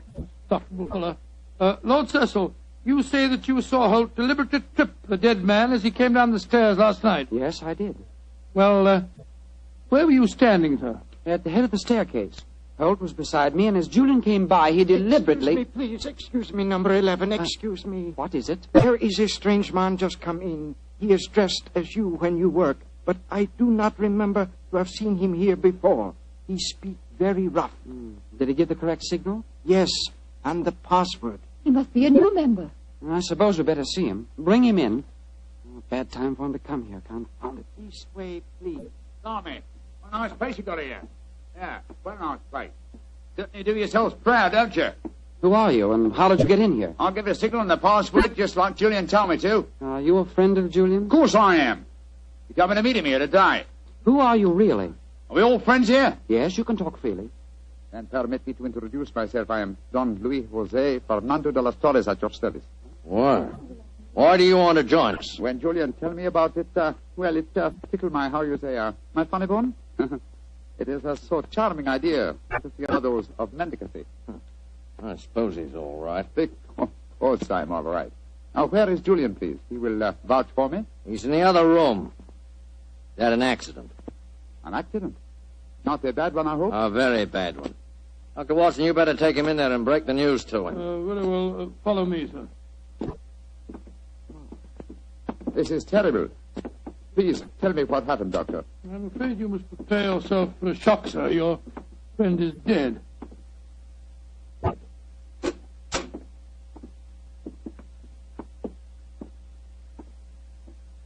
His neck was broken last night in some brawl. Yes, except that I do believe it was an accident, Watson.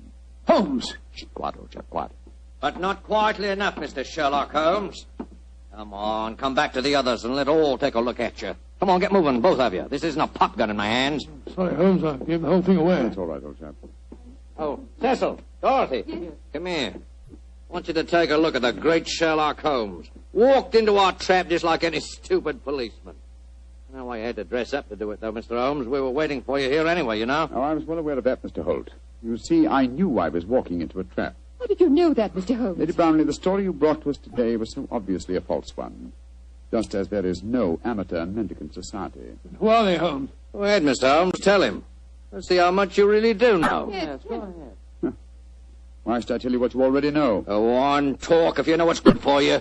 Oh, you're so persuasive, aren't you, Mr. Holt? Very well. Undoubtedly, Julian Trevor's death last night was an accident. You fetched a doctor, Lady Brownlee, a very natural move, and later discovered that the doctor in question was the old friend of Sherlock Holmes. You were all afraid that I would become interested in your unusual society, and so you invented that very thin story about the accident being a murder.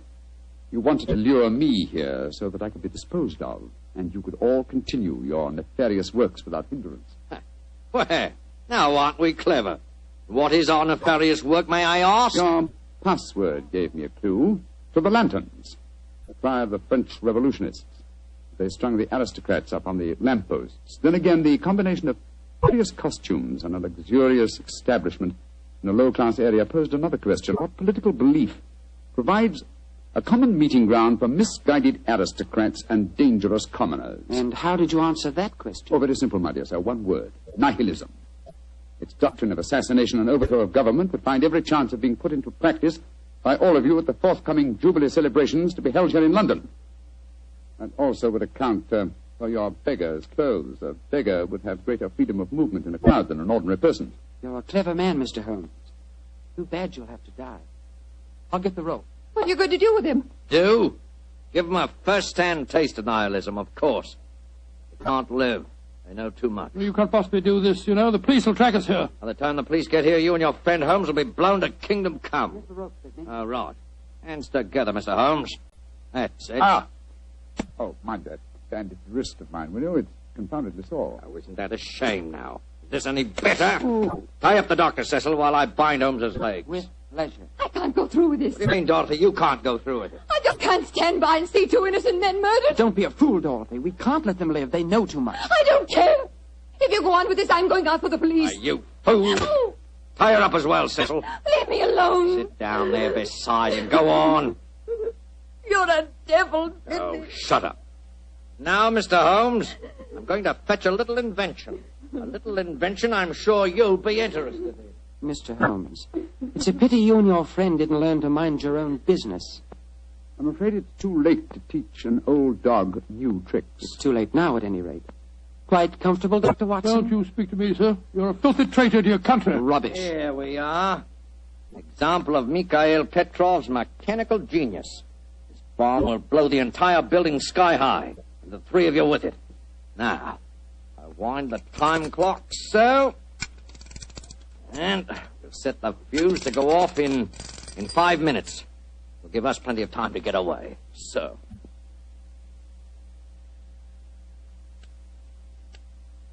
Come on, Sidney, let's get out of here. Right. Charming picture. Three of you bound hand and foot sitting beside each other on the sofa. Well, ta-da, Dorothy. Think of our cause during the 5 minutes. And as for you, Mr. Holmes, and your friend, good riddance to bad rubbish.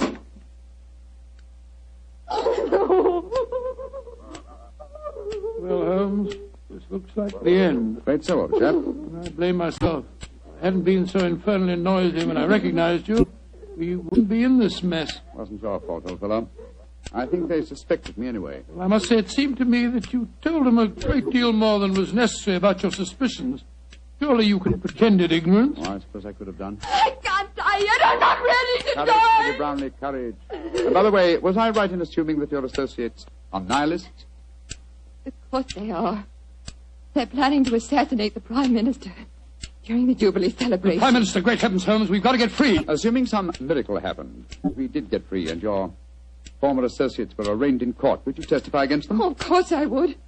But what chance is there of that? That clock! That devilish clock! Why doesn't it stop ticking? If it bothers you that much, Lady Brownlee, I'll stop it for you.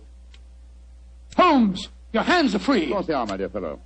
The bandaged wrist I mentioned just now concealed a razor-edged blade. I cut through the ropes almost before our friends had left the room. Then why did you keep us in the suspense, Mr. Holmes? I wanted to be quite sure that you'd testify in the forthcoming trial, madam.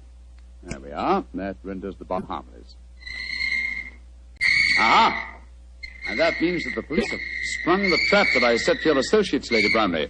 It's lucky for you that you had a change of heart and prevented you from leaving us. Oh, Mr. Holmes, how can I ever thank you? Holmes, you had the place surrounded with police when you came in here. Of course I did, my dear fellow. Here, you can undo your ropes. No wonder you were so calm. No wonder you told them so much. You wanted them to show their hands. Precisely, old fellow. And they obliged me most satisfactorily. They attempted our triple murder. They are self-confessed anarchists. And with the evidence of Lady Brownlee, I'm sure that we can put them where they all belong. Considering it barely noon, I think you'll agree, Watson, that is a very comprehensive morning's work.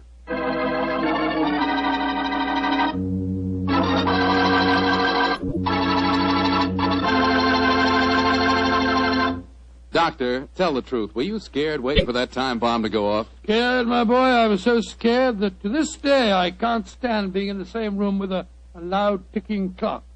Each tick of the clock seems to speak to me. Seems to say, tick-tock, this is the end. Tick-tock, this is the end. The clock ever speak to you like that? Well, yes, Doctor. How did you know? Well, what's the clock say to you? Tick-tock. Petri took time to bring you good wine. Petri took time to bring you good wine. Gracious me, Mr. Foreman. You listen to your clock and I'll listen to mine. Gosh, Doctor, can I help it if I like to hear about Petri wine? After all, that Petri family really knows how to make good wine. And it's no wonder. They've been making wine ever since they started the Petri business generations ago, way back in the 1800s. And because the making of Petri wine is a family affair, Well, they've been able to hand on down from father to son, the skill and experience of each preceding generation. So naturally, when it comes to turning luscious, sun-ripened grapes into fragrant, delicious wine, well, you just can't beat the Petri family, because Petri took time to bring you good wine. And say, don't forget to take time to send for your Petri recipe calendar. It's free. Just write to Petri Wine, Petri, Petri Wine, San Francisco 26, California. San Francisco 26, California. This offer is intended to apply only in those states and other localities where its acceptance is permissible by law and regulation. And now, Dr. Watson, what adventure are you planning to tell us next week? Well, next week, Mr. Foreman, I'm going to tell you a story of old Vienna. The Vienna of sparkling lights, beautiful women, and lilting music. And of an extraordinary murder that takes place to the accompaniment of a Mozart sonata. Boy, that sounds like a thriller. I'll see you for sure next week. Just a minute. Before I go, Mr. Foreman, I want to urge every registered nurse listening in to get all the facts about the Army Nurse Corps. The Army needs you, nurses, needs you desperately. They'll make you an officer at once and give you every chance to further your post-war careers. So if you're a registered nurse under 45, call at your local Red Cross chapter and get all the details. Or wire collect to the Surgeon General, U.S. Army, Washington, D.C. And if you can't qualify for the Nurses Corps, see if you can't get into essential civilian nursing so that you can release a nurse who does qualify. But do something about it first thing tomorrow, won't you?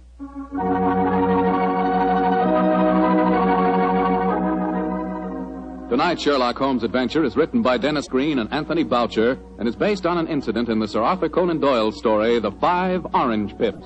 Mr. Rathbone appears through the courtesy of Metro-Goldwyn-Mayer and Mr. Bruce through the courtesy of Universal Pictures, where they are now starring in the Sherlock Holmes series.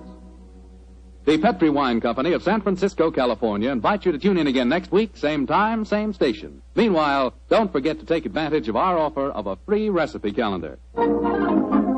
Oh, the Petri family took the time to bring you such good wine. So when you eat and when you cook, remember Petri wine. To make good food taste better, remember... Petri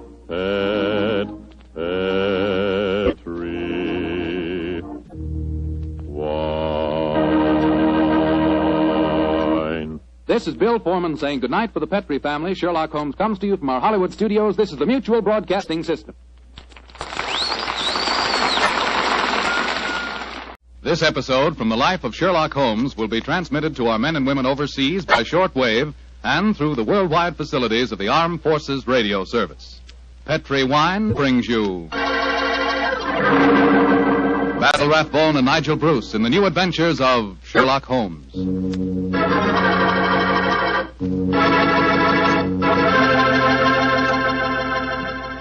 The Petri family, the family that took time to bring you good wine, invite you to listen to Dr. Watson tell us about an exciting adventure he shared with his old friend, that master detective Sherlock Holmes. And so while you're getting comfortable, I'd like to tell you about an old American custom. The custom of serving a glass of sherry wine before dinner. Petri, California sherry. You know, Petri sherry is to a good meal what the overture is to a good musical comedy or an opera. Before you sit down at the dinner table, just pour yourself a little glass of Petri sherry and sip it slowly. Look at that beautiful amber color. Smell the fragrance of those sun-ripened grapes. And taste that fine sherry flavor. You'll agree with me, I'm sure, that Petri sherry is the best beginning a good meal ever had. And say, if you happen to like your sherry dry, as I do, you'll really like Petri Pale Dry Sherry. Believe me, you can't go wrong with any wine that bears the name Petri, the proudest name in the history of American wines.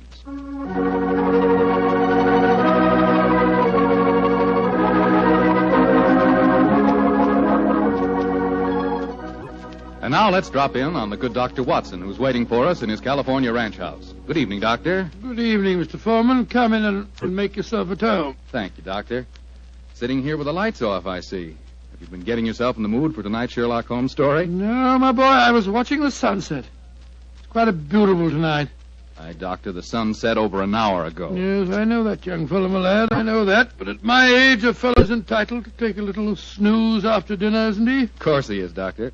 And now that we've settled that, how about tonight's story? Well, A very beautiful girl figured prominently in this adventure, Mr. Foreman. Her name was Jasmine Lafleur. Huh? Can you say that again, Doctor, please? I know, my boy, but that was her stage name. When she was a magician's assistant, unfortunately, I never had the opportunity of seeing Jasmine Lafleur in the theater.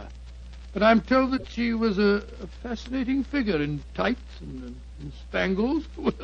When Holmes and I first met her, however, she was dressed a little more conventionally. And her name was then Diana Vennering. Lady Vennering. Lady Vennering? Say, those tights and spangles really paid off, didn't they? Well, how did you and Sherlock Holmes come to meet up with her, Doctor? In rather spectacular style, Mr. Foreman. Miss Lafleur became something of a femme fatale in the early 1900s. First of all, she married Signor Rossoni, the magician for whom she was working. On the wedding night, he was mysteriously stabbed to death. A few months later, Madame Rossoni, very fetching in her widow's weeds, I'm sure, met Sir Wilfrid Vennering. And, after a whirlwind courtship, she married him. Don't tell me he got murdered, too. He did, Mr. Foreman. Also on the night of the wedding. But this time the police found a suspect. It was a certain Major Beckworth, cousin of the dead man, and an ardent suitor of the fair Diana. The trial at the Old Bailey was one of the most sensational I ever remember. Sherlock Holmes and I, in court on the closing day as a jury, were still considering their verdict. Holmes, the jury's been out over 8 hours. I bet you they can't agree on a verdict and there'll be a new trial. I think not, old chap. Look, here they come now. You know, there's a strong moral probability of guilt, but I'm sure they'll agree that there's insufficient evidence to convict. Oh, perhaps you're right. Just look at Lady Vennering down there ahead of us. What a stunning woman. Yes, and a woman of great poise and courage. Here it comes. Gentlemen of the jury, have you arrived at a verdict? We have, my lord. How say you? Do you find the defendant guilty or not guilty? Not guilty. Exactly. Come on, Watson. Let's get a breath of fresh air. Well, I was wondering perhaps if we shouldn't go over and congratulate Lady Vennering. On what? The fact that our husband's murderer has not been found? Oh, I suppose you're right. You ever read the book of Tobit, Watson? Tobit? I don't think so. When was it published? Well, a little before our time, old chap. It's an Old Testament story. Whatever made you think of it at this moment? Well, it's so remarkably apposite with the case of Lady Vennering. It deals with a highly peculiar series of murders, 7 of them, if I remember correctly. Who was the murderer? A jealous demon by the name of Asmodeus, who strangled husbands on their wedding nights. Well, judging by the verdict just now, Major Beckworth isn't the Asmodeus, or whatever you call him in this case.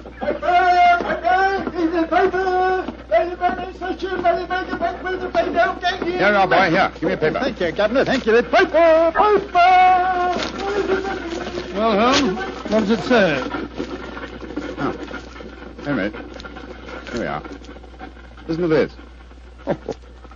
Lady Vennering, widow of the murdered man, says that she will marry the suspect. Lady Vennering told newspaper reporters this afternoon that if Major Beckworth is acquitted, she will marry him before the year is out. Oh, upon my soul, Holmes, there's a positive sparkle in your eyes. You read about her. I must admit the lady fascinates me, old chap. I hope before she becomes involved in any further tragedies that we may have the opportunity of meeting her, and something tells me that we will.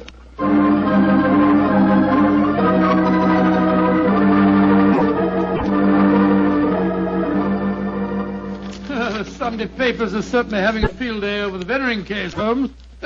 Did you read them? No, I didn't, Watson. There's a complete life history of Lady Vennering, and one of them with photographs. It's rather interesting. Really? What are you doing over there, Holmes? Looking out of the window. Ah, yes. You expecting anybody home? No, come over here, old fellow. Oh, it's a clergyman. Yes, a very agitated one. Look at the way he's pacing up and down, and looking up at our window, too. By Jove. What eyes? Yes, there's a fanatical look about him, which suggests either the martyr at the stake or the inquisitor lighting the faggots. Mrs. Hudson's letting him in now. Well, I'll be interested to know what he's come to us about. I can hear footsteps on the stairs here. I'll go and have a look. How do you do, sir? Come along in, won't you? It's all right, thank you, Mrs. Hudson. You're Mr. Sherlock Holmes? I am, sir, and this is my colleague, Dr. Watson. My name is Whalen, the Reverend Arthur Whalen. How do you do, How sir? do you do, sir? Sit down, won't you, and tell me what I can do for you. Thank you. Mr. Holmes, this is a very difficult subject to broach. In fact, it's only after intense personal conflict that I've been able to force myself to come to you. May I ask you, are you familiar with the Book of Tobit? Book of Tobit? Oh, gracious me. You were talking about that yesterday, Holmes. I see that you've come to consult me about the Vennering case. But that's amazing. How did you know? Has Lady Vennering been in touch with you? No, sir, but I'm familiar with the Book of Tobit, and Lady Vennering's case closely resembles that of the woman Sarah in the Old Testament story. More closely than you realize, Mr. Holmes. Did you know that before each one of Lady Vennering's husbands was killed, they received a threatening note? Yes, I recall that from the trial. Signed in some sort of gibberish, weren't they, sir? No, Doctor. Yesterday I was permitted for the first time to examine one of these notes. The apparent gibberish was in reality ancient Hebrew writing. Indeed. Were you able to translate it? Yes, Mr. Holmes. In effect, it said, "If you go through with this marriage, your hours are numbered." And it was signed Asmodeus. Oh. The name of the jealous demon who strangled husbands in the Book of Tobit. Exactly.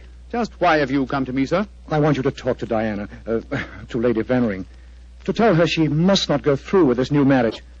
Murder is stalking her, Mr. Holmes. I have argued with her, prayed with her, implored her to realize her danger. But she is adamant. I'm afraid I should feel extremely presumptuous in giving her my advice. No, Mr. Holmes. I have prepared the way for you. You could, I'm sure, make her realize her danger. And she's willing to see me, you say? Willing and anxious. Oh, very well. But I'd like to ask you a few questions first. Anything, Mr. Holmes. What is your interest in her? She's a member of my flock. She needs my guidance. Nothing further? No, Mr. Holmes. By the way, I believe that you performed the marriage ceremony at both of her previous weddings. Yes. Are you proposing to officiate at the ceremony if she marries Major Beckwith? Well, I don't know. I'm hoping that marriage will never take place. And so I want you to help me, Mr. Holmes. Where does the lady live? 47, Berkeley Square. Very well. Dr. Watson and I will call on her this afternoon. Yeah, delighted to, delighted. I doubt if I can be there myself. In fact, Diana might speak more freely if I'm not. But here's my card. Oh, thank you. You'll know where to get in touch with me if you want to. Very well, sir. Good day to you, gentlemen. And I'm greatly in your debt. Well, good day, sir, good day. Strange business, Holmes. I can't believe that Mr. Whalen's motives are entirely impersonal. Nor can I, old chap.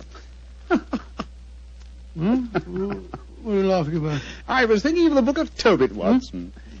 In that the role of protector, the role I have just been asked to take, was played by the Archangel Raphael. I can't help feeling, Watson, that I'm making distinct strides in my profession.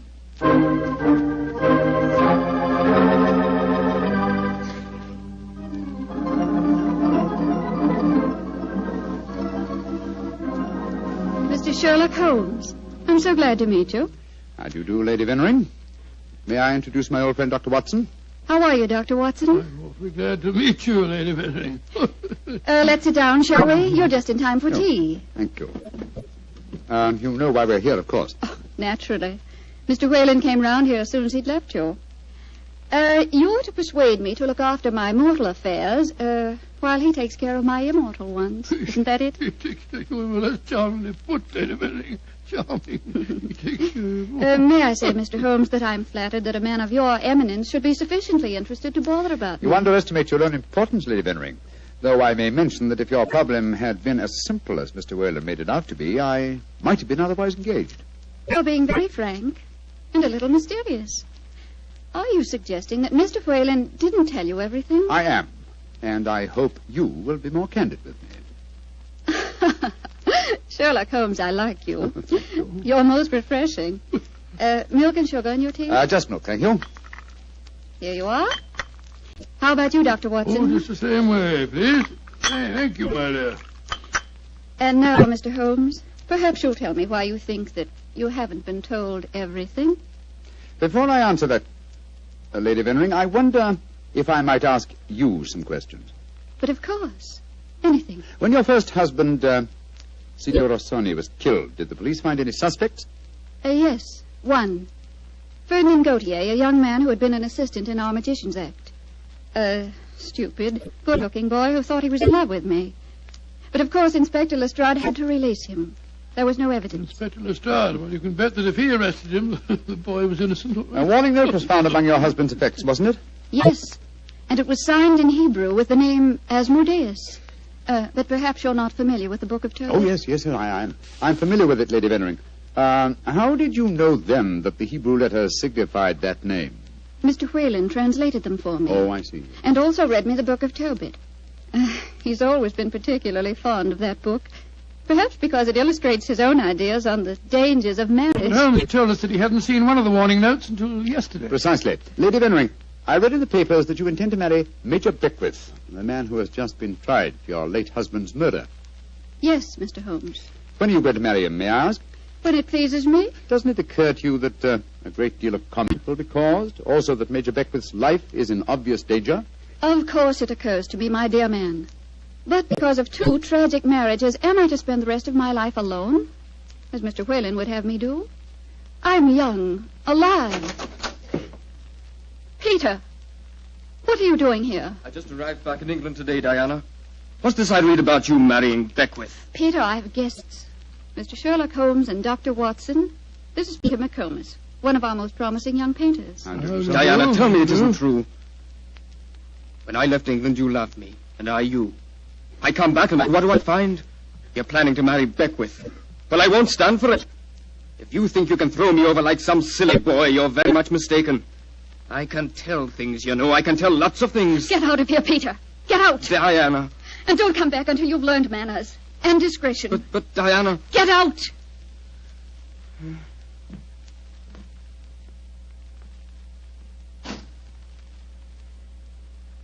I'm sorry, gentlemen. Were there any more questions you wanted to ask me, Mr. Holmes? One, Lady Vennering. Where is your fiancé, Major Beckwith? He's upstairs.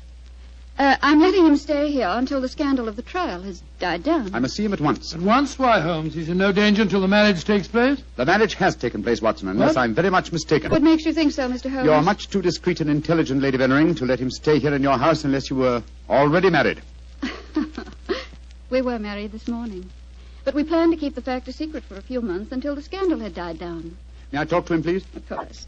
I'll ring for the butler and ask him to come down. May I ask, madam, who married you?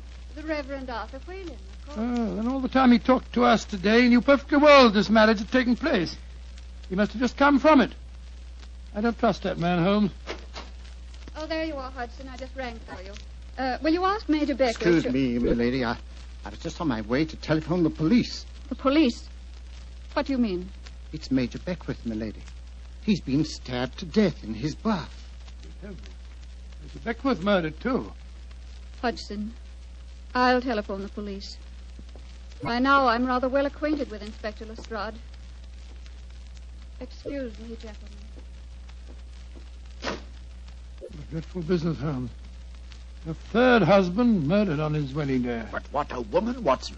She's superb, magnificent. What on earth do you mean, Holmes? What courage. What unconquerable spirit in the face of a fresh tragedy. Watson, she fascinates me. I haven't seen such a splendid female since we solved that case for the King of Bohemia.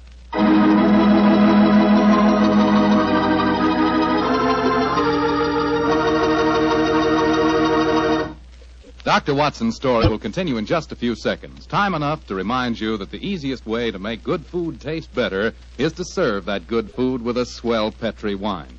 And there are 2 Petri wines in particular just made to go with food. Petri California Sauterne, a delicate white wine with a subtle flavor that's perfect with chicken and fish. And Petri California Burgundy, a hearty, rich red wine that's out of this world with any meat or meat dish. So if you want to know just how good a cook you are, serve your good food with Petri wine made to go with it. A Petri Burgundy or a Petri Sauterne. 2 swell Petri mealtime wines.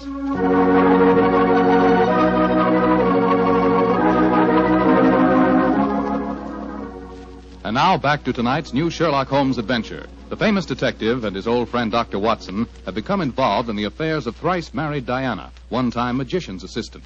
Each of her husbands has been mysteriously murdered on his wedding day, the latest murder occurring on the same day that Sherlock Holmes and Dr. Watson are brought into the case. As we rejoin our story, it's a month later, and for some obscure reason, Sherlock Holmes seems to have lost interest in the case, though not in the beautiful Diana. Mr. Holmes. Yes, Lestrade? It's over a month now since Major Beckwith was murdered, and we haven't found a single clue to work. Do you expect me to supply the deficiencies of Scotland Yard? Well, it's unlike you not to help us, Mr. Holmes. And after all, you and Dr. Watson were in the house when it happened. If you ask me, the murderer's either McComas, that Irish painter, or the clergyman Whalen. What do you think, sir? As far as I'm concerned, the case is closed, Lestrade, and I wish you'd stop bothering me. What do you think I am? Nothing but a detecting machine? Mr. Holmes, whatever's come over you? Holmes, you're not going out again this evening, are you? I'm afraid so, old chap. Well, this will be the fourth night in a row. I was hoping that we might have a nice, quiet evening in front of the fire. Oh, I'm sorry, Watson, but I promised to take Diana to the horse show at Olympia. I should be home by midnight.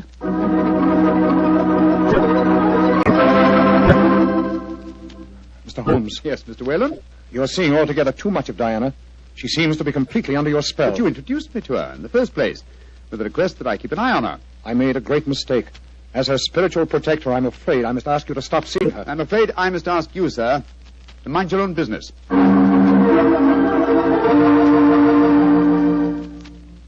I say, Holmes, have you seen in the paper that violinist, this Iway, is playing at the Albert Hall tonight? No, I haven't looked at the paper today. Oh, I thought perhaps that we might go along and see I'm him afraid together. I can't, old chap. No, I'm taking Diana to the French Maid at Delius Theatre. I hear it's a charming musical comedy.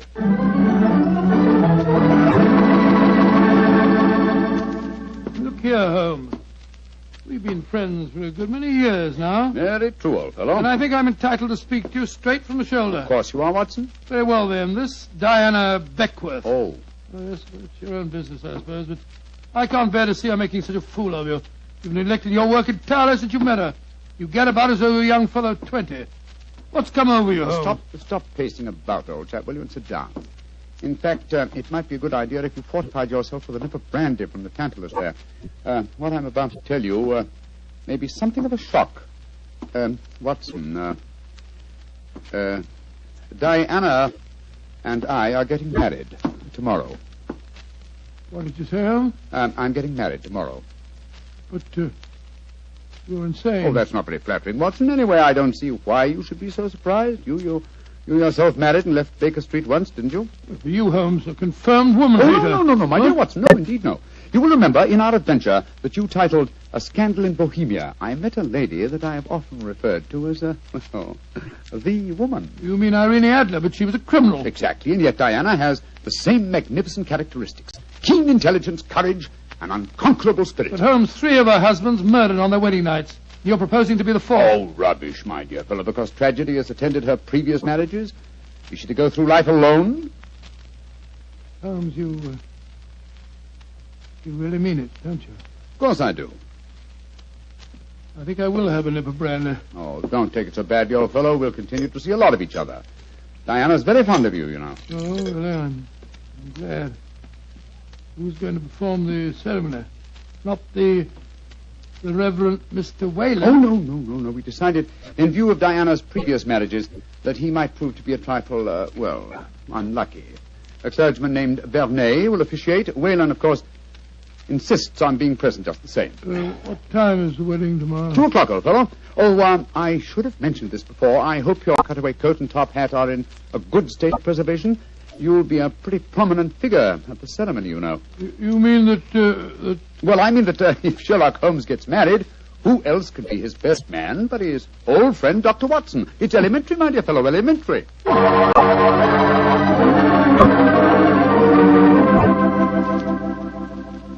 I now pronounce you man and wife, and those whom God hath joined together, let no man put asunder.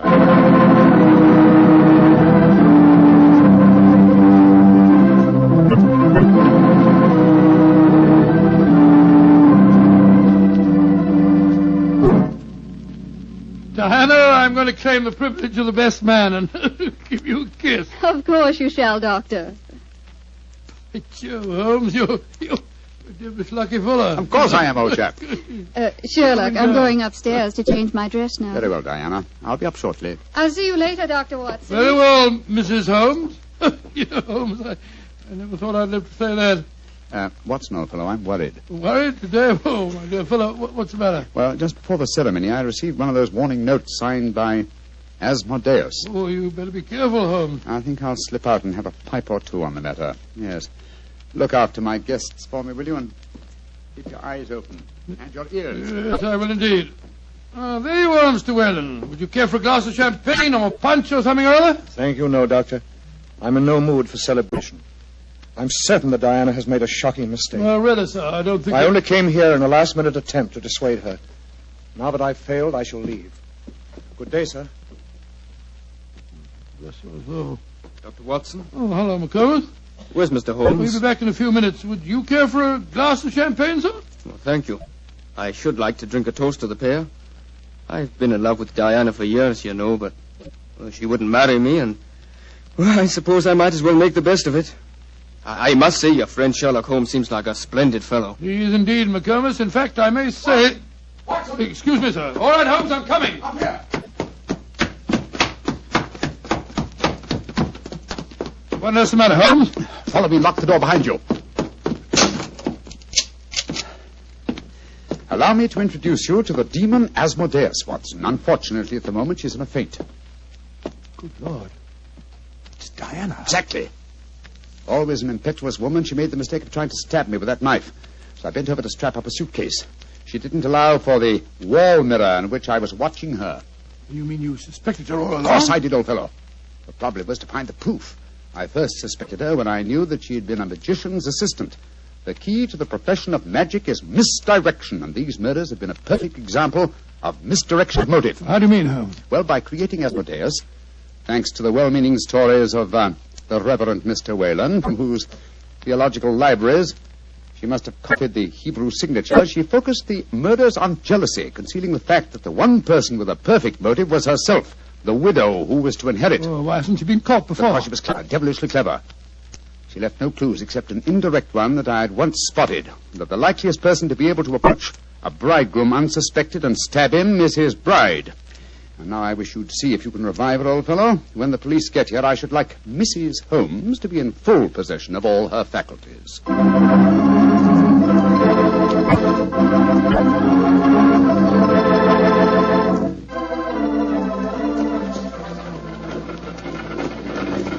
Well, Holmes, I must say I never expected to be driving back with you to Baker Street on your wedding day. I can't tell you how happy I feel. Dear old Watson, you really thought that I deserted you, didn't you? Oh, naturally, I wish you'd told me the truth. Why couldn't tell anyone? Not even you. If the faintest shadow of suspicion had entered her mind, I'd never have caught her. Well, it seems to me you paid a pretty high price, Holmes. You told me you made a will in her favor. Supposing something happens to you before her trial, she'd get the money, you know. Oh, the will? Oh, no, that was worthless. I told Diana that it was a holographic will and perfectly valid. Well, what on earth is a holographic will? A will drawn up in one's own handwriting on a piece of perfectly plain paper. Such a document is quite legal, but I drew mine up on a paper with a letterhead. That made it invalid. Oh, I see, but the fact remains that you are married, Holmes. I really fooled you completely, didn't I, Watson? Didn't the name of the clergyman who married us suggest anything to you? The Reverend Vernet? No, and why not should it? Well, Vernet was a French painter of some note. He also happens to have been a great uncle of mine and Mycroft's. You mean that your brother Mycroft was a clergyman? I mean that Mycroft was disguised as a clergyman. And a very convincing job he did, too. A more satisfactory clergyman than the Reverend Mr. Whalen, no doubt, whose possible complicity may compel him to answer some very awkward questions. Then you're not married. Well, upon my soul, Holmes, I don't know what to say. Then I suggest that you say nothing, my dear chap. Let's just sit back quietly, as two good friends can, and brood about the mutability of human affairs.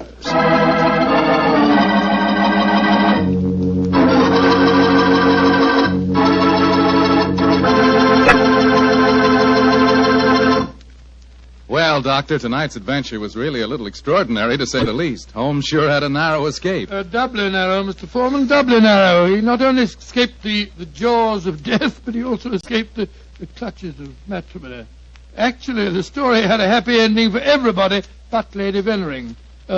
Jasmine Lafleur. What about that artist fellow, McComas? How did he take it? Oh, very well indeed. In fact, in gratitude, he even painted Holmes's portrait. Not exactly a good likeness, though. One of those modern artists who paints as impressions of a person rather than a portrait. What do you mean? Well, now, let me see. If he were to paint his impression of you, you'd probably end up by looking like a bottle of Petri wine in a sports jacket. Go ahead, Doctor. You can tease me all you want to, but I'll still rave about Petri wine. And why not? The facts bear me out that Petri wine most certainly is good wine. After all, the Petri family knows all there is to know about the art of turning plump, sun-ripened grapes into fragrant, delicious wine. That's because they've been making wine for generations, ever since they started the Petri business way back in the 1800s. And because the making of Petri wine is a family affair, the family has been able to hand down from father to son, all their skill and knowledge and experience. And believe me, that adds up to plenty. So no matter what type of wine you prefer, one to serve with meals or a wine for any special occasion, choose one of the fine Petri wines. You can't miss, because Petri took time to bring you good wine.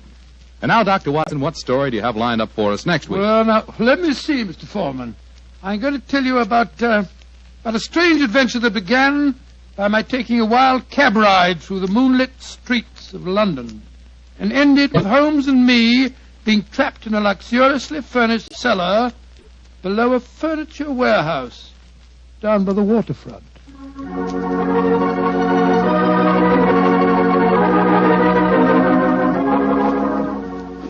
Tonight's Sherlock Holmes adventure is written by Dennis Green and Anthony Boucher and is based on an incident in the Sir Arthur Conan Doyle story, The Adventure of Shoscombe Old Place. Mr. Rathbone appears through the courtesy of Metro-Goldwyn-Mayer and Mr. Bruce through the courtesy of Universal Pictures, where they are now starring in the Sherlock Holmes series.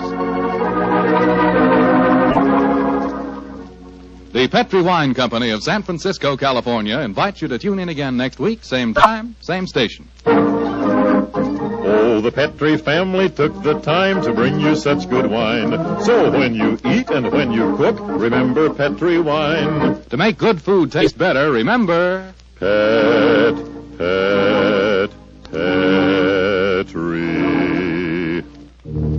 wine. This is Bill Foreman saying goodnight for the Petri family. Sherlock Holmes comes to you from our Hollywood studios. This is the Mutual Broadcasting System.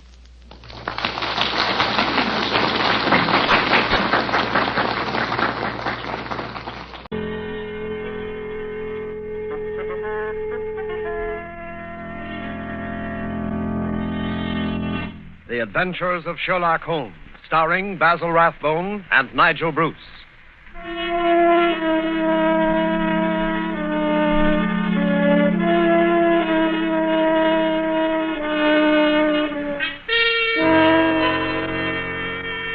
The makers of Grove's Bromo Quinine tablets bring you another adventure of Sherlock Holmes, with Basil Rathbone as Sherlock Holmes and Nigel Bruce as Dr. Watson. A cold is a miserable thing. A cold may become a dangerous thing. Even a so-called light cold can take a serious turn. Be prompt, be decisive in your treatment of a cold. At the very first sign of a cold, take Grove's Bromo Quinine tablets. Bromo Quinine tablets quickly check the symptoms of a cold, quickly relieve the distress of a cold. They give you speedy results, which are very important. Don't monkey around when you can get such a dependable preparation as Grove's Bromo Quinine tablets. And now, here we are again on our usual visit to Dr. Watson. He's waiting for us in his study, a cheerful blaze crackling on the hearth. I'm very relieved to see you, Mr. Manning. Hasn't the weather been atrocious today? I was beginning to wonder if you'd be able to get here tonight through all this fog. Yes, it certainly is what you Londoners call a regular pea souper. Yes, indeed. It reminds me of the adventure of the missing submarine plans.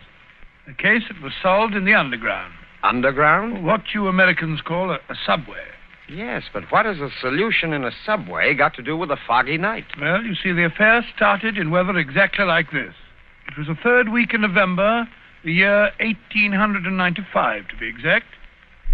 On Monday, a dense yellow fog had settled down upon London. On Thursday, it was still there, thicker and murkier than ever. At first, Holmes had turned his nervous energy to cross-indexing his huge reference books. But when, after pushing our breakfast chairs back for the fourth morning, we saw the greasy brown swirl still drifting past the windows, Holmes's patience snapped.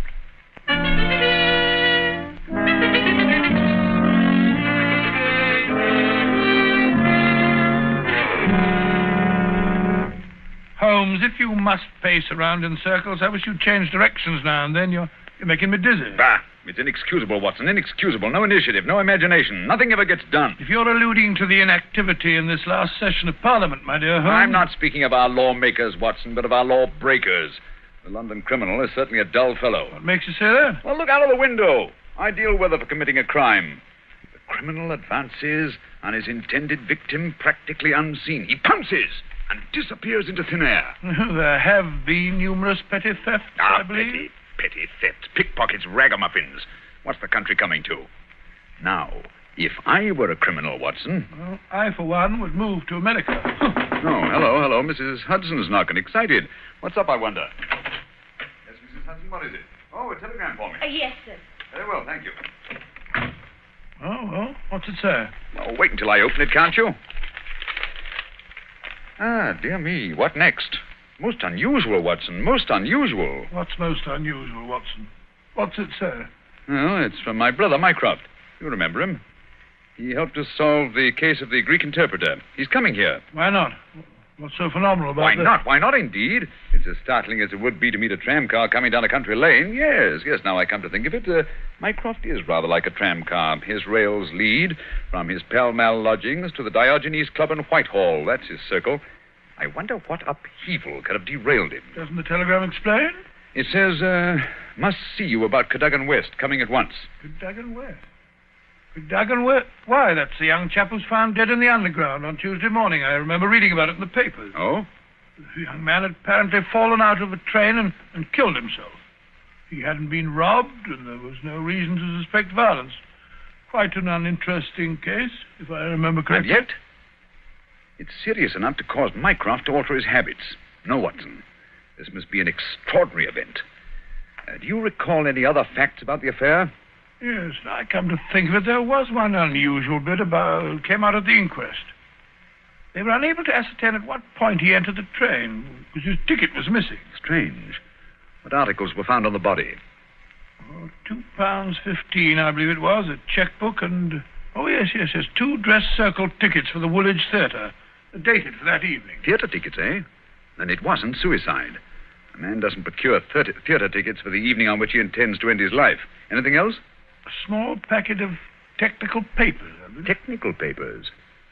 What kind of technical papers? The newspapers didn't say. Ah, as serious as that.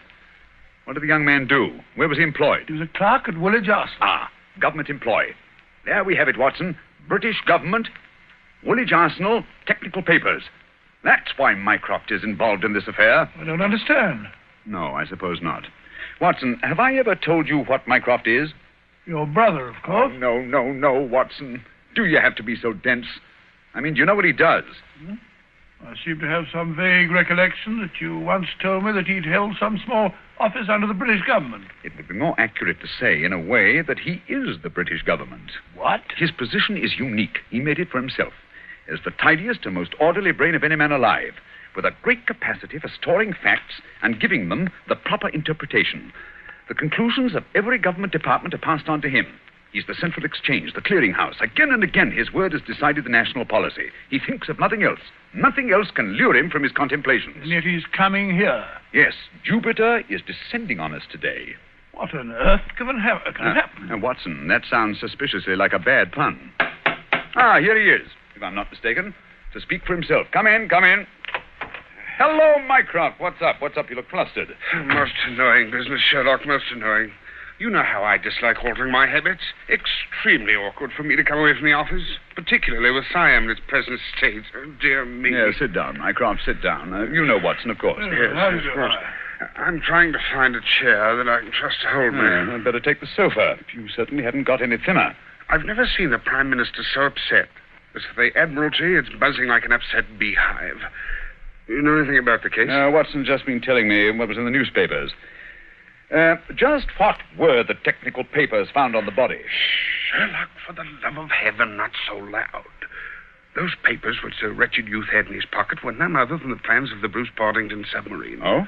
A submarine which will completely revolutionize naval warfare. The most important papers in our government archives. Under no circumstances could they be removed from the office. Even the chief constructor of the Navy was forced to go to Woolwich if he desired to consult them. And yet we find them in the pockets of a dead junior clerk in the heart of London. Yeah, from an official point of view, it's deplorable, my dear Mycroft. Simply deplorable. You may laugh, Sherlock, but this country won't be safe until they are recovered. But I thought you said that they were found in the pocket of this chap, Cadogan West. 10 papers taken from Woolwich. 7 were found in the pockets of Cadogan West. 3 are still missing, the 3 essential ones. To recover those 3 papers is imperative. The peace of Europe depends on them. Nice little problem, eh, Watson? Why did Cadogan West take the papers? How did he die? How did his body reach the place where it was found? And where are the missing papers? Find the answer to those questions, Sherlock, and you'll have done your country an invaluable service. Oh, why don't you solve it yourself, Mycroft? I believe you could. Possibly. But it's a question of digging out details. Give me the details, and I can give you the solution from an armchair. No, when it comes to running about and cross-questioning railway guards and lying on one's face with a lens to one's eye, no, that's not my métier.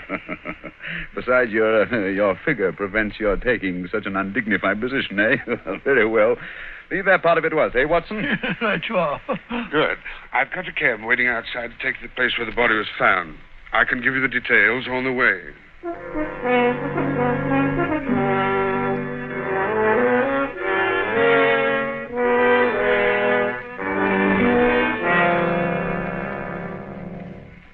Now, Mycroft, who was the official guardian of these famous papers? No less a personage than Sir James Walter, a gentleman who's grown grey in the service.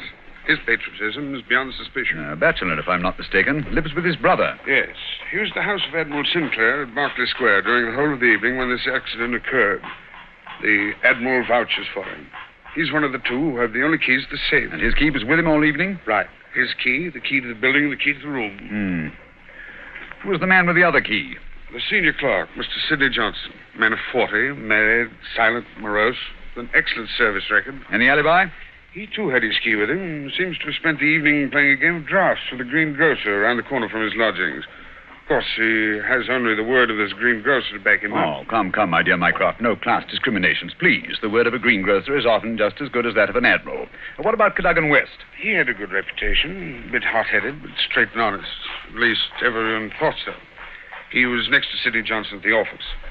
His duties brought him into daily personal contact with the plans. No one else ever had the handling of them. Oh, it's perfectly clear. He must have taken... Not so fast, Watson, not so fast. Who locked them up that night? Mr. Sidney Johnson.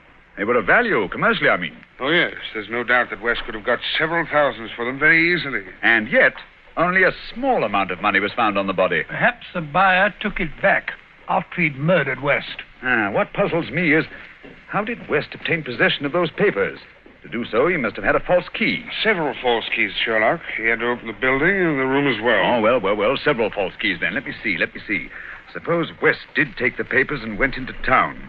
And on the way back to Woolwich, where he is hoping to replace the papers, he's killed and thrown from the train. But the spot where the body was found is considerably past the station for London Bridge, which is the route to Woolwich. That's interesting. Also, if young West did make an appointment with some foreign agent to sell the papers that night, why didn't he keep the evening clear? Why buy 2 theater tickets? Exactly.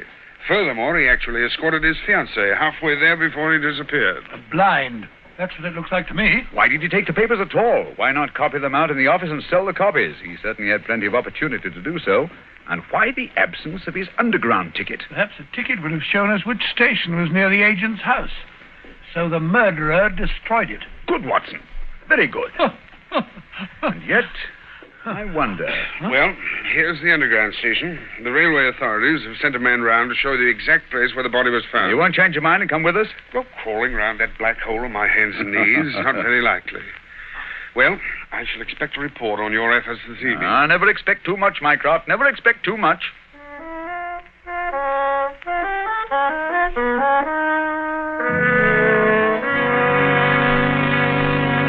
Before we follow Holmes and Watson into the mazes of the London subway system, I have a word of advice.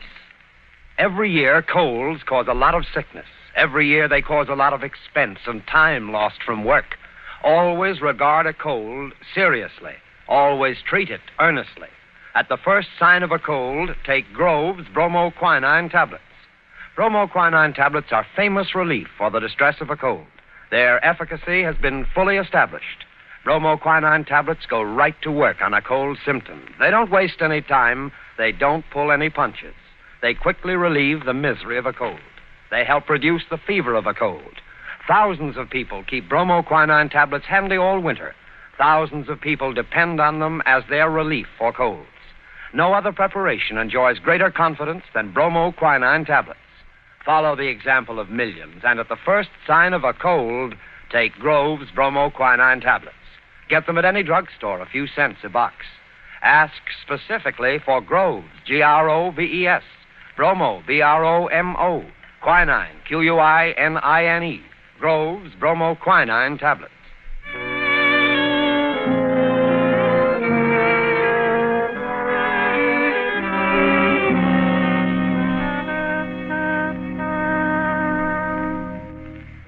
This way, sir.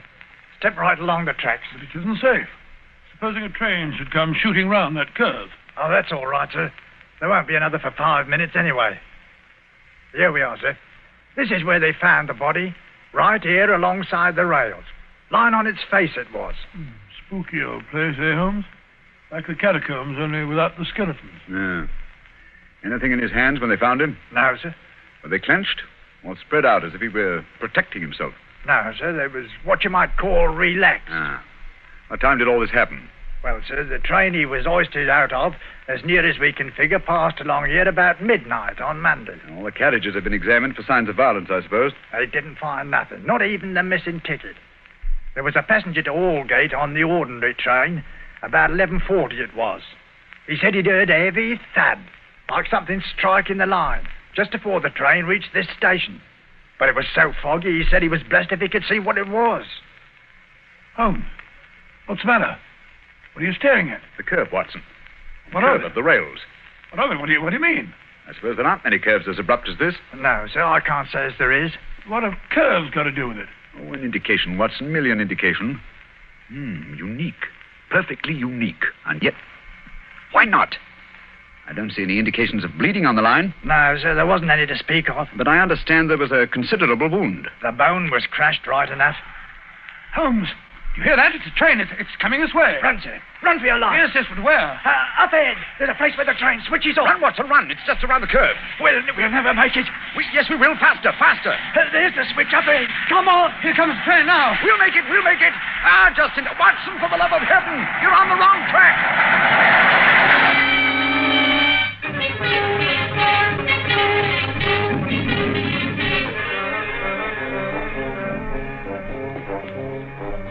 Well, that was a narrow escape, Holmes. I must say my knees are still shaking. Look at the shoulder of my coat where you pulled at me. Lucky thing for you that I did. Where are we off to now, in this fog? Yes, it's a nice afternoon. Suppose we pay a few calls. I think Sir James Walter claims our first attention. After that, we might drop in on Miss Westbury. Miss Westbury? Who's she? She is Cadogan West's fiancée and the last person to see him alive. Holmes, we seem to be going around in circles. We've accomplished absolutely nothing so far except to get ourselves nearly annihilated in the underground. After all, it's perfectly obvious that the young man had a quarrel with someone, in all probability the agent, to whom he sold the papers, and got himself thrown out of the railway carriage for his pegs. I disagree with you, my dear Watson. His body fell from the roof of the carriage where it had been placed. Cadogan West met his death elsewhere. The roof of the train? Consider the facts, Watson. A, the curve in the tracks. The body is found at a spot where the train pitches and sways as it comes around the points. B, there was no ticket. C, there were no signs of bleeding on the line because the body had bled elsewhere. Of course. Everything fits together, but where was the body placed on the train? I think I can make a fair guess at that, my dear Watson. Here we are. This is the famous official villa of Sir James Walter. And that, if I'm not mistaken, is his brother, Colonel Valentine, just coming out of the house. What's the matter with the man? He looks positively haunted. Oh, pardon me, Colonel Valentine, but can you tell me if Sir James is at home? Sir James, sir? Sir James is dead. Good heavens, dead? He died this morning. It's terrible. Terrible. How did he die? Oh, it's this horrible scandal. My brother, sir, was very sensitive of his honor. He couldn't survive the disgrace to his department. It broke his heart. Pardon me, gentlemen, I must go. It broke his heart. Most appalling development. Eh, Holmes? I wonder if his death was natural, or if the poor fellow killed himself. Yes?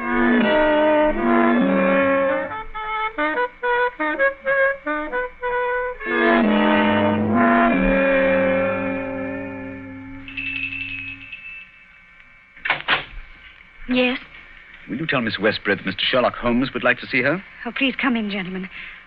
I'm Violet Westbury, Mr. Holmes. I've been expecting you ever since I heard you had taken the case. Please be seated. Well, thank you. Oh, Mr. Holmes, we must save his good name. He couldn't have done it. Cadogan was the most chivalrous, patriotic gentleman on earth. He couldn't have done it. He would have cut his right hand off rather than sell a state secret. But the facts, my dear Miss Westbury. I admit I can't explain them. Was he in need of money? No, Mr. Holmes. His needs were simple and his salary very good. He'd saved several £100. We were to be married at the new year. I see. Had you noticed any signs of mental excitement? Why, well, that is... Come, Miss Westbury, be frank with us. Yes, Mr. Holmes. That night, I had a feeling that there was something on his mind. Mm-hmm. Tell us about it, will you? We were on the way to the theater. It was a foggy night, you remember? We were walking slowly. Our way took us close to his office. Cadogan seemed thoughtful and worried.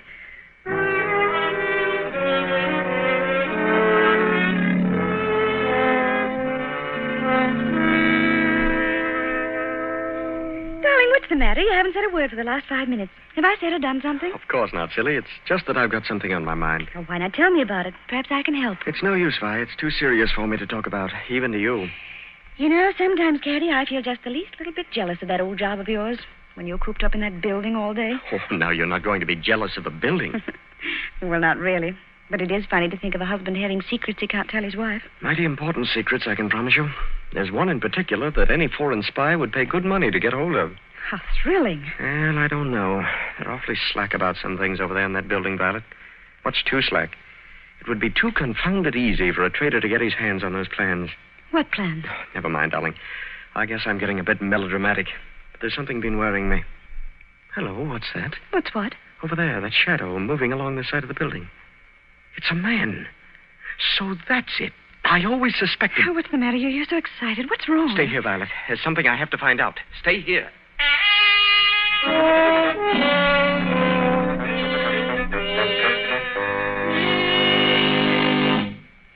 I waited and waited, but he never returned.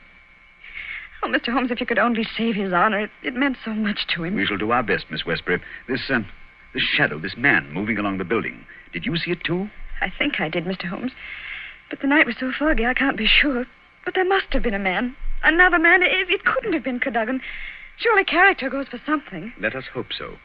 Come along, Watson. We must return home. I'm expecting an answer to some telegrams I sent Mycroft earlier this afternoon. We've done enough for one day.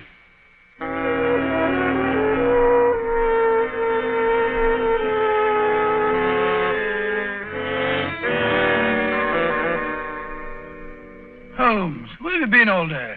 You left this morning before I was up. Now you've come home with your towel awry, your suit torn, and as ravenous as a wolf. Yes, I've had a bit of exercise, my dear Watson. Pass me the tongue, will you? It would have done you good to go along. Yes, well, what were you doing? Investigating the premises inhabited by foreign spies known to have been in London on last Monday. Mycroft sent me a list of them. Took a bit of doing, too. Climbing walls, breaking into cellars, prowling around rooftops. Well? I discovered there was only one residence which had the proper facilities for disposing of West's body after the murder. Well, whose residence was that? It belongs to a Hugo Oberstein. The address is 13 Caulfield Gardens, Kensington. The gentleman himself has departed for Europe. Gone, has he? And he took the plans with him. It's too late. Not necessarily, Watson. What can we do now?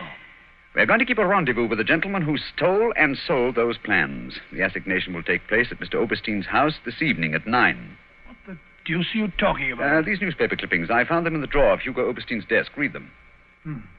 The Daily Telegraph agony column. The first one says, too complex for description, must have full report, terms agreed to, payable when goods delivered. Signed, Piero. Piero, indeed. Sounds like a Mardi Gras. Now, read on, Watson, read on. Second goes, matter presses, must withdraw offer unless contract completed. Piero again. And the last, dated Monday, the day the crime was committed. Monday night after 9, 2 taps, payment in hard cash. I say, Do you think it was a submarine that the plans that he was buying? I'm almost positive. And Pierrot was Oberstein himself. But we'll find out for certain this evening. I've invited the gentleman who sold the papers to meet us. How? I don't understand. I inserted this advertisement in today's Daily Telegraph. Tonight, same hour, same place, 2 taps, vitally important. Your own safety at stake. Signed, Pierrot, as usual. By George, if he answers that, we've got him. Unless we're too late. Come along, Watson. There's no time to lose. You can take this package for a change. I've been carrying it around all day. What's in it? Oh, just a jemmy, a dark lantern, a chisel, and a revolver. Nice equipment for a respectable citizen to be carrying about the streets of London, I must say. Yeah, you know, Watson, there are times when I suspect we aren't quite respectable.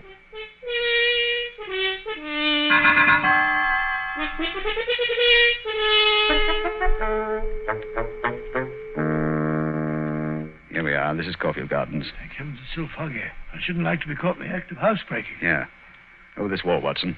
There's a window we can easily pry open in the back. Scale that wall? Come on, hurry up. There's no time to lose. Here. I'll give you a boost. Come on, up you.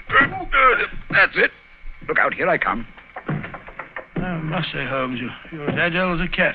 It's uncanny. This is the window. Light the lantern and give me the jemmy. 1, 2.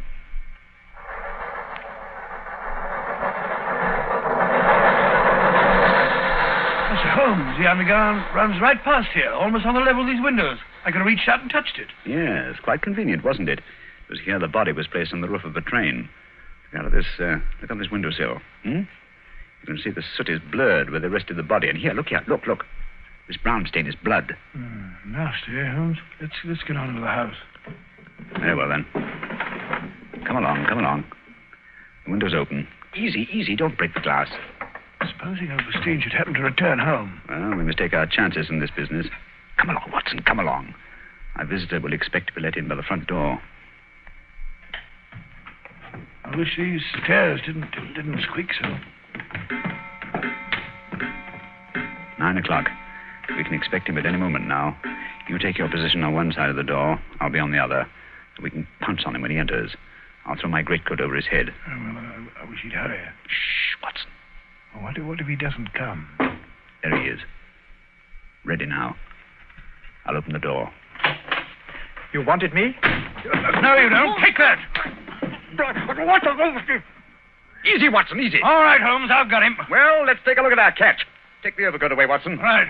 Hi, it's Colonel Valentine Walter, St. James's brother. Quite. Well, sir, what have you to say for yourself? Why did you steal the Bruce Partington plans? Who are you? What do you know about this? I am Sherlock Holmes, and I know everything. Oh, this is terrible. I'm lost. I didn't realize their importance until my brother killed himself. But I needed the money. I had to have it. Oberstein offered to give it to me if I'd let him see the plans. So you took an impression of your brother's key, opened the safe, and procured the papers. Cadogan West saw you leaving the building, followed you here, and you killed him. No, I didn't do that. I swear I didn't do it. No? Then perhaps you'd better tell us who did murder Cadogan West and placed him on the roof of the railway carriage. I'll tell you. I promise you I will. I did the rest. I confess it, but not that. Very well, then. How did it happen? I got the papers, as you've discovered. Made my way through the fog until I reached the door. Once or twice, I fancied I was being followed. I could hear footsteps on the pavement behind me.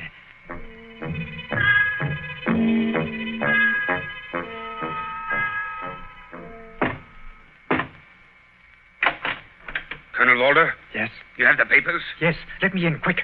I think someone's been following me. Yes, it's me. You can't do this, Valentine. It's treason. Corey, do you hear? No, you can't sell the papers. Papa Oberstein, he knows how to use a blackjack, eh? You've killed him. So? It's murder. I'm going to get out of this. No. I think different. You will come in here if you do not wish to taste the blackjack, too. But That is better. Oh, what can we do? They'll find the body. I have an idea. First, I look at those papers. I take the ones I want, and the rest we put in the pocket of this foolish young man.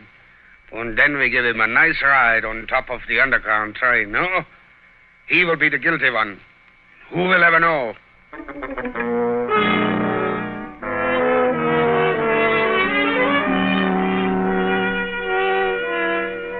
What a thoroughly unpleasant gentleman. What a pity that he got away with the papers, Dr. Watson. Oh, but he didn't.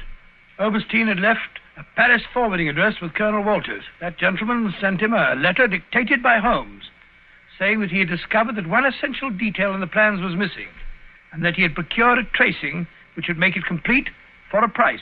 And did Oberstein swallow the bait? Did he swallow it? He was arrested as he got off the boat at Folkestone. Some weeks later, I learned, incidentally, that Holmes had spent a day at Windsor Castle and returned with a remarkably fine emerald tie-pin. When I asked him where he got it, he answered it was just a small present from a certain gracious little old lady for whom he'd been able to do a small favor. Yes, and I think I can guess the lady's august name. Elementary, my dear Mr. Manning, elementary. I see. Ladies and gentlemen, in just a moment, Dr. Watson will be back to tell us about next week's story. In the meantime, let us repeat. Watch out for colds. At the first sign of a cold, take Grove's Bromo Quinine tablets. Bromo Quinine tablets are made especially for the relief of colds. In other words, they're specialized medication, and that's what you want. Yes, at the very first sneeze or sniffle, go right to your druggist and get a package of Grove's Bromo Quinine tablets. Now, Dr. Watson, next week? Next week, I think I'll tell you the story of the lion's mane. The lion's mane? What was that, Dr. Watson? Well, the answer to that question, Mr. Manning, almost stumped Sherlock Holmes himself. Suffice it to say that they were the last words gasped out by a dying man as he lay writhing in agony on the sands of the Sussex coast.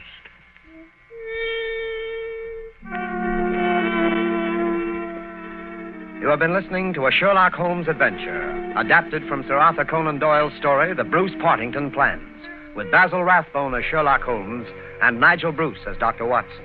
The dramatization was by Edith Miser. This program is presented from Hollywood every week at this same time by the makers of Grove's Bromo Quinine tablets. Quick relief for colds. This is Knox Manning speaking.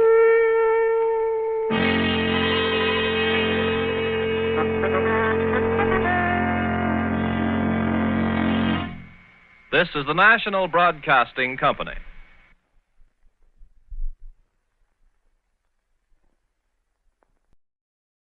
Petri Wine brings you Basil Rathbone and Nigel Bruce in the new Adventures of Sherlock Holmes.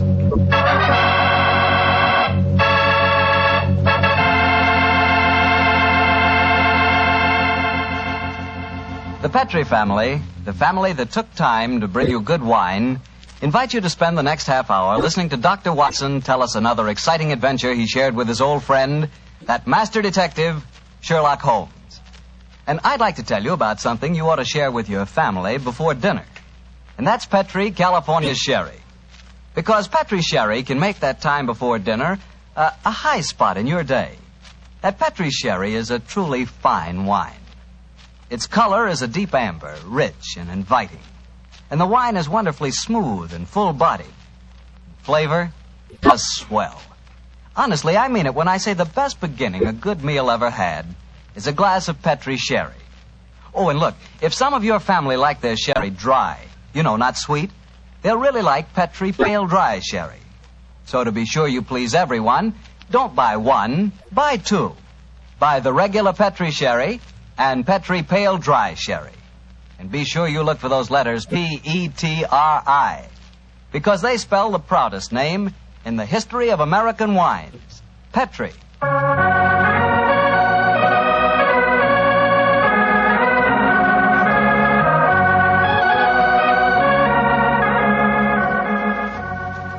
And now I know our good friend Dr. Watson's expecting us. Let's go in and join him.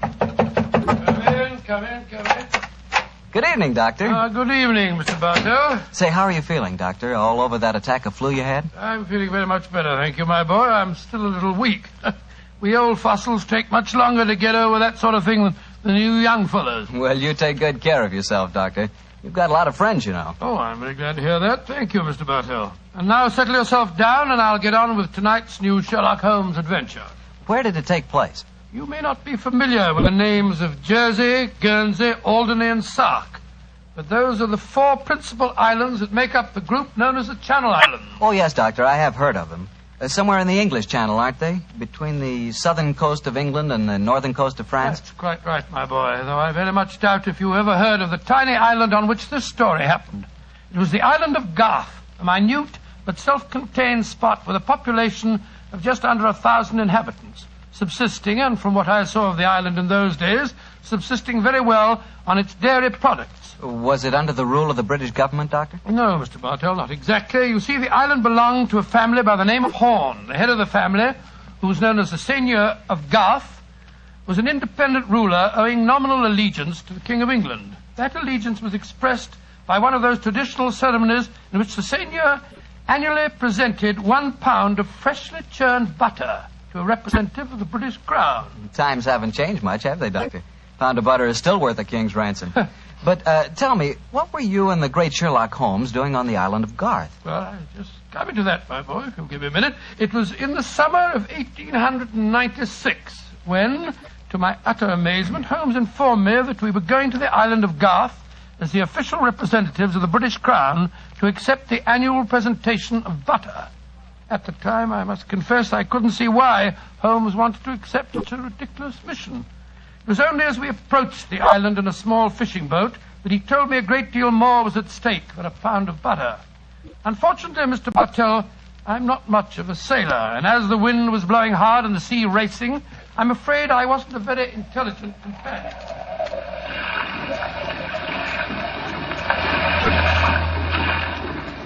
Cheer up, Watson. We'll soon be there. I hope so. I feel wretched, Holmes. I must say the whole trip seems utterly ridiculous to me. Plunging and bobbing about in a little boat in a raging torrent just because somebody wants to give somebody else a pound of butter. Dear old Watson, you don't really think our mission is so innocuous, do you? Then why are we going to the island of Garth? We're going to the island of Garth at the express wish of its present ruler, Martha Horn. Martha Horn? I never heard of her. She's an extremely spirited old lady. And the only woman who dared tell a certain resident of Windsor Castle that she looked devilishly dowdy for an empress. Great Scott, you mean that I mean, Watson, that Martha Horn's behests are not lightly disregarded. Obviously, she wishes to see me urgently. Also, my brother Mycroft put pressure on me. He reminded me that a visit to Garth might be closely allied to this emerald tie pin I wear. Of course, you recall the origin of this pin. Well, naturally. That lady at Windsor Castle gave it to you after our little trouble last year over those stolen plans for the Bruce Partington submarine. Exactly, my dear fellow. But remember that the spy Oberstein had put those plans up for auction in all the naval centers of Europe. Some hint of their nature must have leaked out. It's even possible that other powers may be able by now to duplicate the pride of our submarine fleet. And whoever controls the channel, Watson, controls England. Well, they're dropping anchor, and yet we're still a quarter of a mile out from the island. Why do you think they're doing that? Here comes the skipper. He'll tell us. Here is as close to the island as we may approach, monsieur. We have already sent signals. A smaller boat is putting out for you.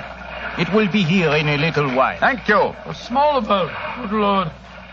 Holmes, you were hinting at the naval significance of the island of Garth. Yes, old chap, I was. Well, what good would it be as a port if even a small boat like this can only come within half a mile of it? For a surface vessel, no. But we were speaking of submarines. Garth, I learned from the encyclopedia, boasts a magnificent interior cavern accessible only through underwater channels. Great Scott, an ideal natural harbor and dry dock for a submarine fleet. Precisely. And on the control of the island of Garth, Watson, may well rest the fate of the British Isles. Now, old chap, perhaps you see why Mycroft was so anxious for us to collect a pound of butter.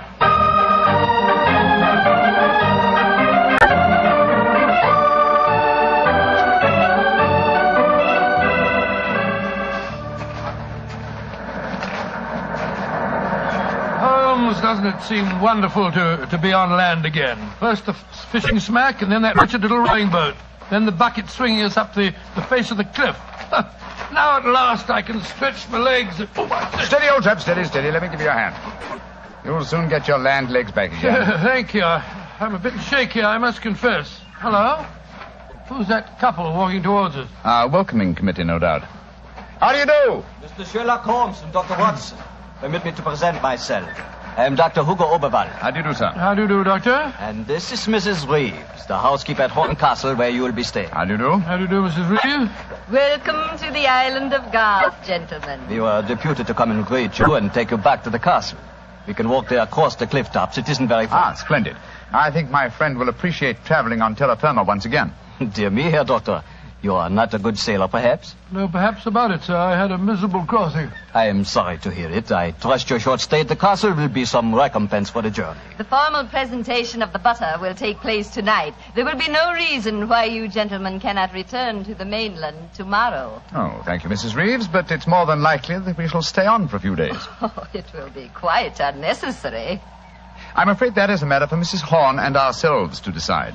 I'm afraid that Mrs. Horn is incapable of making any further decisions. Oh, what do you mean, madam?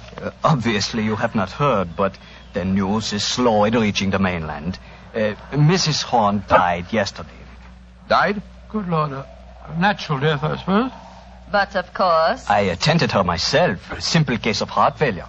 the poor lady died in her sleep. Shall we begin our walk to the castle? By Jove, Holmes, this changes things. You suppose it was a natural death? I suppose nothing, old fellow. But in almost 20 years of practice, I can recall precisely 3 clients, actual or potential, who died natural deaths. Come on, let's follow them.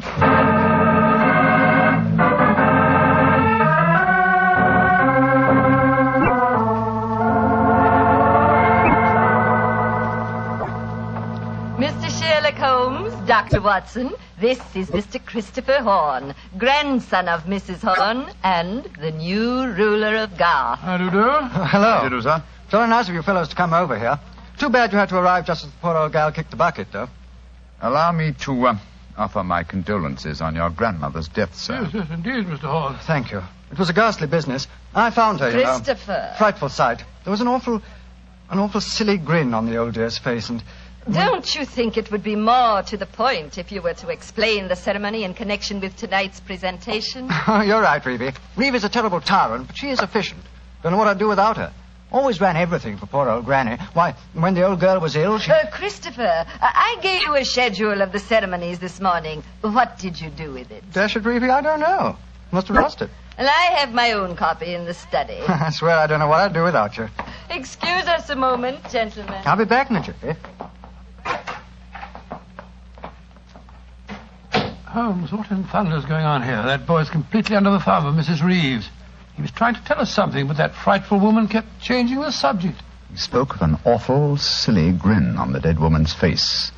Didn't that suggest something to you? By Jove, that's one of the characteristic symptoms of strychnine poisoning. Exactly, old fellow. And perhaps he was going on to mention the equally characteristic arching of the body. We've got to get Mr. Horn to ourselves for a little while, and you've got to examine the body of the dead woman. And it's going to be difficult. Is that a balcony outside the window? Yes, it is. Come along. Let's see what it leads to.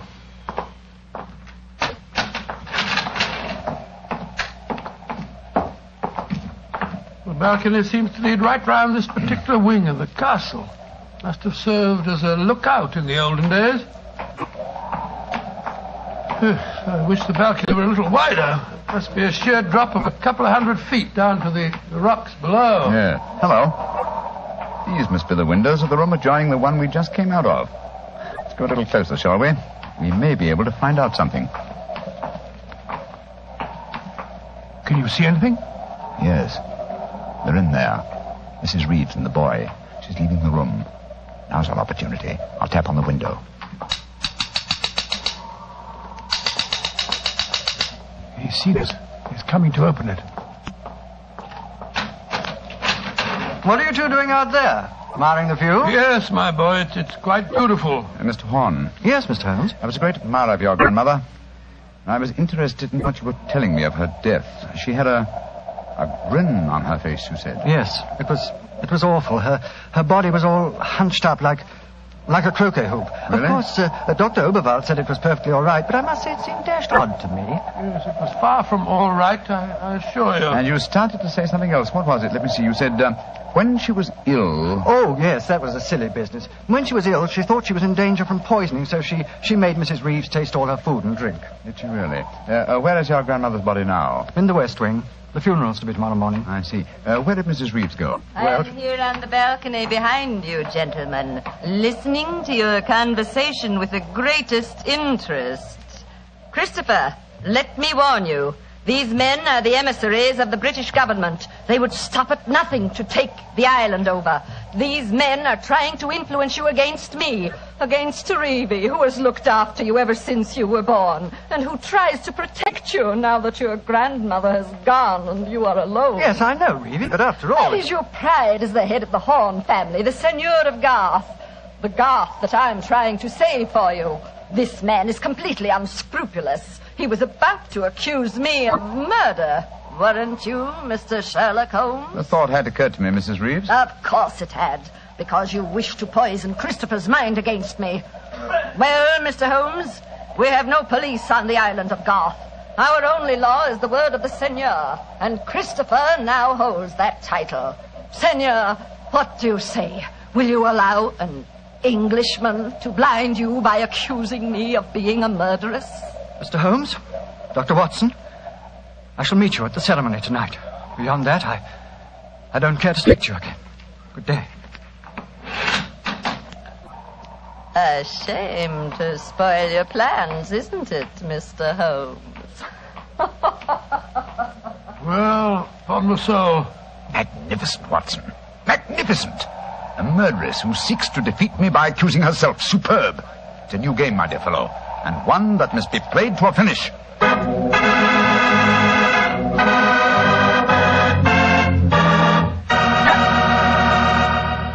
We'll hear the rest of Dr. Watson's story in just a second, so I'm just going to remind you that right now is one time you'd really enjoy a glass of Petri California Port. You couldn't ask for a more delicious wine.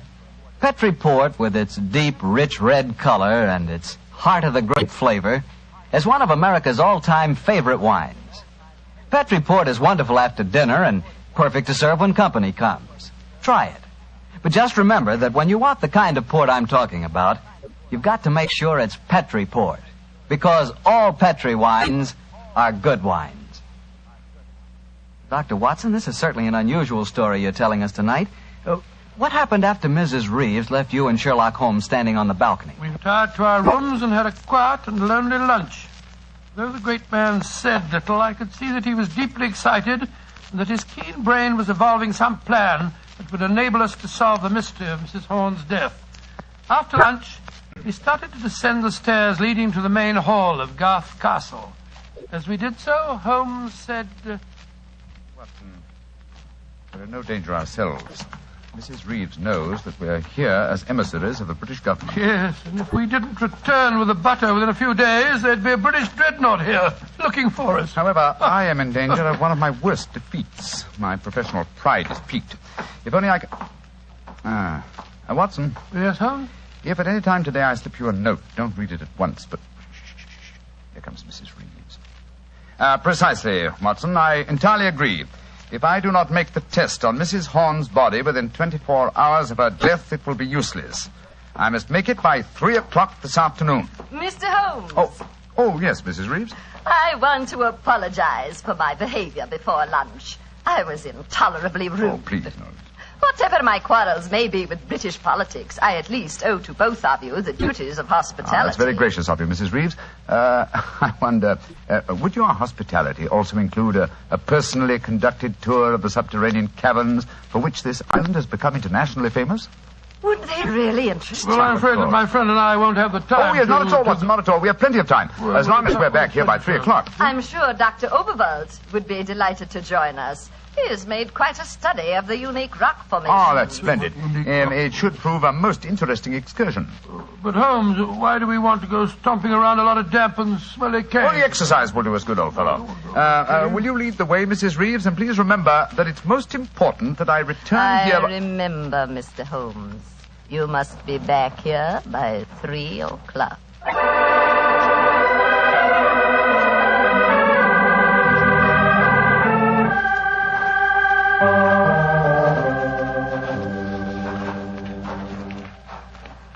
A little further, Mr. Holmes, and we shall reach the giant cavern. Most interesting. Watson and Dr. Oberwald seem to have lagged behind us somewhat. They will be here in a moment.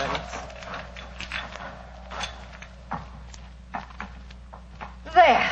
This is the giant cavern. Magnificent. Truly a miracle of nature.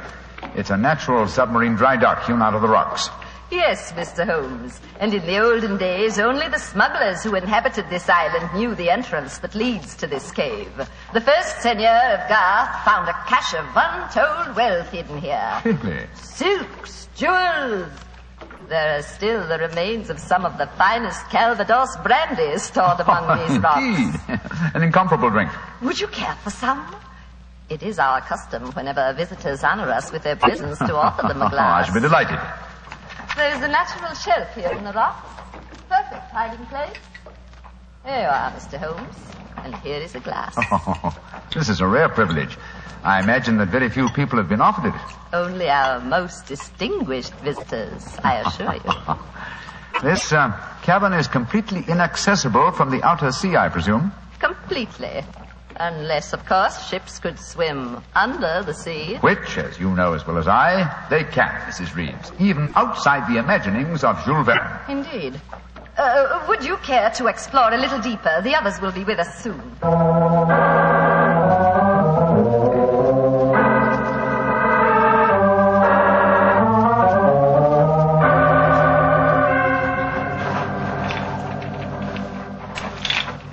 Dr. Oberville, the others seem to be some way ahead of us. Yes, they do, don't they, Doctor? Holmes?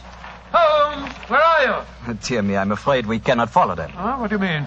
The next cavern is already cut off by the rising tide. Great Scott, you mean that they're cut off? I am afraid so.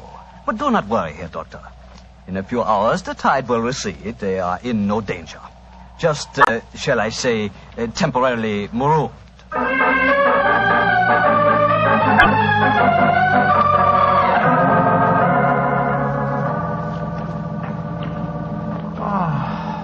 I can't understand it. I'm getting confoundedly sleepy. I'm so sorry. I'm afraid that we stayed here longer than I intended. I fear that we are cut off by the tides. Cut off? For the tide? We're in no danger. In a few hours, we should be able to return. But I'm afraid I cannot get you back at 3 o'clock, which was the time I promised. But it's vital. Absolutely vital that I get back.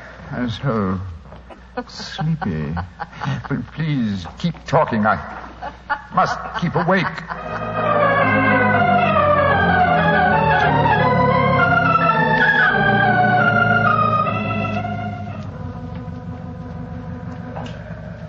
But, Dr. Oberville, I must get to Sherlock Holmes at once. I am sorry, Herr Doctor, but we are not able to control the forces of nature. We cannot force the water to recede. Your friend is in no danger. No, but he's got a most important test that he must make by 3 o'clock. I am afraid that will be impossible. I've got to do something. I should have come to these blasted caves in the first place. What on earth I ought to do? By Jove, that note that Holmes gave me. He told me to open it if... where did I put it? Ah, here it is. A note from Mr. Sherlock Holmes, eh? Vital that you make medical test. Great Scott, Dr. Oberville, it's absolutely necessary for me to return to the castle at once. Indeed. A note from Mr. Sherlock Holmes, and now it is most important that you return to the castle. No, my fine English friend. I am afraid I cannot allow you to. Oh, I don't know how you propose to stop me, sir. You see this revolver? And do you see this stick? I warn you, Herr Doctor. Oh, no, you don't. I'm sorry you can't hear me, Dr. Oberville, but when Sherlock Holmes gives me orders, I carry them out.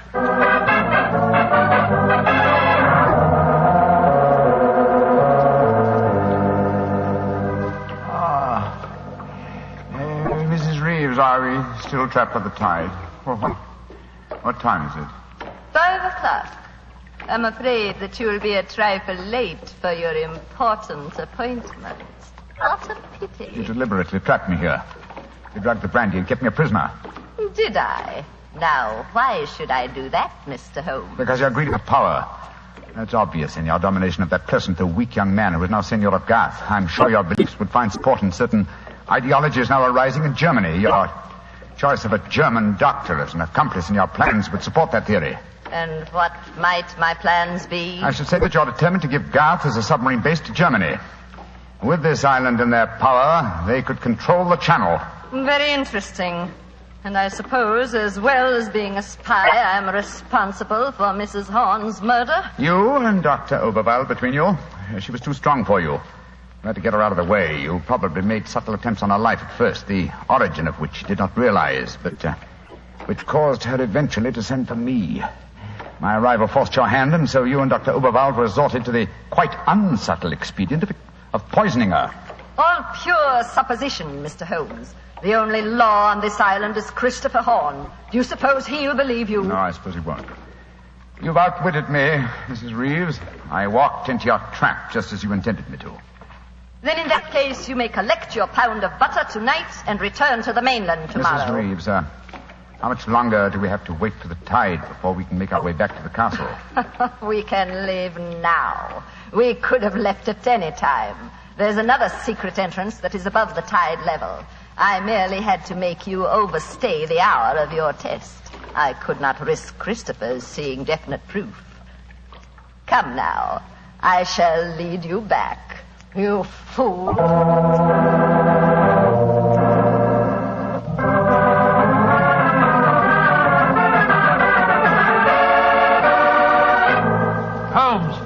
where have you been all this time? Mind that, Watson. Did you open the note? Yes.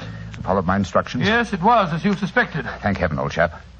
Then now we can hoist her with our own petard. Shh. Here she comes. I'm glad to see, gentlemen, that you have assembled here in the seigneur's room. The ceremony of presenting the butter traditionally takes place here. As soon as Christopher arrives, we will explain our customs in this matter. Dr. Watson, I trust that Herr Oberwald proved an interesting companion on your excursion this afternoon. Yes, indeed, most interesting. We had a discussion of the relative merits of the walking stick versus the revolver. I think I was able to make my argument fairly convincing. Where is Dr. Oberwald now? I imagine he's lying down. He had all the symptoms of impending headache when I saw him last. Why are you smiling, Mr. Holmes? What's been going on? I'm afraid, Mrs. Reeves, that your plans have misfired rather badly. As soon as Mr. Horn arrives, I expect you will be under arrest for murder and high treason. Christopher would never believe you. Wouldn't I? Mrs. Reeves, you poisoned my grandmother. Christopher, what lies have these men been telling you? You're the one that's been telling me lies. I believed you when you said you'd been tasting the old lady's food. But when Dr. Watson showed me the results of his test this afternoon, it was as clear as daylight. But the tests could prove nothing after 24 hours had passed. You said so yourself, Mr. Holmes. A deliberate lie, Mrs. Reeves. I'm afraid that I invented that mythical 24-hour test. I knew that as soon as I mentioned it, you would attempt to prevent my carrying it out. So I was delighted when you fell into my trap. You thought that you were shanghaiing me, whereas in reality I was shanghaiing you. My job is to prove your guilt to the senor. With your dominant presence away from the household, it was easy for Dr. Watson to make his test. You devil. You knew all the time. Oh, of course I did. But I had to deceive you. I'm glad my performance was sufficiently convincing. By the way, Mrs. Reeves, the drugged brandy was dreadfully clumsy. You didn't drink it, Holmes? Why, of course I didn't. But it was very unflattering to me that Mrs. Reeves thought I might. Mrs. Reeves, you realize what this means, don't you? I'm going to ask these gentlemen to take you and Dr. Oberwald back to the mainland with them tomorrow. And stand trial in a British court? Never! I was born on the island of Garth. I have lived here all my life, and I shall die! Edie, what are you up to? Stop her! She's going out on the balcony. One day, Garth will belong to Germany. One day, the whole world will belong to Germany. Goodbye, you meddling fool! Goodbye! Great Scott, she's gone. It must be a couple of 100 feet to the rocks below. What a dreadful thing.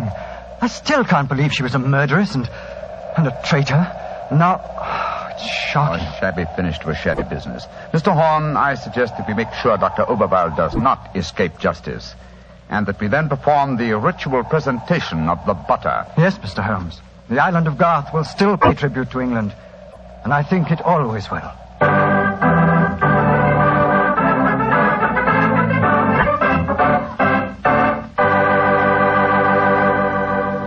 Well, Doctor, that was some story. So Germany didn't get the island of Garth after all. No, Mr. Bartell. In fact, in after years, the island proved to be an invaluable submarine base for England. Say, what about the pound of butter? Did Holmes get it? Oh, yes. But why are you so interested in the butter? Are you kidding? In our house, butter is our second most favorite topic of conversation. Your second most favorite? Well, what's your favorite topic of conversation? Remember, you asked me. Petri wine. Oh, as if I didn't know. Doctor, that Petri wine is something to really talk about. You know, the Petri family has been making wine for generations. Why, the art of making fine wine is their heritage, handed down from father to son, from father to son. Believe me, when it comes to turning luscious, sun-ripened California grapes into fragrant, delicious wine, the Petri family really knows how. And they're proud of their wine, too. That's why the name Petri on a bottle of wine really means something. It's the personal assurance of the Petri family that every drop of that wine is good wine. It ought to be, because Petri took time to bring you good wine. Well, Dr. Watson, what new Sherlock Holmes adventure do you have lined up for us next week? Next week, Mr. Bartell, I'm going to tell you a story that took place on the Sussex Downs many, many years ago. It concerns a young girl, a painter in watercolors, and a very wise old lady. I call it The Adventure of the Living Doll.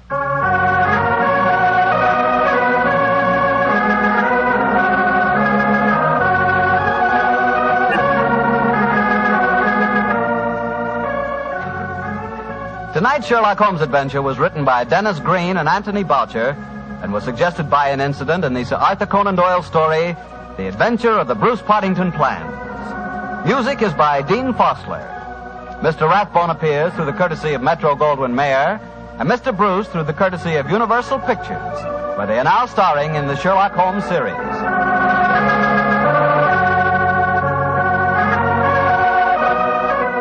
The Petri Wine Company of San Francisco, California, invite you to tune in again next week, same time, same station. Sherlock Holmes comes to you from our Hollywood studios.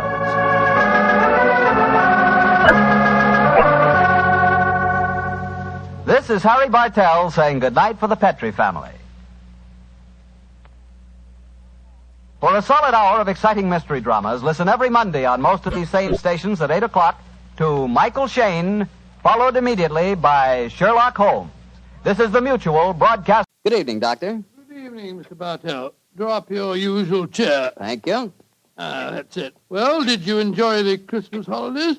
Well, I've had a whale of a time, thank you, but I don't think I can face a turkey or a mince pie for at least another year. How about you, Doctor? Oh, I had a very pleasant week, too, my boy. Parties, visitors, and a flattering number of Christmas messages to be answered. Oh, say, you got a new pipe. Is that a Christmas present? Yes, new pipe, new tobacco pouch, and a pound of my favorite tobacco. All of them sent to me from London by an old client and a friend of mine, Sir Ian Dunbar. An old client, huh? Well, do you mean he was one of your patients, or was he someone that you and the great Sherlock Holmes helped? The latter, Mr. Bartell. As a matter of fact, it was receiving this gift that reminded me of the story I've decided to tell you tonight. A story in which Sir Ian Dunbar played a prominent part. And how did it begin? The day before New Year's Eve in 1899. Sherlock Holmes and I sat in opposite corners of a first-class railway carriage as we sped towards Edinburgh in the Flying Scotsman. What took you and Sherlock Holmes up there, Doctor? It started off as a holiday visit, Mr. Bartell. My old friend Sir Walter Dunbar had asked Holmes and me to spend a few days with him at Dunbar Castle, about 20 miles outside Edinburgh.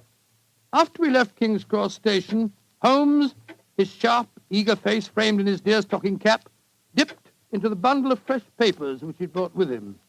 We'd left Bedford far behind us before he thrust the last one of them under the seat, leaned across, and offered me his cigar.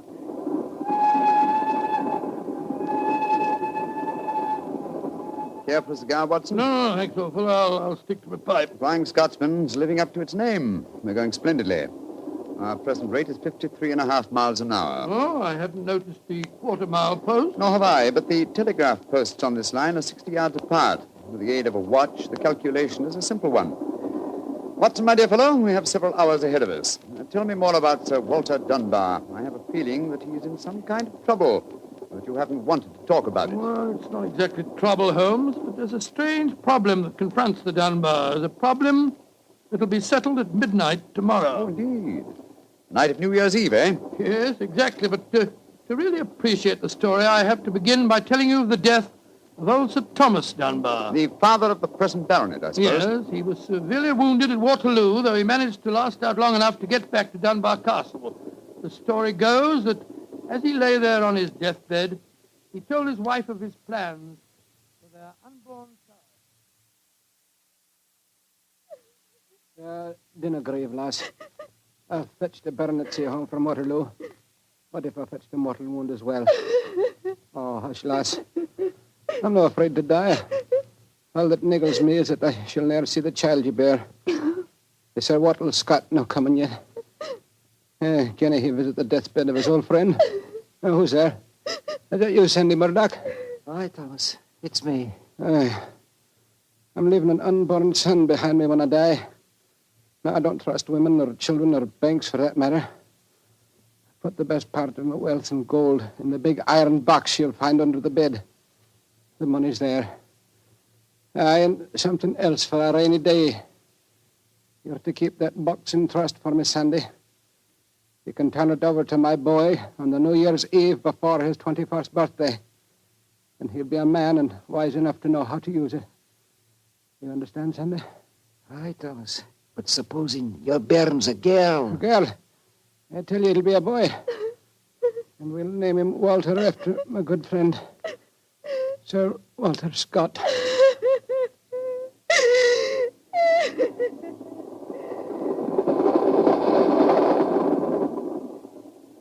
Very interesting story, Watson. And that child, of course, is the gentleman we are going to see now, Sir Walter Dunbar. Exactly. And the first baronet was a friend of Sir Walter Scott, while his son can boast of your acquaintance. Why, it's a family singularly rich in literary friendships. That's not very funny, Holmes. To continue, I suppose you can guess what happened. Sir Thomas carefully drew up a document to specify the New Year's Eve before the baronet's 21st birthday. And the poor child was born on February 29th.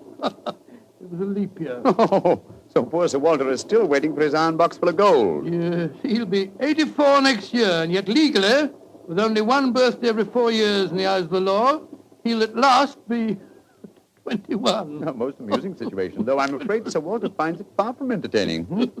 The lawyers must have been extremely scrupulous in abiding by the letter of the document. Yes, old Sandy Murdoch is dead now, of course. But he, too, is a great-grandson, William Murdoch, who still handles the Dunbar estate. He'll be at the castle tonight to formally hand over the iron box. I'm delighted you accepted the holiday invitation of Sir Walter. My dear fellow, I've needed a rest, but I've always loathed too strict a one. This situation may pose a nice little problem for me. Problem? Yes, I'm reasonably certain that the aged Sir Walter Dunbar will not get his iron box full of gold on this New Year's Eve either. But we shall see, old fellow. We shall see.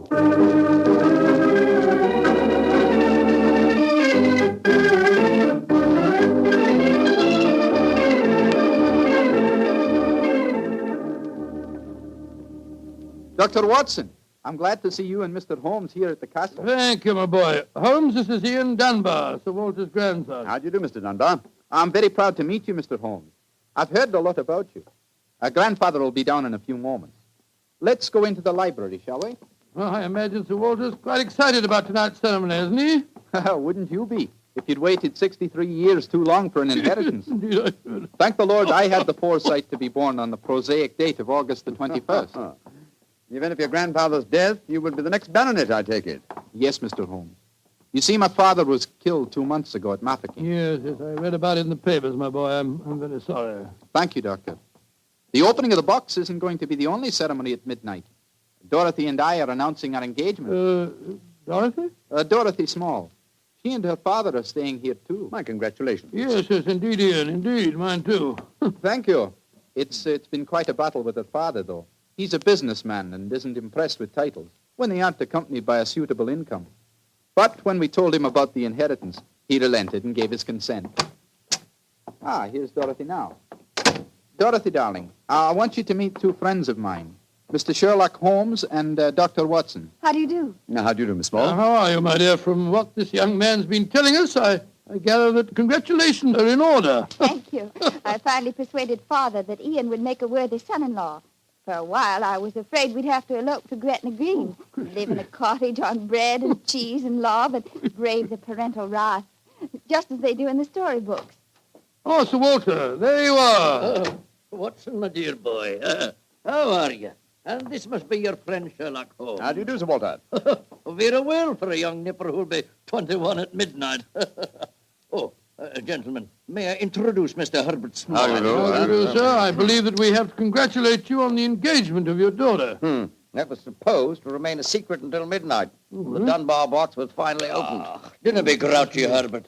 The children are in love, and I'm going to settle money on Ian, and it's New Year's Eve. let's enter into the spirit of the occasion. Bring out the glasses, Ian. I've had some bottles of my special pride put out. It's the finest port in Scotland, the cream of Dunbar. Aye, my father laid the first bottle down the year before I was born. And a drink of the brew will surely warm the cockles of your heart. My mouth's watering already, Sir Walter. When is this lawyer fellow, young Murdoch, getting here? Oh, any moment, Herbert. As soon as he arrives, we'll have dinner, and then we'll be ready for the evening ceremonies. He's bringing the famous iron box with him, Sir Walter? If he doesn't, they won't get any dinner, Holmes. Ian, pass the glasses around, my boy.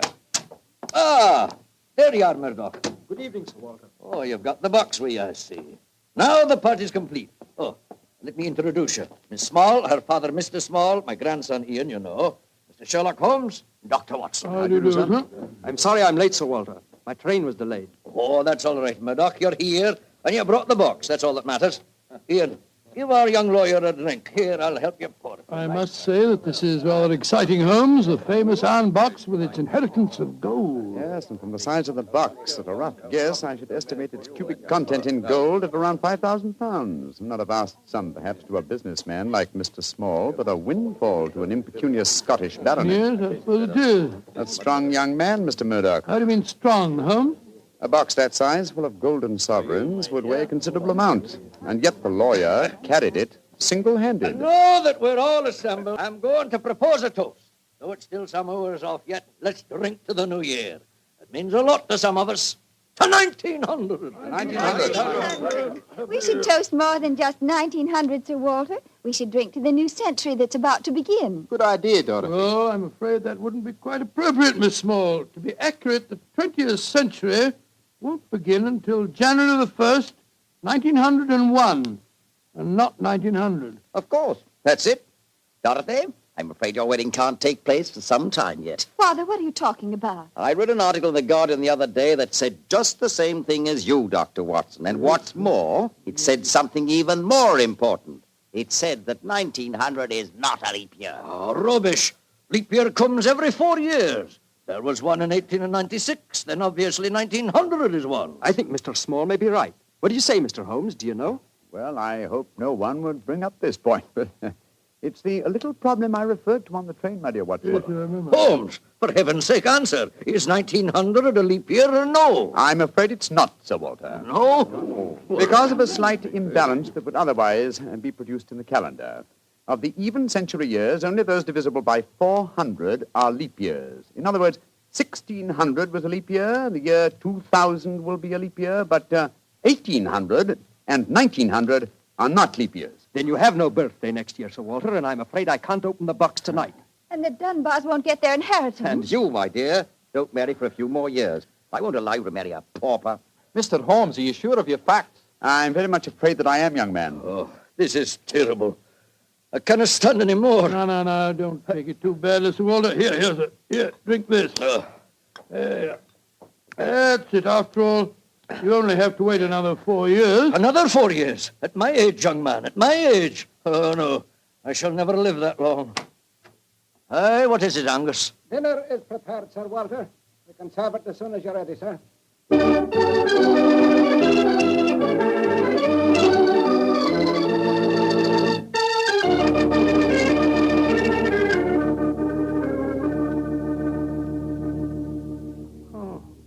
What a miserable meal, Holmes. Sir Walter's gone to his room, the young lovers are nearly in tears, and Small and the lawyer Murdoch seem to be positively gloating. Yes, a most depressing atmosphere in which to welcome the new year. But let us, at least, make the best of it. I think I'll go and have a talk with Sir Walter. And you, my dear chap, why not try and cheer up the young folks? Some of your experiences in India may make them take their minds off their trouble. Yes, quite an idea. I'll join you in the library. Call me if you want me, Holmes. Ah, there you are, my dears. Hello, Dr. Watson. All alone in front of the fire, eh? I'm afraid we're not in very good spirits, sir. Oh, nevertheless, I'll sit down here and join you, if you don't mind. Misery loves company, you know. You're very kind, Doctor. I was just trying to persuade Ian to elope with me. But he's being most ungallant. He won't even consider it. How can I, darling? I've got under 200 pounds a year in my own right. How could we live on that? I was counting on the money the grandfather was going to give us to get me started. Now, Miss Small, a little earlier you talked of Gretna Green and bread and cheese and love in a cottage. Yes, There's a lot to be said for it, you know. To be said for it, yes, Doctor. But have you ever tried it? Not literally, my boy, but I may tell you that when Mary, my wife, and I were first married, I had very little money. In fact, my income was just about the sum that you mentioned. And we were very happy. But you have a profession, Doctor. Look at me. I've been trained for nothing except to be Laird of Dunbar Castle. I can't support a wife on tradition. But you're young, Ian. You can get some kind of position. I'm sure you can. Yes, of course. As a matter of fact, I think that... Holmes, what is it?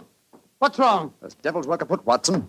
Come with me, old fellow. And you, Mr. Dunbar. Mr. Holmes, what's happened? It's Sir Walter. I went to his room. It was in darkness, but in the moonlight I saw two figures struggling by the open casement. One of them was Sir Walter. As I entered, he disappeared from sight. His attacker had pushed him out of the window into the moat. How dreadful. The other man got away in the darkness. We must get lanterns and go out to the moat at once. Though I'm very much afraid, Mr. Dunbar, that your grandfather is beyond our help.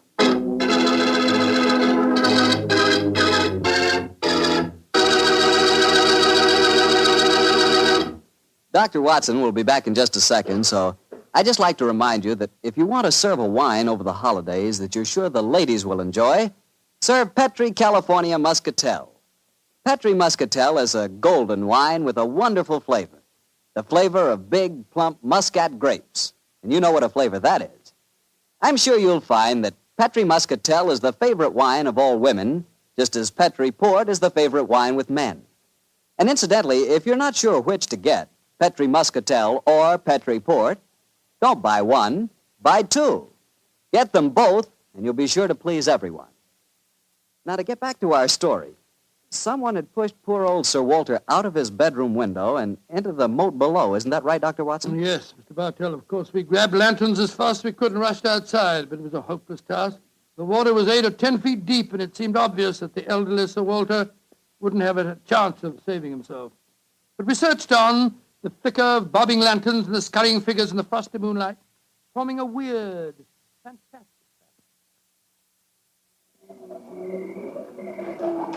Angus, bring a lantern over here. Aye, sir. Can you see anything, Holmes? Not a thing. I don't see why your friend doesn't call the police, Dr. Watson. He's accomplishing nothing. He thought there might be a chance of finding the old man alive, Mr. Small. He wants to avoid a scandal, if possible, for your sake, sir, as well as the Dunbars. The scandal can't touch me or Dorothy over this. Her engagement was never announced. Thank heaven. That's a great pity, sir. I should think some new blood in your family would be a great improvement. You're being confoundedly impertinent, Doctor. And you'll be confoundedly heartless, sir. Well, Holmes, have you given up hope? I'm afraid we'll never find him without dragnets and grappling hooks. Have to call the police. What time is it? Sir Ian, you know the time?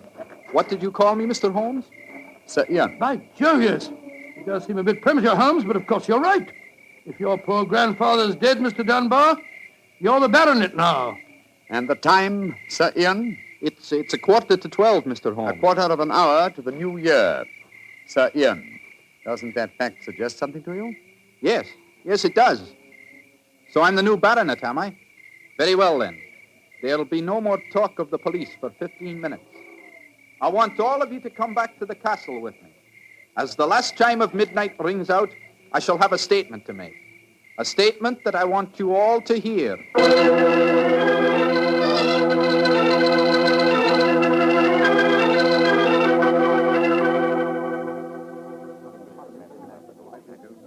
What you brought us all back here for, Holmes? There's something very funny going on. I tell you, I don't like the look of it. And I, Watson, like the look of it very much. I wish you wouldn't be so dashed mysterious. What are you up to? You haven't taken a step yet towards finding the murderer. Haven't I? And I wonder what causes the beads of perspiration on Mr. Small's brow. Small? You mean that Small... Yes, and I wonder what causes the singular look of apprehension on the face of Murdoch, the young lawyer. You remember, of course, on my remarking how easily he carried the large iron box. Good Scott, yes. And it took a strong man to throw Sir Walter out of the window. Watson, huh? The new year is approaching. Ladies and gentlemen, in view of our recent tragedy, this is one New Year's Eve when none of us feels like song and jollity. But there still remains a ritual duty for me to perform. Mr. Murdoch, open the iron box, please. But I can't do that. It was only to be opened for your grandfather. No, Mr. Murdoch. The phrase was that it was to be opened on the New Year's Eve before the baronet's 21st birthday. I am now the baronet, and I shall be 21 next year on August 21st. Open the box, please, Mr. Murdoch. Ian, darling, how frightfully clever of you. Good lad. I hoped he'd think of it. Sir Ian. Murdoch, open that box. Very well, Sir Ian. But I'm afraid you're in for something of a shock. Great Scott, the box is empty. Except for a sheet of notepaper in the bottom. What's the meaning of this, Murdoch? Read that paper, Sir Ian, and you'll understand. I owe you 4,000 sovereigns. And it's signed Alexander Murdoch, on behalf of Murdoch and Murdoch, lawyers. You'd better explain this. It's the family skeleton, Sir Ian. That note is signed by my great-grandfather, the one that witnessed the original deed concerning the box. As soon as Sir Walter was born on that February the 29th, my great-grandfather realized the money wouldn't have to be produced for 84 years. And so he stole it. He borrowed it. He always intended to pay it back, but he was never able to. When he died, he told my father of his secret, and my father in turn told me. We've always planned to put back the money, Sir Ian, but we've never been able to. This is daylight robbery. You should prosecute them, Ian. The firm's still in business. You can ruin them. You can sue them for every penny they have. Mr. Small, you've already shown a marked aversion to my family. I suggest you allow me to handle their affairs. Bravo, Ian. How dare you, Dorothy? Go to your room. No one's going to their room. No one's leaving here until the police arrive. I'm convinced that one of you murdered my grandfather tonight. And if you ask me, it's obvious who that someone is. Who, Dr. Watson? You, Mr. Murdoch. You came here planning to kill poor old Sir Walter because you never intended to open that box. You thought that your secret would die with him. That's a lie. I was going to tell him everything and then ask for time to pay the money. I didn't kill him. Of course he didn't. There's your murderer. You yourself, Ian. Father, what are you saying? I'm saying that Ian's the murderer. He saw that the box wasn't going to be open for another 4 years. He realized out the money couldn't marry Dorothy, so he killed his grandfather and then ordered the box opened. You're trying to cover yourself. You pushed grandfather out of that window tonight. You thought that if he died, the box would never be opened. So Dorothy couldn't marry me. You young Gentlemen, please. Upon my soul, Holmes, you seem remarkably calm. Do I, my dear Watson? I must say I'm absolutely fascinated by listening to three people accusing each other of murder, and each of them producing perfectly sound motives. It's a remarkable example of the dangers of reasoning from motive alone. We should profit by experience, Watson. Mr. Holmes, how can you be so calm? There's a murderer in this I room. suppose this game of charades is getting a little out of hand, Miss Small. Let's conclude it. You'd better come out now. That tapestry, it's moving. A happy new year to you all. Grandfather. Sir Walter, oh, am I seeing a ghost? Oh, Sir Walter, you're all right. Well, what kind of a game have you been playing? It's a bonny game that Holmes and I invented. You might call it forcing the issue. I was determined to have the box open before the next 4 years were out, whilst I was still alive to look inside it. But the trickery of your family, Murdoch, has made me a very unhappy man. Sir Walter, I shall pay back the money in a few years. I swear I will. It'll be too late to do me any good, but I'll take care that Ian gets it. I've half a mind to prosecute you. Grandfather, the money isn't important now that you're all right. You were counting on it just the same, my boy, so that you could marry Dorothy. I know that. She'll never marry a pauper. I won't allow it. When I'm 21, you can't stop me, Father, and I am going to marry Ian. Be quiet. Sir Walter, this is a very unsavory business. I think that you owe us an explanation of your behavior tonight. You tell him, Holmes. I fancy a wee drop of cream of Dunbar. Watching you all search for my body in the moat has made me thirsty. The explanation is a very simple one, ladies and gentlemen. When you arrived here tonight, Mr. Murdoch, I knew from the way you handled the box that it could not contain the sum of gold it was supposed to. And so you suspected fraud and devised a plan to force the opening of the box. Yes, and Sir Walter was an eager conspirator. Of course I was. Ian is 21 next August. Supposing I had died after he came of age, and before my next birthday, 4 years hence, the box would never have been opened. And so we invented the fake murder story. By the way, Ian, I must congratulate you for grasping the possibilities of the situation so speedily. If you hadn't demanded the opening of the box, the Murdoch secret might still be a secret. Well, it was a clever plan, Holmes. It's too bad that it had to have such a miserable ending. I'm not sure that we have finished with the matter. Mr. Murdoch. Yes, Mr. Holmes? You say that your family took £4,000 from that box? Yes, Mr. Holmes. Curious. I would have sworn from its size that it would hold closer to 5,000. And in your account of the legend, Watson, you told me that Sir Thomas Dunbar stated of his deathbed that he had put something else in the box. Right. Something for a rainy day, is that it? Mm-hmm.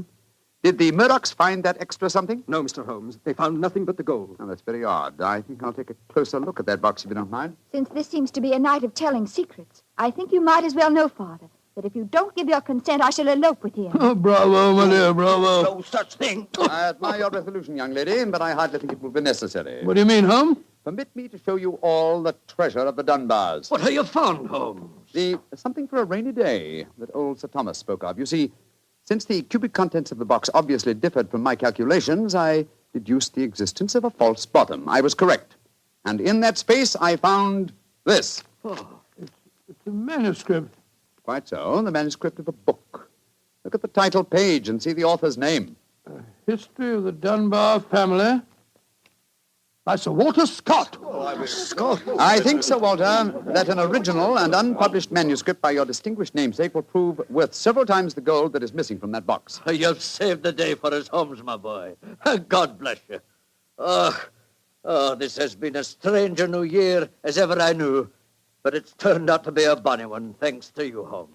Well, fill up your glasses. We're going to drink a toast to the new year. By Joe, yes, Sir Walter. This is really a happy occasion. Then let's complete it by singing the traditional song of the season, Auld Lang Syne.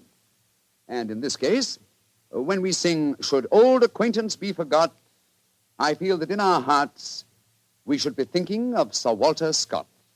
He died over 60 years ago. He's made us all very happy here tonight. Should old acquaintance be forgot and never brought to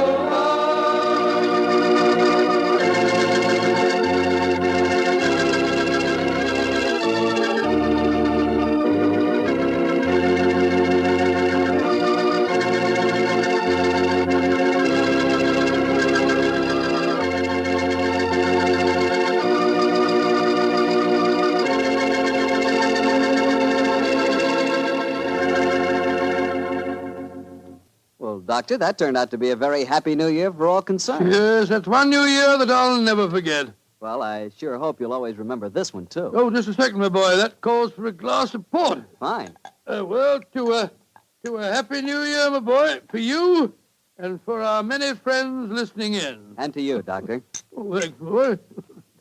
That's good. Doctor, this has indeed been a pleasant association for me. Oh, I'm glad to hear. You're the best storyteller I've ever known, and the Petri family makes the best wine I've ever tasted.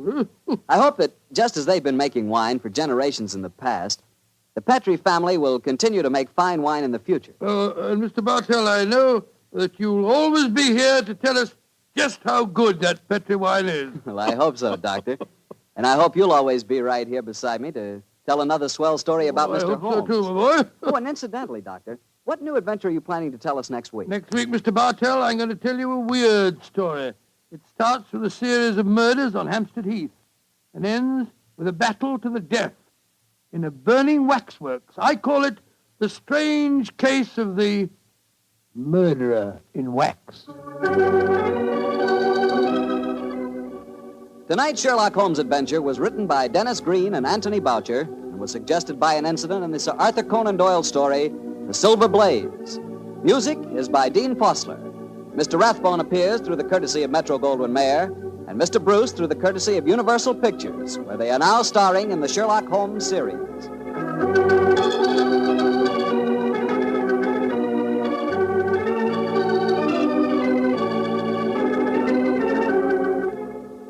The Petri Wine Company of San Francisco, California, invites you to tune in again next week, same time, same station. Sherlock Holmes comes to you from our Hollywood studios.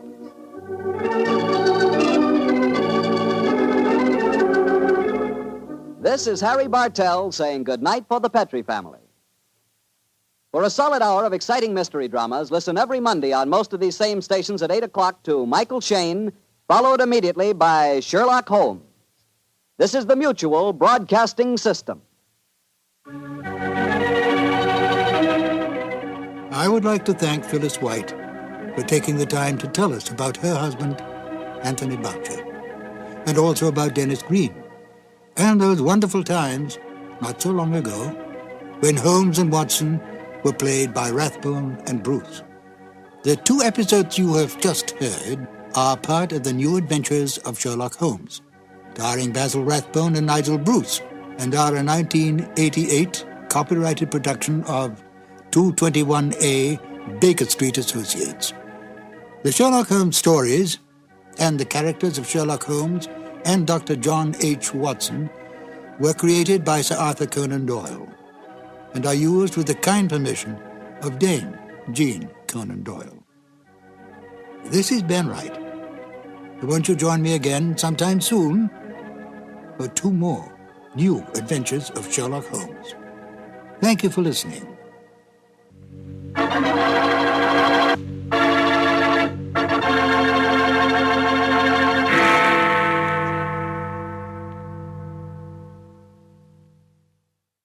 In The Eyes of Mr. Layton, the story fairly drips with atmosphere, especially with Dr. Watson's vivid descriptions of the foul alleyways and dark and dangerous smoke-filled opium dens of Limehouse.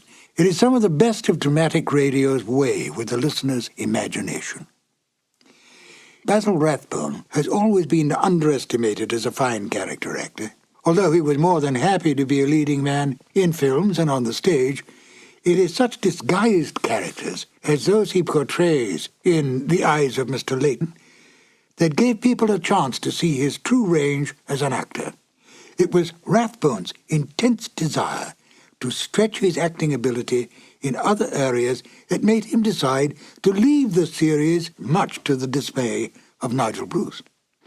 Nigel Bruce was extremely easygoing and a great fun-loving prankster, quite beloved by all who knew him.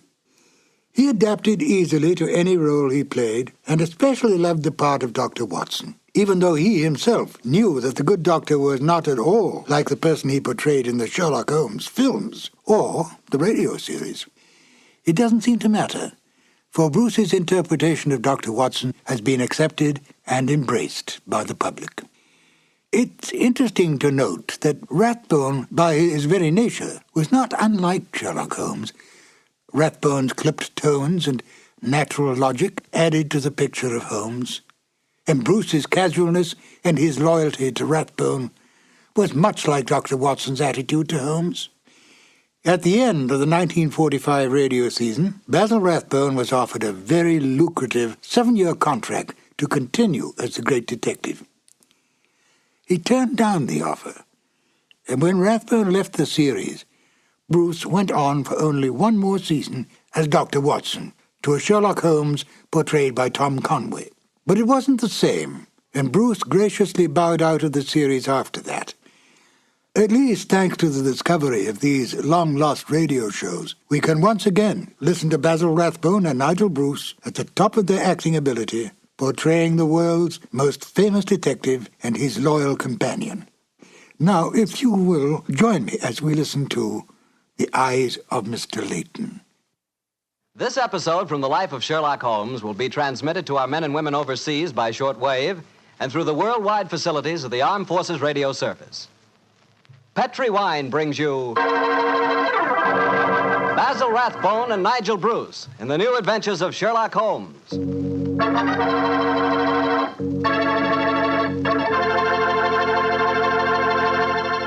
The Petri family, the family that took time to bring you good wine, invites you to listen to Dr. Watson tell us another exciting story about his good friend, that master detective, Sherlock Holmes. And I'd like to tell you something that maybe you already know. The fact that America's favorite wine is port wine. Did you know that? If you didn't, you'll know why port is the way out front favorite if you'll just sample some Petri California port. You just look at that Petri port and you know it's good. That wonderful, deep, rich red color. And Petri port is so clear. Just hold it to the light and you can sort of see right through the glass. But what you want to know really about a wine is how does it taste? And I'll tell you something. I've never yet been able to find the adjective that'll do Petri port justice. It's wonderful, honest.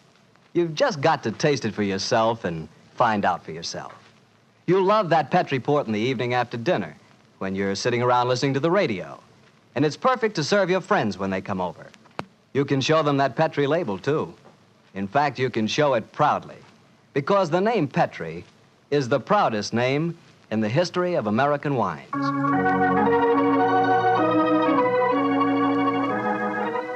And now for our weekly doctor's visit. Let's see. No, Mr. Bartell, don't say let's see if he's expecting us. You know I always expect you at this time on Monday evenings, my boy. So draw up your usual chair and settle down. Thanks, Doctor. Ah, that's it. Well, All alone this evening, Doctor? Where are the puppies? Out on the patio. They had a most unfortunate encounter with a dead seal on the beach this afternoon. In consequence, they're a little malodorous, shall we say. In that case, Doctor, perhaps we'd better change the subject. So, suppose I ask you about tonight's new Sherlock Holmes adventure. Well, my boy, as I told you last week, the story took place in the foul alleyways of Limehouse. It was there on a foggy December evening in 1890 that my story began.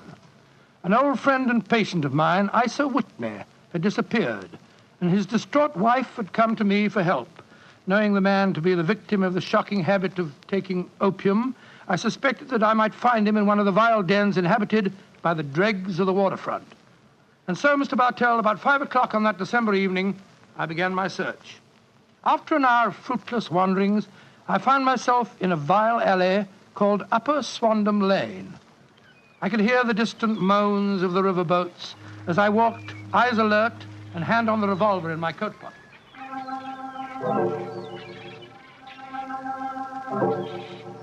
Suddenly, I saw a steep flight of steps leading down to a black gap, like the mouth of a cave. I walked down them.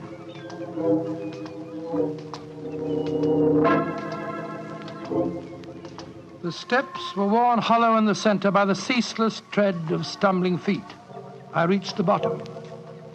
A door faced me, and above it, a flickering oil lamp winked warnings at me.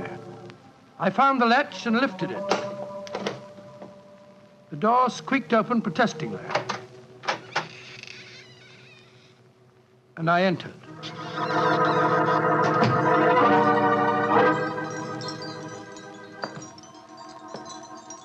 There was a tinkle of Chinese wind bells as I walked towards a long, low room. A strange sight met my eyes. Through the gloom, thick and heavy with the brown opium smoke, I saw that the room was terraced with wooden berths, like the forecastle of an emigrant ship. Out of the shadows, there glimmered little red circles of light, now bright, now faint, as a burning poison waxed or waned in the metal pipes. Bodies lay in strange, fantastic poses. Bowed shoulders, bent knees, heads thrown back. The attendant came up to me with a pipe and beckoned me to an empty berth. I haven't come here to smoke your filthy drug. I'm looking for a friend, Mr. Isa Whitney. No, Mr. Whitney here. Oh, I'm going to search the place. You must not disturb the priest. I'm carrying a revolver, so you'd better not argue with me, my good man. Out of the way. I searched that filthy den, but found no trace of my missing friend. As I was leaving in despair, a long, shaking hand reached out and plucked at my sleeve. I turned, and there, sprawled in a berth, was the wreckage of a man, his gaunt face yellow and twitching, his clothes filthy and ragged, and the pupil of his eyes like pinpoints. He spoke to me in a thin, quavering voice. For heaven's sake, get me out of here. Now, look here, my man. Don't say you won't help me, Governor. Ain't you got an heart? Please help me, Governor. Take me out of here. Strike me pink, I'm going balmy, I tell you. Oh, what must you expect if you indulge in this filthy habit? Take me out of here, Governor. I'll go straight this time. Cross me out, I will. Oh, very well. Come along with me. I suppose it's my duty to help you. Ah, bless you, Governor. Here, now, give me your arm. You cannot take him away. He owe me money. That's a bleeding lie. I paid him when I come in, I did. He cannot go with you, mister. You remember what I said about my revolver, you blackguard? If I have any more trouble with you, I'll fetch the police. Come along. He owe me money. He owe me money. Infernal scoundrel, owe me money. Tell him all proper, Governor. That off you didn't.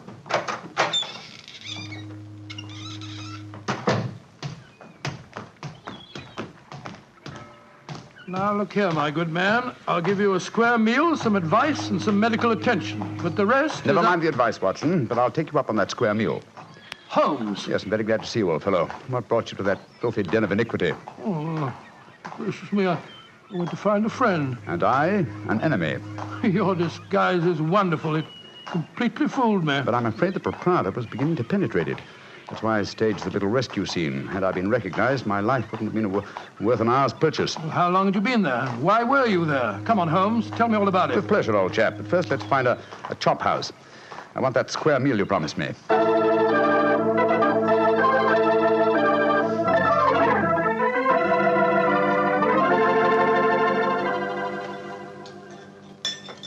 An excellent meal, Watson. Yes, they're surprisingly good for such a shoddy-looking place. Well, Holmes, now perhaps you'll tell me what you were doing in that opium den. I've already told you my story. I'm shadowing a most unusual criminal.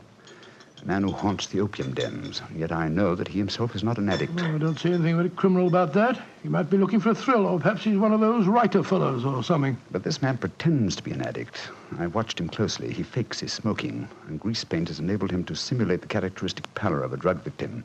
He even affects the typical mannerism of nose scratching, but it's his eyes that give him away. The pupils are wide open, I suppose. Exactly, old fellow. Whereas, if he were really addicted to the drug, they would, as you know, be contracted. I myself always treat my eyes with a special kind of drop on the occasion when, I have to enter these dens. Well, why does a man haunt an opium den in order not to smoke? That, my dear Watson, is the problem that I intend to solve. Well, perhaps the fellow's a policeman or a private detective like yourself, Holmes. I've already checked on those possibilities. No, Watson, I believe there is only one answer.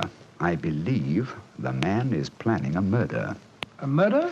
It's a tempting setting for a murder. Your victim is an addict, drugged and helpless. Your witnesses are in an equal state of befuddlement. The proprietor is anxious to cover up the crime because of the police. Bet you.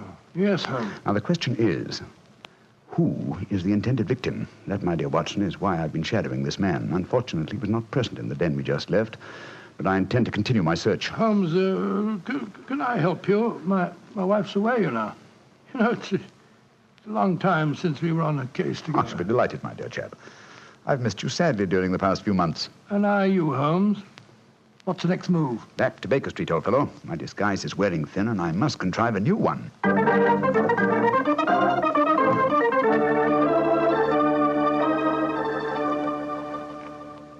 New disguise, eh? Well, which one shall it be, Watson? Well, how about the old flour cellar? I love that one. Well, it's pretty fresh, Varlett. Oh, no, my dear fellow, no. Hardly appropriate for an opium den. In any case, the clothes are so wretchedly uncomfortable. Well, how about the music hall singer? Oh, that chap, yes. Oh, I don't want to be beside the seaside. Oh, I don't want to be beside the sea. I don't want to stroll along the prom, where the brass band plays tiddly-um. Oh, confound it. Who can that be? You weren't expecting anyone, were you? No. So this is just like the old days. The doorbell ringing, Mrs. Hudson toddling off and bringing up some poor devil in trouble and... You say that rather wistfully, old fellow. Don't tell me that you repent of marriage. No, of course not, Holmes. Mary's a perfect darling, and I couldn't be happier. Just the same, it is rather fun to be back here again. Come in. Yes, Mrs. Hudson? It's a gentleman, sir. He gave me this card. Says he's very anxious to see you. Wayne J. Layton, President, Layton Corporation, Chicago, United States. Ask him to come up, will you, Mrs. Hudson? Aye, sir. Well, it's quite like old times to see you back here, Dr. Watson. That's just what I was saying myself, Mrs. Hudson. Mr. Layton has scribbled a message on the back of his card. If £1,000 for a week's work interests you, you'll see me. £1,000? Big fish, Watson. Very big fish. This way, sir. Thank you. Oh. How do you do, Mr. Layton? I guess you're Sherlock Holmes. You guessed correctly, sir. Excuse me. Oh, Mrs. Hudson, just a moment, Mrs. Hudson. Aye, Mr. Holmes. Sit down, won't you, Slayton? My name's Watson, Dr. Watson. I'm Sherlock Holmes' colleague. Yes, I've heard about you, too. Like a cigar, Doctor? It's a good one. Set me back 3 shillings. Oh, 3 shillings? Oh, thank you. That's very nice. Just put one. Oh, no, I see you introduced yourself. Splendid. And now, Mr. Layton, may I ask what brings you here? I'll talk fast and to the point. I'm a businessman. I like to do things in a business way. I have a chance to control the guano deposits of the Republic of San Pedro. Their minister will be in London tomorrow, and if it weren't for one thing, I know that I could swing the deal and get the concession. And what is that one thing, Mr. Layton? The deal is secrecy. I thought no one knew about it, but when I got here, I found out that my biggest business rival has gotten wind of what's going on. He's an Englishman. I've never met him, but he's right here in London. Now, I'm not going to tell you his name, not until you give me your word that you'll work for me. Just what you wish me to do, Mr. Layton. Get this rival of mine and keep him out of circulation for a week. I don't care how you do it, and I won't ask. In a week's time, I'll give you the other half of this £500 I brought with me. Oh, good Scott. What kind of a Watson, detective give Mr. Layton his hat and gloves. That's it. Thanks, old fellow. Goodbye, sir. What are you doing, throwing me out? I can't think where you gathered the impression that I indulged in kidnapping. Once again, goodbye, sir. And here, sir, you can take back your cigar. Well, if you don't want some easy money, I'll soon find someone else that does. This is the last you'll see of me, Mr. Holmes. Life is full of little consolations. Some people seem to think that money can Watson, the game's afoot. Mr. Leighton is the man I've been seeking. The man who pretends to be an opium smoker. Why in Basil did you let him get away? Here, I'll go after him. No. Don't worry. I've already arranged for that. Oh, how? When I left the room just now to talk to Mrs. Hudson, I was intending to tell her to summon some of my band of street urchins. You know, the Baker Street irregulars. When she informed me that half a dozen of them were in the kitchen at this very moment, partaking of one of her incomparable steak and kidney pies. The rest should be obvious. You left instructions for one of them to shadow Mr. Leighton when he left her. Elementary, my dear Watson. Oh, don't tell me that Leighton back again. No, I think not. I should say that at the moment he's just about to walk out of the front door. No, I think we shall have another visitor. And judging by the commotion, the incoming and the outgoing visitors know each other and are not on the best of terms. Well, it sounds to me as if they're having a fight. Here comes Mrs. Hudson to tell us about it. Come in. Oh, Mr. Holmes, you've got another visitor. So I gathered. Mrs. Hudson, you gave my instructions to one of the boys? I did that, sir. Young Wiggins was going to follow the gentleman. Mrs. Hudson, what was all that commotion about downstairs just now? Oh, it was the two gentlemen shouting at each other. Him that was leaving and the one that was waiting on the doorstep. And who is our new visitor, Mrs. Hudson? Here's his card, sir. Oh, thank you. Linton Chumley, 9 Belgrave Square. Well, ask him to come up, will you, Mrs. Hudson? Very well, Mr. Holmes. Oh, one thing more. Yes, sir. Please instruct another of the Baker Street irregulars to follow this Linton Chumley when he leaves here and report to me. All right, sir. You're taking no chances, Holmes, eh? You're having this fellow shadowed, too. Leighton is a potential murderer. Of that I'm convinced. This Mr. Chumley might possibly be his intended victim. While we're talking to him, Watson, old fellow, I want you to be sure to look at the condition of his eyes. Yeah, I certainly will. Come in. Oh, good evening, Mr. Chumley. Are you Mr. Sherlock Holmes? I am. This is my colleague, Dr. Watson. How do you do, sir? That was Wayne Leighton that was just left here, wasn't it? Won't you sit down, sir? Thank you. I don't want to sit down. All right, you needn't answer my question, but I know it was Leighton. I've never met him, but I've seen his picture in the newspapers. Oh, very well, then, sir. It was Wayne Leighton. I know why he came to you. He's trying to have me put out of the way while he closes that deal on the San Pedro and Guana concession. Now, look here, Holmes. You've got to be on my side. Whatever fee he offered you to dispose of me, I'll double it if you'll take care of him for a few days. Oh, dear me, this is becoming monotonous. Watson? The hat and gloves? Thank you, old chap. That's right. Good night, Mr. Chumley.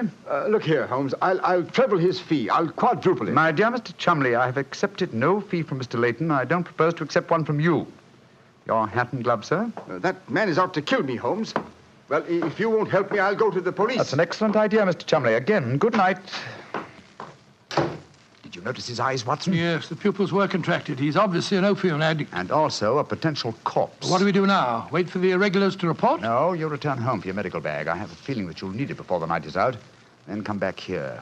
If I've gone before you return, I'll send one of the irregulars to bring you to wherever I may be. Wait until you receive a message from me. On your way, old chap. There's work ahead of us.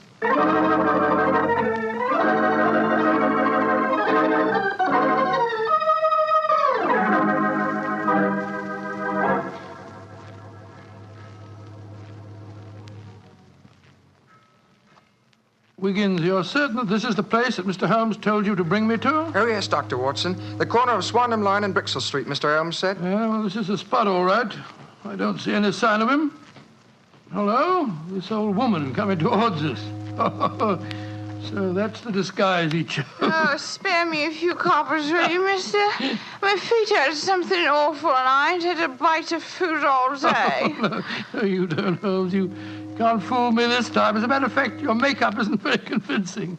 You hardly look like a woman, and nobody's nose could be quite as red as that. Don't look like a woman, don't I? My nose is too red, is it? I'll take that. No, steady, look Making here. fun of a poor old woman whose plight I made her. I'm sorry, madam. I didn't mean to insult you.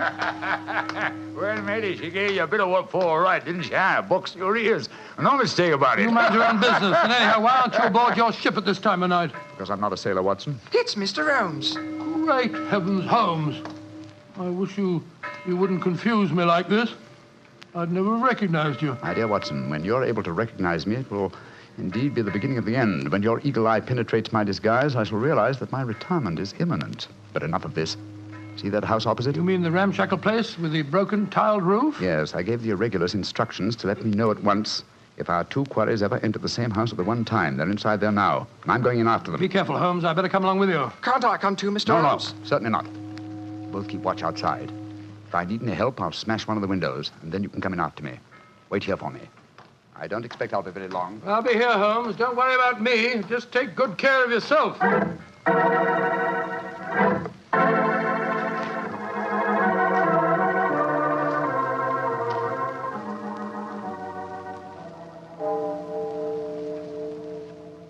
It's 1 o'clock, Doctor. Yes, I know, Wiggins. He's been in there half an hour. I'm beginning to get worried. Start going after him, sir. No, Wiggins. You know Mr. Holmes. When he gives orders, he likes them. There's a signal for help. Keep watching the house, Wiggins. I'll be out in 5 minutes. Go for the police. Right you are, sir. All right, Holmes, all right. I'm coming.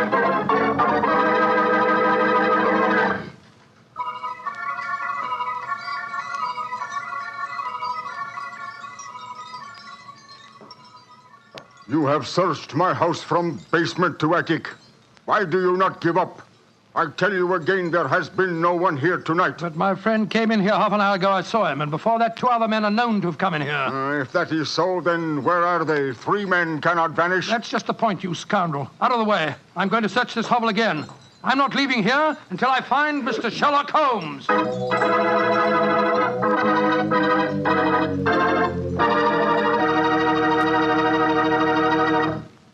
You'll hear the rest of Dr. Watson's story in just a second. And if you don't mind, I'll take that second to say just one word to the ladies. And that word is muscatel. Petri, California muscatel. I want you women to know about it because Petri muscatel is one wine that practically every woman likes. Maybe because it's such a beautiful color, like pale gold. But I guess really because Petri muscatel brings you the wonderful flavor of luscious, sun-ripened muscat grapes. And that's a flavor. Try Petri muscatel after dinner, or any time as a change from Petri port. Remember, if it's a Petri wine, you know it's a good wine.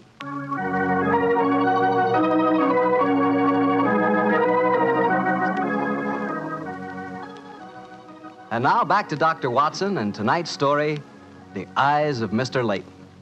Well, what happened next, Doctor? When you searched the house for the second time, did you find any trace of Sherlock Holmes or the 2 rival businessmen? No, Mr. Bartell, I'm afraid I didn't. What did you do? I told Wiggins to report the matter to the nearest police station and then rattle back to Baker Street in a hansom cab as fast as I could. When I arrived at the old familiar doorstep, I wrenched at the bell in a frenzy of anxiety. Finally, the door opened, and there stood Mrs. Hudson. Dr. Watson, what is it, sir? Why, you're as white as a ghost. Mr. Holmes, is he here? Aye, sir, came in half an hour ago. He was dressed as a sailor and was half carrying some drunken friend of his. Oh, thank heavens he's safe. I'll go up. All right, sir.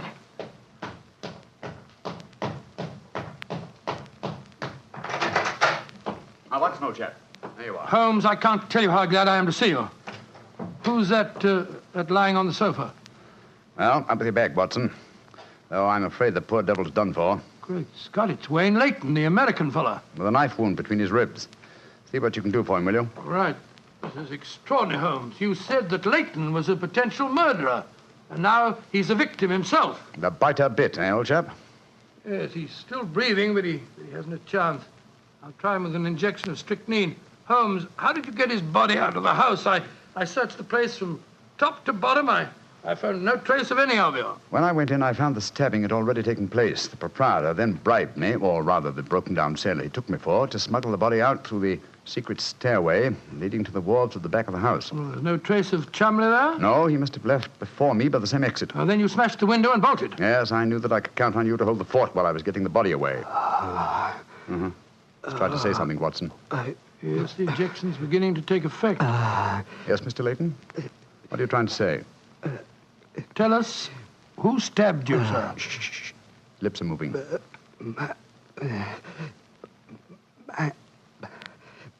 Mandalay.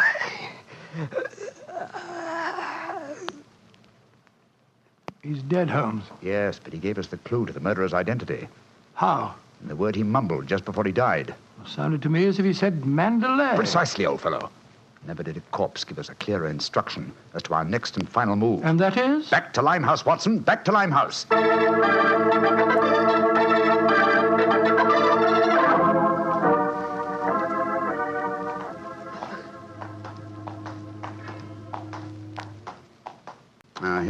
This must be the place. What's this? Another opium den? Yes, I knew that since Chumley refrained from smoking earlier on in the night, in order to keep his faculties alert for murder, that an enormous reaction would set in. He'd have to find a den at once, and beyond question a different one from that in which the murder was committed. But how do you know that he's inside here? Well, just before you returned to Baker Street tonight, I had a message from one of my irregulars. He tracked him here after he escaped from the scene of the stabbing. That was a couple of hours ago. He might have slipped away again. No, Watson, tonight he came to drown his senses with a wretched drug. He'll be here. Come on.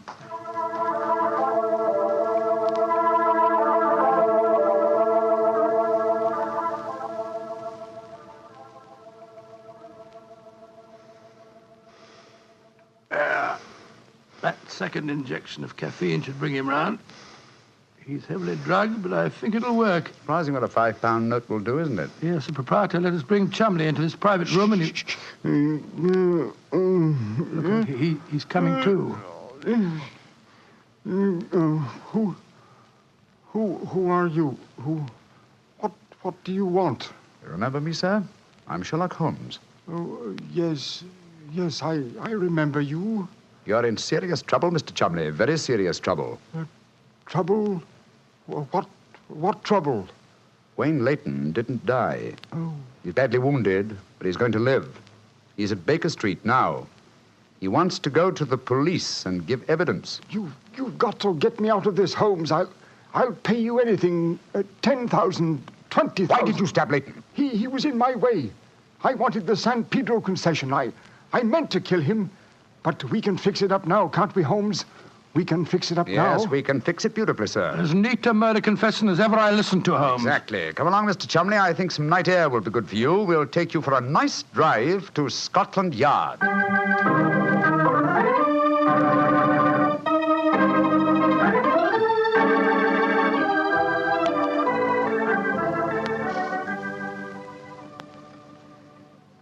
I brought you some kippers, gentlemen. You've both been up all night, and I'm sure you can do it. It's very thoughtful of you, Mrs. Hudson. Yes, indeed it is. What is Mrs. Watson going to say when she finds you've been out all night? Oh, don't you worry about that, Mrs. Hudson. She's very understanding. It's lucky for you that she is. Well, I'll go and leave you to your breakfast. Holmes. Yes, dear fellow? There's only one thing that puzzles me about this case. Oh, what's that? When Layton was dying, he muttered the word Mandalay. How did that give you the key to the murderer's identity? Oh, the dead American had never met Mr. Chumley, you remember, except when they bumped into each other in our hallway. Yes, he told us that he recognized him from the newspaper photographs. Being an American, he had no reason to know that the name Chumley is in no way pronounced the way it is spelt. Oh, Joe, I never thought of that. Chumley.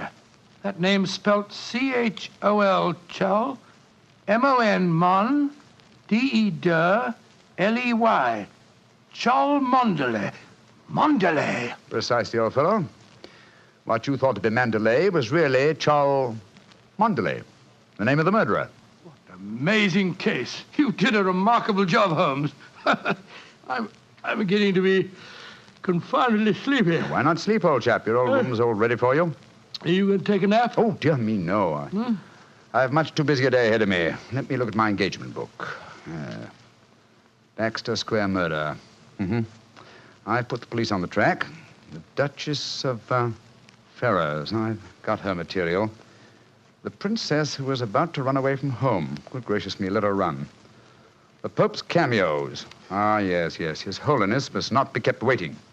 Can I help you again, Holmes? Mary doesn't return until tomorrow. Well, I thought you were sleepy, old fellow. Sleepy rubbish. I never felt more wide awake in my life.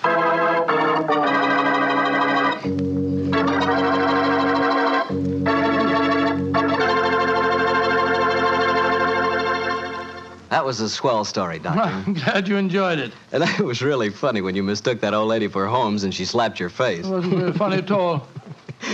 Sure it was. Come on, admit it, Doctor. Well, she did look like Holmes in disguise, you know, and you would have made the same mistake that I did. Okay. Her nose was ridiculously red, and she did look like a man. Look, Doctor, forget I ever said anything. I won't say another word. I'll keep my mouth closed forever. Oh, come on, I wouldn't do that. Mr. Bartell? Mr. Bartell? Won't you even open your mouth to finish your wine? Your Petri wine? Okay, you win. You know I'll open my mouth for Petri wine anytime. that Petri wine is always good wine, and for good reason, too. The Petri family has always owned and operated the Petri business.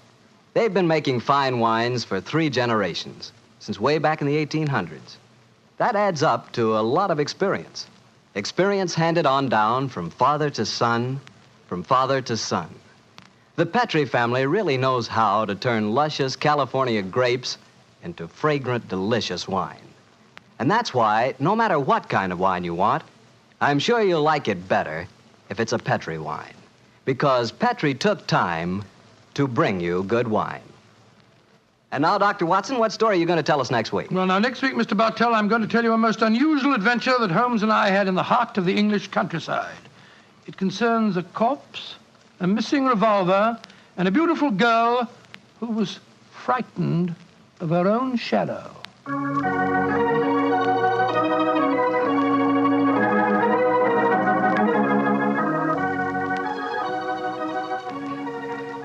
Tonight's Sherlock Holmes adventure is written by Dennis Green and Anthony Boucher and is based on an incident in the Sir Arthur Conan Doyle story, The Man with the Twisted Lip.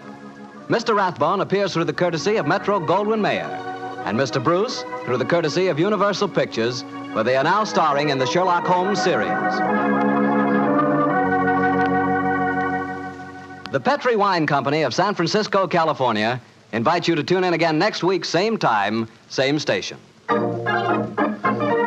The Petri family took the time to bring you such good wine. So when you eat and when you cook, remember Petri wine. To make good food taste better, remember... Petri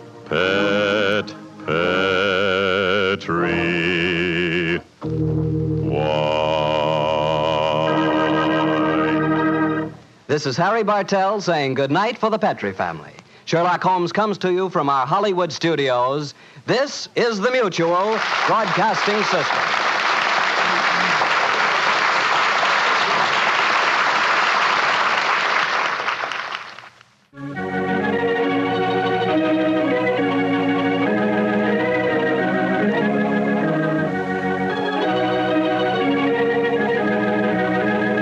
The 2 episodes you have just heard, In Flanders Fields and The Eyes of Mr. Layton, are part of the New Adventures of Sherlock Holmes, starring Basil Rathbone and Nigel Bruce, and are a 1988 copyrighted production of 221A Baker Street Associates. The Sherlock Holmes stories and the characters of Sherlock Holmes and Dr. John H. Watson were created by Sir Arthur Conan Doyle and are used with the kind permission of Dame Jean Conan Doyle.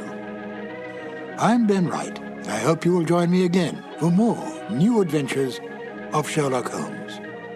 Thank you for listening.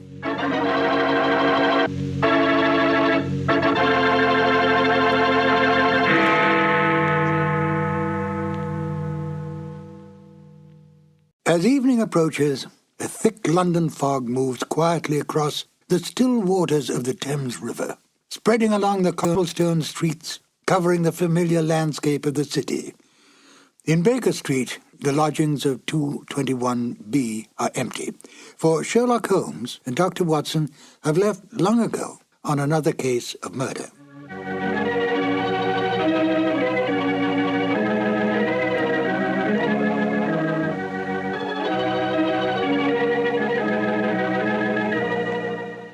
Hello, my name is Ben Wright. Welcome to the New Adventures of Sherlock Holmes. The radio play you're about to hear was originally broadcast on the 7th of June, 1945. At that time, the war in Europe was almost over. We were, however, still fighting in the Pacific, and it was essential during the war years that radio do everything in its power to keep up the morale of the people, to make them conscious of the need to give, and give freely, to the war effort that all men could remain free. It was no different for the Sherlock Holmes radio series. Unlike the Sherlock Holmes movies of the time, the radio series was not set during the war, but retained its original time frame of Victorian England. How then to enlist this popular series to bring across a message in wartime? Although Holmes and Watson had long retired, it was possible to involve them in, if not the Second World War, at least the First World War. for they would have been very much alive then. The Victorian era was just about gone when the First Great War broke out. In fact, the war effectively killed it. But thanks to the cleverness of Dennis Green and Anthony Boucher, Sherlock Holmes and Dr. Watson could once again come to the aid of their country. The broadcast of In Flanders Fields was made part of a war bond rally in order to raise money to continue the fight against the enemy in the Pacific. I think it's an interesting note that Dennis Green and Anthony Boucher met at an earlier and similar war bond rally a few years earlier. It was a stroke of luck, for the two became not only good friends, but wrote some of the best of the new Sherlock Holmes adventures. Oh yes, before we get to the show, do take careful note of Nigel Bruce's final statements at the end of the broadcast. Selling war bonds may be an amusing and quaint idea today, but during those rather dark days, it really was an important issue. And now, Sherlock Holmes and Dr. Watson in the radio drama In Flanders Fields. This episode from the life of Sherlock Holmes will be transmitted to our men and women overseas by short wave and through the worldwide facilities of the Armed Forces Radio Service. From the stage of the Paramount Theater in Hollywood, Petri Wine brings you Basil Rathbone and Nigel Bruce in the new adventures of Sherlock Holmes.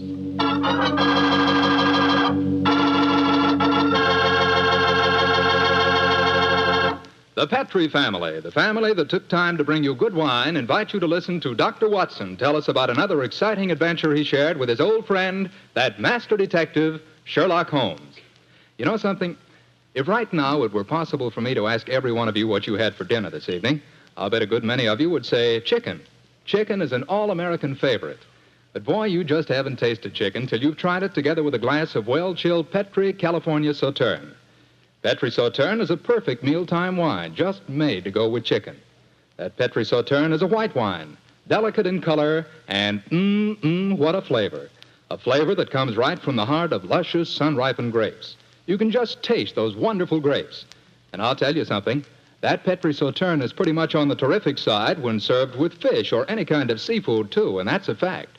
But say, whenever you serve that Petri Sauterne, remember you can serve it proudly, because the name Petri is the proudest name in the history of American wines.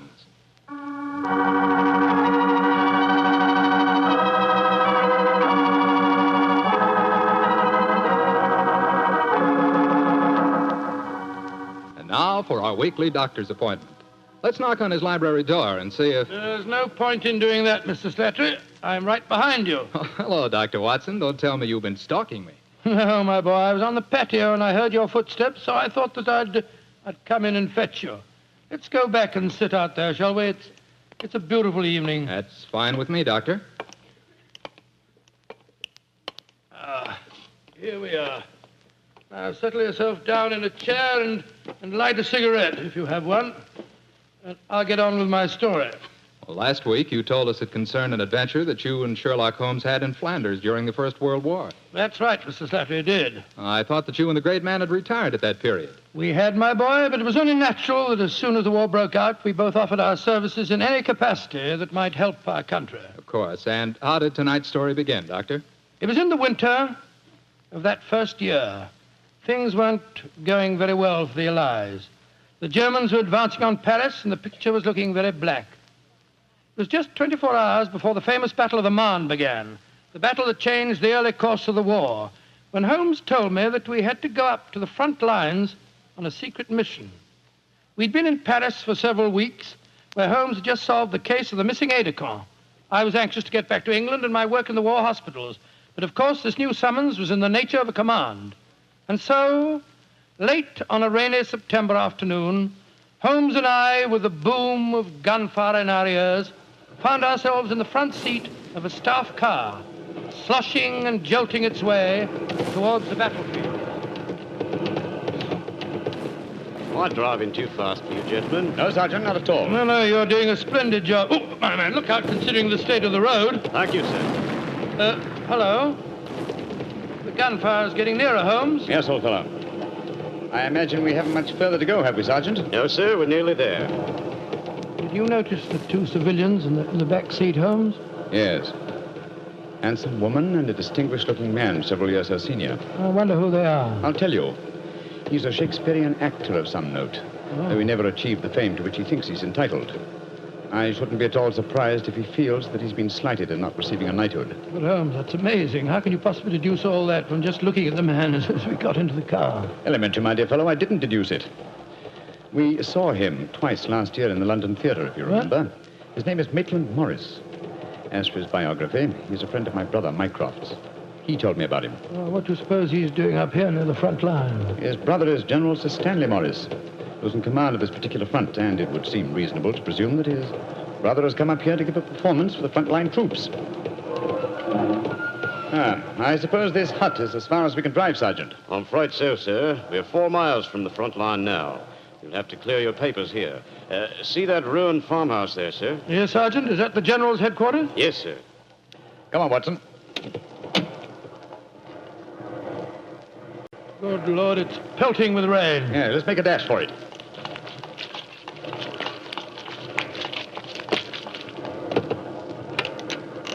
Oh, who goes there? Friend?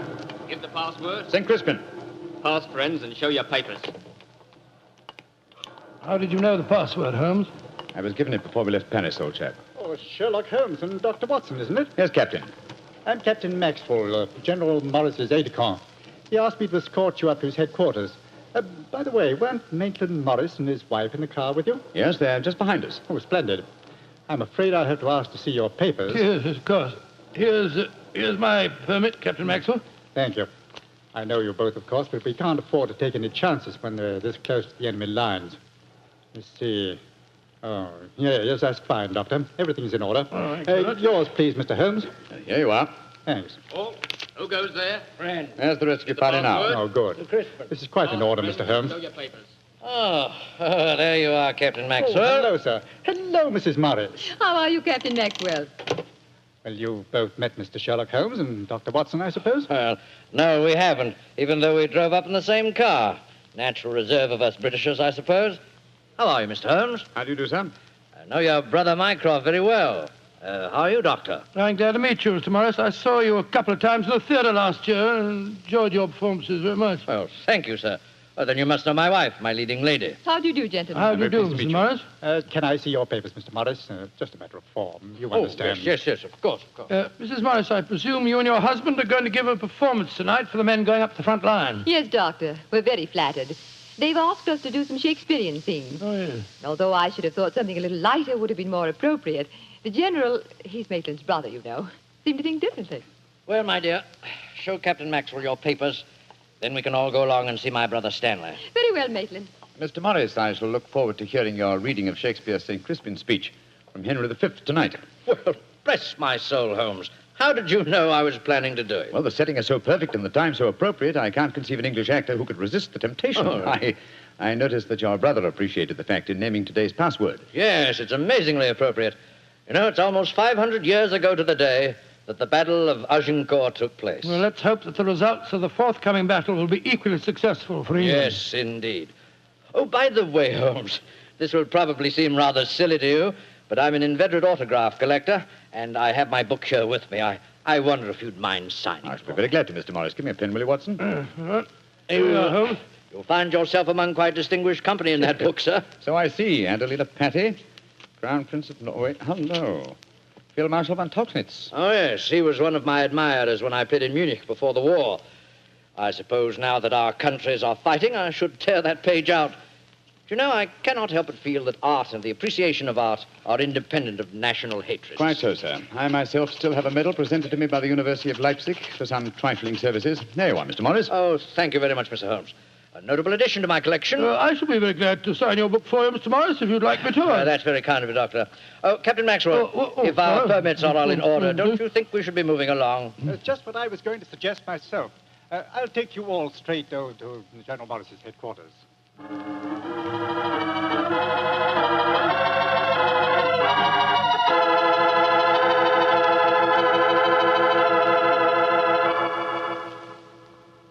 General Morris, may I introduce Mr. Sherlock Holmes and Dr. Watson? How do you do, sir? How are you, General? How do you do? Know a lot about you.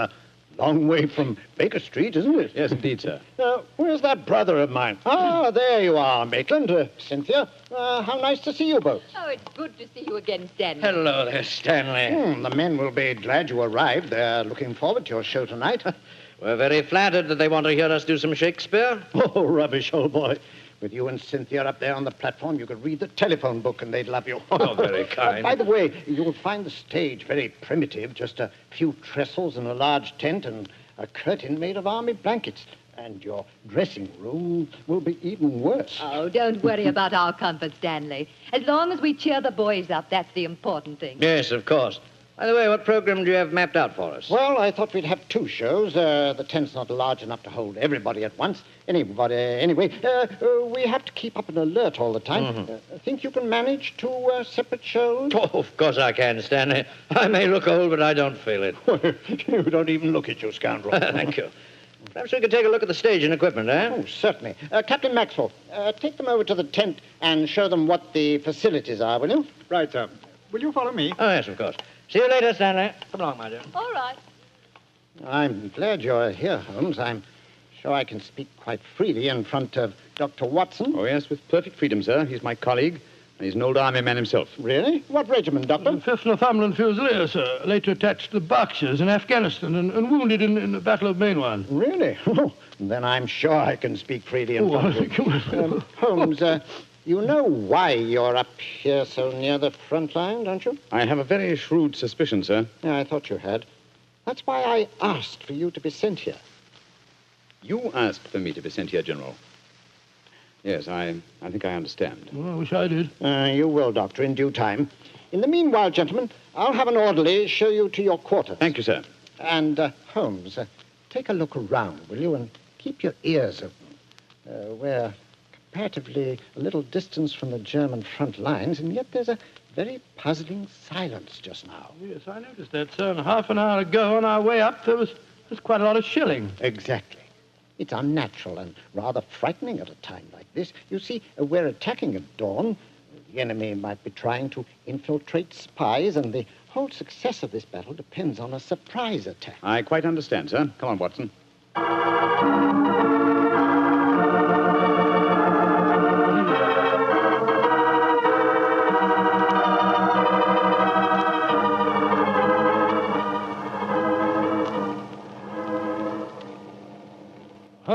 Holmes, the first performance starts in a few minutes, you know.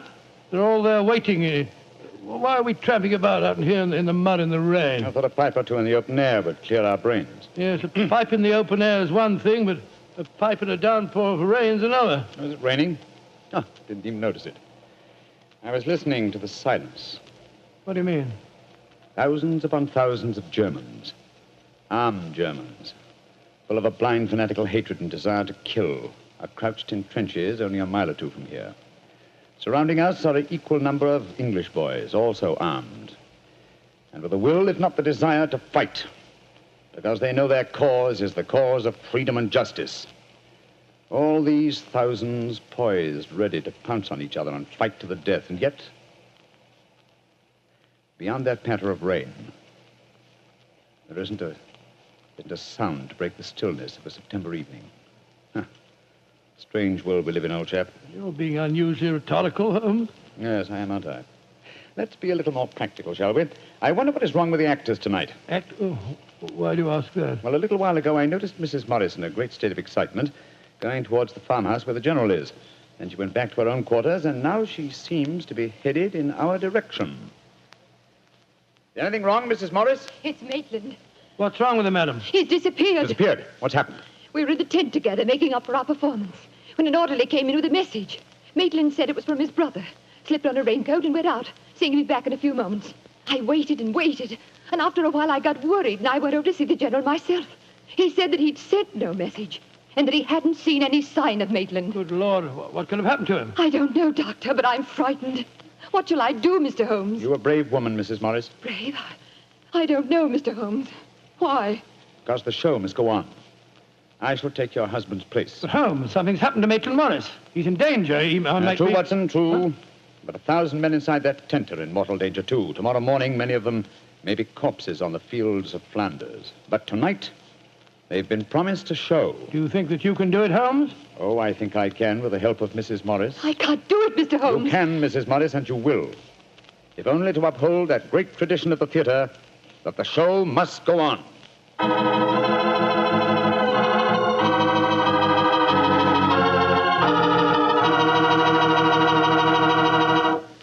We'll hear the rest of Dr. Watson's story in just a few seconds. Time I'd like to take to tell you that if you've got a butcher who has meat and you've got the points to get that meat, don't forget to bring home a bottle of Petri California Burgundy. Tell you why. That Petri Burgundy is a rich red mealtime wine that's wonderful with any meat or meat dish. That's a fact. Petri Burgundy can make a banquet out of a hamburger. And boy, Petri Burgundy and old-fashioned Irish stew are bosom companions. Just get yourself some Petri Burgundy and share it with your family. Petri Burgundy is the best friend a good meal ever had.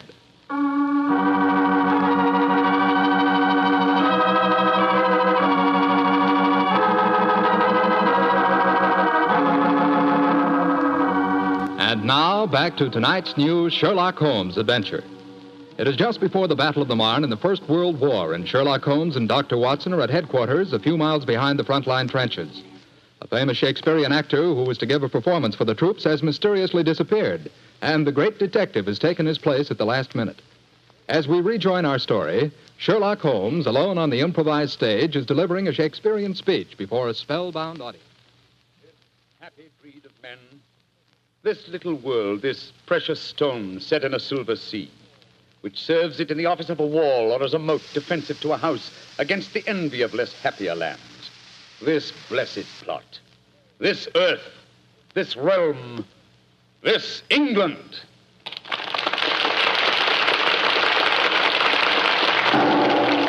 Holmes, that shot, are you all right? Yes, old chap. Fortunately, I started to leave the stage as the shot was fired. The bullet just missed me. I heard it splinter some wood nearby. But who on earth would want to shoot you? That's what we've got to find out, though I think it more likely that the shot was intended for me. It was not intended for me, but for Maitland Morris, the man for whom I'm substituting. Well, even so, who'd want to shoot him? Oh, don't ask me so many questions, old fellow. Let's see what clues we can find. Now, the shot was fired from outside the tent from behind me. Yes, look there. See the hole in the tent there? By Jove, yes. The footlights would outline your shadow on the back of the tent. Whoever it must have fired at your silhouette. The question is, where did the bullet embed itself? Aha. Look here, Watson. Have you got a penknife? Yeah, wait a minute. Here, Holmes. This shouldn't be hard to extract. Look at this splintered tent pole. Wait a minute. There we are. Excellent. Huh. Very interesting. Well, what's so interesting about it? Just a revolver bullet, isn't it? Oh, no, it isn't, Watson. Huh? It's fired from just a revolver bullet. This bullet was fired from a German Luger pistol. A German pistol? There must have been a spy here behind our lines. That's a reasonable enough assumption. Yes, we may be sure that no English soldier would carry such a weapon and face inspection. Come on, I want to talk to Mrs. Morris.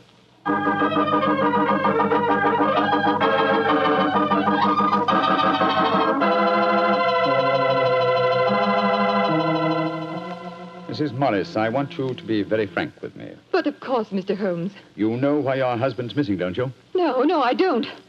Have you found out anything? Come, madam. Why keep up this pretense any longer? I know that your husband is a spy, or at least a great sympathizer with the German cause. The general's brother a spy? Good Lord. How dare you say that? Because it's true. Foreign Office have been suspicious of his sympathies for some time. His own brother knew it. That's why he asked to have me sent up here to keep an eye on him during his visit. It is true. Why should I keep up the pretense any longer? You see, Maitland was a disciple of Stuart Houston Chamberlain. Oh, who was this Stuart Houston Chamberlain? An Englishman who married one of Richard Wagner's daughters and became a German citizen, and an arch-enemy of England. I tried to dissuade Maitland. I implored him to consider his British heritage, his brother's name and mine. But Maitland was a strange man. His life was one of frustration and envy. Envy of his brother, I suppose? Yes. When Stanley was knighted, it hurt Maitland terribly. He said it was typical that the English would knight a soldier and yet leave a great artist like himself unrecognized. That in Berlin, they really understood and rewarded the artist. Well, if the authorities knew that, it's amazing they allowed him to come so close to the front lines at a time like this. Oh, it was at the general's request. He wanted to plead with my husband to warn him that his secret was known. And now Maitland's gone over to the German lines. Oh, it's terrible. It's worse than that. It's disastrous. He can give them information as to the strength of our troops here. He knows the password. He might even know the hour the attack is timed to start. How did your husband expect to enter the German lines in safety, Mrs. Morris? He speaks fluent German, Mr. Holmes. I fancy the autograph book he was carrying, containing the signature of Field Marshal von Tochnitz, was in reality his pass through the German lines. You've told the general that his brother was gone, of course. I haven't been able to. He moved up to the front line position immediately after the first performance, though I had warned him what I thought Maitland was planning to do. I think he intended to give his performance first, then cross the lines immediately afterwards. But something must have made him change his mind. Perhaps he suspected I'd warned the general. Anyhow, as you know, when I got back to our quarters, he'd gone. Did he leave any note, madam? Yes, he did. Here it is. Thank you. I have gone, my dear. Try and understand and forgive if you can. You wouldn't come with me, and so I'm taking what is left of my heart and my hopes where they belong, among the friends that understand and appreciate me. It is something stronger than love and blood and country that makes me do this. It is something dearer to me than life itself. Dearer to me than life itself. Oh, how could he? How could he? The shame of this will kill poor Stanley. Mr. Holmes, will you break the news to him? I know it's cowardly of me, but I just can't tell him myself. Don't worry, Mrs. Morris. I'll tell him. Dr. Watson and I will ask Captain Maxwell to escort us to the General's frontline headquarters. In the meantime, try and keep calm. We'll tell him.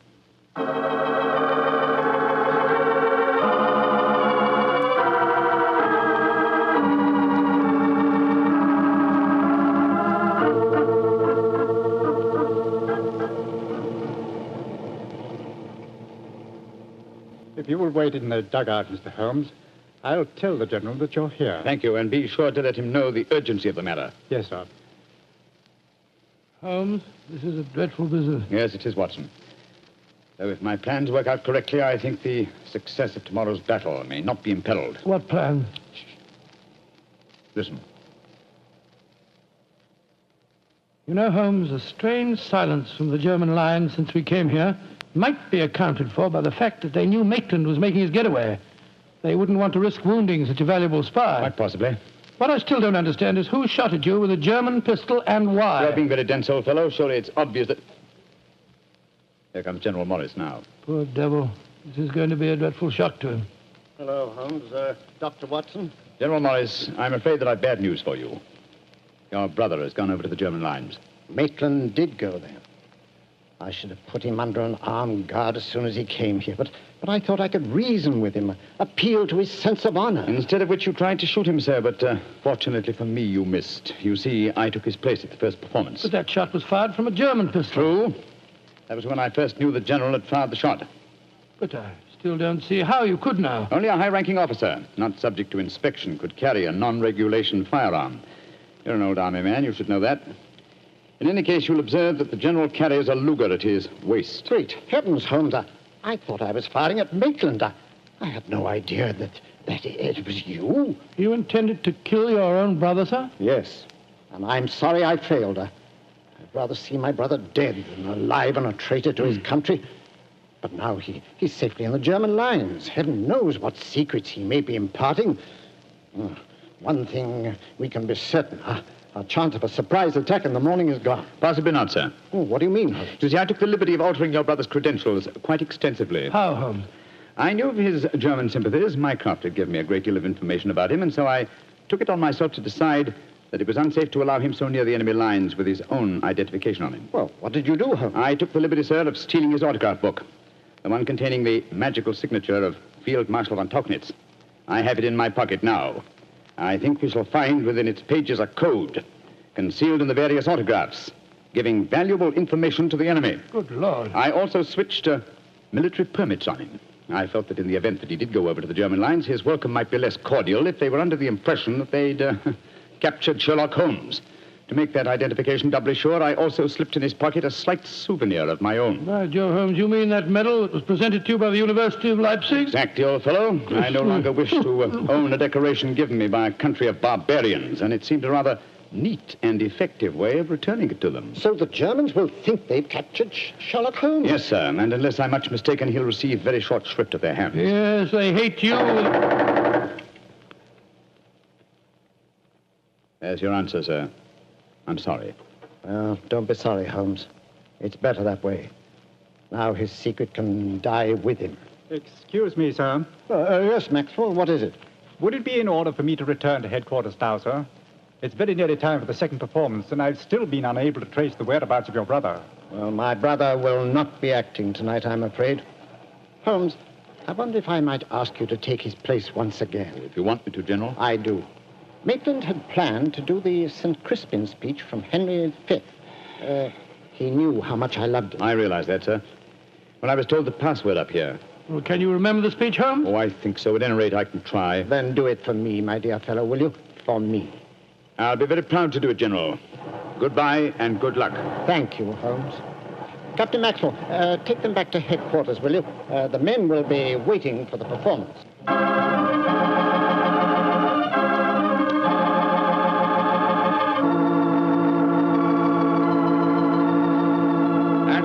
Crispian shall ne'er go by from this day to the ending of the world, but we in it shall be remembered. We few, we happy few, we band of brothers. For he today that sheds his blood with me shall be my brother. Be he ne'er so vile, this day shall gentle his condition. And gentlemen in England now abed shall think themselves accursed they were not here, and hold their manhoods cheap, while any speaks that fought with us upon St. Crispian's Day.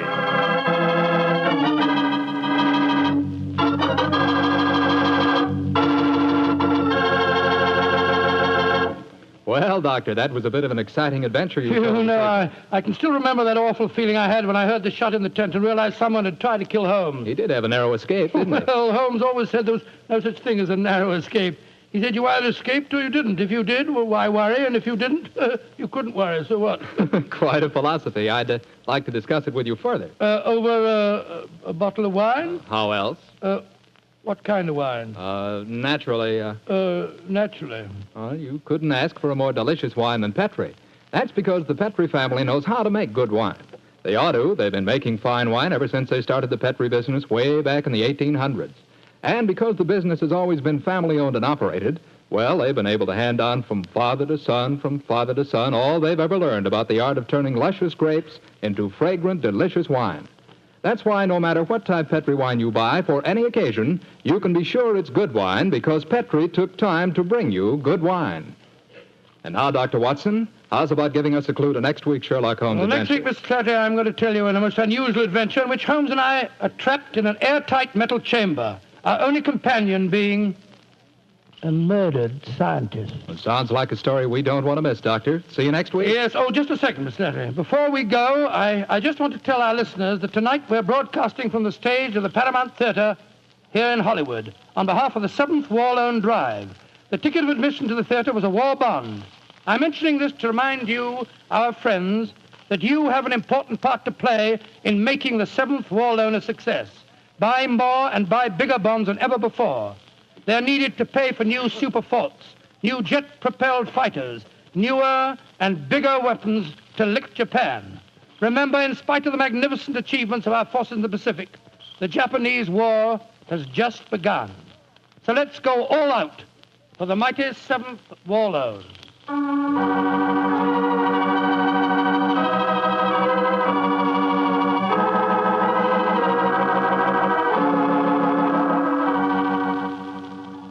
Tonight's Sherlock Holmes adventure is written by Dennis Green and Anthony Boucher and is based on an incident in the Sir Arthur Conan Doyle story, The Adventures of the Blanched Soldier. Mr. Rathbone appears through the courtesy of Metro-Goldwyn-Mayer and Mr. Bruce through the courtesy of Universal Pictures, where they are now starring in the Sherlock Holmes series.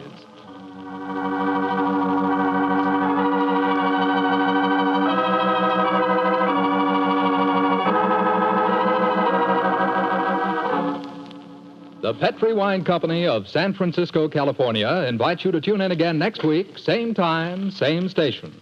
Oh, the Petri family took the time to bring you such good wine. So when you eat and when you cook, remember Petri wine. To make good food taste better, remember Petri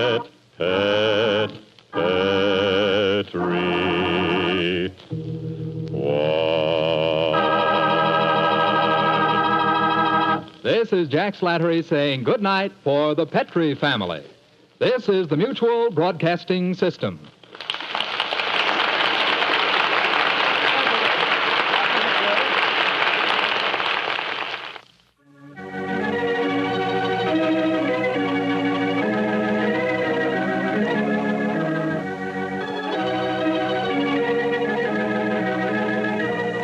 It was only a short time later that calls for the sale of war bonds would come to a complete halt. The reason? The dropping of the A-bomb on Japan. Not only did this bring the Second World War to an abrupt end, but it changed the entire life and rhythm of the world. I often feel that life might be richer if we could have grown into this atomic age at a slower pace. Still, we can go back in our imagination to an easier, slower time, a less violent time, a time of Sherlock Holmes and the good doctor. This is Ben Wright, and I'll join you again shortly with another new adventure of Sherlock Holmes.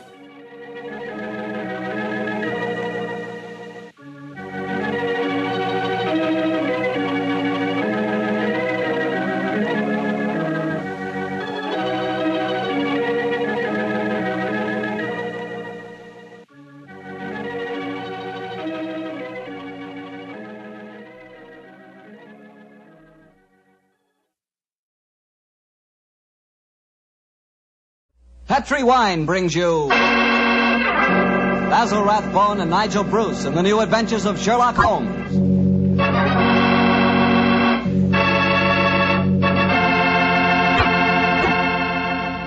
The Petri family, the family that took time to bring you good wine, invite you to listen to Dr. Watson tell us another exciting adventure he shared with his good friend, that master detective, Sherlock Holmes. And I'd like to tell you about my favorite time of day. It's just before dinner. You know when the family's all sitting around in the living room and wonderful things are cooking in the kitchen? Ah, that's for me. And boy, that's the time for a glass of sherry. Because Petri California sherry really makes waiting for dinner a pleasure. That Petri sherry is the perfect before-dinner wine. Just look at its beautiful amber color. And then taste that wonderful Petri sherry. What a flavor. Petri sherry has a rich, nutty flavor that's right from the heart of sun-ripened grapes. And if you like your sherry dry, you know, not sweet, you'll want to get Petri Pale Dry Sherry. Or better yet, taste them both. Don't buy one, buy two. Those letters P-E-T-R-I on the label are the personal assurance of the Petri family that Petri sherry is truly good wine.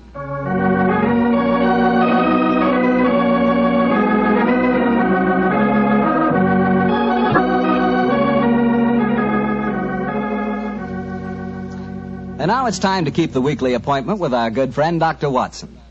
How are you this evening, Doctor? I never felt better, thank you, Mr. Bartell. Draw up your usual chair and make yourself comfortable. Thanks. That's it. Oh, I see you've had the old tin dispatch box out again. I suppose you've been going through your notes on tonight's new Sherlock Holmes adventure? Yes, Mr. Bartell, and I think you'll find it as pretty a little problem as we ever encountered. The story began in 1887, a very busy year for us, my boy. It was the same year that Holmes solved the case of the Amateur Mendicant Society, who held their meetings in a luxuriously furnished vault below a furniture warehouse. Oh, I remember that story, Doctor. And wasn't 87 the year you both escaped from death in the Paradol chamber? It was indeed. You've got a very good memory, Mr. Bartell. The story I'm going to tell you tonight topped off this unusually exciting year. It was late in October, and the equinoctial gales had set in with exceptional violence. All day the wind had howled and the rain had beaten against the windows of our Baker Street lodgings. Finally, it was nearly midnight, as far as I remember. The storm grew higher and louder, and the wind in the chimney sobbed like a child. Suddenly, much to our surprise, the doorbell jangled, and a few moments later, our midnight visitor stood before us. He was a man of about 45, and as he looked about him anxiously in the glare of the lamp, I could see that his face was pale and that his eyes heavy, like those of a man who was weighed down with some great anxiety. And yet when he spoke, his tone was businesslike and almost aggressive. I've come to you for advice, Mr. Holmes. That's easily obtained. And help. That is not always so easy. Help the gentleman off with his coat, will you, Watson? Yes, indeed. Here you are, sir. Let me hang it up for you. Thank you, sir. I heard of you, Mr. Holmes, from Major Prendergast. Oh, yes. He said that you could solve anything. Oh, I'm afraid he said too much. But you've never been beaten. I've been beaten 4 times, sir. 3 times by men and once by a woman. But supposing you sit down and introduce yourself. My friend's name is Watson, Dr. Watson. How do you do, sir? How do you do, Doctor? My name is Lovelace, Edmund Lovelace. And what brings you to me at this hour of the night, Mr. Lovelace? I'm in terrible trouble, Mr. Holmes. You don't know anything about me, but If you'll accept my case, you can save 4 lives. I wouldn't say that I know nothing about you, sir, though it's true that I know little beyond the somewhat obvious fact that, you're single, that you keep a dog, but not a manservant, and that you are much preoccupied with your business, which I take to be some form of insurance. Oh, come. Oh, steady. Now, what is this? Well, magic? I'll wager that my friend's right, though. Isn't he, Mr. Lovelace? Perfectly. But I'll be hanged if I can see how he knows it. It's a practical application of logic, sir. The briefcase that you carry might at first indicate a barrister or some other professional man, but your brusque, businesslike manner counteracts that suggestion. An insurance broker who must visit clients at odd hours is the likeliest man to combine that manner with a briefcase at midnight. But the wife and the manservant, and the fact that I'm preoccupied with my business. Your cufflinks don't match, sir. Each is from a different pair. That would suggest preoccupation, and it's a mistake that neither a wife nor a manservant would have allowed to pass. Yes, but how about the dog? Oh, surely that's obvious, Watson. Well, I can't see it. I shall let you ponder on that matter while Mr. Lovelace tells us his problem. Mr. Holmes, are you as interested in preventing a murder as in solving one? Well, naturally I am, Mr. Lovelace. Even more so. But please tell me your story. I live with 4 cousins of mine in an old house in Camberwell. My grandfather left the house and a sizable fortune to the 5 of us on condition that we lived together and maintained a family unity. It probably won't surprise you to know that we've grown to get pretty much on each other's nerves. Well, what happens if one of you dies, Mr. Lovelace? His share is divided among the others, Doctor. Oh, yes. The wonder to me is, sir, that not that a murder may take place, but that it has not happened long ago. Who's responsible for the administration of the estate? My cousin Gerald. He's much older than the rest of us, and he's a thoroughly unpleasant, cantankerous man. Yeah. He gets an extra share in the estate as administrator, and in consequence he doesn't work.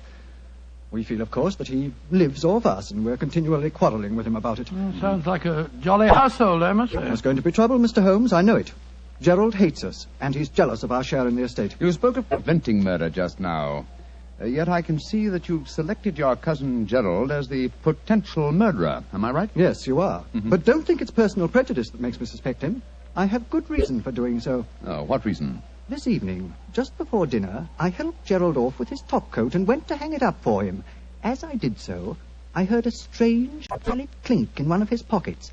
I slipped my hand inside it and found a hypodermic syringe and a small phial of liquid. I opened the phial and smelled it. Gentlemen, it reeked of bitter almonds. Bitter cyanide, eh? And what did you do? I thought of destroying it, but I realized that would put him on his guard, so I replaced it in his pocket. Of course, I warned the others, and we decided that I'd come to you. I had to see a most important client tonight, or I'd have been here earlier. Yes, it seems odd that you didn't come directly to Mr. Holmes as soon as you'd made the discovery, Mr. Lovelace. After all, if a potential murderer is walking about with a pocket full of cyanide, I should have thought that itself was more important than business. Well, Yes, I suppose it might seem so to you, Doctor. Now, that's a most interesting stick you carry, sir. May I examine it? Of course. Here. Oh, thank you. Now I see how you deduced that Mr. Lovelace had a dog, Holmes. There are the marks of the dog's teeth on the stick. Yes, my dear Watson, but these marks under scrutiny give us even more specific information. He's a large dog. You've had him for some years, Mr. Lovelace, and he's now old and feeble. Well, you're perfectly right, but I'll be hanged if I can see how you can tell that from looking at a walking stick. This stick is covered with teeth marks, therefore it has been carried many times by the dog. Now, it's a heavy stick, so only a large dog could have carried it. And the teeth marks also indicate a large jaw. The older marks are deep sunk. Look here. The fresh ones, where the wood is not yet darkened, are shallow. Yes, it's obvious that the jaws are losing their strength. That's very clever of you, Mr. Holmes, but I don't see what it has to do with the case in hand. Oh, neither do I, Holmes, I must confess. No, surely it tells us that your story, Mr. Lovelace, may bear a less terrifying implication than you think. On the other hand, its implication may be even more terrifying. Though it's late at night, I feel that any further delay in this matter would be extremely dangerous. I suggest that we get a cab and come to your house in Camberwell at once.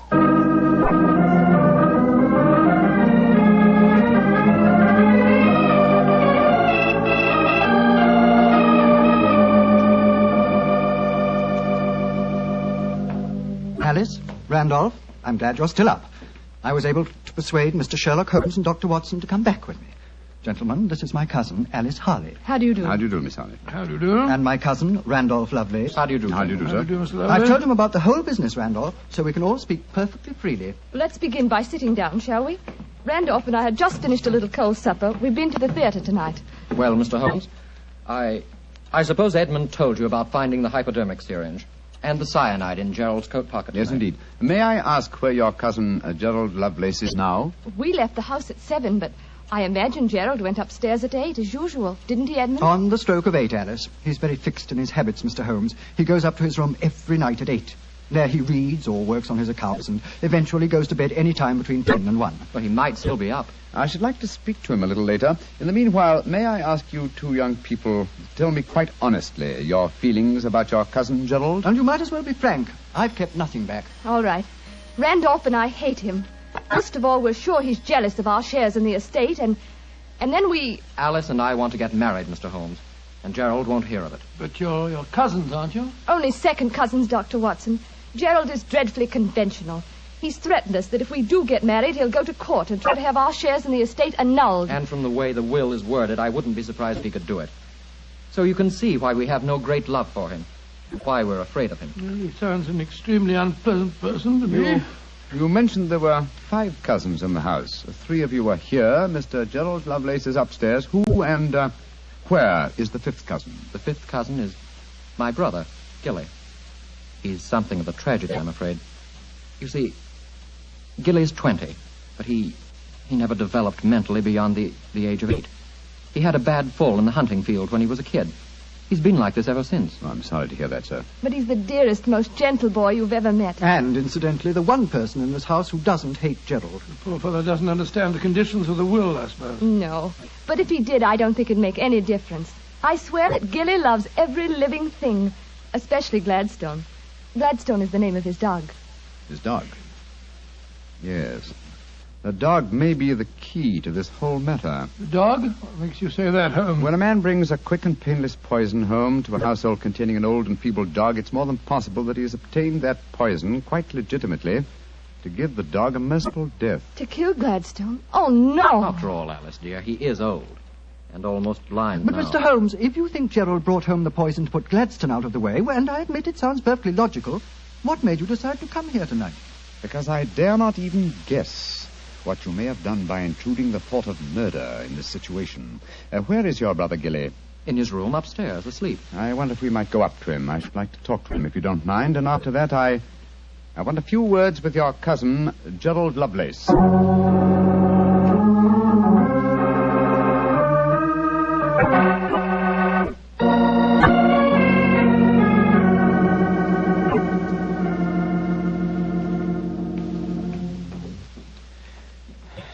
He's asleep, Mr. Holmes. Yes, with a dog in his arm. I'm afraid we'll have to waken him. Gilly? Gilly? That's all right, Gladstone. We're not going to hurt him. Gilly? Who is it? Oh, hello, Alice. Who are these men? They've come to take Gladstone away. No, Gilly, we haven't. Oh, of course not, Gilly. We've just come to admire him. Your brother's been telling us what a fine dog he is. Oh, that's different. Isn't he beautiful? I just had such a wonderful dream about him. Such a wonderful dream. What was it, Gilly? Well, he was all young again. Just a puppy. He was chasing a rabbit across a cliff top. And I was running with him. Oh, Gladstone looked so beautiful. Didn't you, old boy? Of course you did. And you know, the rabbit went down a hole, and Gladstone went down after him. And I went down after Gladstone. And we all had tea with the rabbits. Oh, it's so funny. They all had little green hats on. Hats with feathers. I wanted Gladstone to try one on, but he wouldn't. So sleepy. Come on, Gladstone. Let's go back to the tea party. Poor kid. His world may be a great deal more pleasant than ours, Watson. That's what I'd like to think, Mr. Holmes. Now I'd like to have a few words with your cousin Gerald. His room's at the end of this corridor. I'm afraid Gilly wasn't much help to you, Mr. Holmes. On the contrary, young lady, he told me exactly what I wanted to know. Here we are. This is Gerald's room. There's no light under the door. He must have gone to sleep. And I'm afraid we must waken him, too. Must be a heavy sleeper. But he isn't. He's a remarkably light one. Come on, let's go in. Strike a match, will you, old fellow? Sure. The gas mantle's at the head of his bed, Dr. Watson. Yeah. Well, he's lying on the outside of his bed. He must be... There's blood on the pillow. Great Scott, Holmes. The back of his skull smashed in. He's been murdered. Oh, no! Horrible! Yes, Watson, but not with the blows on his head. Look here on the table by his bed. A hypodermic syringe and a broken file. Yes, a broken file. Reeking of bitter almonds. Poor devil. Well, I won't pretend I liked him. But what a ghastly way to die. All they that take the sword shall perish with the sword. So the scriptures say, Mr. Lovelace. The very suspicion of the killing has brought murder to pass. Well, it's too late to prevent it. Our job now is to find the killer and see that he's brought to justice.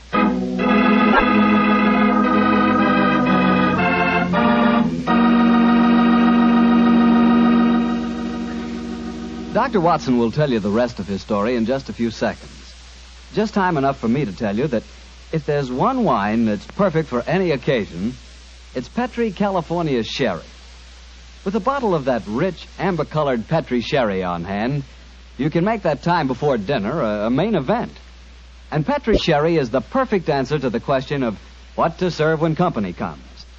Serve Petri Sherry alone and let its full, wonderful flavor speak for itself, or serve Petri Sherry with hors d'oeuvres or party sandwiches. And remember, you can serve Petri Sherry proudly, because Petri is the proudest name in the history of American wine. Well, Dr. Watson, so you found Gerald Lovelace dead in one of the bedrooms of the house in Camberwell.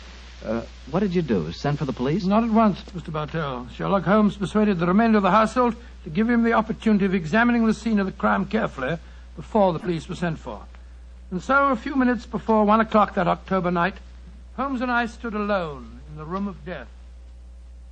Turn the gas a little higher, will you, old chap? Right you are.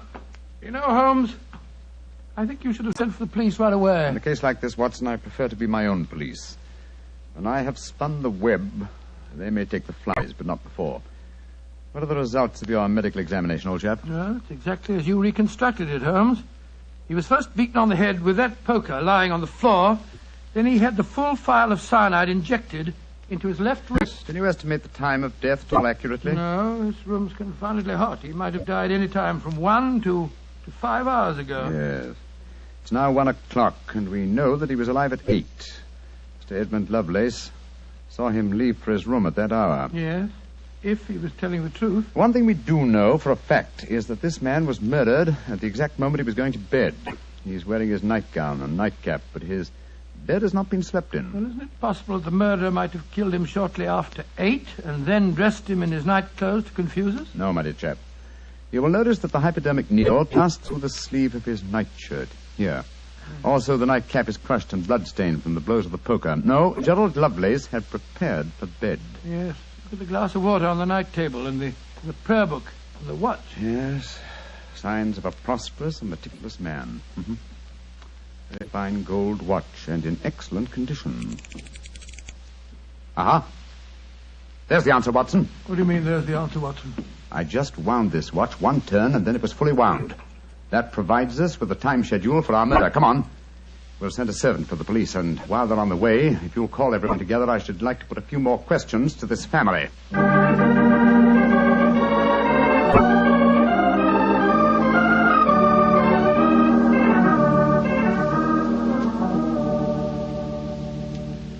Before the police arrive, I should like to hear your statements again very carefully, if you don't mind.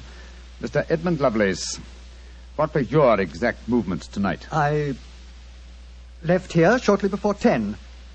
From 10 o'clock until the time I came to Baker Street, I was with my client. His name and address, please. Derek Waterlow, 39 Onslow Square, South Kensington. Thank you. Make a note of these, will you, Watson? All right, you are, Holmes. You, Miss Harley, and you, Mr. Randolph Lovelace, went to the theater together. Can any independent witness testify as to your movements? Well, yes, Mr. Holmes. We went with friends, the Grant Moresbys. They live at the Clarendon Hotel off Charing Cross. What time did you leave this house? Well, it was about 7:45, wasn't it, Alice? Yes. And after the play, we went to the Café Royal for a little refreshment with our friends and then came back here. I see. And what time did you arrive back at this house? Just a few minutes before midnight. I remember the grandfather clock in the hall striking just as we went into the drawing room. And your brother Gilly, sir. I hate to waken him again. Have you any idea of his movements tonight? Well, he never goes out after dark, Mr. Holmes. But I spoke to the cook as we came in tonight. She says that he played cards with her until just after 10 o'clock. He was fast asleep when I looked in on him shortly after midnight. Thank you. You've made a note of all these facts, Watson? Yes, Holmes, I got them all down. Good. Then let's be on our way to Baker Street. But the police, Mr. Holmes, they're on their way. I know. Please give them my regards, will you? Apologize for my informality and tell them that I shall have the answer to this matter probably in a little over 24 hours.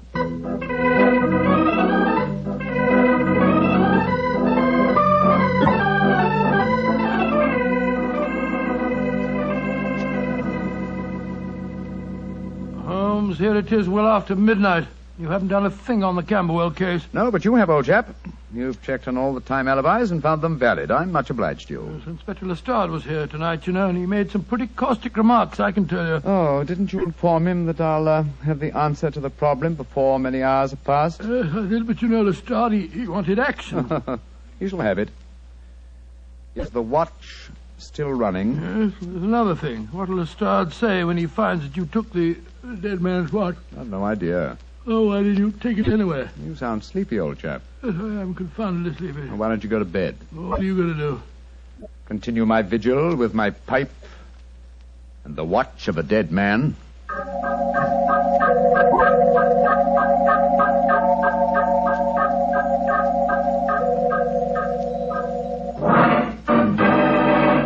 Watson, wake up! What time is it? 5 o'clock in the morning. Good Lord, what are you doing up at this hour? The watch has just stopped. I'm about to rewind it. What are you rewinding it for, Holmes? You waited over 24 hours for it to unwind. When I know how many turns it takes to wind it fully, I shall have the answer to the whole business.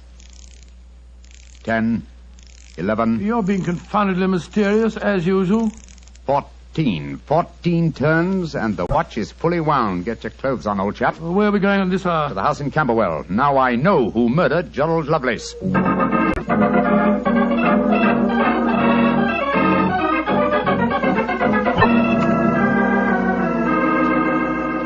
Mr. Edmund Lovelace, I'm glad you let us in. Please take us up to your young cousin's room at once. Gilly? What do you want with him? I'll explain in a moment. Please take us up to him. Oh, of course, but what brings you here at this hour of the morning? Mr. Holmes knows who murdered your cousin. Well, I'm glad to hear it. It's more than the police seem to know. They were here half the night cross-examining us. Here we are. I don't think we'll bother to knock.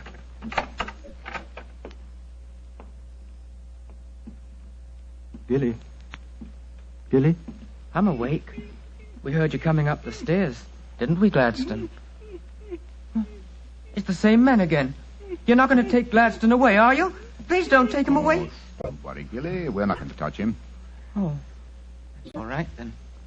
Oh, Gilly. Yes? You really love that dog, don't you? Of course I do. More than anything or anybody. I believe you'd even kill a man who tried to hurt Gladstone. Wouldn't you? Oh, yes, sir. I would. Gilly! No. Great Scott. Gilly, I don't think you'd really kill a man. I don't think you could. Couldn't I, though? How would you kill him? I'd hit him first. I'd take a poker and hit him on the head so he couldn't fight back. And then I'd take the nasty needle he told me he was going to stick in Gladstone, and I'd fill it full of that water he showed me, and I'd stick it in him. That's what I'd do. Then he'd be dead. And he couldn't hurt my Gladstone anymore. Not ever. Let's leave him, shall we? Goodbye, Gilly. Pleasant dreams. Goodbye, sir. Good old Gladstone. You satisfied, sir? Yes. Poor Gilly. There's no doubt about it, of course. Can there be no one to describe the murder to him, and yet he's just given an exact description of its method? What'll happen to him? They won't try him. No. A little pressure in the right places, and he'll be released to a private nursing home. I'll do everything I can, Mr. Lovelace. Thank you, Mr. Holmes. Thank you very much.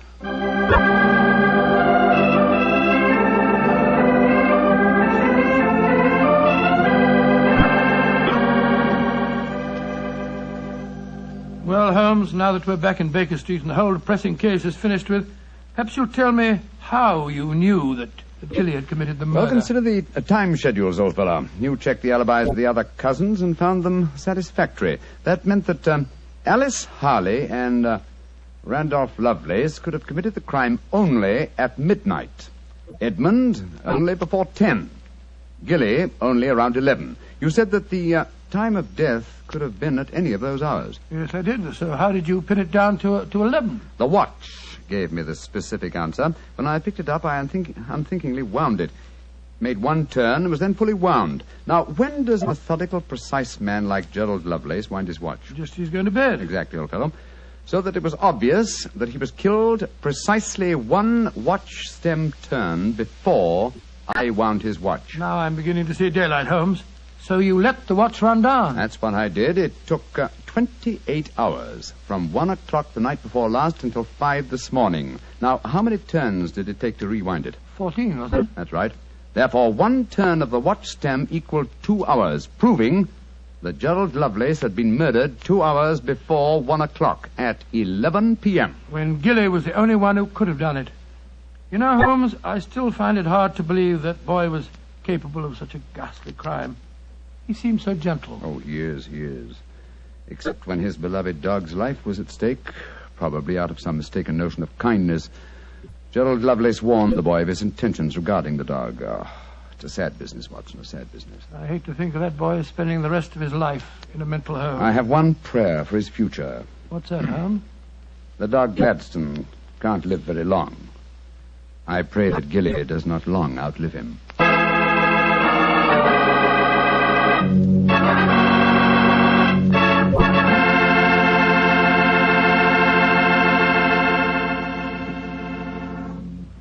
Doctor, that was a remarkable bit of deduction on the part of Mr. Holmes. Yes, extremely clever, wasn't it? Of course, if I may say so, I was of some small help myself. Small help?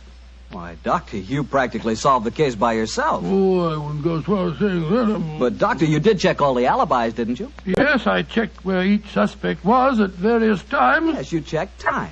And what's more important than time? Well, Why, Doctor, time is even vitally important when it comes to wine. I was wondering how you were going to bring that in. And one thing we do know, Petri took time to bring you good wine. So nobody can miss with Petri wine. It's just got to be good. You know, you can't be in the wine business as long as the Petri family without really learning all about the fine art of making wine. And don't forget, the Petri family has been making fine wine since way back in the 1800s. So, naturally, they've been able to hand on down, from father to son, the result of generations of experience at turning luscious, sun-ripened grapes into fragrant, delicious wine. No matter what type of wine you prefer, you'll like it more if it's a Petri wine, because Petri took time to bring you good wine. Well, Dr. Watson, what new Sherlock Holmes story do you plan to tell us next week? Well, now, next week, Mr. Bartell, I'm going to tell you a most unusual adventure that Holmes and I had when we were attending a performance at the Opera House in Rome. It concerns a famous singer who lost her voice, an understudy who was nearly lynched, and a murder that baffled the police. I call it The Adventure of the Terrifying Cat. Well, that's a story we've got to hear. Thank you, Mr. Bartell. And before you go, I want to talk to our friends about their war bonds. You know, during the war, the best investment we could find was a United States war bond. And for my money, they're still a great investment. They're called United States savings bonds now, and only the name is changed. Savings bonds are sold in the same denominations and give you all the same advantages. And you can buy savings bonds at the same places, at your bank or your post office or through the payroll savings plan. So invest all you can in United States savings bonds, because you cannot find a better or a safer investment.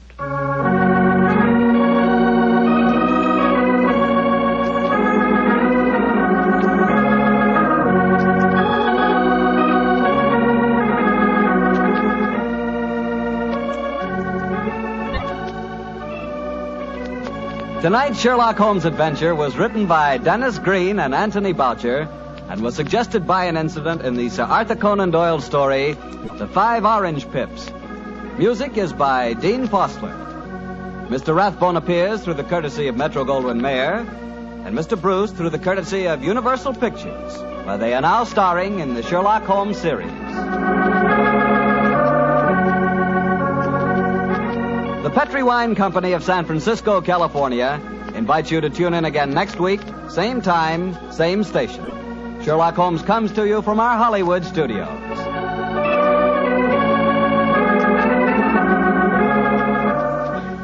This is Harry Bartell saying goodnight for the Petri family. Listen every Monday on most of these same stations at 8 o'clock to Michael Shayne, followed immediately by Sherlock Holmes. This is the Mutual Broadcast. Sherlock Holmes and Dr. Watson. Murder, mystery, and intrigue at the turn of the century. Welcome to the new Adventures of Sherlock Holmes. My name is Ben Wright.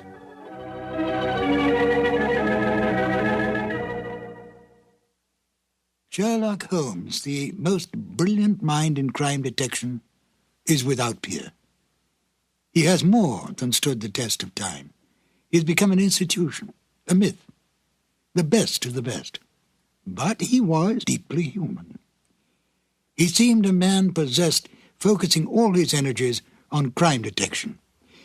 Yet he could be humbled by his own mistakes and was deeply attached to his friendship with Dr. Watson. He distrusted women, and yet spoke glowingly of Maud Bellamy as a most remarkable woman. And of Irene Adler, she was to him the woman. A man of almost manic depressive nature, he could be brilliant beyond belief, and yet turn quickly to cocaine when his depression reached deeply into his inner being. With an almost photographic memory, he could recall some small detail in a long-forgotten unsolved case, and then use it to solve one on which he was presently working.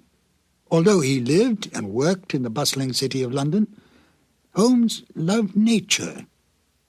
Witness a remark he made in the story The Naval Treaty. Our highest assurance of the goodness of Providence seems to me to rest in the flowers.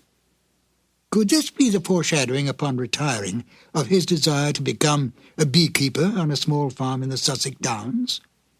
Although Holmes did not cultivate friendships, with the major exception of Watson, he did have some friends. At least Dennis Green and Anthony Boucher, the writers of The Out-of-Date Murder, would like us to think so. They enjoyed embellishing the original Holmes stories and adding information to the canon that Sir Arthur Conan Doyle never touched upon. Listen carefully to the end of this exciting adventure, where the story reveals the exact kind of payment Holmes accepts for solving this case. It's a delightful addition to the canon, totally imagined by Dennis Green and Anthony Boucher. And here they are now, Basil Rathbone as Sherlock Holmes and Nigel Bruce as Dr. Watson in The Out-of-Date Murder. This episode from the life of Sherlock Holmes will be transmitted to our men and women overseas by shortwave and through the worldwide facilities of the Armed Forces Radio Service. Petri Wine brings you Basil Rathbone and Nigel Bruce in the new adventures of Sherlock Holmes.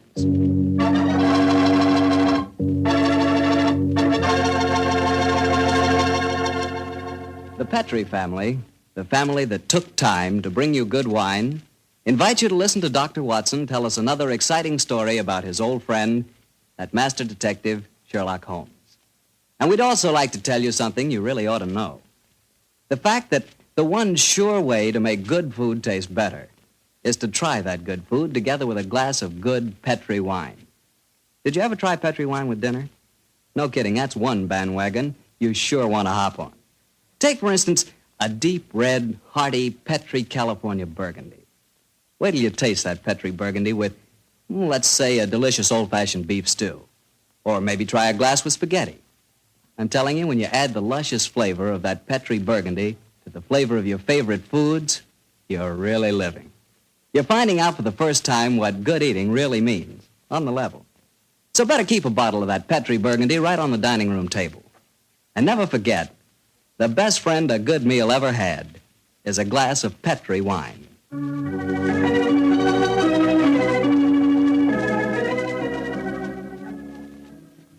And now for our weekly visit with the good Dr. Watson. May I come in, Doctor? No, Mr. Bartell. You know me better than that. Of course you can come in. I'm expecting you. I always look forward to these Monday evenings together, you know. Me too, Doctor. In fact, I always say this is the one doctor's appointment that never scares me. Oh, that's very nice of you, my boy. Draw up your chair and make yourself comfortable. Thanks. And what prescription do you have in mind for us tonight, Doctor? Well, now, let me see. Take one measure of subterranean peril, one of aristocratic lady in distress, a sprinkling of assorted villains, a corpse or two, and a little more than a dash of Sherlock Holmes and Dr. Watson. Shake the mixture well, and you have the case of the out-of-date murder. Well, how did the adventure begin, Doctor? Exactly enough. It was in September of 1900. I remember that Holmes and I went to Eastbourne for a much-needed rest. First couple of days we spent in soothing idleness. On the morning of the third day, Holmes, a dash of colour back in his cheek and a hint of the old sparkle in his eye, suggested that we should go and call on his good friend Evan Whitnell, curator of a nearby museum. And so, just after lunch on that September day, found the two of us talking to Professor Evan Whitnell in his private office at the museum. It only seems yesterday. Holmes was saying... Professor Whitnell, your recent discoveries in this part of England have made you world famous instead of just nationally famous. My congratulations. Professor, I do wish you'd tell me about your discoveries. Oh, with pleasure, Dr. Watson. Less than 2 months ago, I was excavating on the downlands in this neighborhood when I was fortunate enough to discover a number of underground caves. Caves saturated with a heavy deposit of lime that gave clear evidence of having the property of rapidly mummifying any flesh, human or animal, deposited in them. Good gracious me, that's interesting. And what treasures have you unearthed, Professor? Well, a number of mummified specimens of animals clearly belonging to bygone eras. My prize specimen is the body of a large wolfhound. The inscription on its collar identified the animal as having belonged to some local squire in the year 1748. Amazing. I didn't know that limestone had such qualities of preservation. Come in. Yes, Alan? What is it? It's Lady Clavering, Professor. She asked me to tell you that she was in the museum. Oh, yes. Show her up here, will you, Alan? Very good, sir. Yes, I'm most anxious for you both to meet her. And she, in turn, is even more anxious to meet you. Now, I dined with her last night, and when I told her that you were coming here today, she insisted on meeting you. Oh, Whitnell, you scoundrel, there's a twinkle in your eye. I suspect that Lady Clavering is here to consult me in my professional capacity, and that you engineer the meeting. Well, perhaps I might have dropped a hint. No, I warn you, Professor, Holmes can't become involved with another case. He's completely run down. Well, don't worry, Doctor. All that Lady Clavering requires is a little advice. Advice? Oh, well, that's a different matter altogether. Yes, I knew you wouldn't mind, Holmes. Helena, my dear, there you are. Come along in. Thank you, Alan. Allow me to introduce Lady Clavering, Mr. Sherlock Holmes and Dr. Watson. How do you do? How are you, gentlemen? Now, here you are, my dear. Sit down here. I may as well tell you, Helena, that our little plot has already been discovered. Oh, dear. And I was just getting ready to exert all my feminine wiles in an attempt to persuade you to help me, Mr. Holmes. Oh, I'm certain that he found you utterly irresistible, my dear Lady Clavering. You flatter me, Doctor. No, I mean it. The professor tells me that you're in need of a little advice, Lady Clavering. Yes, Mr. Holmes. I'll put my question simply. 5 years ago, my husband, Sir George Clavering, left me. Left you? Gracious me, how stupid of him. I haven't seen or heard tell of him since. I now wish to remarry. But of course I couldn't do that without having my husband declared legally dead. My dear Lady Clavering, I can't help feeling that a lawyer is the proper man to consult, not a detective. Perhaps you're suggesting that there was foul play in connection with your husband's disappearance. Oh, no, Dr. Watson. The Claverings are a strange family, self-willed and headstrong. George and I were not happy together. I think he disappeared deliberately. You reported his disappearance to the police, of course. Oh, yes, Mr. Holmes. But they've never been able to trace him. This kind of thing has happened in the family before, Holmes. Tell them about Sir Nigel, Helena. Well, he was one of my husband's ancestors. He walked out one day in 1777 and was never seen again. Extraordinary family, always disappearing. George knew of the legend. He often threatened to do the same thing himself. But your problem, Lady Clavering, is not that of your husband's fate, but rather of your own freedom. Yes, Mr. Holmes. Well, I'm afraid my advice can be of little consolation to you.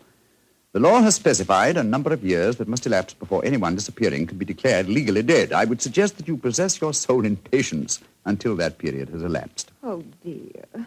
And I was hoping you'd be able to think of some terribly clever way of getting round the law, Mr. Holmes. Lady Clavering, sometimes perhaps my methods may be unorthodox, but I assure you that getting around the law, as you put it, is a procedure I do not indulge in. Oh, dear me, now I've offended you, Mr. Holmes, and it's the last thing on earth I meant to do, I assure you. My friend's a little touchy about matters concerning his professional honor, you know, Lady Clavering. Oh, nonsense, my dear Watson. I'm not touchy and I'm not offended. And now, may I suggest we all examine the professor's latest treasures, and after that, perhaps he'll take us for a stroll on the downs. I'm most anxious to examine those lime pits of his.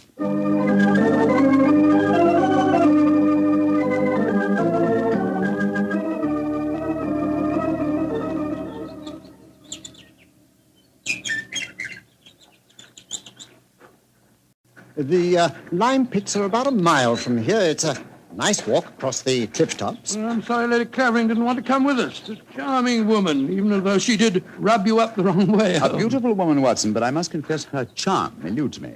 Her lack of concern about her husband's fate seemed completely unnatural. Yeah, not if you'd known her husband, Sir George Clavering. He was a tyrant and a bully, both in his home life and in the village. Hello? Who's this coming towards us? It's Timmy. Daft Timmy, they call him in these parts. He isn't quite right in the head, poor fellow, but he's perfectly harmless. Has two passions in life, birds and bonfires. Hello, Timmy. I've got something beautiful to show you. Oh, it's so beautiful. Well, what is it, Timmy? Look, it's in my cap. See? Oh, isn't it lovely? It's robin's egg. I found it when I was bird nesting. Did you ever see such a blue egg? It's a beauty, Timmy. Where did you find it, my boy? Down by the lime pits. Oh, I'm going to build a lovely fire on the downs tonight. I'll let you come and watch it if you give me a shilling. Now, you be careful, Timmy, or you'll be in trouble again. Timmy doesn't get in trouble anymore now. Not since he had Sir George carried away. Sir George Clavering used to whip Timmy when he found him on the land. Timmy, tell me, how did you have Sir George, as you put it, carried away? I told my birds about him. I told them how he used to beat poor Timmy, and they said they'd carry him off and drop him over the cliffs. and that's what they did, because he never came back again. Oh, Lord, here comes Harry, Sir George's brother. Now there'll be trouble. Timmy, you'd better run. Oh, no, Timmy can't run. He'll break his pretty blue egg. Timmy, get off my land. If I catch you here again, I'll take my riding crop to you. Timmy hasn't done anything. Go on, be off with you, do you hear? I'll tell my birds about you. That's what I'll do. Oh, don't forget my bonfire. Infernal scoundrel. Hello, Whitnell. Hello, Harry. Have you met Sherlock Holmes and Dr. Watson? Oh, Sherlock Holmes, the professional nosy Parker, eh? Yes, Helena was just telling me about you. I'm very angry with her for talking to you about my brother. It's a private affair, and I intend it should remain one. You understand, Holmes? Well, upon my soul. The devil with your brother, sir. And with you. I'd advise you to remember that you're not addressing a half-witted villager who can't defend himself. If you know what's good for you, you'll do what I say. Here, Chris. Impertinent brute. He spoke to you as if you were a stable boy, Holmes. Oh, really? He was quite refreshing. I'm reminded of an apposite quotation of my young friend James Elroy Flecker. Thine impudence have a monstrous beauty, like unto the hindquarters of an elephant. Yeah, he's almost as much disliked as his brother before him. Tell me, does he succeed to the title when his brother is declared legally dead? Oh, yes, and what's more, he's Helena's unofficial fiancé, worse luck. I see. Personally, I'm beginning to get a trifle bored with the affairs of the Clavering family. Let's go on to the lime cave, shall we?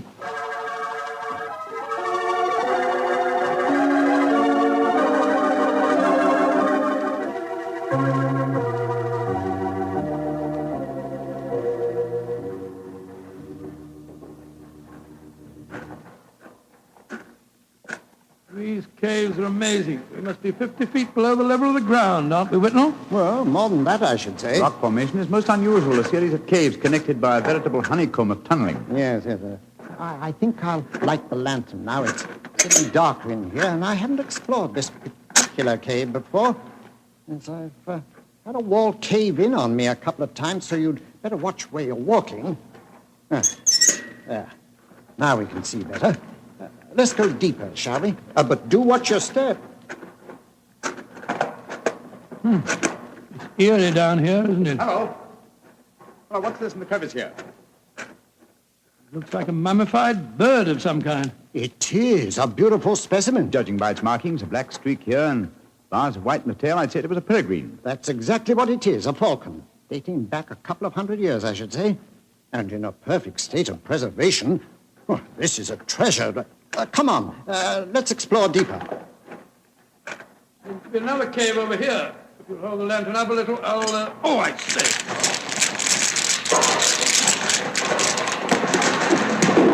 Good Lord, the whole wall's collapsed. Watson, you're not hurt, are you? No, Holmes, I'm all right. Why, you've unearthed another cave, Dr. Watson. Let's go in. I think we can just manage to crawl through. Great Scott, I don't believe my eyes. Magnificent. Whitnall, this is a treasure indeed. A perfectly preserved body dressed in 18th century costume, powdered wig and all. Yes, and there's no mistaking who it is. Look at that typical beak profile. It's a Clavering, and it isn't hard to identify which one. You mean the one that Lady Helena told us about this afternoon? Exactly.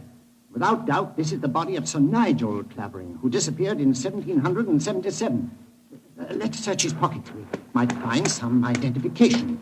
Well, here's a snuff box of the period, and some coins. Yes, the inscription of George III is still visible on them.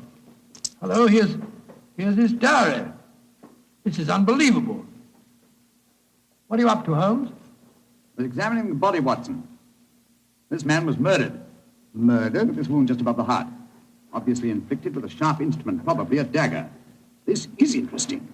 An entirely new experience for me. The opportunity of solving an unsuspected murder committed well over 100 years ago. Glance through that diary, Watson, will you, old chap?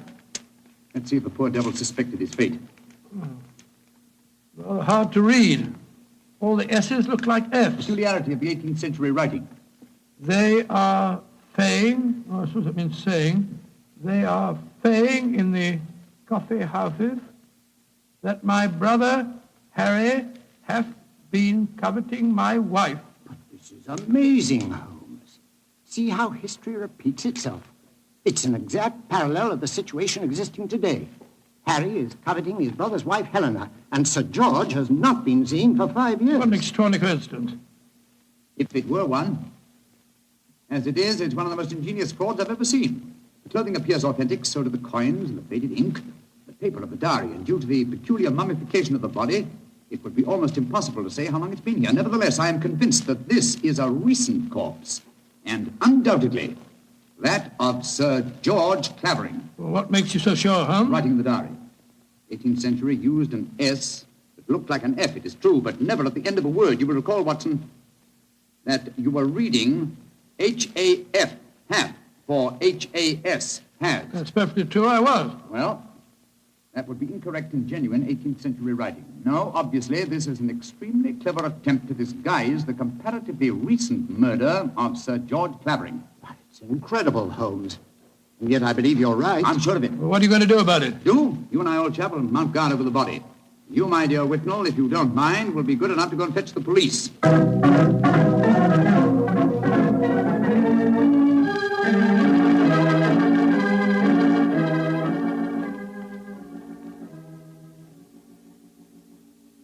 Holmes.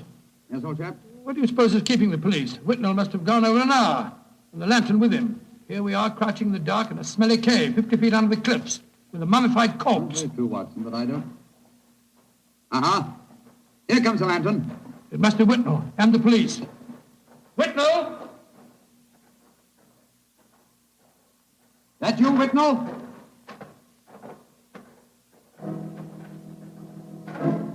That lantern's blinding me. Is that you, Whitnall? Answer, can't you? Look out, Watson!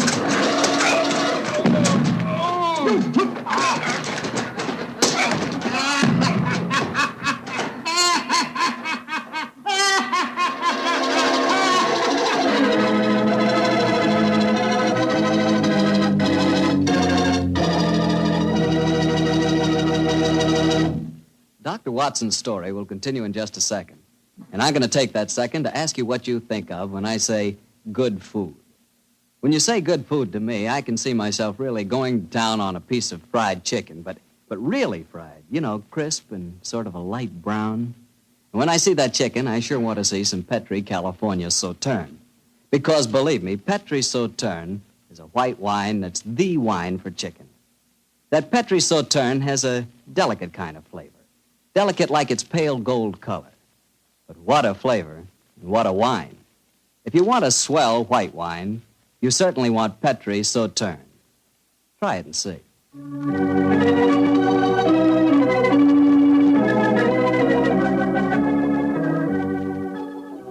And now, back to Dr. Watson and tonight's story, The Case of the Out-of-Date Murder. Well, Doctor, you certainly had me on the edge of my chair during the first part of the story. Oh, I'm glad of that, my boy. Say, what happened when Sherlock Holmes yelled out at you in the cave? I was struck from behind with a spade and knocked out. A second later, the same thing happened to Holmes. You see, we were blinded by the lantern and couldn't protect ourselves. When we came to, we found we were at the bottom of a pit. The walls were narrow and vertical, and I saw no earthly way of our getting out of the trap. But as usual, Holmes had something up his sleeve.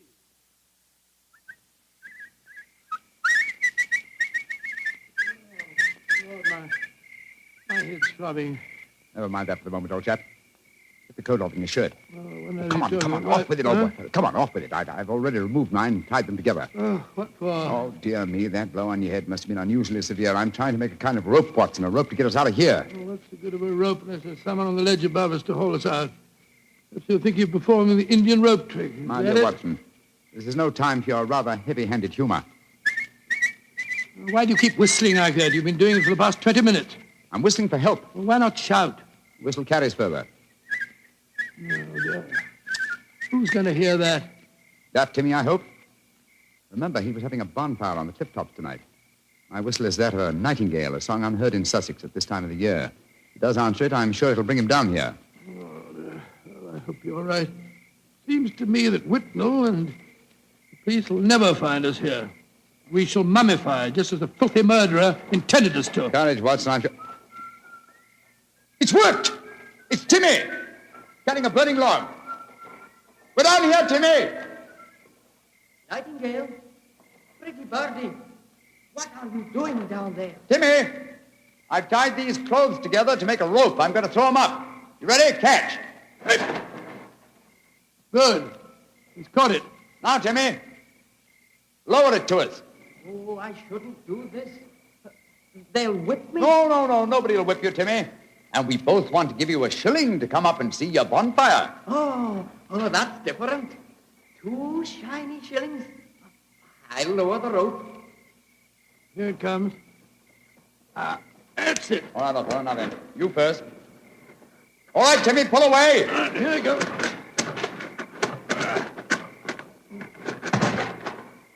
Splendid. I'm up, Holmes. Now lower it for you. All right. I've got it. Look out now. Here I come.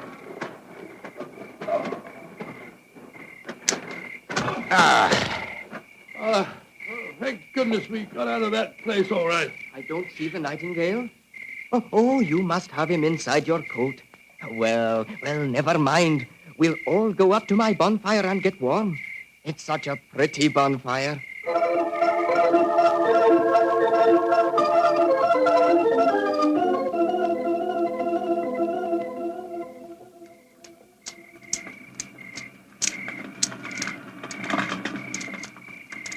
Did you ever see a finer bonfire? Never, Timmy. It's lovely. It's the most comforting sight I've seen for the last couple of hours. Oh, just one thing's bad, though.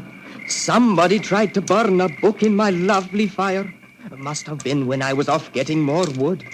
I found it when I came back, and I pulled it out of the fire and stamped on it. See, here it is. Let's have a look. Hello, it's the diary that we found on the body in the lime pits. Precisely, Watson. Now I begin to see daylight. People shouldn't burn books. Books are nice. Books are like birds and bonfires. Oh, they're nice to be near. Oh, your nightingale must be cold. I'll get some more twigs to burn. Well, now that fellow's gone away for a moment, I can see why we were attacked tonight. The murderer knew that we were going to the caves. He was afraid that his devilish plot wouldn't stand up under your scrutiny, So he watched us. When we discovered the body and sent Whitnell off for the police, he knew that he'd got to get rid of us. And who do you think that somebody is, old fellow? Well, that's easy. There's only one person strong enough to have knocked us both out and shifted our bodies. The dead Sir George's brother, Harry Clavering. I think not, old fellow. Didn't you observe as we entered the caves that pickaxes and wheelbarrows were much in evidence? Yes, that's right. They were, of course. Strength was not required under the circumstances. We were extremely vulnerable in the darkness. Any man with a modicum of cunning could have disposed of us, or any woman, for that matter. Good Lord, you're not suggesting that... Watson! Oh, Whitnell! Why, thank heaven you're safe. I've had the police with me for the last hour, but we couldn't find you. You went where I left you. True. Whitnell, I want you and the police to take me to Lady Clavering's house at once. After that, I wish to lodge information and make a charge of assault and possibly a charge of murder.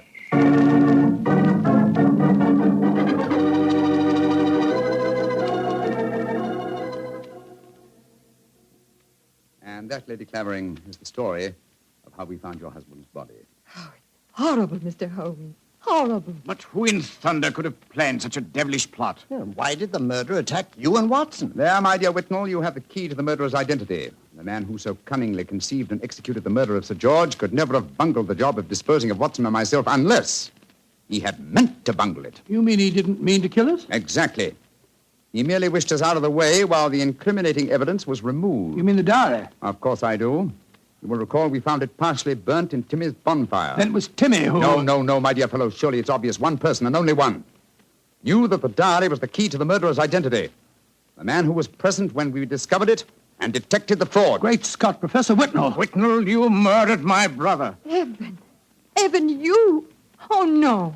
I did it because I love you, Helena. All these years has been nothing in my life that meant anything but you. How could you? I thought that if George were out of the way, I could make you care for me. Then when I realized that you loved Harry, I was mad with jealousy. And so I planned to conceal George's body forever. It was a clever plan. You said so yourself, Holmes. If it hadn't been for you, it would have worked. Yes, it was diabolically clever, Whitnell, but I'm afraid that no amount of cleverness now can prevent you from paying for your crime. Sir George, I suggest that you instruct the police to come in. Our work is done.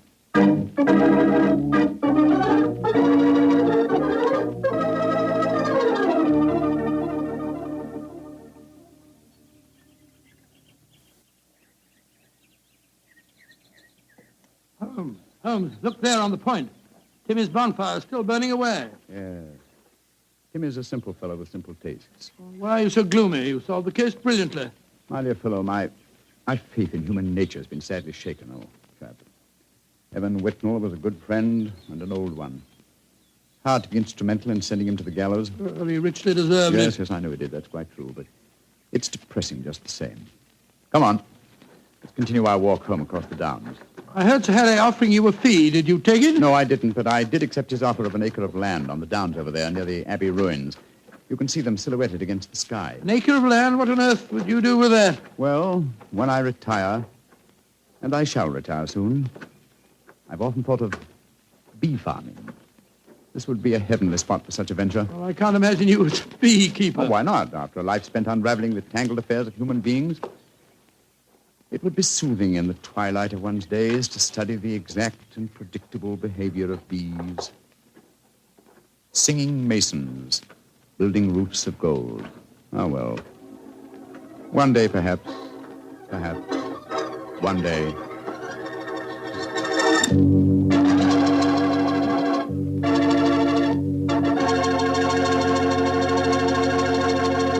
Well, Doctor, that was a swell story.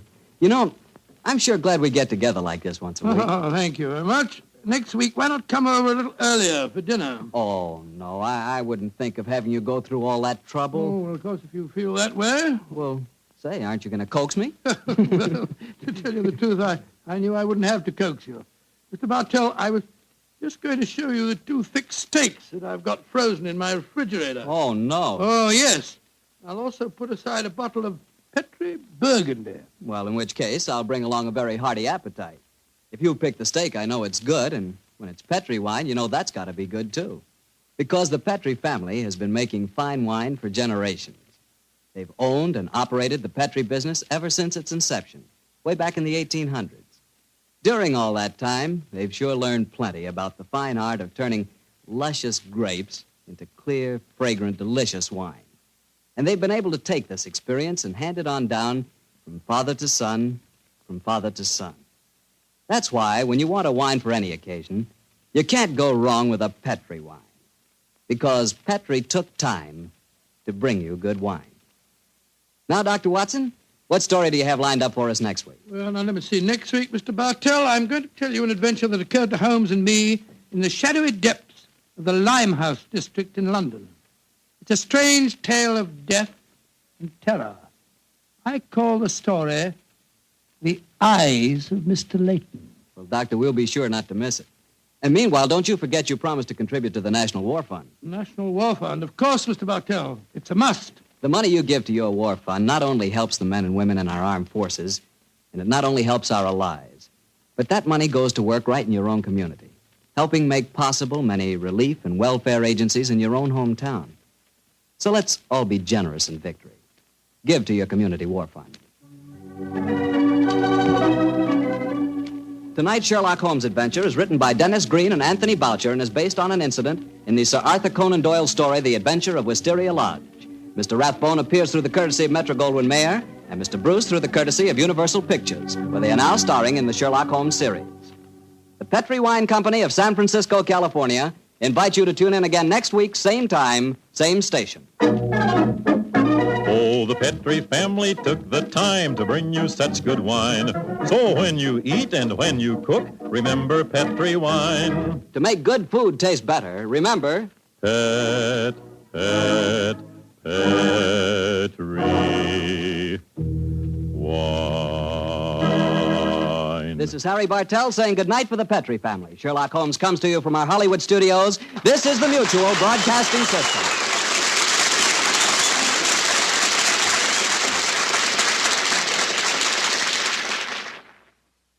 Sir Arthur Conan Doyle never revealed how Holmes came to own his bee farm on the Sussex Downs.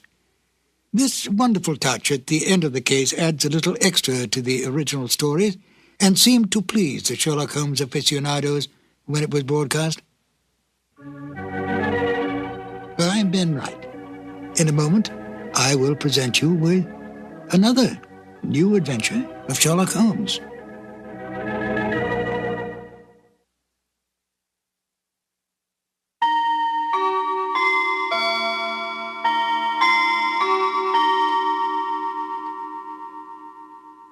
Sherlock Holmes considered himself as the only unofficial consulting detective, and rightly so. In point of fact, Holmes worked outside the law.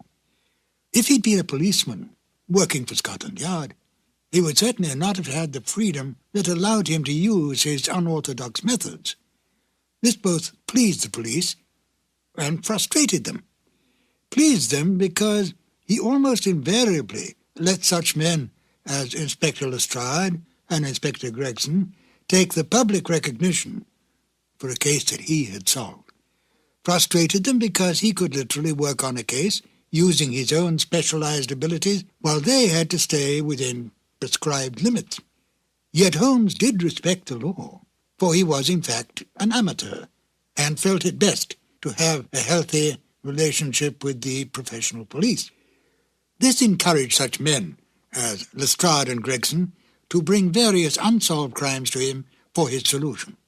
His freedom outside the restraints of the law allowed him to assume many roles in disguise and to work with Watson as his accomplice.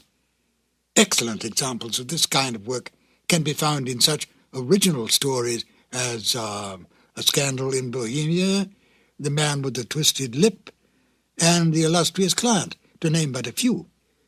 He often broke open safes to get information, set fires to force some action out of an individual, such as Irene Adler, or broke into homes in order to gain access to information that would lead to the solving of the crime. Any admonitions by the police were soon dropped when Holmes produced the criminal or solved the crime. Most of this work was done by Holmes and Watson in London or various other parts of England. In The Waltz of Death, Holmes and Watson find themselves in Vienna on a case.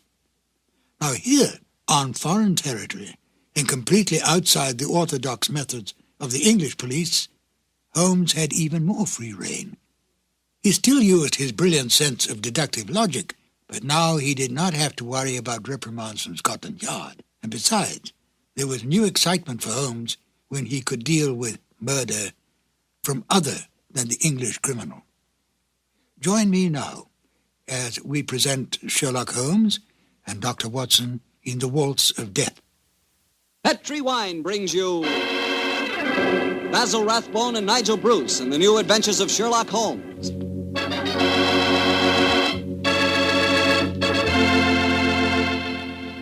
The Petri family, the family that took time to bring you good wine, invite you to listen to Dr. Watson as he tells you another exciting adventure he shared with his old friend, that master detective, Sherlock Holmes. And as for me, well, I'm going to tell you about a swell idea. The idea of serving Petri California sherry before dinner. Tomorrow night, just before dinner, instead of that last-minute rush, take it easy. Pour yourself a glass of Petri sherry. Now, if you'll do that just once, I wouldn't have to say another word about Petri sherry. You'd be a customer for life. Because Petri sherry is good wine with a capital good. Judge that Petri sherry any way you like. By its beautiful amber color, its heart-of-the-grape aroma, or by the best test of all, its flavor. Petri sherry is delicious. And you have a choice of two kinds, Petri regular and Petri pale dry sherry. If you're not sure which you'll like better, try them both. Don't buy one, buy two. But remember, always buy Petri.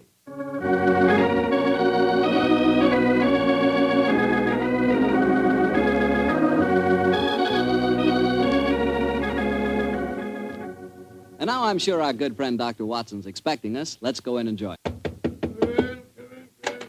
Good evening, Dr. Watson. Good evening, Mr. Bartell.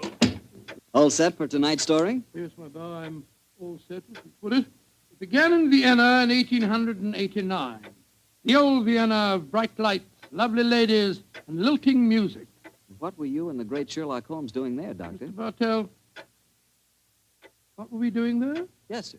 Were you just taking a trip? Oh, in those early days of our association, we didn't have either the time or the money for trips. No, we were in Vienna at the express command of the Emperor Franz Joseph. It was in October, I remember, that we arrived in the city, and for several days we were forced to cool our heels awaiting the imperial pleasure. It was on one of those idle evenings that the good services of our friend, the Chief of Police, Count Frano, secured us an invitation to a resplendent ball that was being held at the palace of Princess Stephanie von Kram. It was an incredibly colorful spectacle, Mr. Bartell. A string orchestra high in the gallery of the palace ballroom played a haunting Strauss waltz, while on the floor below, the cream of Viennese aristocracy swayed and glided gaily to the lilting music. I can remember the picture so well, Mr. Bartell, as Holmes and I stood there talking to the Chief of Police, Count Frano.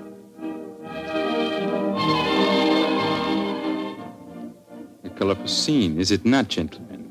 Right, George, yes, Count Frano. It must be a real holiday for you and Mr. Holmes. What makes you say that, Watson? Well, it's hard to think of the criminal world when one looks at such a gathering. And yet Count Frano knows as well as I do that the criminal is not confined to class or environment. Indeed, no, Mr. Holmes.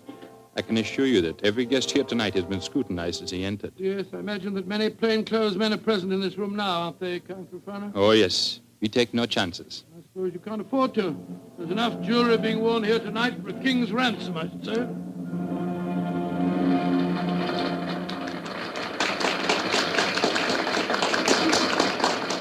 The waltz is finished.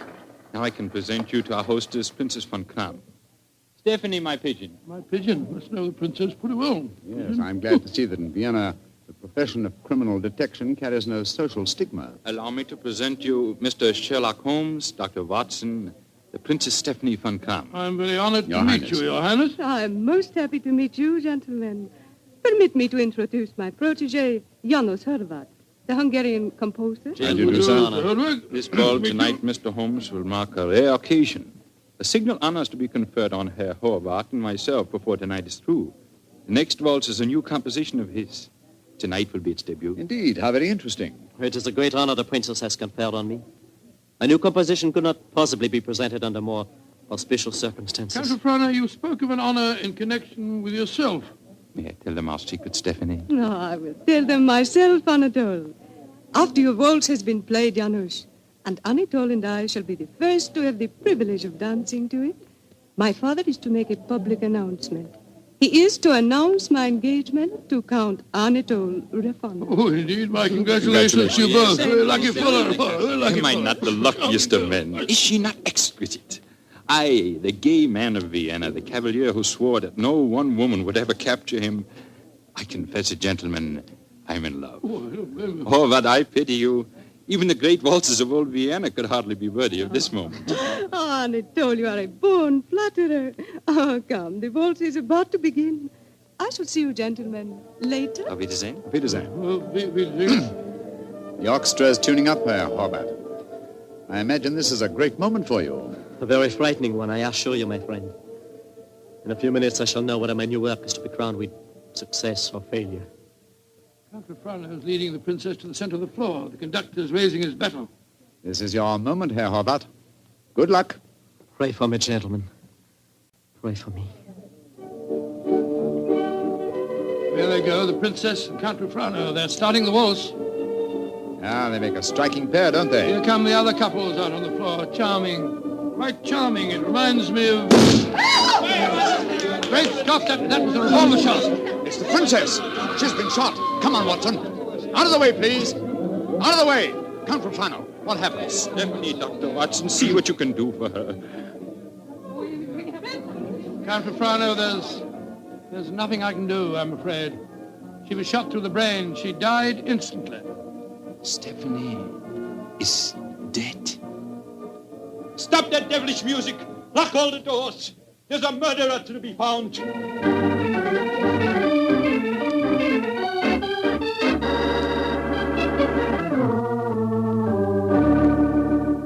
Count Frano, have you found any clues? One of my men found a revolver. It had been tossed into the earth of a potted palm. May I see it, please? Of course, here. Rammed into the soft earth. Confound it. Count Frano, your fiancée was an extremely beautiful woman. You must have had rivals? Yes, several, but none of them are present tonight. Who will inherit her estate? A 6-month-old nephew. Who's his guardian? The Emperor Franz Joseph himself. No, Mr. Holmes, I know of no obvious motive for someone wishing poor Stephanie dead. Well, perhaps it was a political crime. She was a wealthy aristocrat and a very prominent one. Yes, it's very possible. Many nihilist assassins have been active in my country recently. Meanwhile, we have a ballroom full of suspects waiting for us. So I was just going to suggest we went back there. We can't find out very much by staying here in the library. It's a delicate matter. Almost everyone present tonight is known to me personally. May I suggest that you go back to the ballroom and have the male guests file past you? Detain for questioning anyone whose evening clothes do not fit perfectly. Clothes don't fit? What's the cut of a man's clothes got to do with this?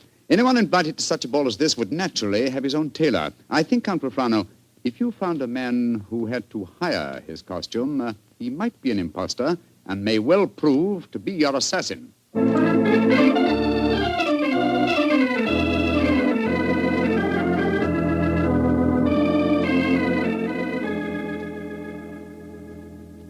Mr. Holmes, your plan has not been effective so far.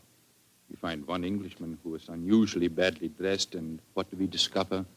He's an English milord whose luggage was lost on the train. Yes, and the second suspect proved to be a perfectly respectable Viennese doctor whose nasty little child had taken a last-minute snip at his tailcoat with a pair of scissors. And the third was poor Horvath, the composer, who cannot yet afford a good dress suit, eh? Well, Count Frano, why not have the next suspect shown in? Yes, of course. Schober, bring in the next man. Ja, Herr Count. Kommen Sie herein, bitte. Einbitter, what a frightful-looking fellow. Your name, please. My name is Quinine. What do you wish with me? Quinine? Your name was not on the list of invitations. One moment, please. Let me see your right hand, Herr Groening. You have no right to touch me. Where did you get these fresh earth stains? Your right thumb is pitted and the nail is full of dirt. What does that poor policeman... Not a short while ago, you tried to hide your revolver by ramming it into an earth-filled flower pot. Give me that revolver, please, Count Frano. It will be easy to compare the samples of earth. It will not be necessary. You admit that you murdered the princess tonight, then? Certainly, I admit it. Why did you kill her? She was an aristocrat. She was an oppressor of the poor. I'm glad I killed her. One day I and my party will kill all of you filthy aristocrats. Count Rafano, put down that revolver. Shoot him like the dark he is. No, Count Rafano. Even you can't take the law into your own hands. Why do you not shoot me? I'm not afraid to die. Have him taken away, Schober. Nehmt den Hund ins Gefängnis. Thank you for stopping my hand just now, Doctor. But when he spoke of Stephanie that way, I could have killed him just as he killed her. Very understandable impulse, sir, but one that would have ruined your life. My life? Now that she is dead, my life is empty. What right do love and beauty have to exist in a world that no longer holds Stephanie? She was all light and life, loveliness. And now... But I am hardly displaying my Viennese blood, am I? The murder is caught, thanks to you, Mr. Holmes, and my life, such as it is, must go on. Somehow. That's how the story began, Mr. Bartell. Began? It sounds like the end of a story to me, Doctor. Far from it, my boy. The next day, Holmes and I had our interview with His Imperial Majesty and learned the nature of the services expected of us. Services that required our leaving the city. And that's why, my boy, we were gone from Vienna for some weeks. We didn't know that during our absence, Herr Hovart's waltz, which had had such a tragic debut, was beginning to make a sort of morbid history. Yes, Herr Baron, the Horvath waltz. We have had many requests for it. Gladly, we will play it, Herr Baron.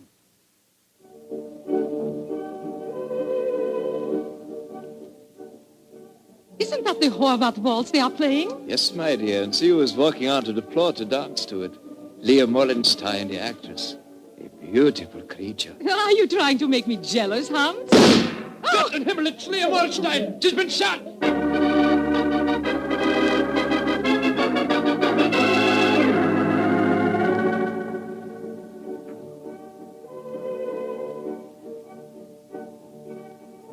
A new ballet, and to the music of the Horvath waltz. Magnificent. Never has Krasnova danced better.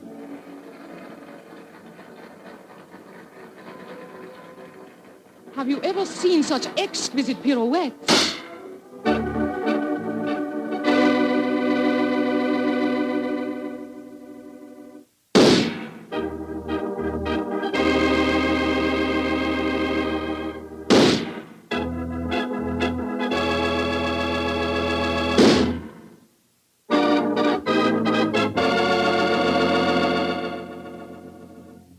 Six deaths in 4 weeks, Schober. All beautiful women and all killed to the music of the Horvath waltz.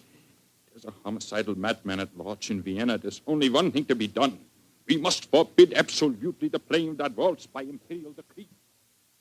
Hear all of this, Mr. Bartell, until we return to Vienna. And then, I suppose, Sherlock Holmes was drawn into the case again, Doctor. Yes, my boy. Holmes immediately made a close study of the newspaper reports on the tragedies, and it was with great difficulty that I tore him away from his investigations to attend the reception at which the Emperor was to thank us for our services on the mission that we just completed. As we arrived at the Imperial Palace, almost the first person we ran into was the Hungarian composer, Janos Horvath. Dr. Watson, you have heard of the tragedies connected with my waltz? Yes, we have indeed, sir, we have indeed. I was making a close study of the newspaper reports on them just before I came here. You must do something, Mr. Holmes. People will hardly listen to other music. They want my waltz. But that is forbidden. I'm losing a reputation and a fortune while that waltz remains unplayed. Or perhaps, Herr Horvath, you are laying an excellent foundation for a later reputation and fortune. What do you mean? All this publicity, however distasteful to you at the moment, must in the long run prove invaluable. Ah, there you are, my dear Count Rafano. Mr. Holmes, Dr. Watson, I'm glad to see you back in Vienna. You've heard of the murders? Yes, Count, we were just discussing them. I need your help again, my good friend. For over a month now, the murder has been at large, and I cannot seem to get on the trail. But I'm Quinine, the first killer. What have you done with him? Released him. What? Released him? Great Scott, why? At the hearing, it was obvious the man was an egomaniac. He boasted of the murder of Stephanie, apparently out of pure vanity. The liberal newspaper editors made quite an issue of the case. They brought pressure to bear, and we had to let him go. Confound it. I wish I hadn't left Vienna. Well, if the fellow's at large again, Count Rafano, it's pretty obvious that he's the murderer of the other women, too. On the contrary, Doctor, he was in prison until yesterday. The last of the murders was committed 3 days ago.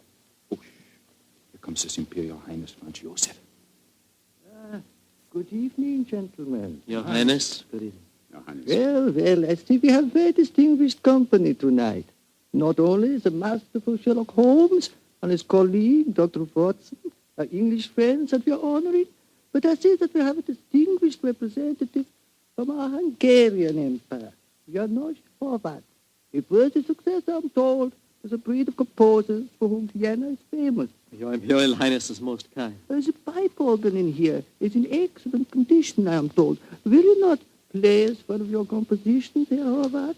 I shall be most honored, Your Highness. Sit down, gentlemen, sit down. Thank you. What shall I play, Your Imperial Highness? Anything you wish, young man. Anything you wish. Thank you, Your Highness. With your permission, I choose to play... Great heavens! He's playing the death waltz. On your guard, Watson. Even in the Imperial Palace itself, this twirling tune may invoke murder.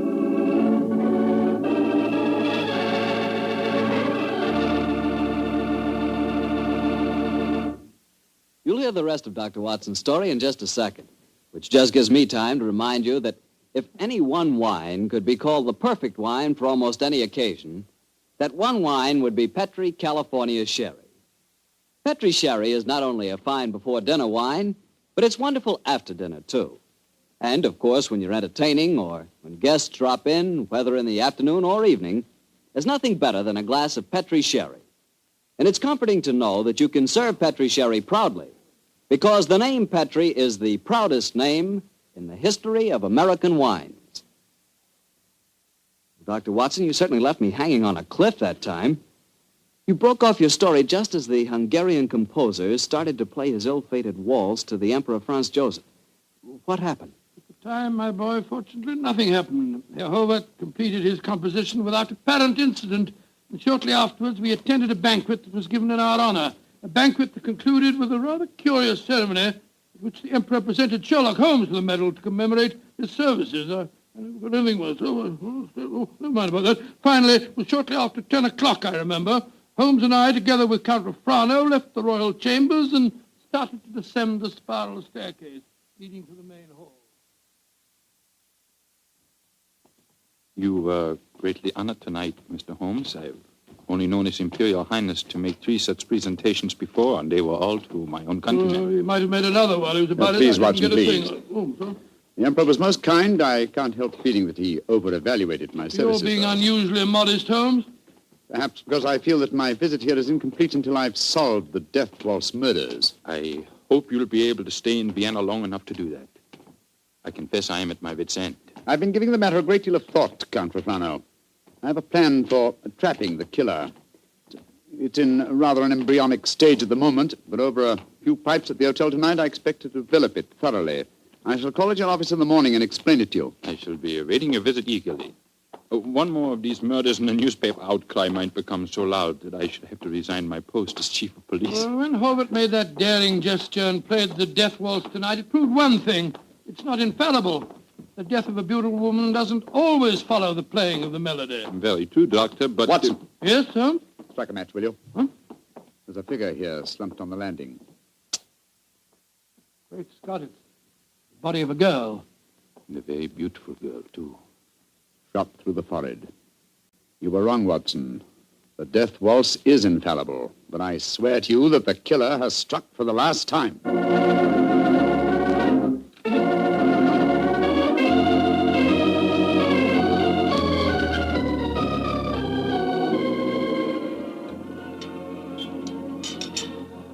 Ah, there you are, my dear Count Rafrano. Yes, I followed the instructions you gave me this morning, Mr. Holmes.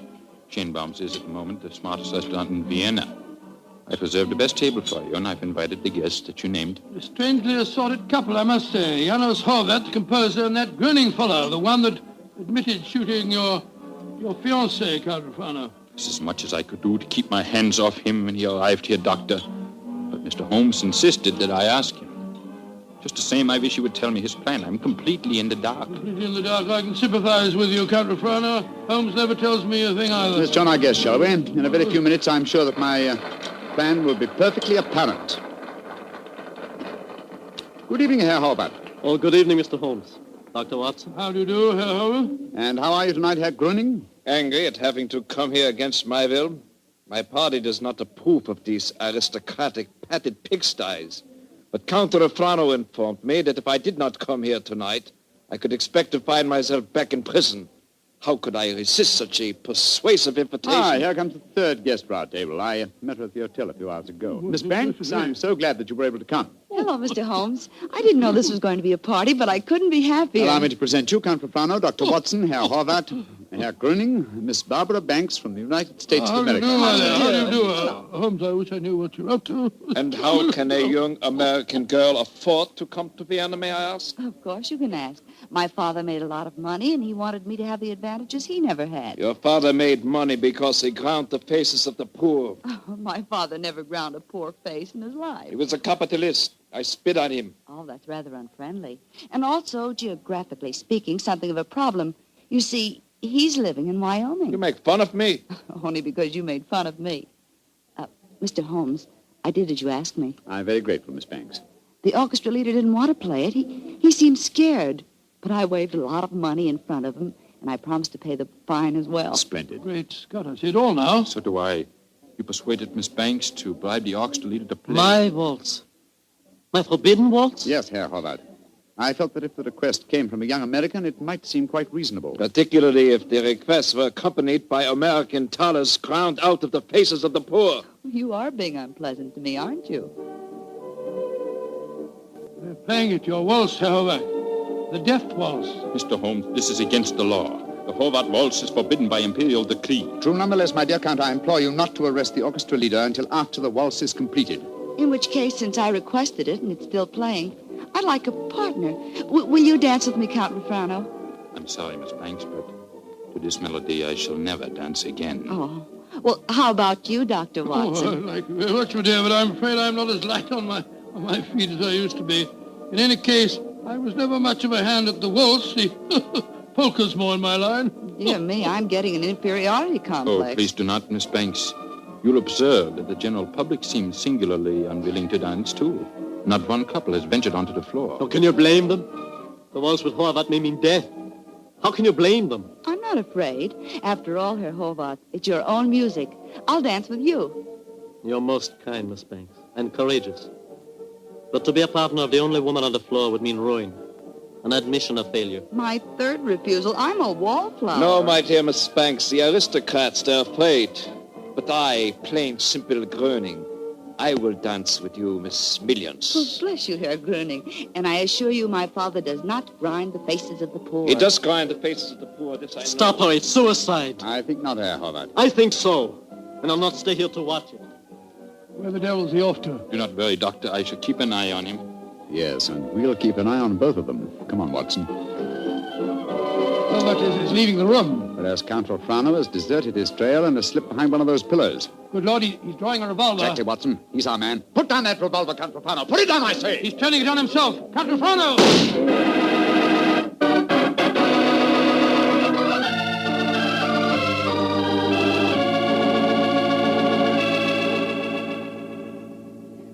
I still can't believe it, Holmes. Not the fact that Count Refrano blew his brains out, but the fact that he was a murderer. Yes, I was slow to believe it too, old chap, and I blame myself in consequence. Two things should have been instantly apparent about the madman who killed beautiful women when he heard the Horvath waltz. Firstly, he must have had some motivation which drove him to such an act. Secondly, he must have carried a revolver with him at all times, since he was invariably armed when the occasion presented itself. Exactly, and that factor made me think of the police official. Then, of course, I saw Refrano's motivation. He loved the Princess Stephanie dearly. Her death in his arms was a psychological shock that was more than his mentality could stand. And when he heard that music, it reminded him of the dead princess and forced him to kill. That's right, old fellow. You will recall that what he said to us after his fiancée's death. What right do love and beauty have to exist in a world that no longer holds Stephanie? When he heard the music, he couldn't bear to think that other loveliness existed, and so, well, he destroyed it. But who killed the Princess Stephanie? The man who was first arrested for it, Herr Gröning. He admitted it. After a little persuasion, when the police arrived, taken back to prison in the carriage that just took Count Refrano's body. It's shocking to think that 7 innocent women have been murdered before this case is solved. Yes, a fact that will be a constant reproach to me, I assure you. Oh, I didn't mean that, my dear fellow. We weren't even in Vienna when 5 of the killings took place. Hello. Here comes Miss Banks. Mr. Holmes, what happened to that funny little man who danced with me? Herr Gröning? He went to prison, Miss Banks. He was a murderer. Well, I must say this is a strange kind of a party you asked me to, Mr. Holmes. One of the guests blows his brains out, and the other, the only man who danced with me, turns out to be a murderer. Oh, I see now why Father sent me to Europe. An evening like this could never happen in Wyoming. Look. Herbert's walking out in front of the orchestra. Ladies and gentlemen. Shh. Listen.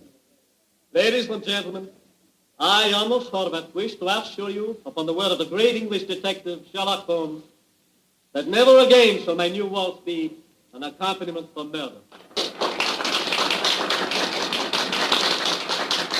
Henceforth, its melody will be for life and love and laughter.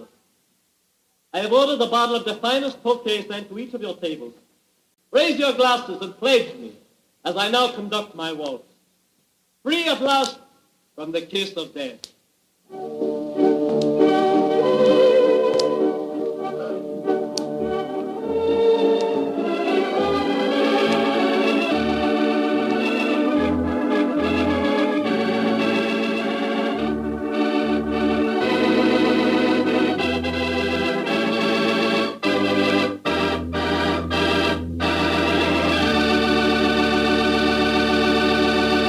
Say, Doctor, I really like that story. That was a baffling. Yes, wasn't it? A highly placed police official is the last person in the world you'd think guilty of murder. I must confess I wasn't of so much help to Holmes in solving that case. Oh, don't let that worry you, Doctor. After all, Holmes almost missed solving it himself. Oh, thank you, my boy. Nice of you, thank you. But it certainly was one of the most interesting cases that I was ever connected with. I know what you mean. You know, I came across quite an interesting case myself the other day. Oh, you don't say where? Right in my own house. Oh, that's interesting. What kind of case? Sherry. Oh, good gracious me, sherry. That's right, a case of Petri, California sherry. You see, I buy it by the case, Doctor, because that Petri wine is really extraordinary. But all Petri wine is unusual wine, unusually good, because the Petri family has been making wine for generations. Because this is so, and because the Petri business has been owned and operated by the Petri family ever since its beginning, and is today the largest independent family-owned wine company in America, naturally the name Petri on a bottle of wine is more than a trademark.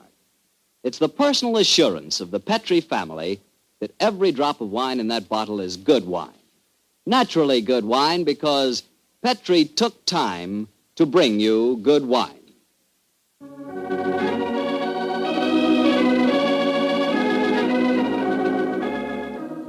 Tonight's Sherlock Holmes adventure was written by Dennis Green and Anthony Boucher and was suggested by an incident in Sir Arthur Conan Doyle's story, The Adventure of the Illustrious Client. Music is by Dean Fostler. Mr. Rathbone appears through the courtesy of Metro-Goldwyn-Mayer, and Mr. Bruce through the courtesy of Universal Pictures, where they are now starring in the Sherlock Holmes series. The Petri Wine Company of San Francisco, California, invites you to tune in again next week, same time, same station. Sherlock Holmes comes to you from our Hollywood studios. This is Harry Bartell saying goodnight for the Petri family. This is the world's largest network, the Mutual Broadcasting System. At first, when Herr Gröning confessed to the killing of the Princess von Kran, I didn't believe it. When the other women were killed, I felt sure that Herr Gröning was innocent. I at least suspected Count Refrano of having committed the other murders. But then, that's exactly what Dennis Green and Anthony Boucher wanted, don't you think?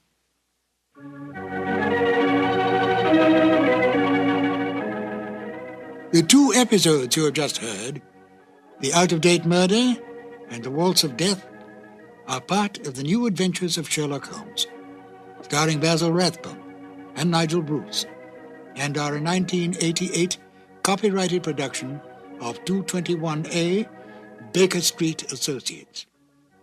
The Sherlock Holmes stories and the characters of Sherlock Holmes and Dr. John H. Watson were created by Sir Arthur Conan Doyle and are used with the kind permission of Dame Jean Conan Doyle. This is Ben Wright, Won't you join me again soon for more new Adventures of Sherlock Holmes? Thank you for listening.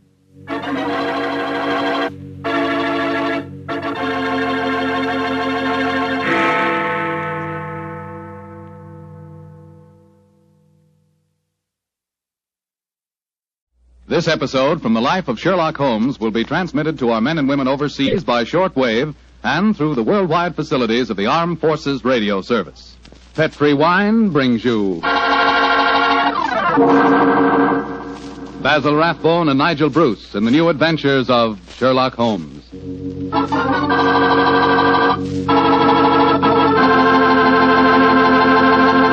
The Petri family, the family that took time to bring you good wine, invite you to listen to Dr. Watson tell about another exciting adventure he shared with his old friend, that master detective Sherlock Holmes.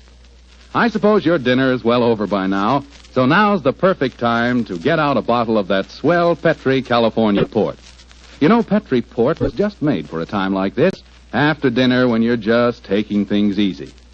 If you've ever tasted Petri port, you know what I mean. It's a hearty, full-bodied wine with a deep red color and a flavor that's just about out of this world. I think that if you had only one wine to choose and the whole world to choose from, chances are you'd pick port. Petri port. That's how good I think it is. That's saying plenty, I know, but I think Petri port will easily live up to all I say about it. Try it and see, and share it with your friends. You can serve Petri port proudly because the name Petri is the proudest name in the history of American wines.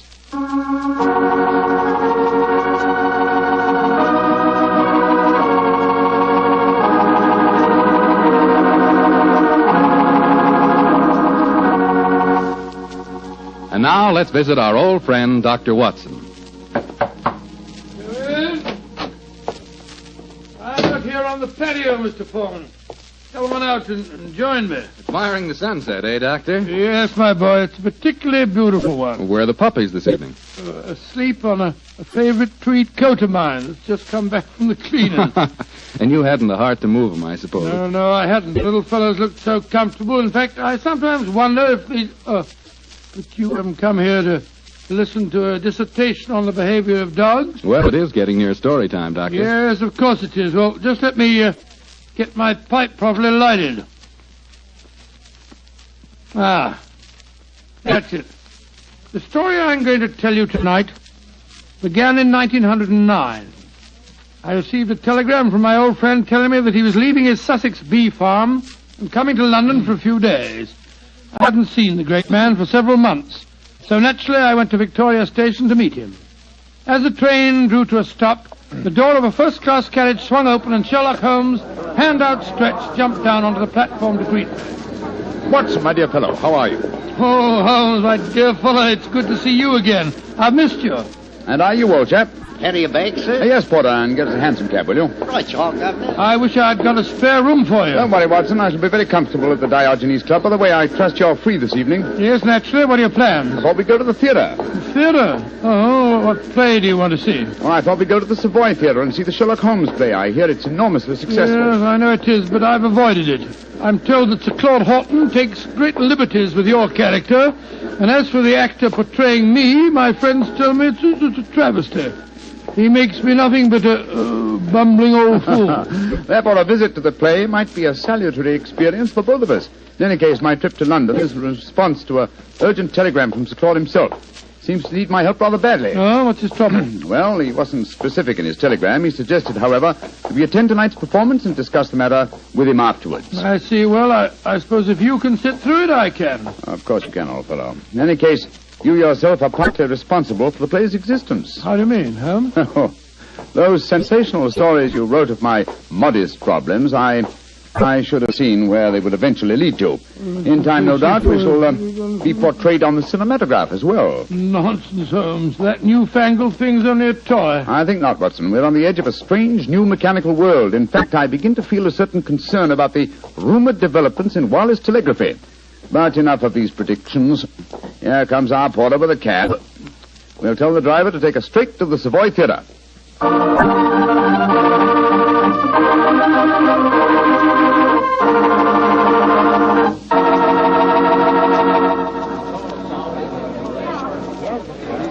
Just look at that line of people at the box office, Holmes. Very flattering, old chap. Well, possibly, but I hope it doesn't mean that we've got to wait our turn and... Excuse me, gentlemen.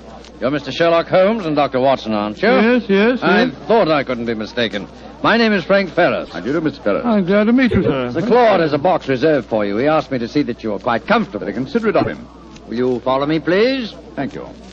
Neither of you has seen the play before, I understand. No, Mr. Ferris, we haven't. I imagine it'll be a strange experience seeing yourselves portrayed on the stage. By the way, I'm playing the part of an old friend of yours, Professor Moriarty. Oh, indeed. I'm looking forward to a very entertaining evening. I presume that you escape our clutches, as usual? Yes, I do, Mr. Holmes. And I've done it nightly now for 137 performances. A record that I'm sure Professor Moriarty himself would envy. Had it not been for his memorable demise at the Reichenbach Falls. Ah, here we are, gentlemen. This is the box reserved for you. And now, if you'll excuse me, I'll go back to my dressing room. Oh, I nearly forgot, Mr. Holmes. Sir Claude asked me to give you this note. Thank you. No, not at all. Well, I'll see you later. Very nice fellow for an actor. Don't be a snob, Watson. Well, what does the Claude note say? I'll read it to you. Dear Holmes, since I telegraphed you yesterday, there have been strange developments. In fact, I've been doing some detective work off stage as well as on. Watch the performance tonight and watch the audience too, particularly the occupant of the box opposite yours. Please come to my dressing room as soon as the last curtain has fallen. He's being very mysterious, and the box opposite ours is empty. No. Look, Watson, look. Someone has just entered. Confound it, the house lights are going out. The first act's beginning, Holmes. The first act, yes. Well, sit back and relax, old fellow. Let's see what they've done to us.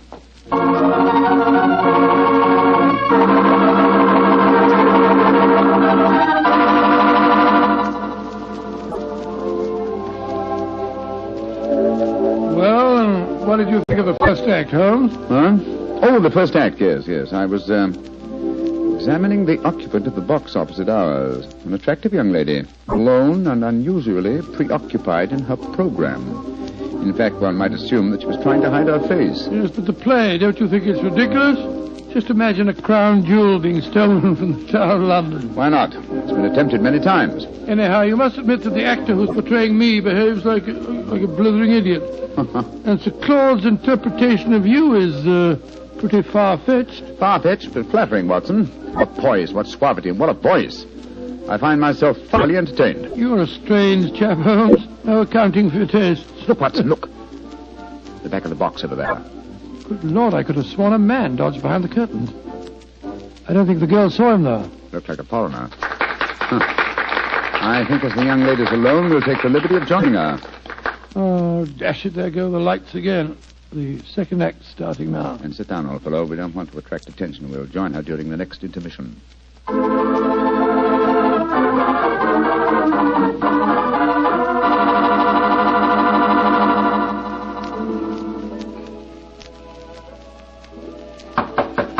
Yes, who is it? Who are you? What do you want with me? My name is Sherlock Holmes, and this is my colleague, Dr. Watson. How do you do, young lady? I hope you'll forgive this intrusion, but Sir Claude requested that I keep an eye on you during the play tonight. Please come in and sit down, won't you? Thank you. Oh, this is very kind of you. You must forgive my abruptness just now.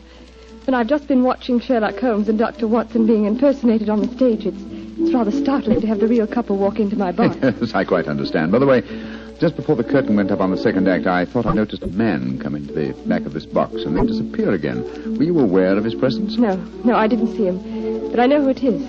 He's been following me for weeks now. Perhaps you'd like to tell us about it, Miss... Henshaw. Alicia Henshaw. Yes, I would. As a matter of fact, that's why I'm here tonight. Sir Claude Horton's an old friend of my father's. I went to ask his advice. He did some investigating himself for a few days, and then he found himself a little out of his depth, so he decided to telegraph for you, Mr. Holmes. We were going to meet in his dressing room after the performance tonight. Splendid. And now, Miss Henshaw, what is your story? It's a strange one, Mr. Holmes, though I didn't realize just how strange until I first saw this play a few nights ago. You see, my story concerns a stolen ruby. Good Lord, and tonight's play revolves around the same thing. Exactly. I might as well tell you how it all started. My brother's an officer in the British Army stationed in Egypt. Early this year, he saved the life of a very important native personage in some uprising in Cairo and was rewarded with a magnificent ruby. This jewel he sent to my Uncle Timothy and me. We're the last of the Henshaws, you see. Did your brother tell you the name of this personage? He didn't know it, Mr. Holmes. Apparently, the whole affair was hushed up. I see. Please continue. Well, the trouble began shortly after Uncle Timothy and I received the ruby. A description of it was published in the papers, and a few days later a message came to us from an Egyptian, Muhammad Ali, laying claim to the stone as one stolen from his family years ago. He sent an expert to our house who examined the ruby under a lens, Mr. Holmes, and then tapped it with a hammer. It fell to pieces. It was a fraud. Gracious me, an amazing thing. I'm sure that's not the end of the story, Miss Henshaw. Oh, no, Mr. Holmes. I wrote and told my brother what had happened. He became very suspicious and suggested that I investigate the credentials of the expert that examined the stone. I think I can finish the story for you. The supposed expert was a jewel thief who substituted a paste ruby for the real one, destroyed the imitation, and walked off with the treasure. It's an old trick. Of course, you haven't been able to find any trace of the supposed expert. Well, that's the funny part of it, Mr. Holmes. Uncle Timothy and I gave a description to the police, but it was a very vague one, I'm afraid. All the time, Uncle said the man reminded him of a colleague of his many years ago at the university, a professor of mathematics. He couldn't think of his name, but when we first saw the play a few nights ago, he was reminded of it. The name was Moriarty. Moriarty? But Moriarty's dead. Miss Henshaw, you say you have been shadowed for some weeks. Yes, by an Egyptian. They've stolen the ruby, Mr. Holmes. Why don't they leave me alone? That, Miss Henshaw, represents a very fascinating problem, and one that I shall be most happy to help you solve. Oh, thank you so much, Mr. Holmes. Oh, there go the lights again. The last act. Yes, the last act of this little play, but not, I fear, of Miss Henshaw's problems. Let's meet after the act in Sir Claude's dressing room, shall we?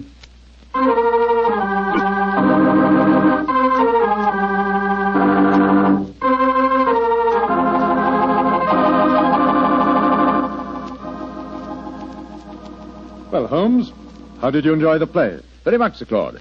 May I introduce my old friend, Dr. Watson? How do you do, Sir Claude? How are you, Doctor? I see you've already made the acquaintance of Miss Henshaw, and she, no doubt, has told you her troubles, eh? Yes, Sir Claude. And Mr. Holmes has promised to help me. Splendid. Tell me, Watson, how did you like the play?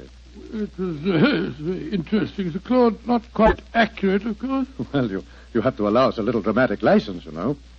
What did you think of Rodney, the man who was portraying you, Doctor? Well, since you mention it, I think the fellow needs to study diction. He mumbles so much I couldn't understand a word he said. Oh, come now, old fellow. I think there are times when you're a little hard to understand yourself. Oh, rubbish. Sir Claude, I hope you'll meet us at the Diogenes Club, and then we can go out and have some supper. Excellent idea. I'll join you there after I've taken off my makeup. Splendid. I think I should be going home now, Sir Claude. I gave my address to Mr. Holmes so he knows where to get in touch with me. Very well, Miss Henshaw, and don't worry. I shall give your problem my undivided attention. I'll take you to your cab, my dear. Oh, there's no need to, Sir Claude. Nonsense, I insist. Goodbye. I'll be back in a moment. Right, Miss Henshaw? Good night, good night. Strange business, Holmes. What do you make of it all? Very little as yet, but it's a fascinating problem. Sir Claude really seems to have identified himself with the character of Sherlock Holmes. He gave me the impression that he feels quite capable of solving the case by himself. Oh, hello. Mr. Claude hasn't left, has he? Oh, no, Mr. Ferris. He's coming back in a moment. How'd you like the play, gentlemen? Very much. Your own performance as Moriarty was most convincing. Yes, indeed, sir. Congratulations. A couple of times there, I had a strange feeling that you really were Moriarty. Well, that's very flattering, Doctor. Oh, hello. Well, it sounds as if there's some trouble at the stage door. Hey, excuse me. Come on, Watson, let's follow him. Right. Hello, it's Sir Claude. He seems upset about something. Yes. What's happened, Sir Claude? Oh, there you are, Holmes. I just seen Miss Henshaw off in her cab when a foreign-looking fellow came out of a doorway and got into another cab. I heard him tell the driver to follow her. I tried to stop him, but he got away. Must be the same man that we saw in her box during the play. Sir Claude, we have her address. I think we'll drive there at once and see that she's arrived safely. We'll join you later at the Diogenes Club.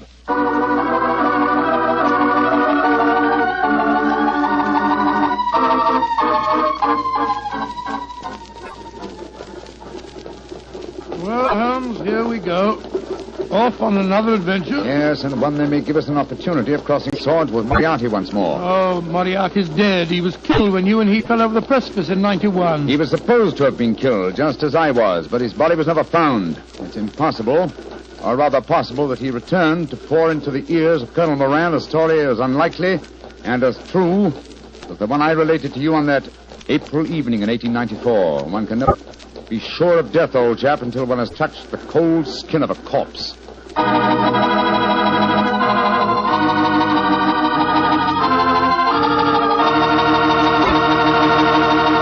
Dr. Watson's story will continue in just a few seconds. Hardly time for me to tell you about a really great Petri wine. Petri California Muscatel. Did you ever walk through a vineyard early in the morning and pick a big, juicy muscat grape right off the vine? Mm-mm. If you've ever done that, then you know what to expect when you taste Petri Muscatel. Petri Muscatel is the color of golden sunshine with a flavor to match. Serve Petri Muscatel after dinner some evening, or serve it any time friends drop in. It's a wonderful way to express your hospitality with a wonderful wine, a Petri wine.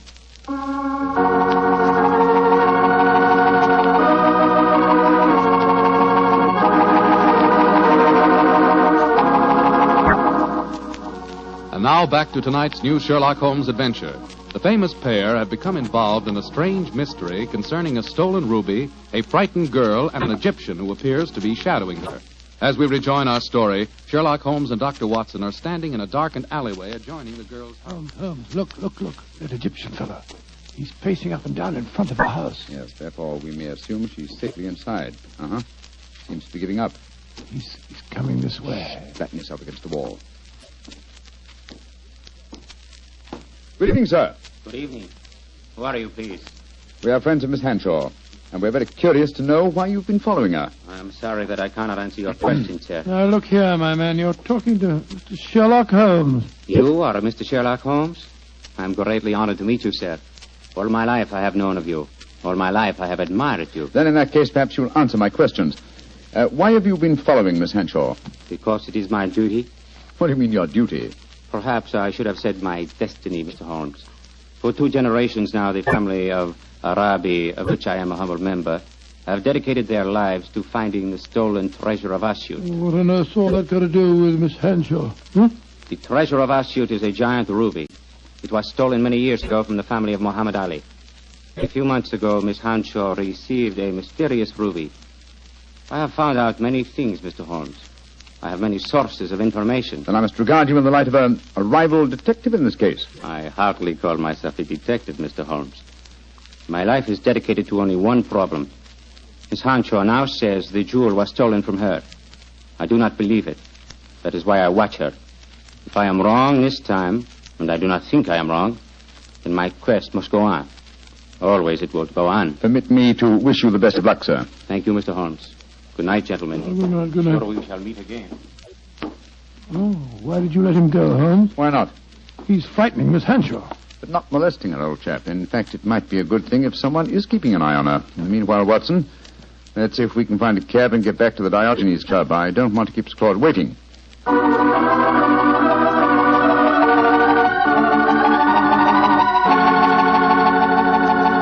Flora, has Sir Claude Horton arrived yet? Yes, Mr. Holmes. He and another gentleman came in about 5 minutes ago. They went up to the library. The other gentleman has just left. I see. Thank you. This way, Watson.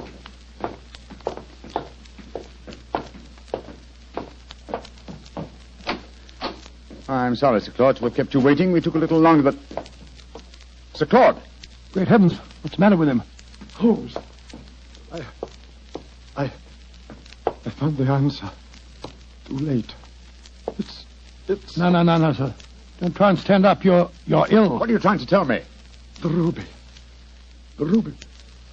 Moriarty. The answer's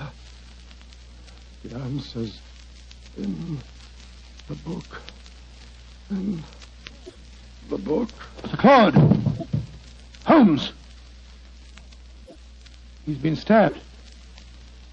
He's dead. Just as he was trying to give me a message. He was muttering something about the ruby and Moriarty. And twice he said, it's in the book. Yes, there's a book still in his hand. It's a copy of The Tales of Edgar Allan Poe. His thumb's marking the page. It's the story of the purloined letter. Thank you, Sir Claude. You delivered your message. Come on, Watson. If we want to catch a murderer and a thief, we must go back to the Savoy Theatre as quickly as we can.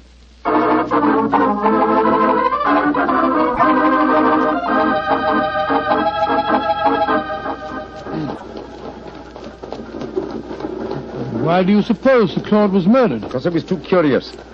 Been investigating the problem of the stolen ruby and I found out something. Something he promised to tell me at supper, you remember? And so he was killed by a man who came with him to the club tonight. Fortunately, he gave me a clue by indicating Poe's story of the purloined letter. But I still don't see how that helps you. Well, it leads us to the ruby. The premise of Poe's story is that the most obvious hiding place is the safest. Now, what physical object was most prominent on the stage in tonight's play? By Jove. A ruby. Exactly. How better can you hide a stolen ruby than by exhibiting it night after night as a stolen ruby before the eyes of thousands? Well, you mean you expect to find it in the property room backstage? Precisely. That and a murderer. Wait for us, Petri. Come on, Watson. You have your revolver, old chap? Yes, I do. Well, keep it handy. Our visit may not be unexpected. Unlocked. That's good. Come on. Look, Holmes, look. The doorkeeper. He's slumped over his desk. He's been given chloroform. We'll take the liberty of borrowing his lantern. It's an eerie atmosphere about a dark and empty theatre, isn't there, Holmes? Now, where would the stage properties be kept, I wonder? Hold the lantern a little higher, will you, old fellow? Yeah. That's it. Aha, look over there. A large cabinet. It's marked Property Department. And it's unlocked. Oh, this is frighteningly easy. Let's look out for a trap. Now, let's see. Look. There's a ruby lying on that tray. Hold it up under the lantern, Watson. Exactly. It's as I thought. This is no paste stage property. It's a genuine ruby. In the light of this lantern, it's very hard to... Down, Watson, quick! He nearly got us. Smashed our lantern. Yes, he's got an air rifle, a powerful one, too, confound it. There's no flash to indicate where he's firing from. Of course, he's baited his trap so neatly that he knows exactly where we are. I'm going to take a shot at him. I can't see anything, but at least it'll let him know we're armed. Now, move your position quickly, Watson. Just missed me, Holmes. This is hopeless shooting in the dark. Yes. I've got to switch the stage lights on. Keep him occupied, old fellow, will you? While I try to find the light switches. I've got him. But he can still shoot, confound it. Yes, well, I found the light switch. Keep your eyes skinned, Watson. I'm turning it on. There he is, Holmes, up in that box. Getting away. After him, Watson. We can jump over the footlights into the box.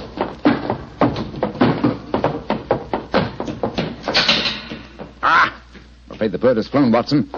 I should have remembered that theatre exit doors always open from the inside. No, he didn't get away, Holmes. Look on the floor there. It's that Egyptian fellow. I hope you haven't wounded him too badly, No, old I don't chap. care if I have. He was trying to kill us. No, it's only a shoulder wound. He's fainted, infernal scoundrel. No, he's a very gallant man. Undoubtedly, he was trying to save us as you shot him just now. Holmes, what on earth are you talking about? Obviously, he's Moriarty. No, Watson, Moriarty just escaped through the door you heard clang a few moments ago. Then what's this man doing here? As a fellow detective, undoubtedly he followed us. Perhaps he preceded us. When Moriarty started shooting, this man tried to capture him and got wounded by you for his pains. Then who is Moriarty? He must be someone connected with this theatre. It's obvious. Moriarty is Moriarty. What? You mean Frank Ferrers, the fellow that played the part on the stage? Again, remember Poe's story of the purloined letter. But why didn't you recognize him? Oh, remember, I haven't seen him for 20 years, and you haven't forgotten his genius for disguise, have you? What incredible audacity. How better could Moriarty conceal himself than by announcing nightly to the theatre-going public that he was Professor Moriarty? Then he killed Sir Claude. Of course he did. Sir Claude must have persuaded Moriarty to go to the club with him. Probably he hoped to expose him in front of me, but Moriarty found out that Sir Claude knew too much. Yes. So he stabbed him. Rushed back here to bait his trap for us. Yes. But how did he know that we'd walk into it? Well, he knew that if Sir Claude had guessed his secret, then I certainly would, and so he was waiting for us. Hello. He's coming too. How are you feeling, my man? The ruby. The ruby. Did you find the ruby? Yes. Here it is, sir. Tell me, is it the ruby of Muhammad Ali? No. It is a fine stone, but it is not the one for which I have searched all my life. And so my endless quest must go on and on. He's fainted again. Poor devil. Fine mess I made of this case, Watson. Oh, I don't know. You've recovered the ruby? Yes, look at it, old fellow. Before I turn it over to Miss Henshaw, look at it well. Probably its every facet stands for a bloody deed. It's a beautiful stone. And yet this lovely bauble costs Sir Claudy's life. And that devil Moriarty still goes free. But one day, Watson, and may the day come soon, I shall meet Moriarty again. And when that happens and I finally bring him to justice, then and only then can you write fini to the character of Sherlock Holmes.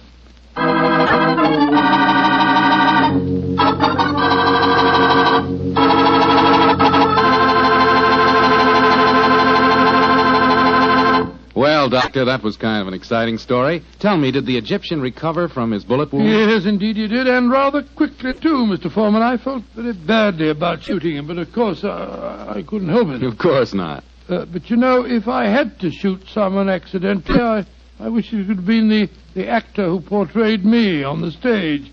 Wretched fellow mumbled all over the place. Oh, don't worry about that. After all, you did recover the ruby. Yes, and a beautiful stone it was. The color of, the color of a fine glass of port when the light shines through it. By a fine port, I take it you're talking about a Petri port? Is there any other kind? Well, all kidding aside, Doctor, Petri port, like all Petri wines, is good wine. And I can tell you why very simply. Petri took time to bring you good wine. You see, the Petri family has been making wine for a good many generations, since way back in the 1800s. And because the Petri business has always been family-owned, everything the family has ever learned about the art of making wine, they've been able to hand down from father to son. From father to son.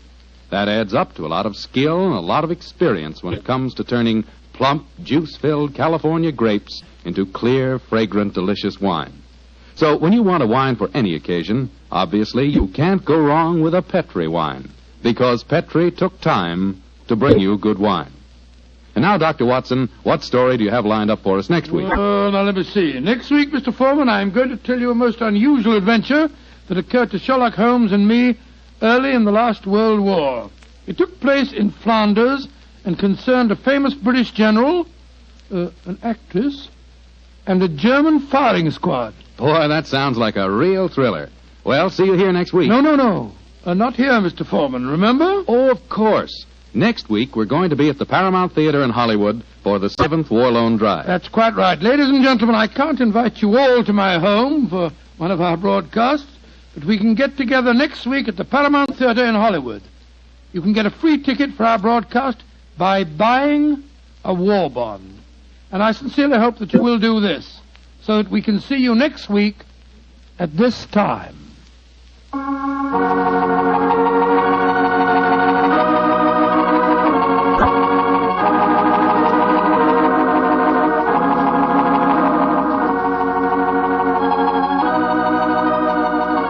Tonight's Sherlock Holmes adventure is written by Dennis Green and Anthony Boucher and is based on an incident in the Sir Arthur Conan Doyle story, The Adventure of the Second Stain.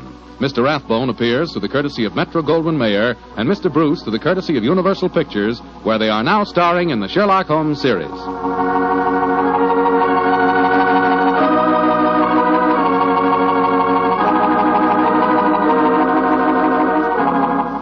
The Petri Wine Company of San Francisco, California, invites you to tune in again next week, same time, same station. Oh, the Petri family took the time to bring you such good wine. So when you eat and when you cook, remember Petri wine. To make good food taste better, remember... Petri.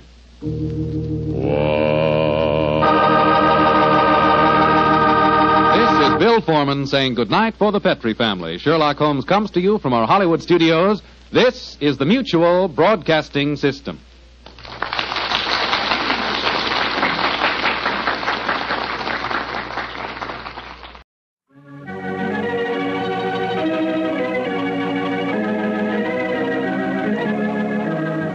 In 1945, I considered myself a very lucky man because I was the announcer on the New Adventures of Sherlock Holmes. My name is Harry Bartell. Won't you join me now as I reminisce about those wonderful days of dramatic radio?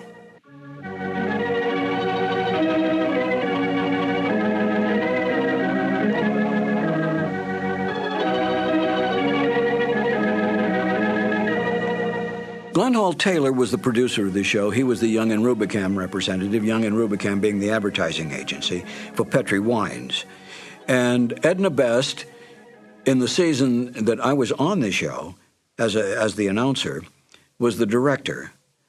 So that Glenn Hall would provide commercial material and so forth for Edna's use, and then Edna directed the show in the booth. She was the one who made all the line changes, all the timing changes, all the cuts, and so forth. I know that Glenn Hall, I think, directed it 1 year. I got the Sherlock Holmes show by accident. I came over to CBS Studios on Sunset Boulevard one day to rehearse for another show, and the lobby was loaded with announcers. Practically every announcer in Hollywood was there. I couldn't figure out what was going on, and as the secretary came out with her list and said, George or Sam or whoever, I said, what's going on here? And she said, they're auditioning for a new show. And I said, who's holding the audition? They said, Edna Best. Edna Best was a lovely, lovely lady. I had worked with her on other shows. And I said, if she has a moment, let me sneak into the studio, if you don't mind, just to say hello, and I'll come right back out. She said, I'll ask. So she came out a little later and said, you can go in for just a second. I went in, stepped in front of the microphone, which was set up in the studio, and said, Edna, I came in to say hello. Hello, bye-bye. And I started to leave. And she said, aren't you going to read? And I said, well, no, I hadn't planned to read. She said, well, as long as you're here, read anyway. So she gave me the copy that they were auditioning. And I said, thank you very much. It's been a pleasure to see you again. And I left, never dreaming that I would ever get it. Because there were big-name announcers, the Ken Carpenters, the Ken Niles, the Wendell Niles, the whole bunch of them. And sure enough, I got a call, and that's how I wound up on the show, because I happened to be in CBS at that time. Petri Wine brings you Basil Rathbone and Nigel Bruce in the New Adventures of Sherlock Holmes.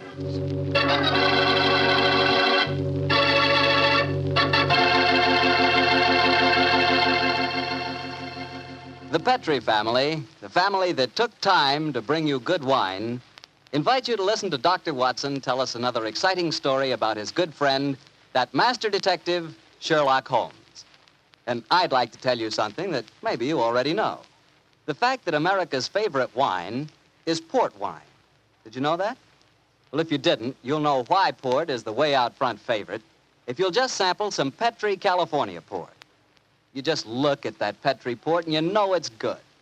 That wonderful, deep, rich red color. And Petri port is so clear. Well, just hold it to the light and you can sort of see right through the glass. But what you really want to know about a wine is how does it taste? And I'll tell you something, I've never yet been able to find the adjective that'll do Petri port justice. It's wonderful, honest. You just got to taste it for yourself and find out for yourself. You love that Petri port in the evening after dinner when you're sitting around listening to the radio. And it's perfect to serve your friends when they come over. Oh, and you can show that Petri label, too. In fact, you can show it proudly. Because the name Petri is the proudest name in the history of American wines.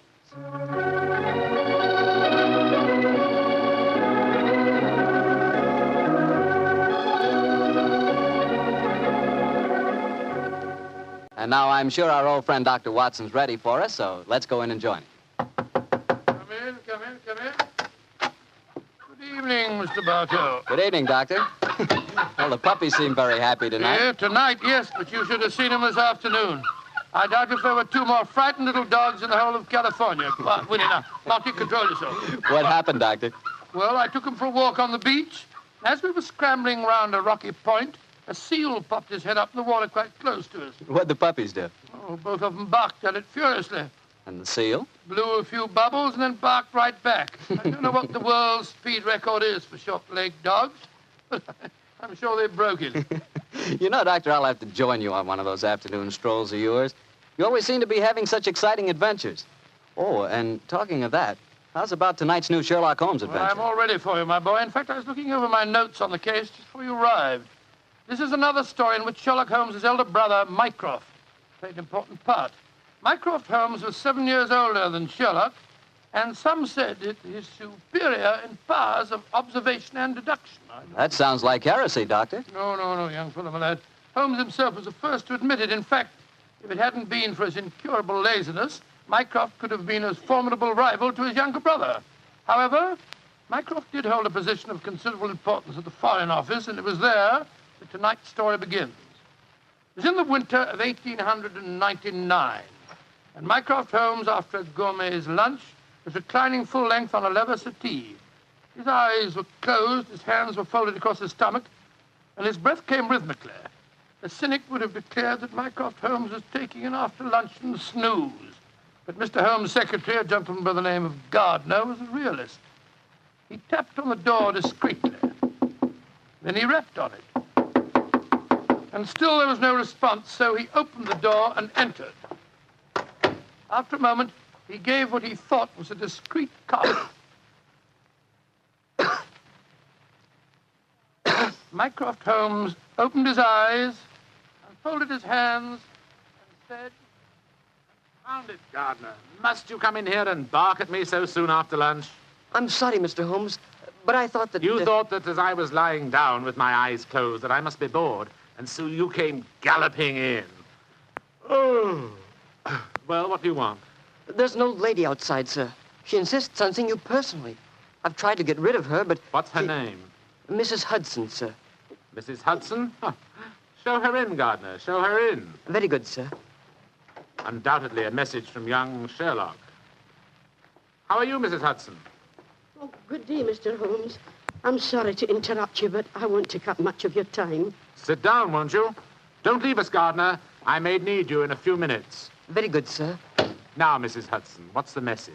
Message, sir? Didn't my brother send you with some message that he was afraid to entrust to the ordinary channels?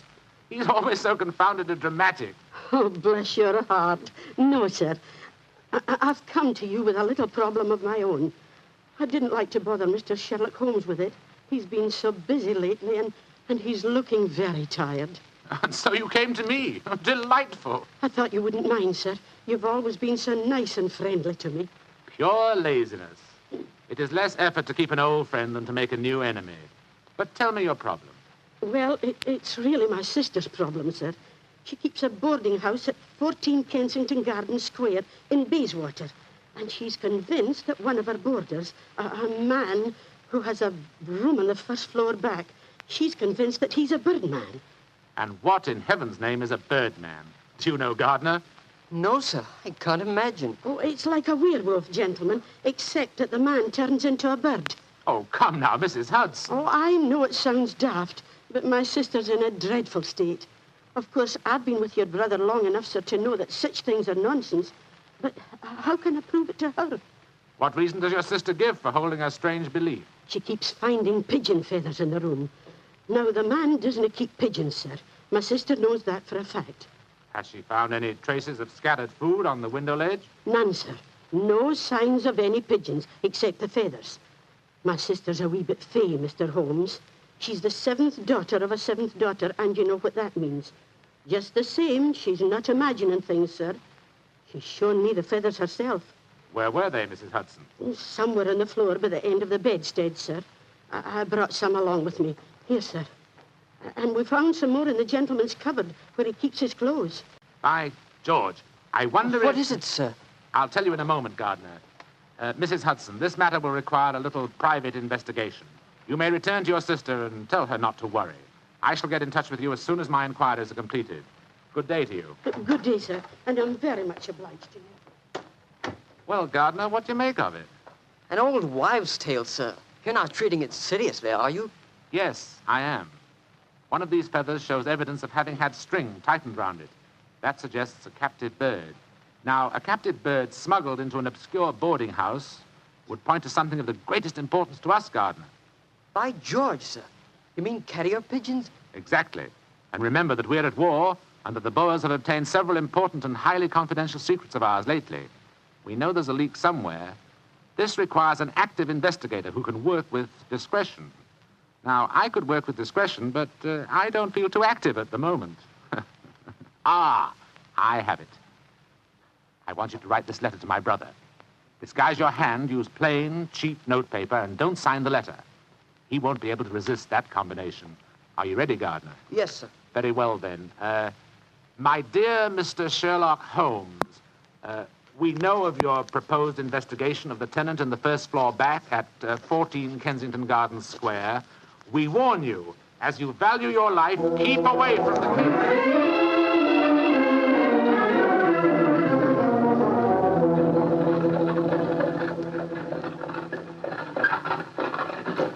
We warn you, as you value your life, to keep away from the case. And that, my dear Watson, is why we are driving towards 14 Kensington Gardens Square, disguised as building inspectors of the London County Council. Well, I must say it's a very challenging letter, Holmes. Unsigned, yes. I notice.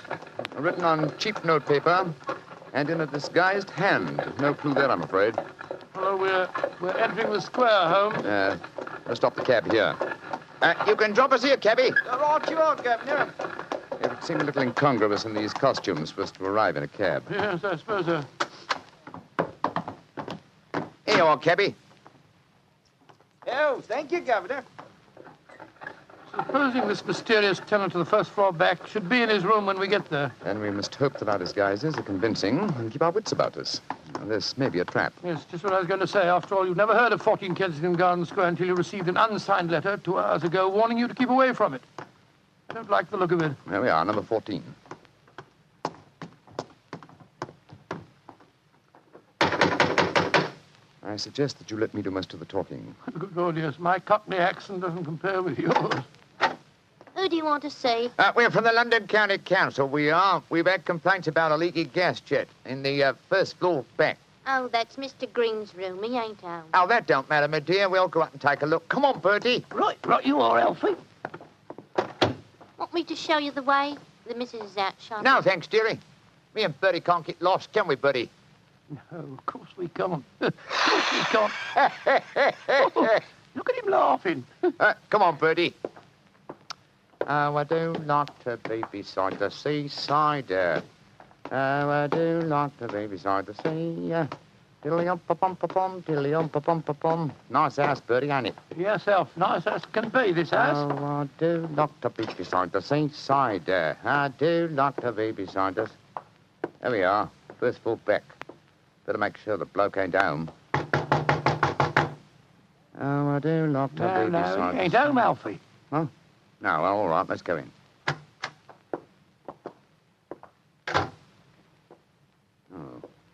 So this is the mysterious room, eh? Well, it looks perfectly ordinary, doesn't it? Yes, a depressing example of the squalor of boarding house life. Hello. What's this on the bedspread? Feathers. Must have come out of the pillow. No. These are pigeon's feathers, old chap. And look here, Watson. Attached to the bed rail. No, it's only a piece of string. String, yes, but with a small metal ring on the end. A ring such as is used to place around a homing pigeon's leg. But why should someone keep carrier pigeons in an obscure boarding house like this? Yes, why indeed, why indeed? The answer could be that the tenant of this room is engaged in some sinister activity that requires the use of carrier pigeons in sending messages. Yes, there's no evidence of the birds being kept here. That's true, old fellow, that's true. Possibly the owner of this room is given a pigeon by one of his superiors, brings it here, affixes his message, and releases the bird. But why couldn't he just take the message to where they keep the birds? Well, in that way, he would run the risk of being picked up with dangerous and incriminating messages on him. What kind of skullduggery involves the use of carrier pigeons, you suppose? We're at war with the Boers in South Africa, Watson.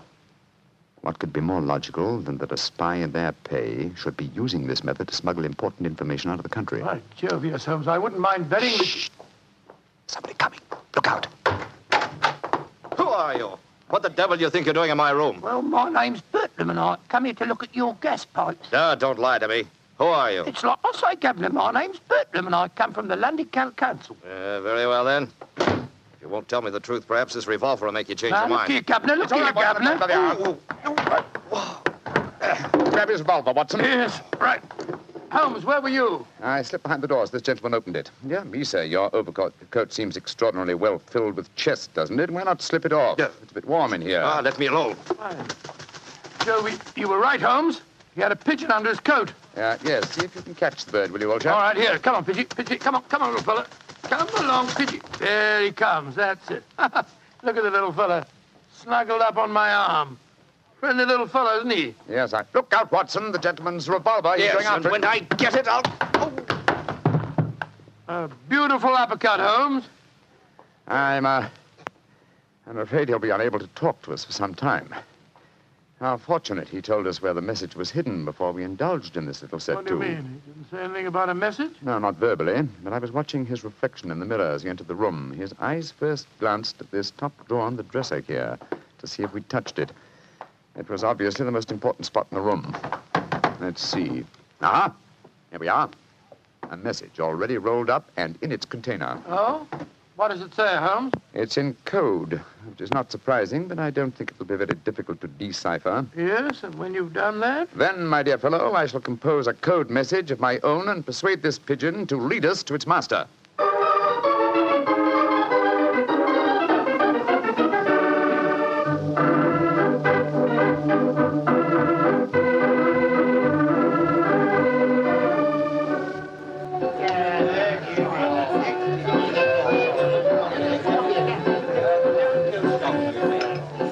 I can see from your puzzled expression, Watson, that you're wondering why I brought you to Dexter's Music Hall in the Edgware Road. Well, I must confess I'm a little confused, Holmes. First of all, we go to Baker Street and you spend hours poring over some obscure book. Then you write out a message, attach it to a pigeon, and let it loose. Now you bring me here. I hate to question you when you're working, but I should be glad if you'd give me some idea of what's going on. Of course, old chap. At times I must seem confoundedly mysterious, I'm sure. Here's the situation. The obscure book I was studying was a table of ciphers. I was trying to decode the message we found in the room on the first floor Well, back. obviously you succeeded, or we wouldn't be here. Yes, the key word was Louis Botha, the name of the Boer leader. The message was a report on the number of troops now in training at Aldershot. Then you were right. We're mixed up with a ring of enemy agents. Obviously, old chap. So I kept the original message and composed another using the same code and dispatched it by carrier pigeon. Well, what did you say in your message? Meet me tonight, 8 o'clock, table number 3 at Dexter's Music Hall. What made you choose this place as a rendezvous? Well, I happen to know that it's a common meeting place for underworld characters.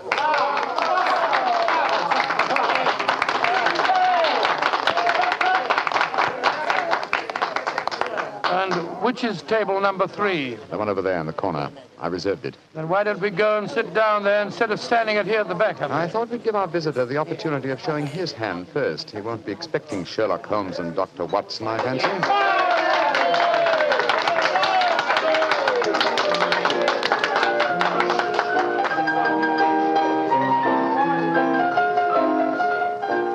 Good Lord, look at this woman coming on to sing.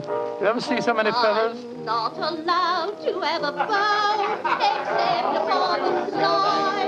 So yesterday he came and took me walking through the night. Holmes, look. A man just sitting down at table number 3. What's with it? Look. It's Sid Trimble. Sid Trimble, who's he? A dangerous criminal who once worked for the Moriarty gang. We've caught a prize pigeon, Watson. Better have your revolver handy, old chap. Undoubtedly, he'll recognize us. Right you are, Holmes. Come on, then. Out in the clover, they've trampled it since morn.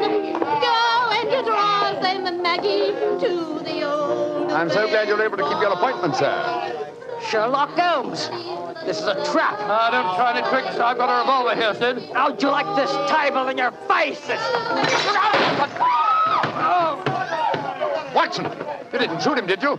No, he knocked my hand. The revolver went off. The shot went well. I swear it did. Yes, of course. Look at the wound. There are no powder burns. The shot was fired from some distance. Holmes, he's dead. Out of the way! Out of the way, please. Now then, what's going on here? Constable, this man has been killed. Yes, and it's easy to see who did it. Well, I didn't do it, Constable, if that's what you're thinking. No? Then why are you standing here with a smoking revolver in your hand?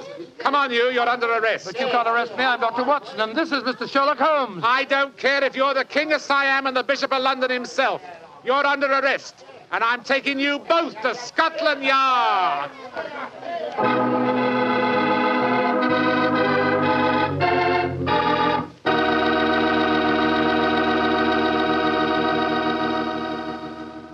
You'll hear the rest of Dr. Watson's story in just a second.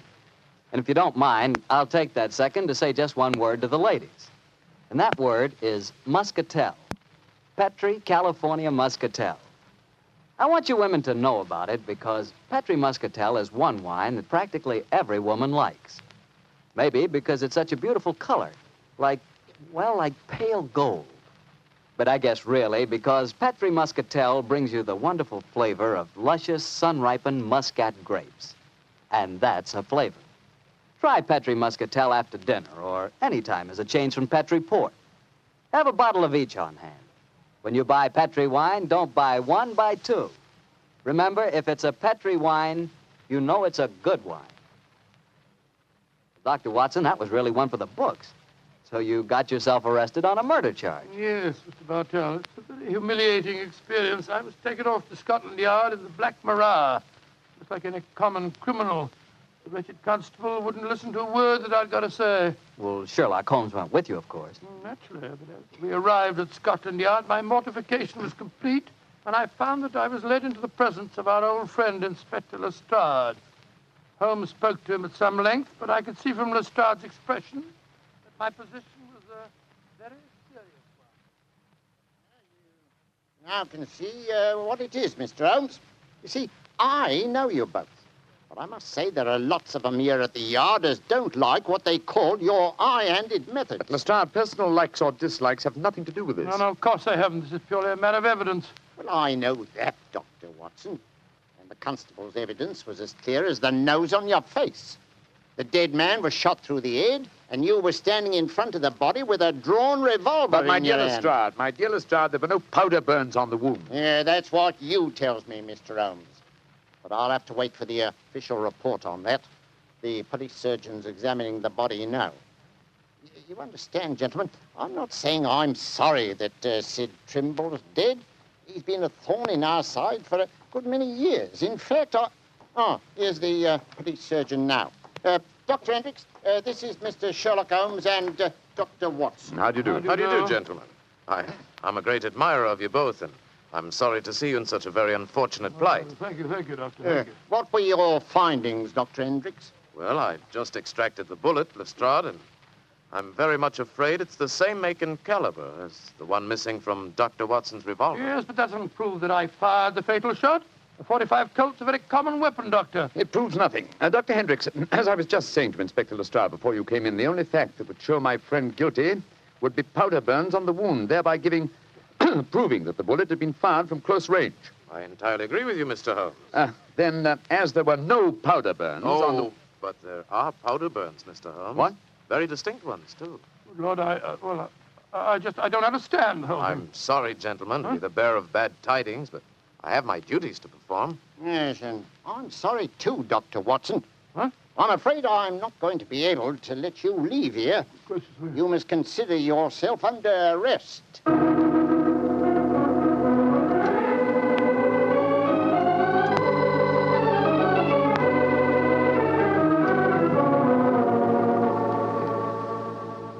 Holmes, I never felt more despondent in my life. Oh, cheer up, old chap. Well, how can I? Locked up in a prisoner's cell. Looks as if I might end up at the gallows. Don't worry, Watson. You'll be out of here before the night is over, I promise you that. I wish I felt as confident as you do. How do you propose to do it? Oh, with the aid of a little hard thinking. Thinking? That won't unlock any cell doors, thinking. But it will, old fellow. It's obvious someone's deliberately trying to incriminate us. But try and reconstruct the killing logically. Sid Trimble was a member of an espionage ring. I sent him a false message. After he'd left to keep the appointment, one of his colleagues trailed him to the music hall and killed him before he could betray anything to us. Yes, that's undoubtedly the way it happened. The powder burns, Holmes. How do you account for them? There were none just after the shot was fired. We know that. And yet Dr. Hendricks assures us that there are very distinct powder burns now. May we come in, gentlemen? Yes, of course you can, Dr. Hendricks. Oh, hello, Lestrade. Yes, I thought we'd come and chat with you, Doctor. Well, that's very nice of you, gentlemen. Yeah, not a bit of it, Doctor. You know, it hurts me to see you in here, and that's a fact. And I can't bear to see a fellow medico in such plight without coming in to see what I can do to help, Watson. Yeah. You're very quiet, Mr. Holmes. Am I, Lestrade? I was thinking. You see, Watson, old chap. I have it. You have what? The answer. You'll sleep in Baker Street tonight after all. Mr. Holmes, what are you talking about? The murder of Sid Trimble. The incriminating powder burns were obviously faked. Watson and I know that, whether you and Dr. Hendricks believe it or not. The question is, how were they faked? I think I have the answer. Dr. Hendricks. Yes, Mr. Holmes? If a blank cartridge were fired at the wound after death, it would produce powder burns, wouldn't it? Undoubtedly. Yeah, but who could have done that, Mr. Holmes? Ah, that's the point, Lestrade. Who had the opportunity? The constable who brought the body here. True, old chap. Huh? Also, you, Dr. Hendricks. That's perfectly true. Yeah. Well, I had the opportunity too, Mr. Holmes. I spent half an hour in the morgue alone with the body when it first come in. Well, you've narrowed it down to 3 suspects, Holmes. I hope I don't hang before you find the real killer. I found him, Watson. Why, who is he, Mr. Holmes? The answer is simple, Lestrade. The powder burns were certainly faked by a blank cartridge. Now, if a blank cartridge were fired into a wound, the wadding would have penetrated and distorted the wound. Yes, but supposing the person had removed the wadding from the blank, Mr. Holmes. Its effect would still be quite apparent to the police surgeon who removed the bullet. Am I correct, Dr. Hendricks? Entirely. A surgeon could not fail to identify the marks, Mr. Holmes. Exactly. Therefore, only one person could have fired that blank cartridge without detection. The same person who made the incision necessary to remove the cartridge would also remove all traces of the shot. You yourself, Dr. Hendricks. Holmes, I believe you're right. That's an ingenious theory, Holmes. Surely you're joking. Am I? Then how do you account for the pigeon fellow's feathers on the collar of your coat? The devil with you, Holmes? Here, come back here. Doctor, constable, don't let Dr. Hendricks get away. Great Scott. Scotland Yard itself harboring an enemy agent. Upon my soul, Holmes, you've done it again. I must say you've got sharp eyes. I didn't see those pigeon feathers on Hendricks' collar. Confidentially, my dear fellow, neither did I. But Hendricks' guilty conscience knew they might be there. It was a shot in the dark, and I had to take it. If you'd spent the night in a prison cell, I should never have heard the end of it, I'm sure. Never.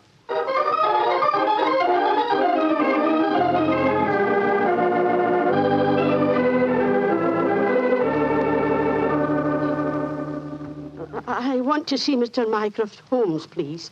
Follow me, Mrs. Hudson. He's expecting you. Aye, sir. Ah, there you are, Mrs. Hudson. Come and sit down. Oh, thank you, sir. I got your message and came over right away. In the first place, Mrs. Hudson, you may tell your sister that she needn't worry any more. I'm sure she'll find no more pigeon feathers in her room on the first floor bag. No, sir, thank you. But she knows the fact, because the birdman left her yesterday for good. Some strange men came and took him away, and today she's let the room to a nice young commercial traveller. I'm really sorry to have bothered you with her trouble, sir. I'm very glad you did, Mrs. Hudson. Thanks to your information, an enemy espionage ring has been broken, and the British government is deeply grateful to you. You're always one for a joke, aren't you, Mr. Holmes? Well, I'm glad you're not angry with me. I'll be going now, sir. Just one more favor I'll ask before I go, though. Anything, Mrs. Hudson. What is it? Please don't tell your brother about this, sir. He'd be so angry with me for wasting your time.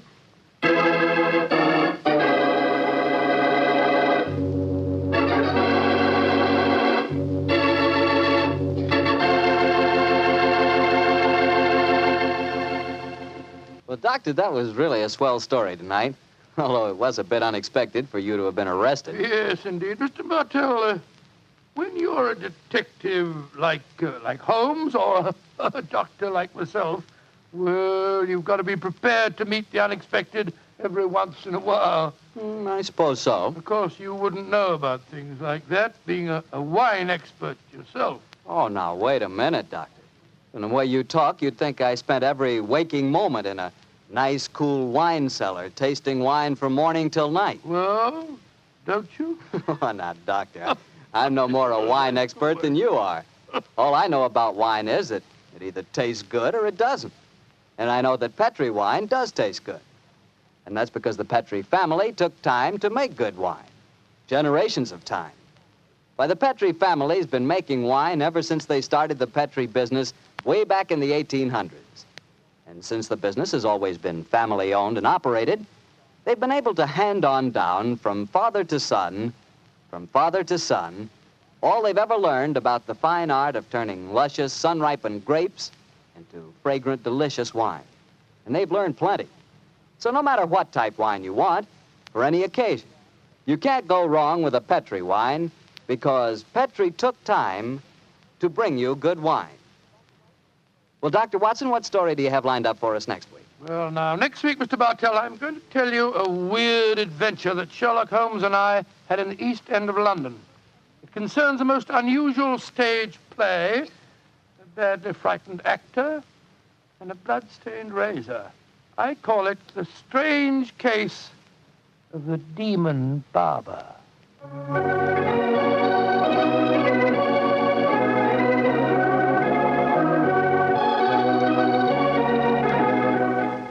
Tonight's Sherlock Holmes adventure was written by Dennis Green and Anthony Boucher and was suggested by an incident in the Sir Arthur Conan Doyle story, The Greek Interpreter. Music is by Dean Fossler. Mr. Rathbone appears through the courtesy of Metro-Goldwyn-Mayer, and Mr. Bruce through the courtesy of Universal Pictures, where they are now starring in the Sherlock Holmes series.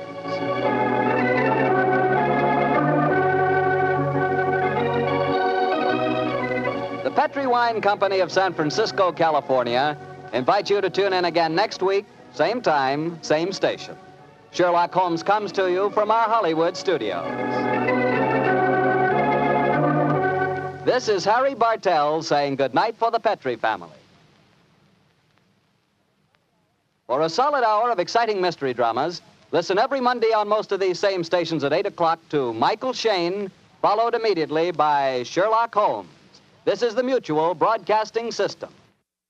This is Harry Bartell. I'll be right back with another new adventure of Sherlock Holmes.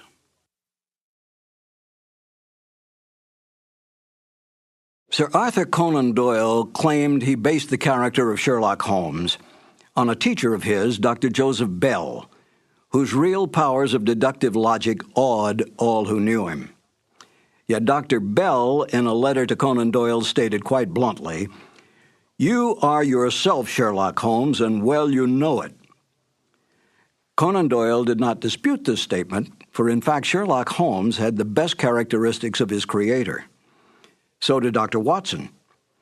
Highly educated, honest to the core, and one of the best writers of the Victorian age, the British public and then the world took him to their hearts.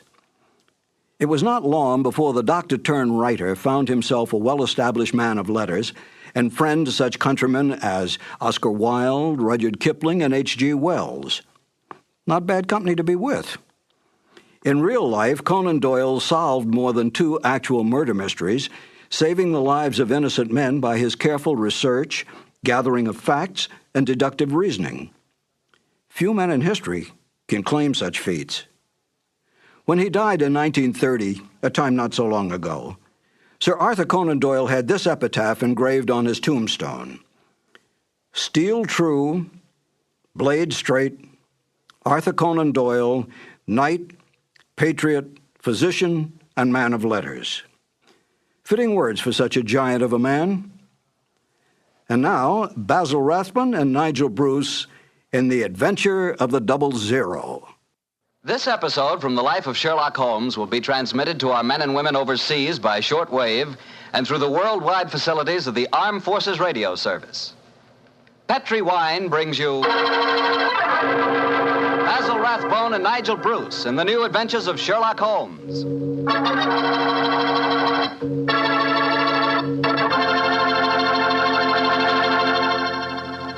The Petri family, the family that took time to bring you good wine, invites you to spend the next half hour listening to Dr. Watson tell us another exciting adventure he shared with his old friend, that master detective, Sherlock Holmes. And say, let me tell you something I found out just the other day. Steaks are really back again. Good, thick, juicy porterhouse steaks. That's for me.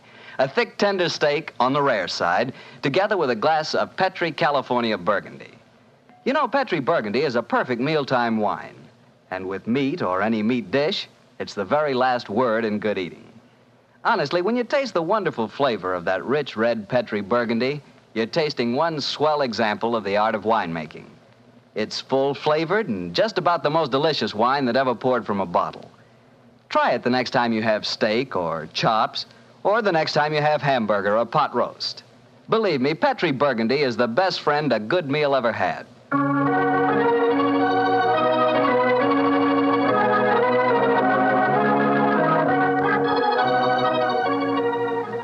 And now let's look in on our good friend and host, Dr. Watson. Come in.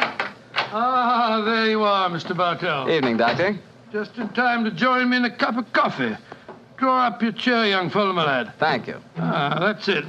Well, Doctor, you told us last week that tonight's new Sherlock Holmes adventure takes us to the south of France. That's right, Mr. Bartell. The south of France in the year 1900.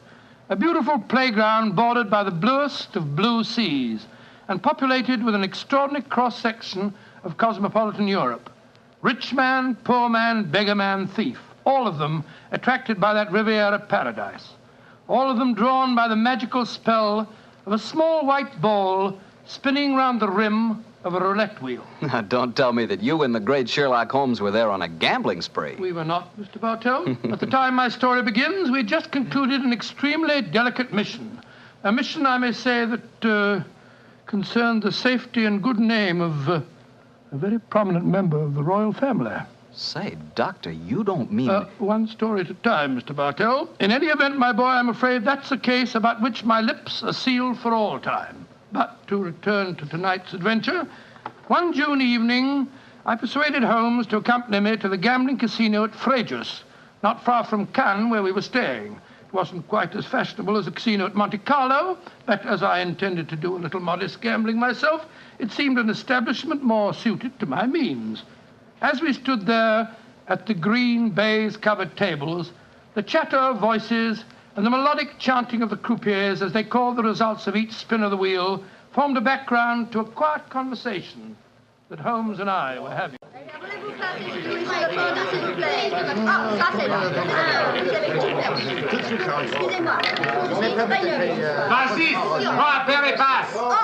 Lost again, Watson? Oh, confounded. That number 10 must come up soon. Oh, why not cut your losses, old fellow, and come for a stroll with me on the waterfront? Well, just a big wait. A couple more bets, Holmes. I have a feeling that 10 is bound to come up in a minute. Watson, I believe the blood of a gambler courses through your veins. Oh, there's no harm in taking a little flutter once in a while. Why don't you risk a few francs, Holmes? Oh, thanks you, my dear chap. The law of averages convinces me that my money is safer in my pocket. In any case, I'm a little dubious as to the integrity of this particular casino. Well, what makes you say that? Well, you will observe that this roulette wheel has a double zero. Most continental wheels have only a single one.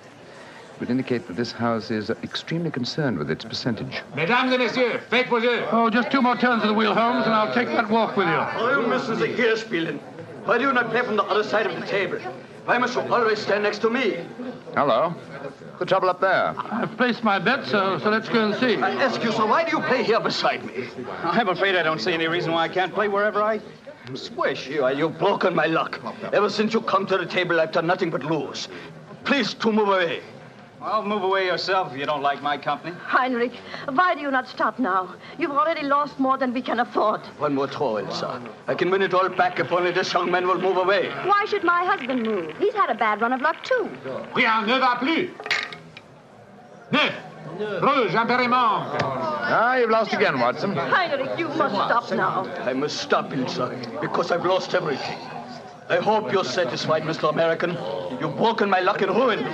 I hope that you and your turn will be ruined too. Heinrich! Heinrich, wait for me! I never heard such rubbish in my life. Were you listening to him, sir? I heard his last few remarks, Mr. Gilbert. Roger Gilbert. And this is my wife, Helen. How do you do? My name is Holmes, and this is my friend, Dr. Watson. How do you do? How do you do? Didn't you think his remarks were a little out of place, Doctor? I certainly did, Mrs. Gilbert. I don't see how he can possibly blame your husband for his run of bad luck. I didn't like the look on his face as he left the table, though. Have you any idea who he is? His name is Schneemann. He's staying at the same hotel as we are. I've never spoken to him, but I've heard him being paged there. Well, he shouldn't gamble unless he can afford to lose. Well, I'm losing, darling, and I can't afford afford it. Oh, but I can let you have more money. You know that. No, Helen, I may have married an heiress, but I'm not going to use her fortune to gamble with. Oh. I'll lose my own money and then I'll quit. Mesdames et messieurs, faites vos jeux. Your last bet, Watson? Yes, Holmes. This time I know that number 10 is going to come up. It's got to.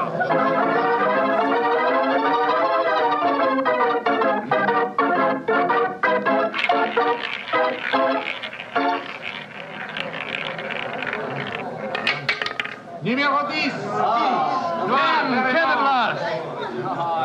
I've lost again, darn it.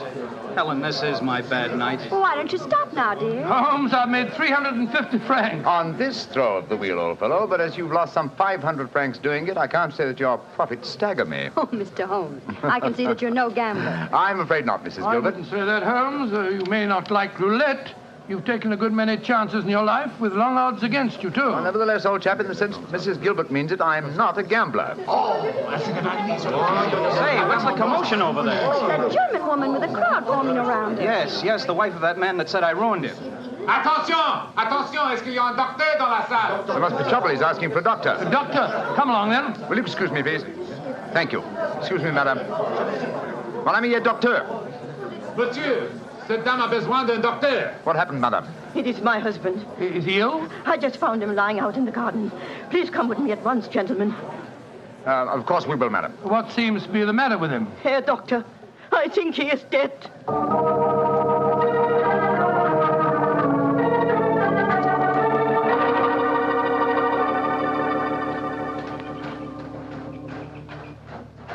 He's lying by that tree, Doctor. Please see if you can help him. Somebody else seems to be on the scene before us. Who are you, sir? I am Monsieur Chevret, director of the casino. Do any of you know this poor man? I am his wife. Is he dead? I am afraid so, madame. Let me look at him. I'm a doctor. Was your husband gambling in the casino tonight, madame? Yeah, he was. Poor Heinrich. He lose everything that we have. I'm afraid he's dead, madam. Shot through the heart. Oh, du lieber Gott. Suicide, Watson? Yeah, looks like it. Yes. Powder burns on the shirt front, revolver clutched in the right hand, fingers in a natural position. The angle of the wound settles it. Obviously self-inflicted. I missed you as you slipped out of the casino. What's wrong with him? I'm afraid he's dead, Mr. Gilbert. Yes, he committed suicide. I hope, young man, that you are satisfied. All night you brought him bad luck. He asked you to move away from him to change his luck, but no, you could not do it. Oh, Frau Schneemann, I'm terribly sorry, but I really don't see how you can blame me. I do blame you. And I also blame you, Monsieur Chevry. Me?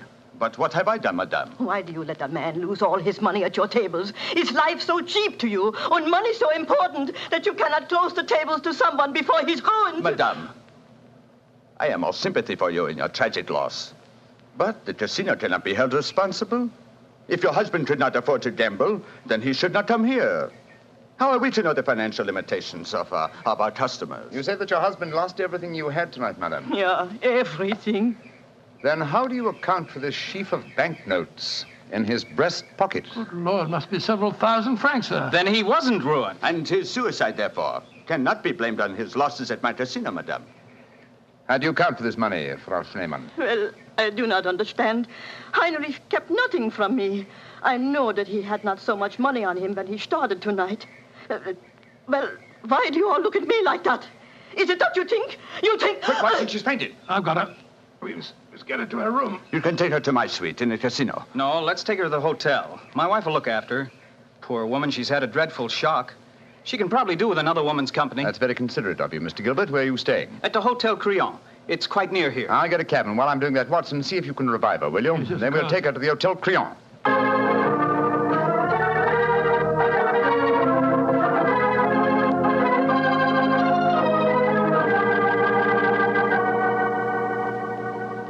Very kind of you, Mrs. Gilbert, to let us bring the poor lady into your suite. Well, it's the least I can do, in spite of what she said about Roger bringing her husband bad luck. I'm sure she'll need your help when she wakes up, Helen. Yes, I think you'll find that she'll sleep for some hours. I gave her a strong sedative. Well, we were just about to have a drink, gentlemen. Do you care to join us? Oh, thank you, sir. Well, that'd be very nice, Mr. Gilbert. Roger was just telling me that quite a large sum of money was found on Herr Shaman's body, Mr. Holmes. Yes, Mrs. Gilbert. Several thousand francs. It's very puzzling, Holmes. Why should a man commit suicide with so much money on him? I think the answer is obvious. He didn't. What on earth do you mean? Well, the money was placed there after he had shot himself. The banknotes were in his breast pocket, if you remember, hardly the usual place to carry money, though it is the easiest pocket for someone to insert it without disturbing the body. But why on earth should someone place money on him after his suicide? To prevent the casino from getting a bad name. I've heard of it being done on several similar occasions. Gives the impression that the unfortunate victim had other motives than gambling losses to account for his suicide. Great Scott, you mean that one of the casino employees found the body lying there and slipped the money in his breast pocket before we arrived on the scene? As you know, my dear Watson, I'm not a gambling man, but I'll lay you 100 to 1. That is what happened. Well, that's a new one. Well, here are your drinks, gentlemen. Thank you. Thank you, sir. Thank you. Say, Helen, Mr. Holmes has given me a brainwave. Another one? What is it this time, Roger? Now, I've been losing very heavily tonight. Roger, I've told you, if you need money, I'll be only... But I don't. I've got a scheme for making some. Oh. I'm going to gamble again tonight after dinner. If I lose, here's what I'll do. I'll stain my shirt front with red ink, walk out in the grounds, fire a shot, and lie down as though I'm dead. I'll wait for someone to come along and stuff my pockets full of banknotes. Not a bad idea, Mr. Gilbert. I think it's a darn good one. What do you say, Mr. Holmes? It's a whimsical one at any rate. Who knows? You might even be successful. Roger, you're not really going to do it, are you? Sure. Perhaps I'll get some of my losses back that way. Well, let's drink to it, gentlemen. At least I may have hit upon an idea of making money.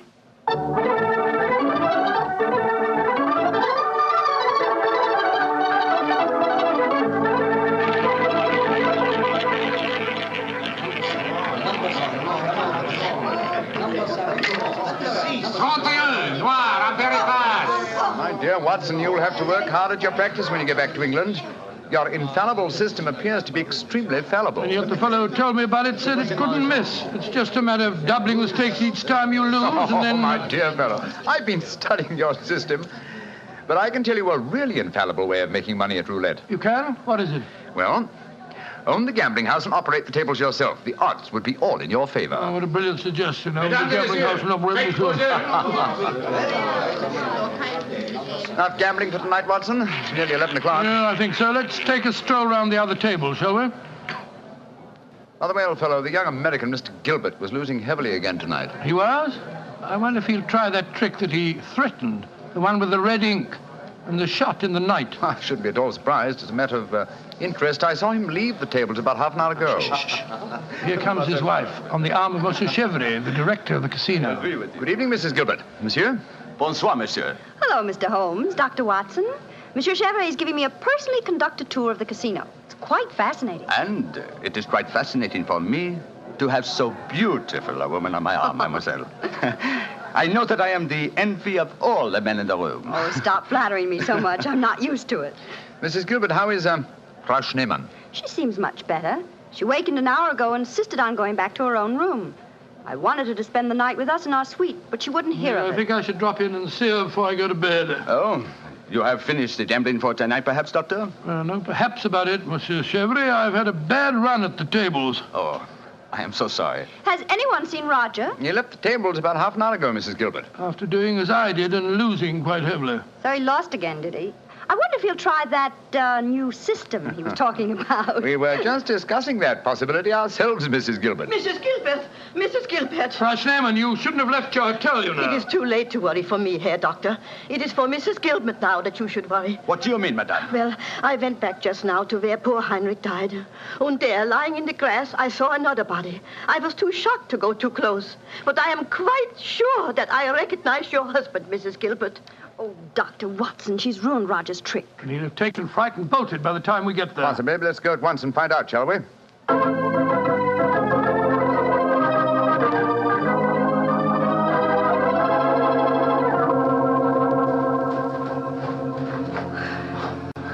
He hasn't gone. He's still lying there. It's a most convincing spectacle. That red ink really does look like blood. Yes. And blood sometimes looks like red ink. Mr. Gilbert. Roger, get up. The joke's spoiled. Roger, get up! I'm afraid that's impossible, Mrs. Gilbert. He's dead.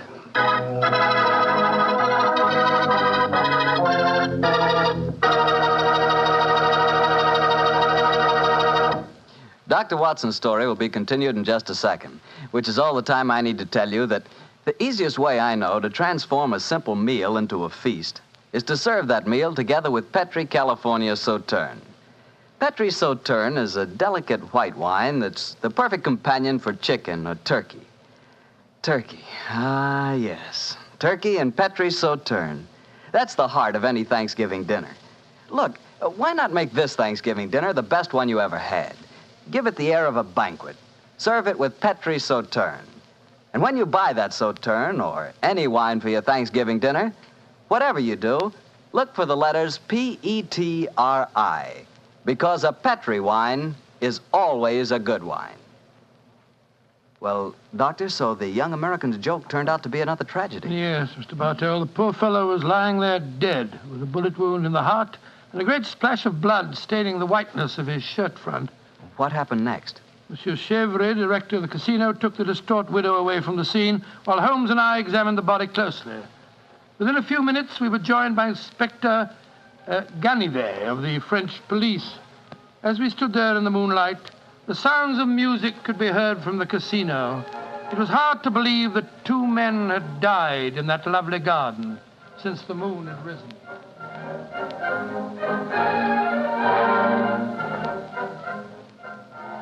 Monsieur Holmes, you and Dr. Watson have concluded your examination? Yes, Inspector Ganivet. Will you favor me with your observations? You say that you are certain that this is not another suicide? I'm sure of it, Inspector. Look at the wound.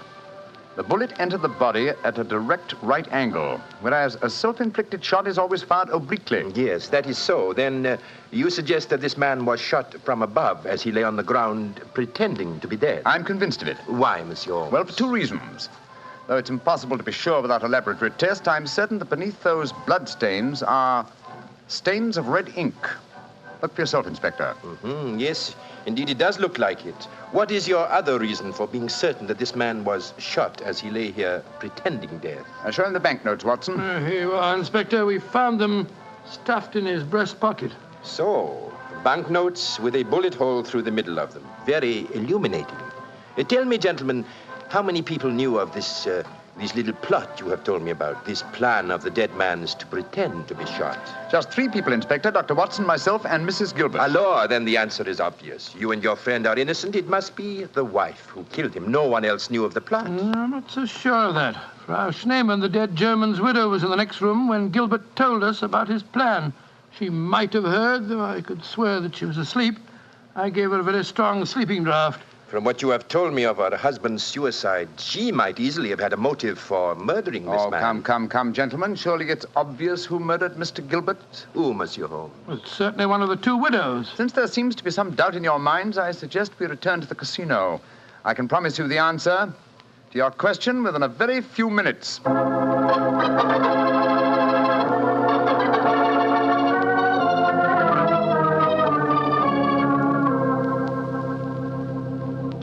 Well, Monsieur Chevrolet, now that we're all assembled in your office, I shall sit down quietly and let Inspector Ganivet conduct his examination. No, Monsieur Holmes. No, you have handled the case so far. Please to continue it to the end. Yes, Monsieur Holmes. I should appreciate it. On behalf of the casino. Very well, gentlemen. It won't take me long. Frau Schneemann. Ja, Herr Holmes. What time did you leave your hotel tonight? Well, I do not know what time it was. Well, what made you leave it? I could not sleep. I knew that they had taken poor Heinrich's body away, but I felt that I must walk back there. It was the last place I saw him alive. How close did you come to Mr. Gilbert's body when you saw it lying there? Oh, close enough to see who it was. Then I ran into the casino to tell his wife. I knew what had happened. How did you know? You say you didn't come close to the body. I could tell by every line of the body as it lay there. I could tell because I knew that poor Heinrich's death would not be avenged. Thank you, Frau Schneemann. That will be all. You may go. Monsieur Holmes, she has no alibi. Surely you should stop her. Ganivet, if I'm to conduct this investigation, I must do it my own way. Pardon, Monsieur Holmes. Please continue. You may go, Frau Schneemann. Mrs. Gilbert? Yes, Mr. Holmes. Where were you prior to our meeting in the casino tonight, just before we discovered your husband's body? After I left the hotel, I walked over here along the seafront. Can anyone verify that statement? I suppose not. I didn't meet anyone that I knew. And what did you do when you arrived at the casino? I played a little chemin de fer. A few moments later, Monsieur Chevrolet came over to the table and asked if he might escort me over the club. 10 minutes after that, we walked into you and Dr. Watson. That is quite true, Monsieur Holmes. I can swear to it. Thank you, Mrs. Gilbert. I'm sorry to distress you with these questions. You may go. I'll wait outside, Mr. Holmes. I must know what happened. Wait for me there, madame. I shall join you in a few minutes and escort you home. Well, another suspect with a poor alibi, eh, Gallivett? I must say, Monsieur Holmes, your methods puzzle me. It seems to me that both those women should be watched. Yes, I agree with the Inspector, Holmes. Please don't worry, Inspector. I've asked 2 of your plainclothes men to keep an eye on the ladies. And now, Monsieur Chevrolet, I'd like to ask you a few questions. Ask me any questions you wish, Monsieur Holmes. Thank you. You will agree that it is the custom of the casino to put money on the bodies of suicides after their death, to give the impression that gambling losses were not responsible for the tragedy. Well, I do not think... Oh, come now, Chevrolet. I know that is a fact as well as you do. Exactly. Now, on those rather gruesome occasions, whose responsibility is it to secrete the money? Yours? Or do you entrust the matter to an underling? I do it myself. I see. Did you place the money on Herr Schneemann tonight? Yes, monsieur, I did. And did you also perform the same service on the body of Mr. Gilbert? No. I knew nothing of that death until a German lady, Frau Schneemann, came running into the casino. Excuse me interrupting, Monsieur. Of course, Inspector. What is it? I think that you are wasting time. It is obvious that Madame Gilbert committed the crime. She knew of her husband's plot, she had no alibi, and she had the motive.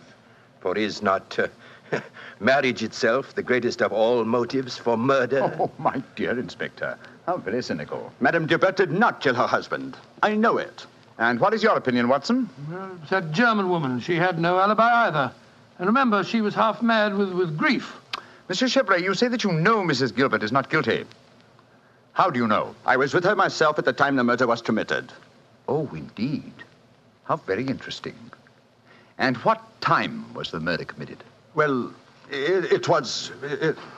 Our investigations have never established what time the murder was committed, Monsieur Chevrolet. I'm afraid you've walked into my trap.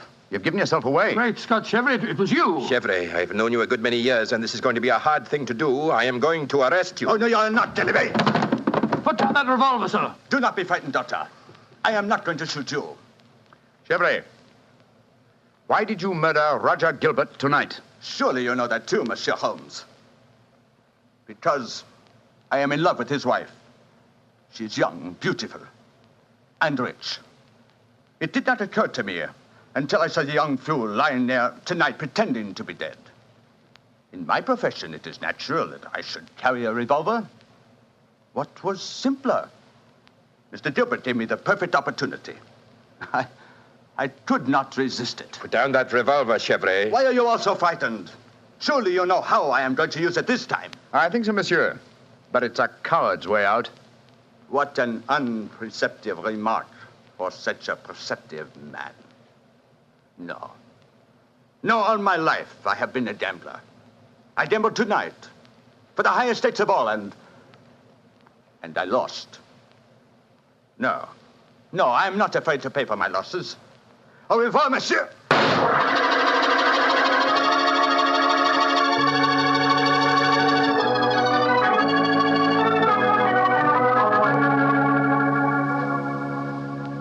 Extraordinary case, Holmes.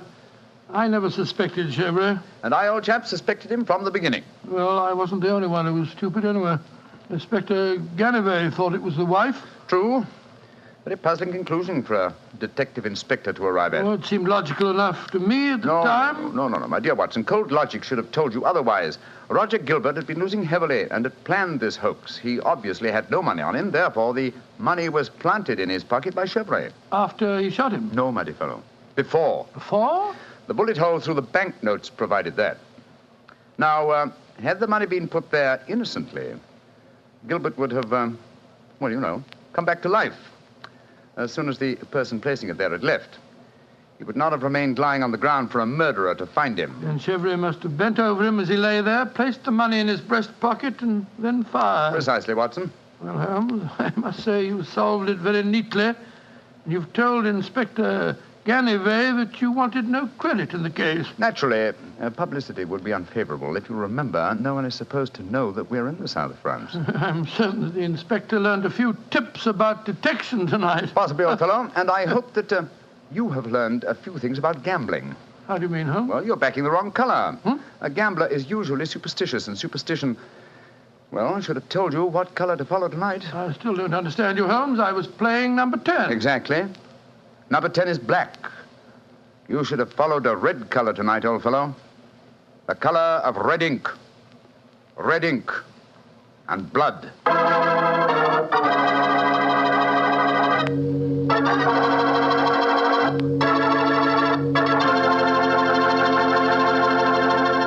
Say, Doctor, that was a swell story.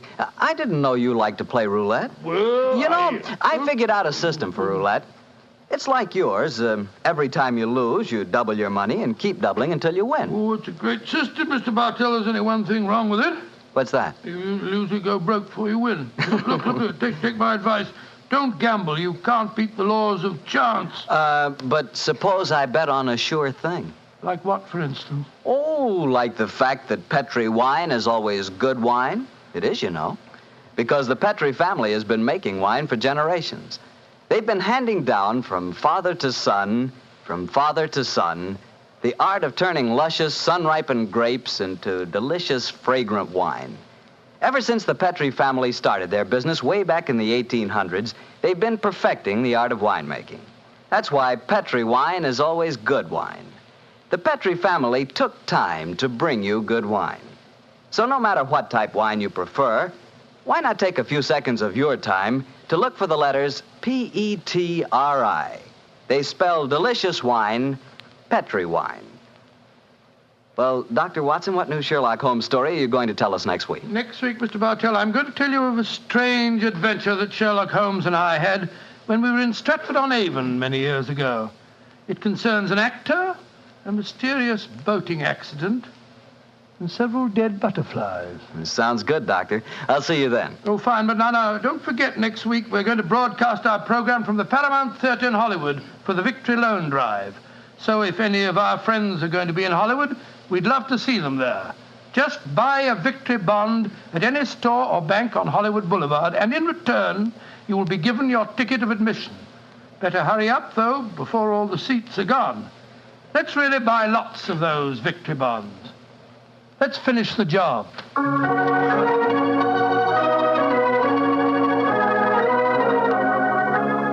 Tonight's Sherlock Holmes adventure is written by Dennis Green and Anthony Boucher and was suggested by an incident in the Sir Arthur Conan Doyle story, A Study in Scarlet. Music is by Dean Fossler. Mr. Rathbone appears through the courtesy of Metro-Goldwyn-Mayer and Mr. Bruce through the courtesy of Universal Pictures, where they are now starring in the Sherlock Holmes series.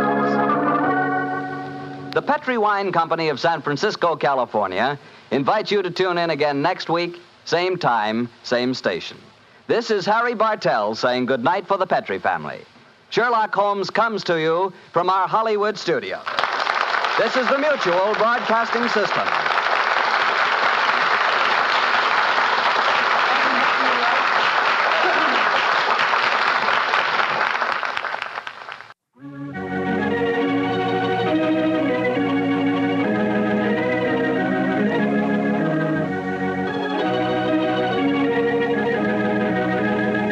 The two episodes you've just heard, the original The Adventure of Thor Bridge and The Double Zero, are part of the new Adventures of Sherlock Holmes starring Basil Rathbone and Nigel Bruce, and are a 1989 copyrighted production of 221A Baker Street Associates. The Sherlock Holmes stories and the characters of Sherlock Holmes and Dr. John H. Watson were created by Sir Arthur Conan Doyle and are used with the kind permission of Dame Jean Conan Doyle. This is Harry Bartell. Won't you join me again on another cassette when I present Murder in Wax and The Man with the Twisted Lip? Thank you for listening.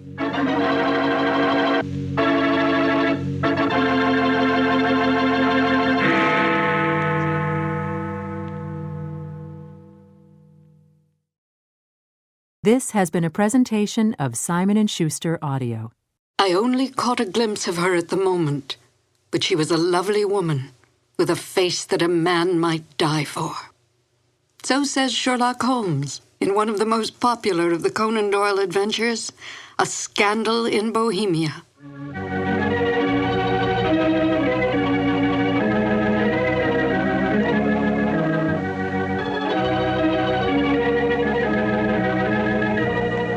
Hello, and welcome to 2 more new adventures of Sherlock Holmes. My name is Peggy Weber, and I had, as a young actress, the good fortune to perform with Basil Rathbone and Nigel Bruce on some of their Sherlock Holmes radio broadcasts. To Sherlock Holmes, Irene Adler was the woman. A great deal has been made of this over the years in many a pastiche, and even in some recent feature films, implying that Holmes was in love with Miss Adler. But we must not lose sight of the true nature of Sherlock Holmes. As Dr. Watson writes, Holmes was a man to whom all emotions, particularly that of love, were abhorrent to his cold, precise, but admirably balanced mind. It would not be in Holmes' nature to be in love with such a woman. We must also bear in mind that outward signs of love in the Victorian era were suppressed. Women were considered second-class citizens, creatures who stood behind their men, bred and raised their children, and stood by silently and supportively. Such forward women as Irene Adler were considered loose women, a woman who was, in the words of the King of Bohemia, an adventuress. Holmes accepted this label placed upon Miss Adler by his client, but did not have so narrow a mind about women himself. He might not care for them, but he certainly did respect them, especially such a formidable woman as Irene Adler. Miss Adler was a benign adversary to Holmes, for in truth all her actions were to protect herself, not to bring harm to the great detective or his client, the King of Bohemia. Miss Adler's cunning, her awareness, as well as her immense beauty, and her ability to best Holmes, who rarely lost the game, are the traits that endeared her to Holmes from the moment he realized she had outfoxed him. And now, Sherlock Holmes and Dr. Watson in the classic adventure, A Scandal in Bohemia. This episode from the life of Sherlock Holmes will be transmitted to our men and women overseas by shortwave and through the worldwide facilities of the Armed Forces Radio Service. Petri Wine brings you Basil Rathbone and Nigel Bruce in the new adventures of Sherlock Holmes.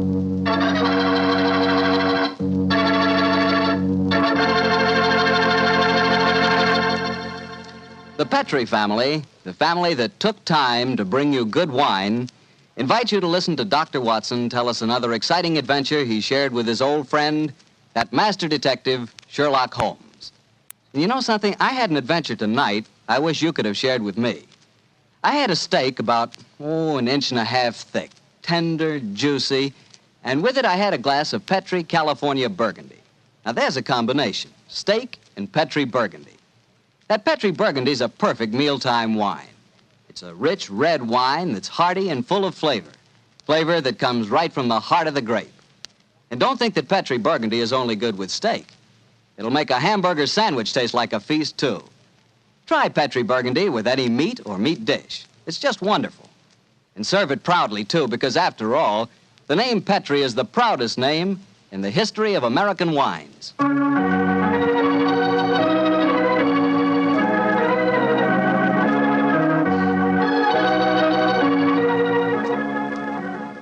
And now I know Dr. Watson's waiting for us, so let's go in and join him. Come in, come in, come in, come in. Good evening, Dr. Watson. Good evening, Mr. Bartell. You're quite muffled up tonight, I see. Overcoat, scarf, and gloves. Slip 'em off and come and join me by the fire. Thanks, Doctor. It's quite a nip in the air tonight. Yes, there is indeed. Well, Doctor, you told us last week that tonight's story centered around the activities of a brilliant and beautiful woman. Yes, my boy. Her name was Irene Adler. But I never knew Holmes referred to her by any other name than the woman. She sounds mighty intriguing. How did you happen to meet up with her? Well, I'll tell you the story from the beginning. One night, it was on the 20th of May in 1888, to be exact, I was returning home from a visit to a patient when my steps led me through Baker Street. Since my marriage, I hadn't seen much of Sherlock Holmes. And you couldn't resist stopping by at 221B, I'm sure, Doctor. Of course I couldn't. As I stood outside the well-remembered door, I looked up at the lighted windows and saw the tall, spare figure of my old friend, pass twice in dark silhouette against the blind. He was pacing the room swiftly, eagerly, with his head sunk on his chest and his hands clasped behind him. To me, who knew every mood of his and habit of his attitude and manner told their own story. He was hot on the scent of some new problem. I rang the bell, and a few moments later, found myself standing before him. You look in splendid shape. Yes, Holmes, I'm feeling very well, thanks. And in practice again, I see. You didn't tell me that you'd gone back into harness. Oh, and how did you know? Elementary, my dear chap. If a gentleman walks into my rooms smelling of iodoform with a black mark of nitrate of silver on his right forefinger and a bulge on the left side of his hat to show where he's secreted his stethoscope, I should be dull indeed if I didn't pronounce him to be an active member of the medical profession. Just the same as ever, Holmes. By the way, I'm not interrupting you. Well, you are, old fellow, but it's a most welcome interruption. You're working on a new case? It looks like it. This letter arrived by the last post today. It's undated and has neither signature nor address. Read it. Let's have a look. There will call upon you tonight at 7:45 a gentleman who desires to consult you upon a matter of the very deepest moment. Your recent services to one of the royal houses of Europe have shown that you are one who may safely be trusted. This account of you we have from all quarters received. Be in your chamber, then, at that hour, and do not take it amiss if your visitor wears a mask. Great Scott, it's all very mysterious. What do you imagine it means? Look carefully at the note, old fellow. What do you deduce from it? Well, now, let me think. The man who wrote it was presumably well-to-do. Such paper couldn't be bought under half a crown a packet. And it's peculiarly strong and stiff. Peculiar. That's the very word. It's not an English paper at all. Hold it up to the light. Don't you notice anything? Yes. There's a large E with a small G and a large G with a small T. That's right. Woven into the texture of the paper. What does that suggest you? The name of the maker, no doubt, or perhaps his monogram. Not at all, my dear fellow. The G with the small T stands for Gesellschaft, which is the German for company. And the EG? That stands for Igria. It's a German-speaking country in Bohemia, not far from Carlsbad. Oh, so the paper was made in Bohemia? Undoubtedly, my dear fellow. And the man who wrote the note is a German. How do you know that? Observe the curious construction of the sentence. This account of you we have from all quarters received. A Frenchman or a Russian could not have written that. It's the German who is so discourteous to his words. Oh, there's your clown now. I better go home. No, unless you have to. Well, I could stay. I thought that Then perhaps stay, old chap. I'm lost without my Boswell, and this promises to be interesting. I told Mrs. Hudson to let the masked visitor come upstairs unannounced. Come in. Good evening, sir. You received my note? Yes, indeed, sir. Come in, won't you, and sit down. This is my friend and colleague, Dr. Watson. You may say anything before him that you can say to me. Whom have I the honor to address? You may address me as Count von Kram. How do you do, sir? You must excuse this mask that I wear. The august person who employs me wishes his agent to be unknown to you, and I may confess at once that the title by which I have just called myself is not exactly my own. I'm well aware of that fact, sir. You see, Mr. Holmes, the matter I am about to discuss implicates the great house of Ormstein, hereditary kings of Bohemia. That has not escaped me either, sir. In fact, if you will state your case, I shall be the better able to advise you. Your Majesty. How did you... Yes. Yes, I am the king. Why should I attempt to conceal it? Why, indeed? I shall remove the mask. There. Mr. Holmes, I have traveled incognito from Prague for the express purpose of consulting you. Then pray consult. Briefly, the facts are these. Some 5 years ago, during a visit to Warsaw, I made the acquaintance of the well-known adventuress Irene Adler. Irene Adler? We know of her, Your Majesty. Look her up in the index for me, will you, Watson? Yes, it's right beside you on the desk there. I imagined that the name would not be unfamiliar to you. Here we are. Abraham's Acton Green Hatchet Murders. Adler. Splendid, old fellow. Hand me the file, will you? Yeah. Thank you. Mm-hmm. Irene Adler, born in New Jersey in the United States in 1858, contralto. Prima donna Imperial Opera of Warsaw. Retired from the operatic stage, living in London. Quite so. And here's a recent notation. Your Majesty, as I understand, became entangled with this young person, wrote her some compromising letters, and is now desirous of getting those letters back. Precisely so, but how did... Was there a secret marriage? None. No legal papers or certificates? No. Then I fail to follow, Your Majesty. If this young lady should produce her letters for blackmailing purposes, how is she to prove their authenticity? There is the handwriting. That could be a forgery, Your Majesty. But it was private note paper. Stolen. My own seal. Imitated. My photograph. Bought. What? We were both in the photograph. Oh, dear. That's very bad. Your Majesty has indeed committed an indiscretion. Did you inscribe the photograph, Your Majesty? Yes, Dr. Watson, I'm afraid I did. Precious me. Mr. Holmes, it must be recovered. Perhaps if you were to pay enough, the photograph might be bought. She refuses to sell. Oh, stolen, then. 5 attempts have been made. Twice burglars in my pay ransacked her house. Once we diverted her luggage when she traveled. Twice she has been waylaid. There has been no result. Oh, dear. It's quite a pretty little problem. It is a deadly serious one to me. Your Majesty, what does Miss Adler intend to do with the photograph? To ruin me. Oh, how? Well, I'm about to be married to the second daughter of the King of Scandinavia. She is the soul of delicacy. A shadow of a doubt as to my conduct would bring the matter to an end. And Irene Adler threatens to send the photograph to your fiancé, I suppose. Yes, and she will do it. Rather than let me marry another woman, there are no lengths to which she would not go. Are you sure that she's not already sent it, Your Majesty? I am sure. Now, why, Your Majesty? She said that she would send it on the day my betrothal is publicly announced. That day will be next Monday. Splendid. Then we have still 3 days yet. Your Majesty will, of course, stay in London for the present. Certainly. You will find me at the Langham Hotel, registered as Count von Kram. Just 2 questions before you leave, sir. What are they? Is the photograph large or small? Quite large.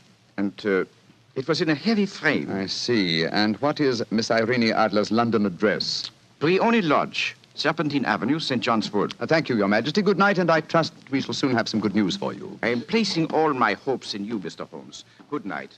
Good night, Dr. Watson. Good night, Your Majesty. Fascinating problem, Holmes. I wish I could help you with it. You can, my dear chap. Huh? I shall be glad of your company. Oh, splendid. What's our first move, Holmes? Well, a good night's rest, I think. We'll meet here at 10 o'clock tomorrow morning. And then? Then, my dear fellow, we will see what we can find out about Miss Irene Adler, late of the Warsaw Imperial Opera Company and at present residing at Briony Lodge, Serpentine Avenue, St. John's Wood.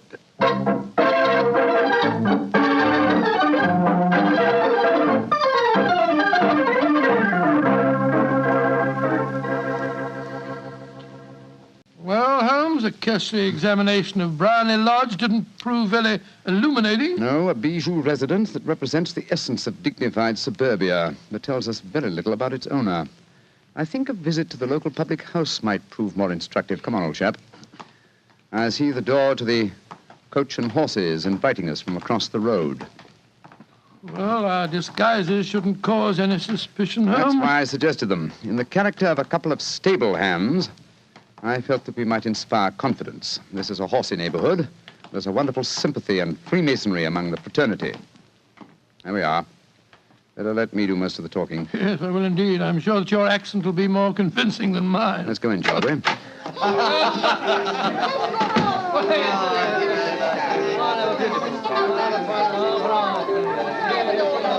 Well, what'll it be, mateys? Half of Old and Mile, please. How about you, Charlie? All of a sight? 2 halves of Old and Mild.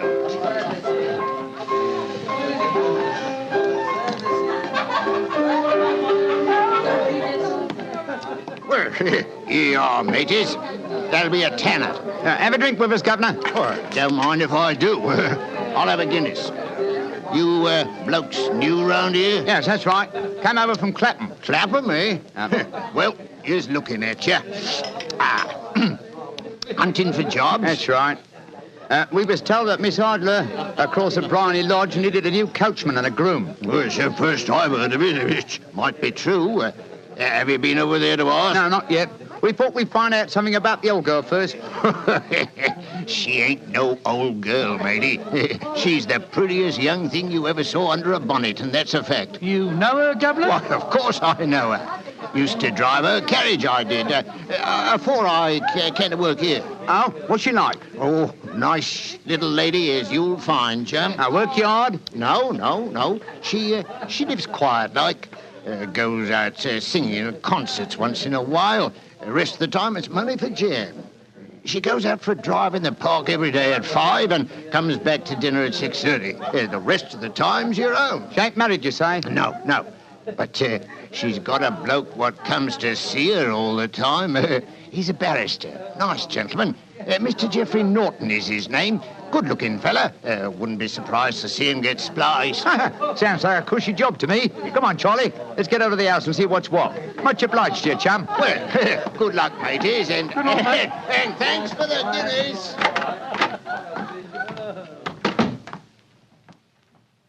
What's our next move, Holmes? Let's stroll back to Briny Lodge.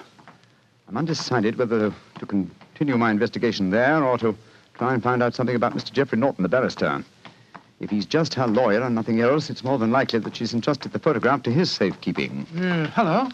There's a cab waiting outside Miss Adler's house. Hurry, Watson. Maybe Mr. Norton's. Here we are at the gate. Yes. Here comes a man hurrying down the pathway. Quick. Flatten yourself behind this post. Listen. Where to now, Mr. Norton? Drive like the devil. First to Gross and Hankey's in Regent Street, and then to the Church of St. Monica in the Edgware Road. Half a sovereign if you do it in 20 minutes. Right, you are, Mr. Norton. Up in.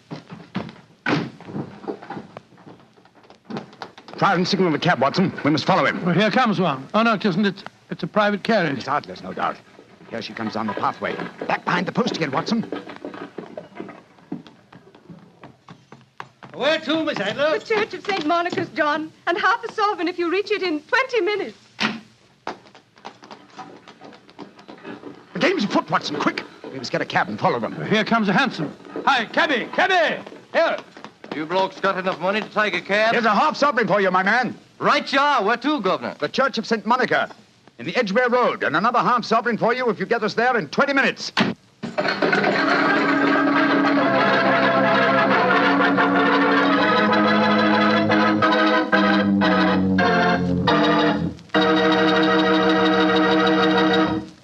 We'll hear the rest of Dr. Watson's story in just a second, but let me tell you something. If you're going to have chicken for dinner tomorrow night, or any night, don't forget to serve that chicken with Petri California Sauterne. Believe me, Petri Sauterne is just about the last word in white wines. It's beautifully golden in color, it's delicate and intriguing in flavor, and it's just, well, you taste it and see for yourself. If you want a delicious white wine, you certainly want a Petri Sauterne. Well, Doctor, once again, you broke off your story at the most exciting point. Did you and Sherlock Holmes reach that church inside the 20 minutes? Yes, Mr. Bartell, we did, but the other carriages were there before us. Holmes went into the church after telling me to guard the outside. I must have waited for 10 minutes or more before Mr. Geoffrey Norton and Miss Adler came out, spoke a few words to each other, and then left in their separate conveyances. A moment later, Holmes, still dressed as a stable hand, came striding out of the church and down the steps towards me. He was obviously very excited. Watson! Have they left? Yes, in separate cabs. I overheard him say that he was going back to his office. And she said, I shall drive out in the park at 5 this evening. Splendid, old fellow. Then come on. We can return to Baker Street. What happened inside the church, Holmes? They were married. Married? Of course. The ceremony would have been illegal if it had been performed after noon. That accounted for their wild dash to the church. Jump into the cab. Where to now, Governor? 221B Baker Street. Oh, so they got married, eh? Yes, and it may amuse you to know that I acted as witness at the ceremony. Oh, you did? But how did that happen? Their own witness had failed to appear, and I was dragged into the breach. The bride gave me this sovereign as a memento. I think I'll wear it on my watch chain in memory of the occasion. What an amazing situation. Things begin to look better for the king, don't they? Yes. Now that she's Mrs. Norton, the chances are that she won't want to expose His Majesty after all. I hope so, Watson, I hope so. But we can't afford to take any chances. I think the time is right for us to come to closer grips with the lady.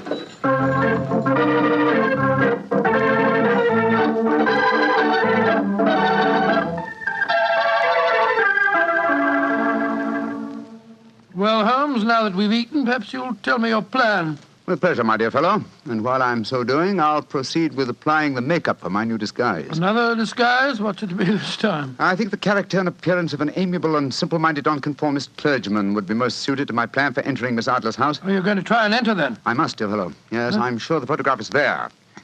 Miss Adler, or rather Mrs. Norton, will return from her drive in the park at 6:30. We must be at Bryony Lodge to meet her. And what then? You must leave that to me. I've already made my arrangements. There is only one point on which I must insist. You must not interfere, come what may. You understand? I'm to remain neutral. Yes, there will be some small unpleasantness. Don't join in it. It will end in my being conveyed into the house. As soon as I'm able to, I shall open one of the windows. You're to watch from the outside. When I raise my hand, you will throw an object which I shall give you through the window and at the same time cry, fire. Follow me? Entirely, but what am I to throw? Oh, it's nothing very formidable. Here it is. Looks like a great big cigar. What is it? Just an ordinary plumber's smoke rocket, fitted with a cap at each end to make it self-lighting. Your task is confined to throwing it through the window. When you raise the cry, fire, it will be taken up by quite a number of people. You will then walk to the end of the street, and I'll rejoin you in 10 minutes. I hope I've made myself clear. Perfectly. Good. And now, old fellow, as soon as I've donned my clerical attire, let's be on our way. There's no time to be lost.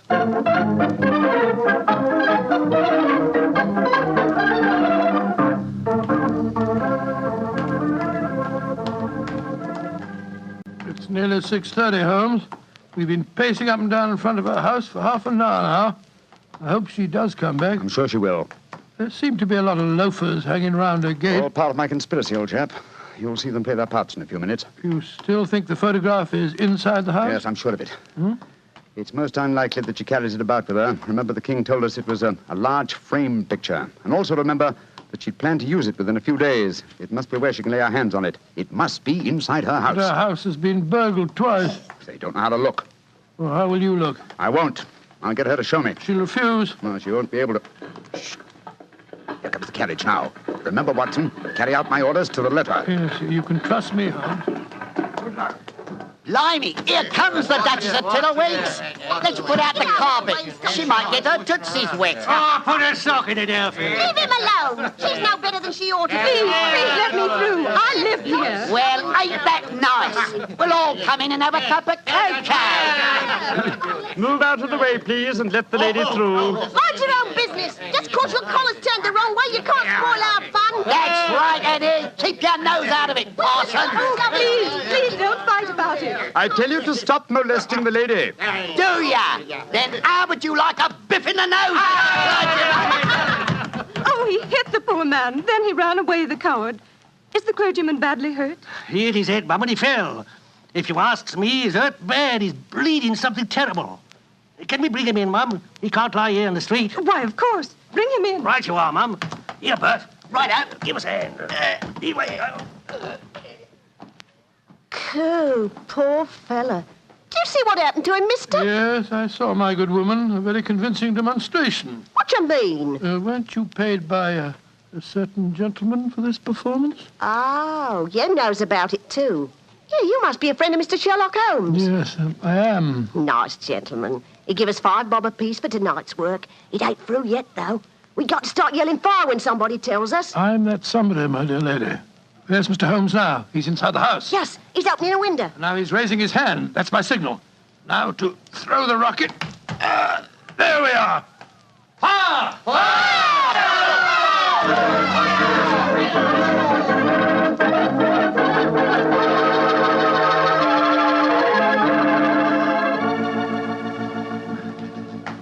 Holmes, there you are. You have the photograph? No. But I know where it is. She showed me, as I told you she would. I'm still in the dark. There's no mystery, old chap. When my accomplices started the round the street, I had a little moist red paint in my hand. As my good friend Alfie pretended to strike me, I clapped my hand to my head and fell down. It's an old trick. Yes, I understand that, but how did my throwing the rocket help you? It was all important, my dear fellow. When a woman thinks her home is on fire, her instinct is at once to rush to the thing she values most. A married woman grabs her baby. An unmarried reaches for her jewel box. In this case, of course, it was the photograph. Where was it? In a recess in the living room, just above the right-hand bell pull. I caught a glimpse of it as she half drew it out. When I made it known that the fire was a false alarm, she replaced the photograph.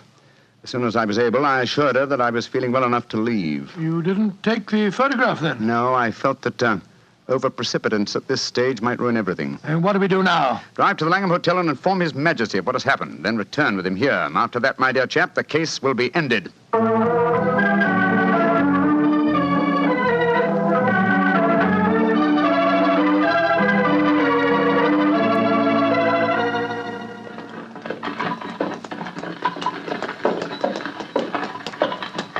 This is Brownlee Lodge now, Your Majesty.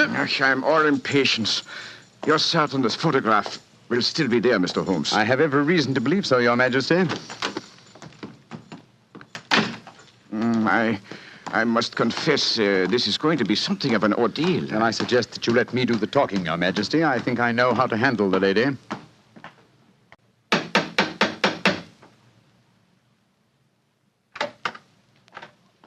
Mr. Sherlock Holmes, I believe. Yes. I am Mr. Holmes. How did you know? My mistress told me that you would be likely to call. She has left for the continent with her husband. You mean she's left England? Never to return. Then the papers, the photograph. All is lost, Mr. Holmes. We'll soon see. Follow me. She said you'd been looking for something. I hope you find it. This was the bell pull. There's a sliding panel behind it somewhere. Ah, here it is.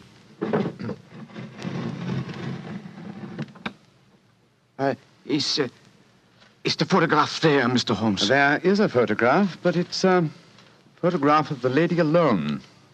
Here's a letter, and it's addressed to me. What's it say, Holmes?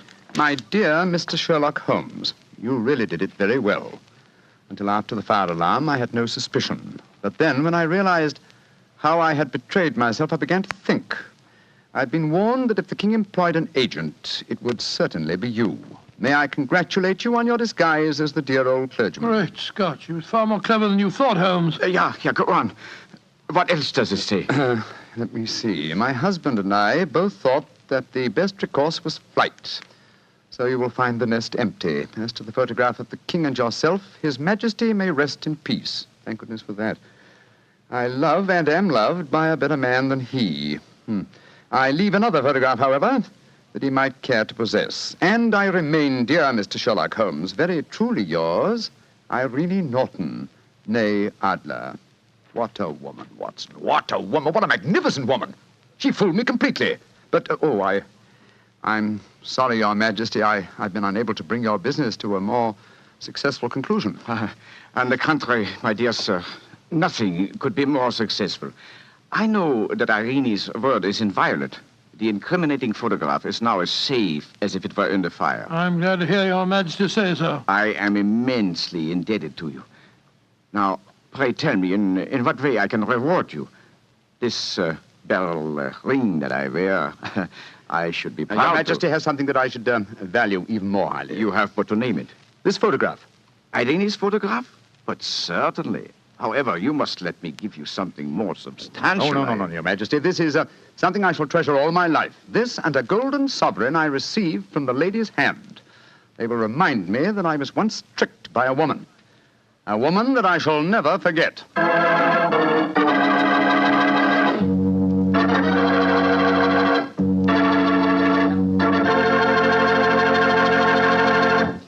What a woman, that Mrs. Adler. Or should I say, Mrs. Norton. That's the kind of woman I could really go for, Doctor. Yes, you could. Just between ourselves, you know, I sort of, I sort of could go for her myself. She was intelligent. Yeah, she was rich. Beautiful. That's the kind of woman you want sitting next to you in front of a cozy fire on a nippy fall night. Just the three of you. The three of you? Mm-hmm. You, she, and a glass of Petri port. Mr. Bartelli. Why not? That Petri California port is some wine. Boy, that Petri family really knows how to make good wine, all right. And no wonder. Look at all the experience they've had. Ever since they started the Petri business way back in the 1800s, the Petri family has handed down from father to son, the art of selecting perfect sun-ripened California grapes and making them into clear, fragrant, delicious wine. Those letters, P-E-T-R-I, on the label of every bottle of Petri wine are the personal assurance of the Petri family that every drop of wine in that bottle is good wine. It's got to be, because Petri took time to bring you good wine.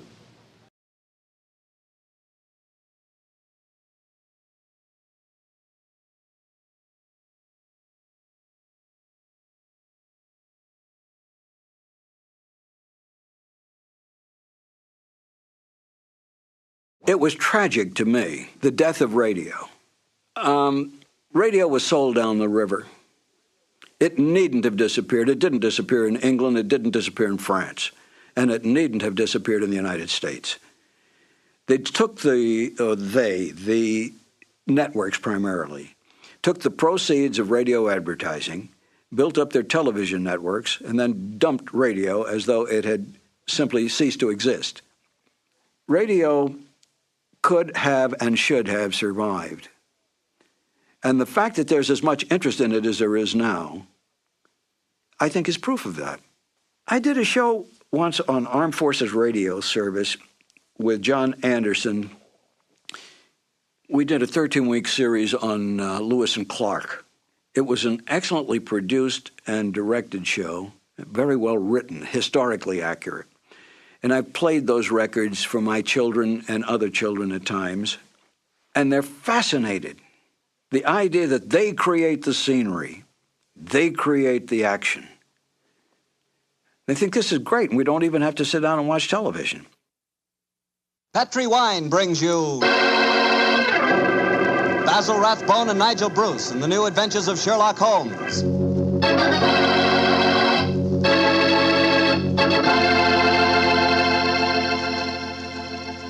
The Petri family, the family that took time to bring you good wine, invites you to listen to Dr. Watson tell us another exciting adventure he shared with his old friend, that master detective, Sherlock Holmes. You know, the lives of Holmes and Watson were not always filled with action. They spent many a quiet evening at home in Baker Street, discussing the problems of the world over a glass of port. You know, it seems that no wine is more expressive of friendship and hospitality than port. And I'm sure there's no port wine more enjoyable than Petri California port. Try a good glass of Petri port after dinner some evening, or any time you get together with your friends. You'll love the rich, ruby red color of that Petri port. You'll love its smoothness and full body, its remarkable and wonderful flavor, a flavor that comes straight from the heart of luscious, hand-picked grapes. Serve that Petri port alone, or serve it together with cake or cookies or with fruit. Yes, and serve it proudly. You can, because the name Petri is the proudest name in the history of American wines.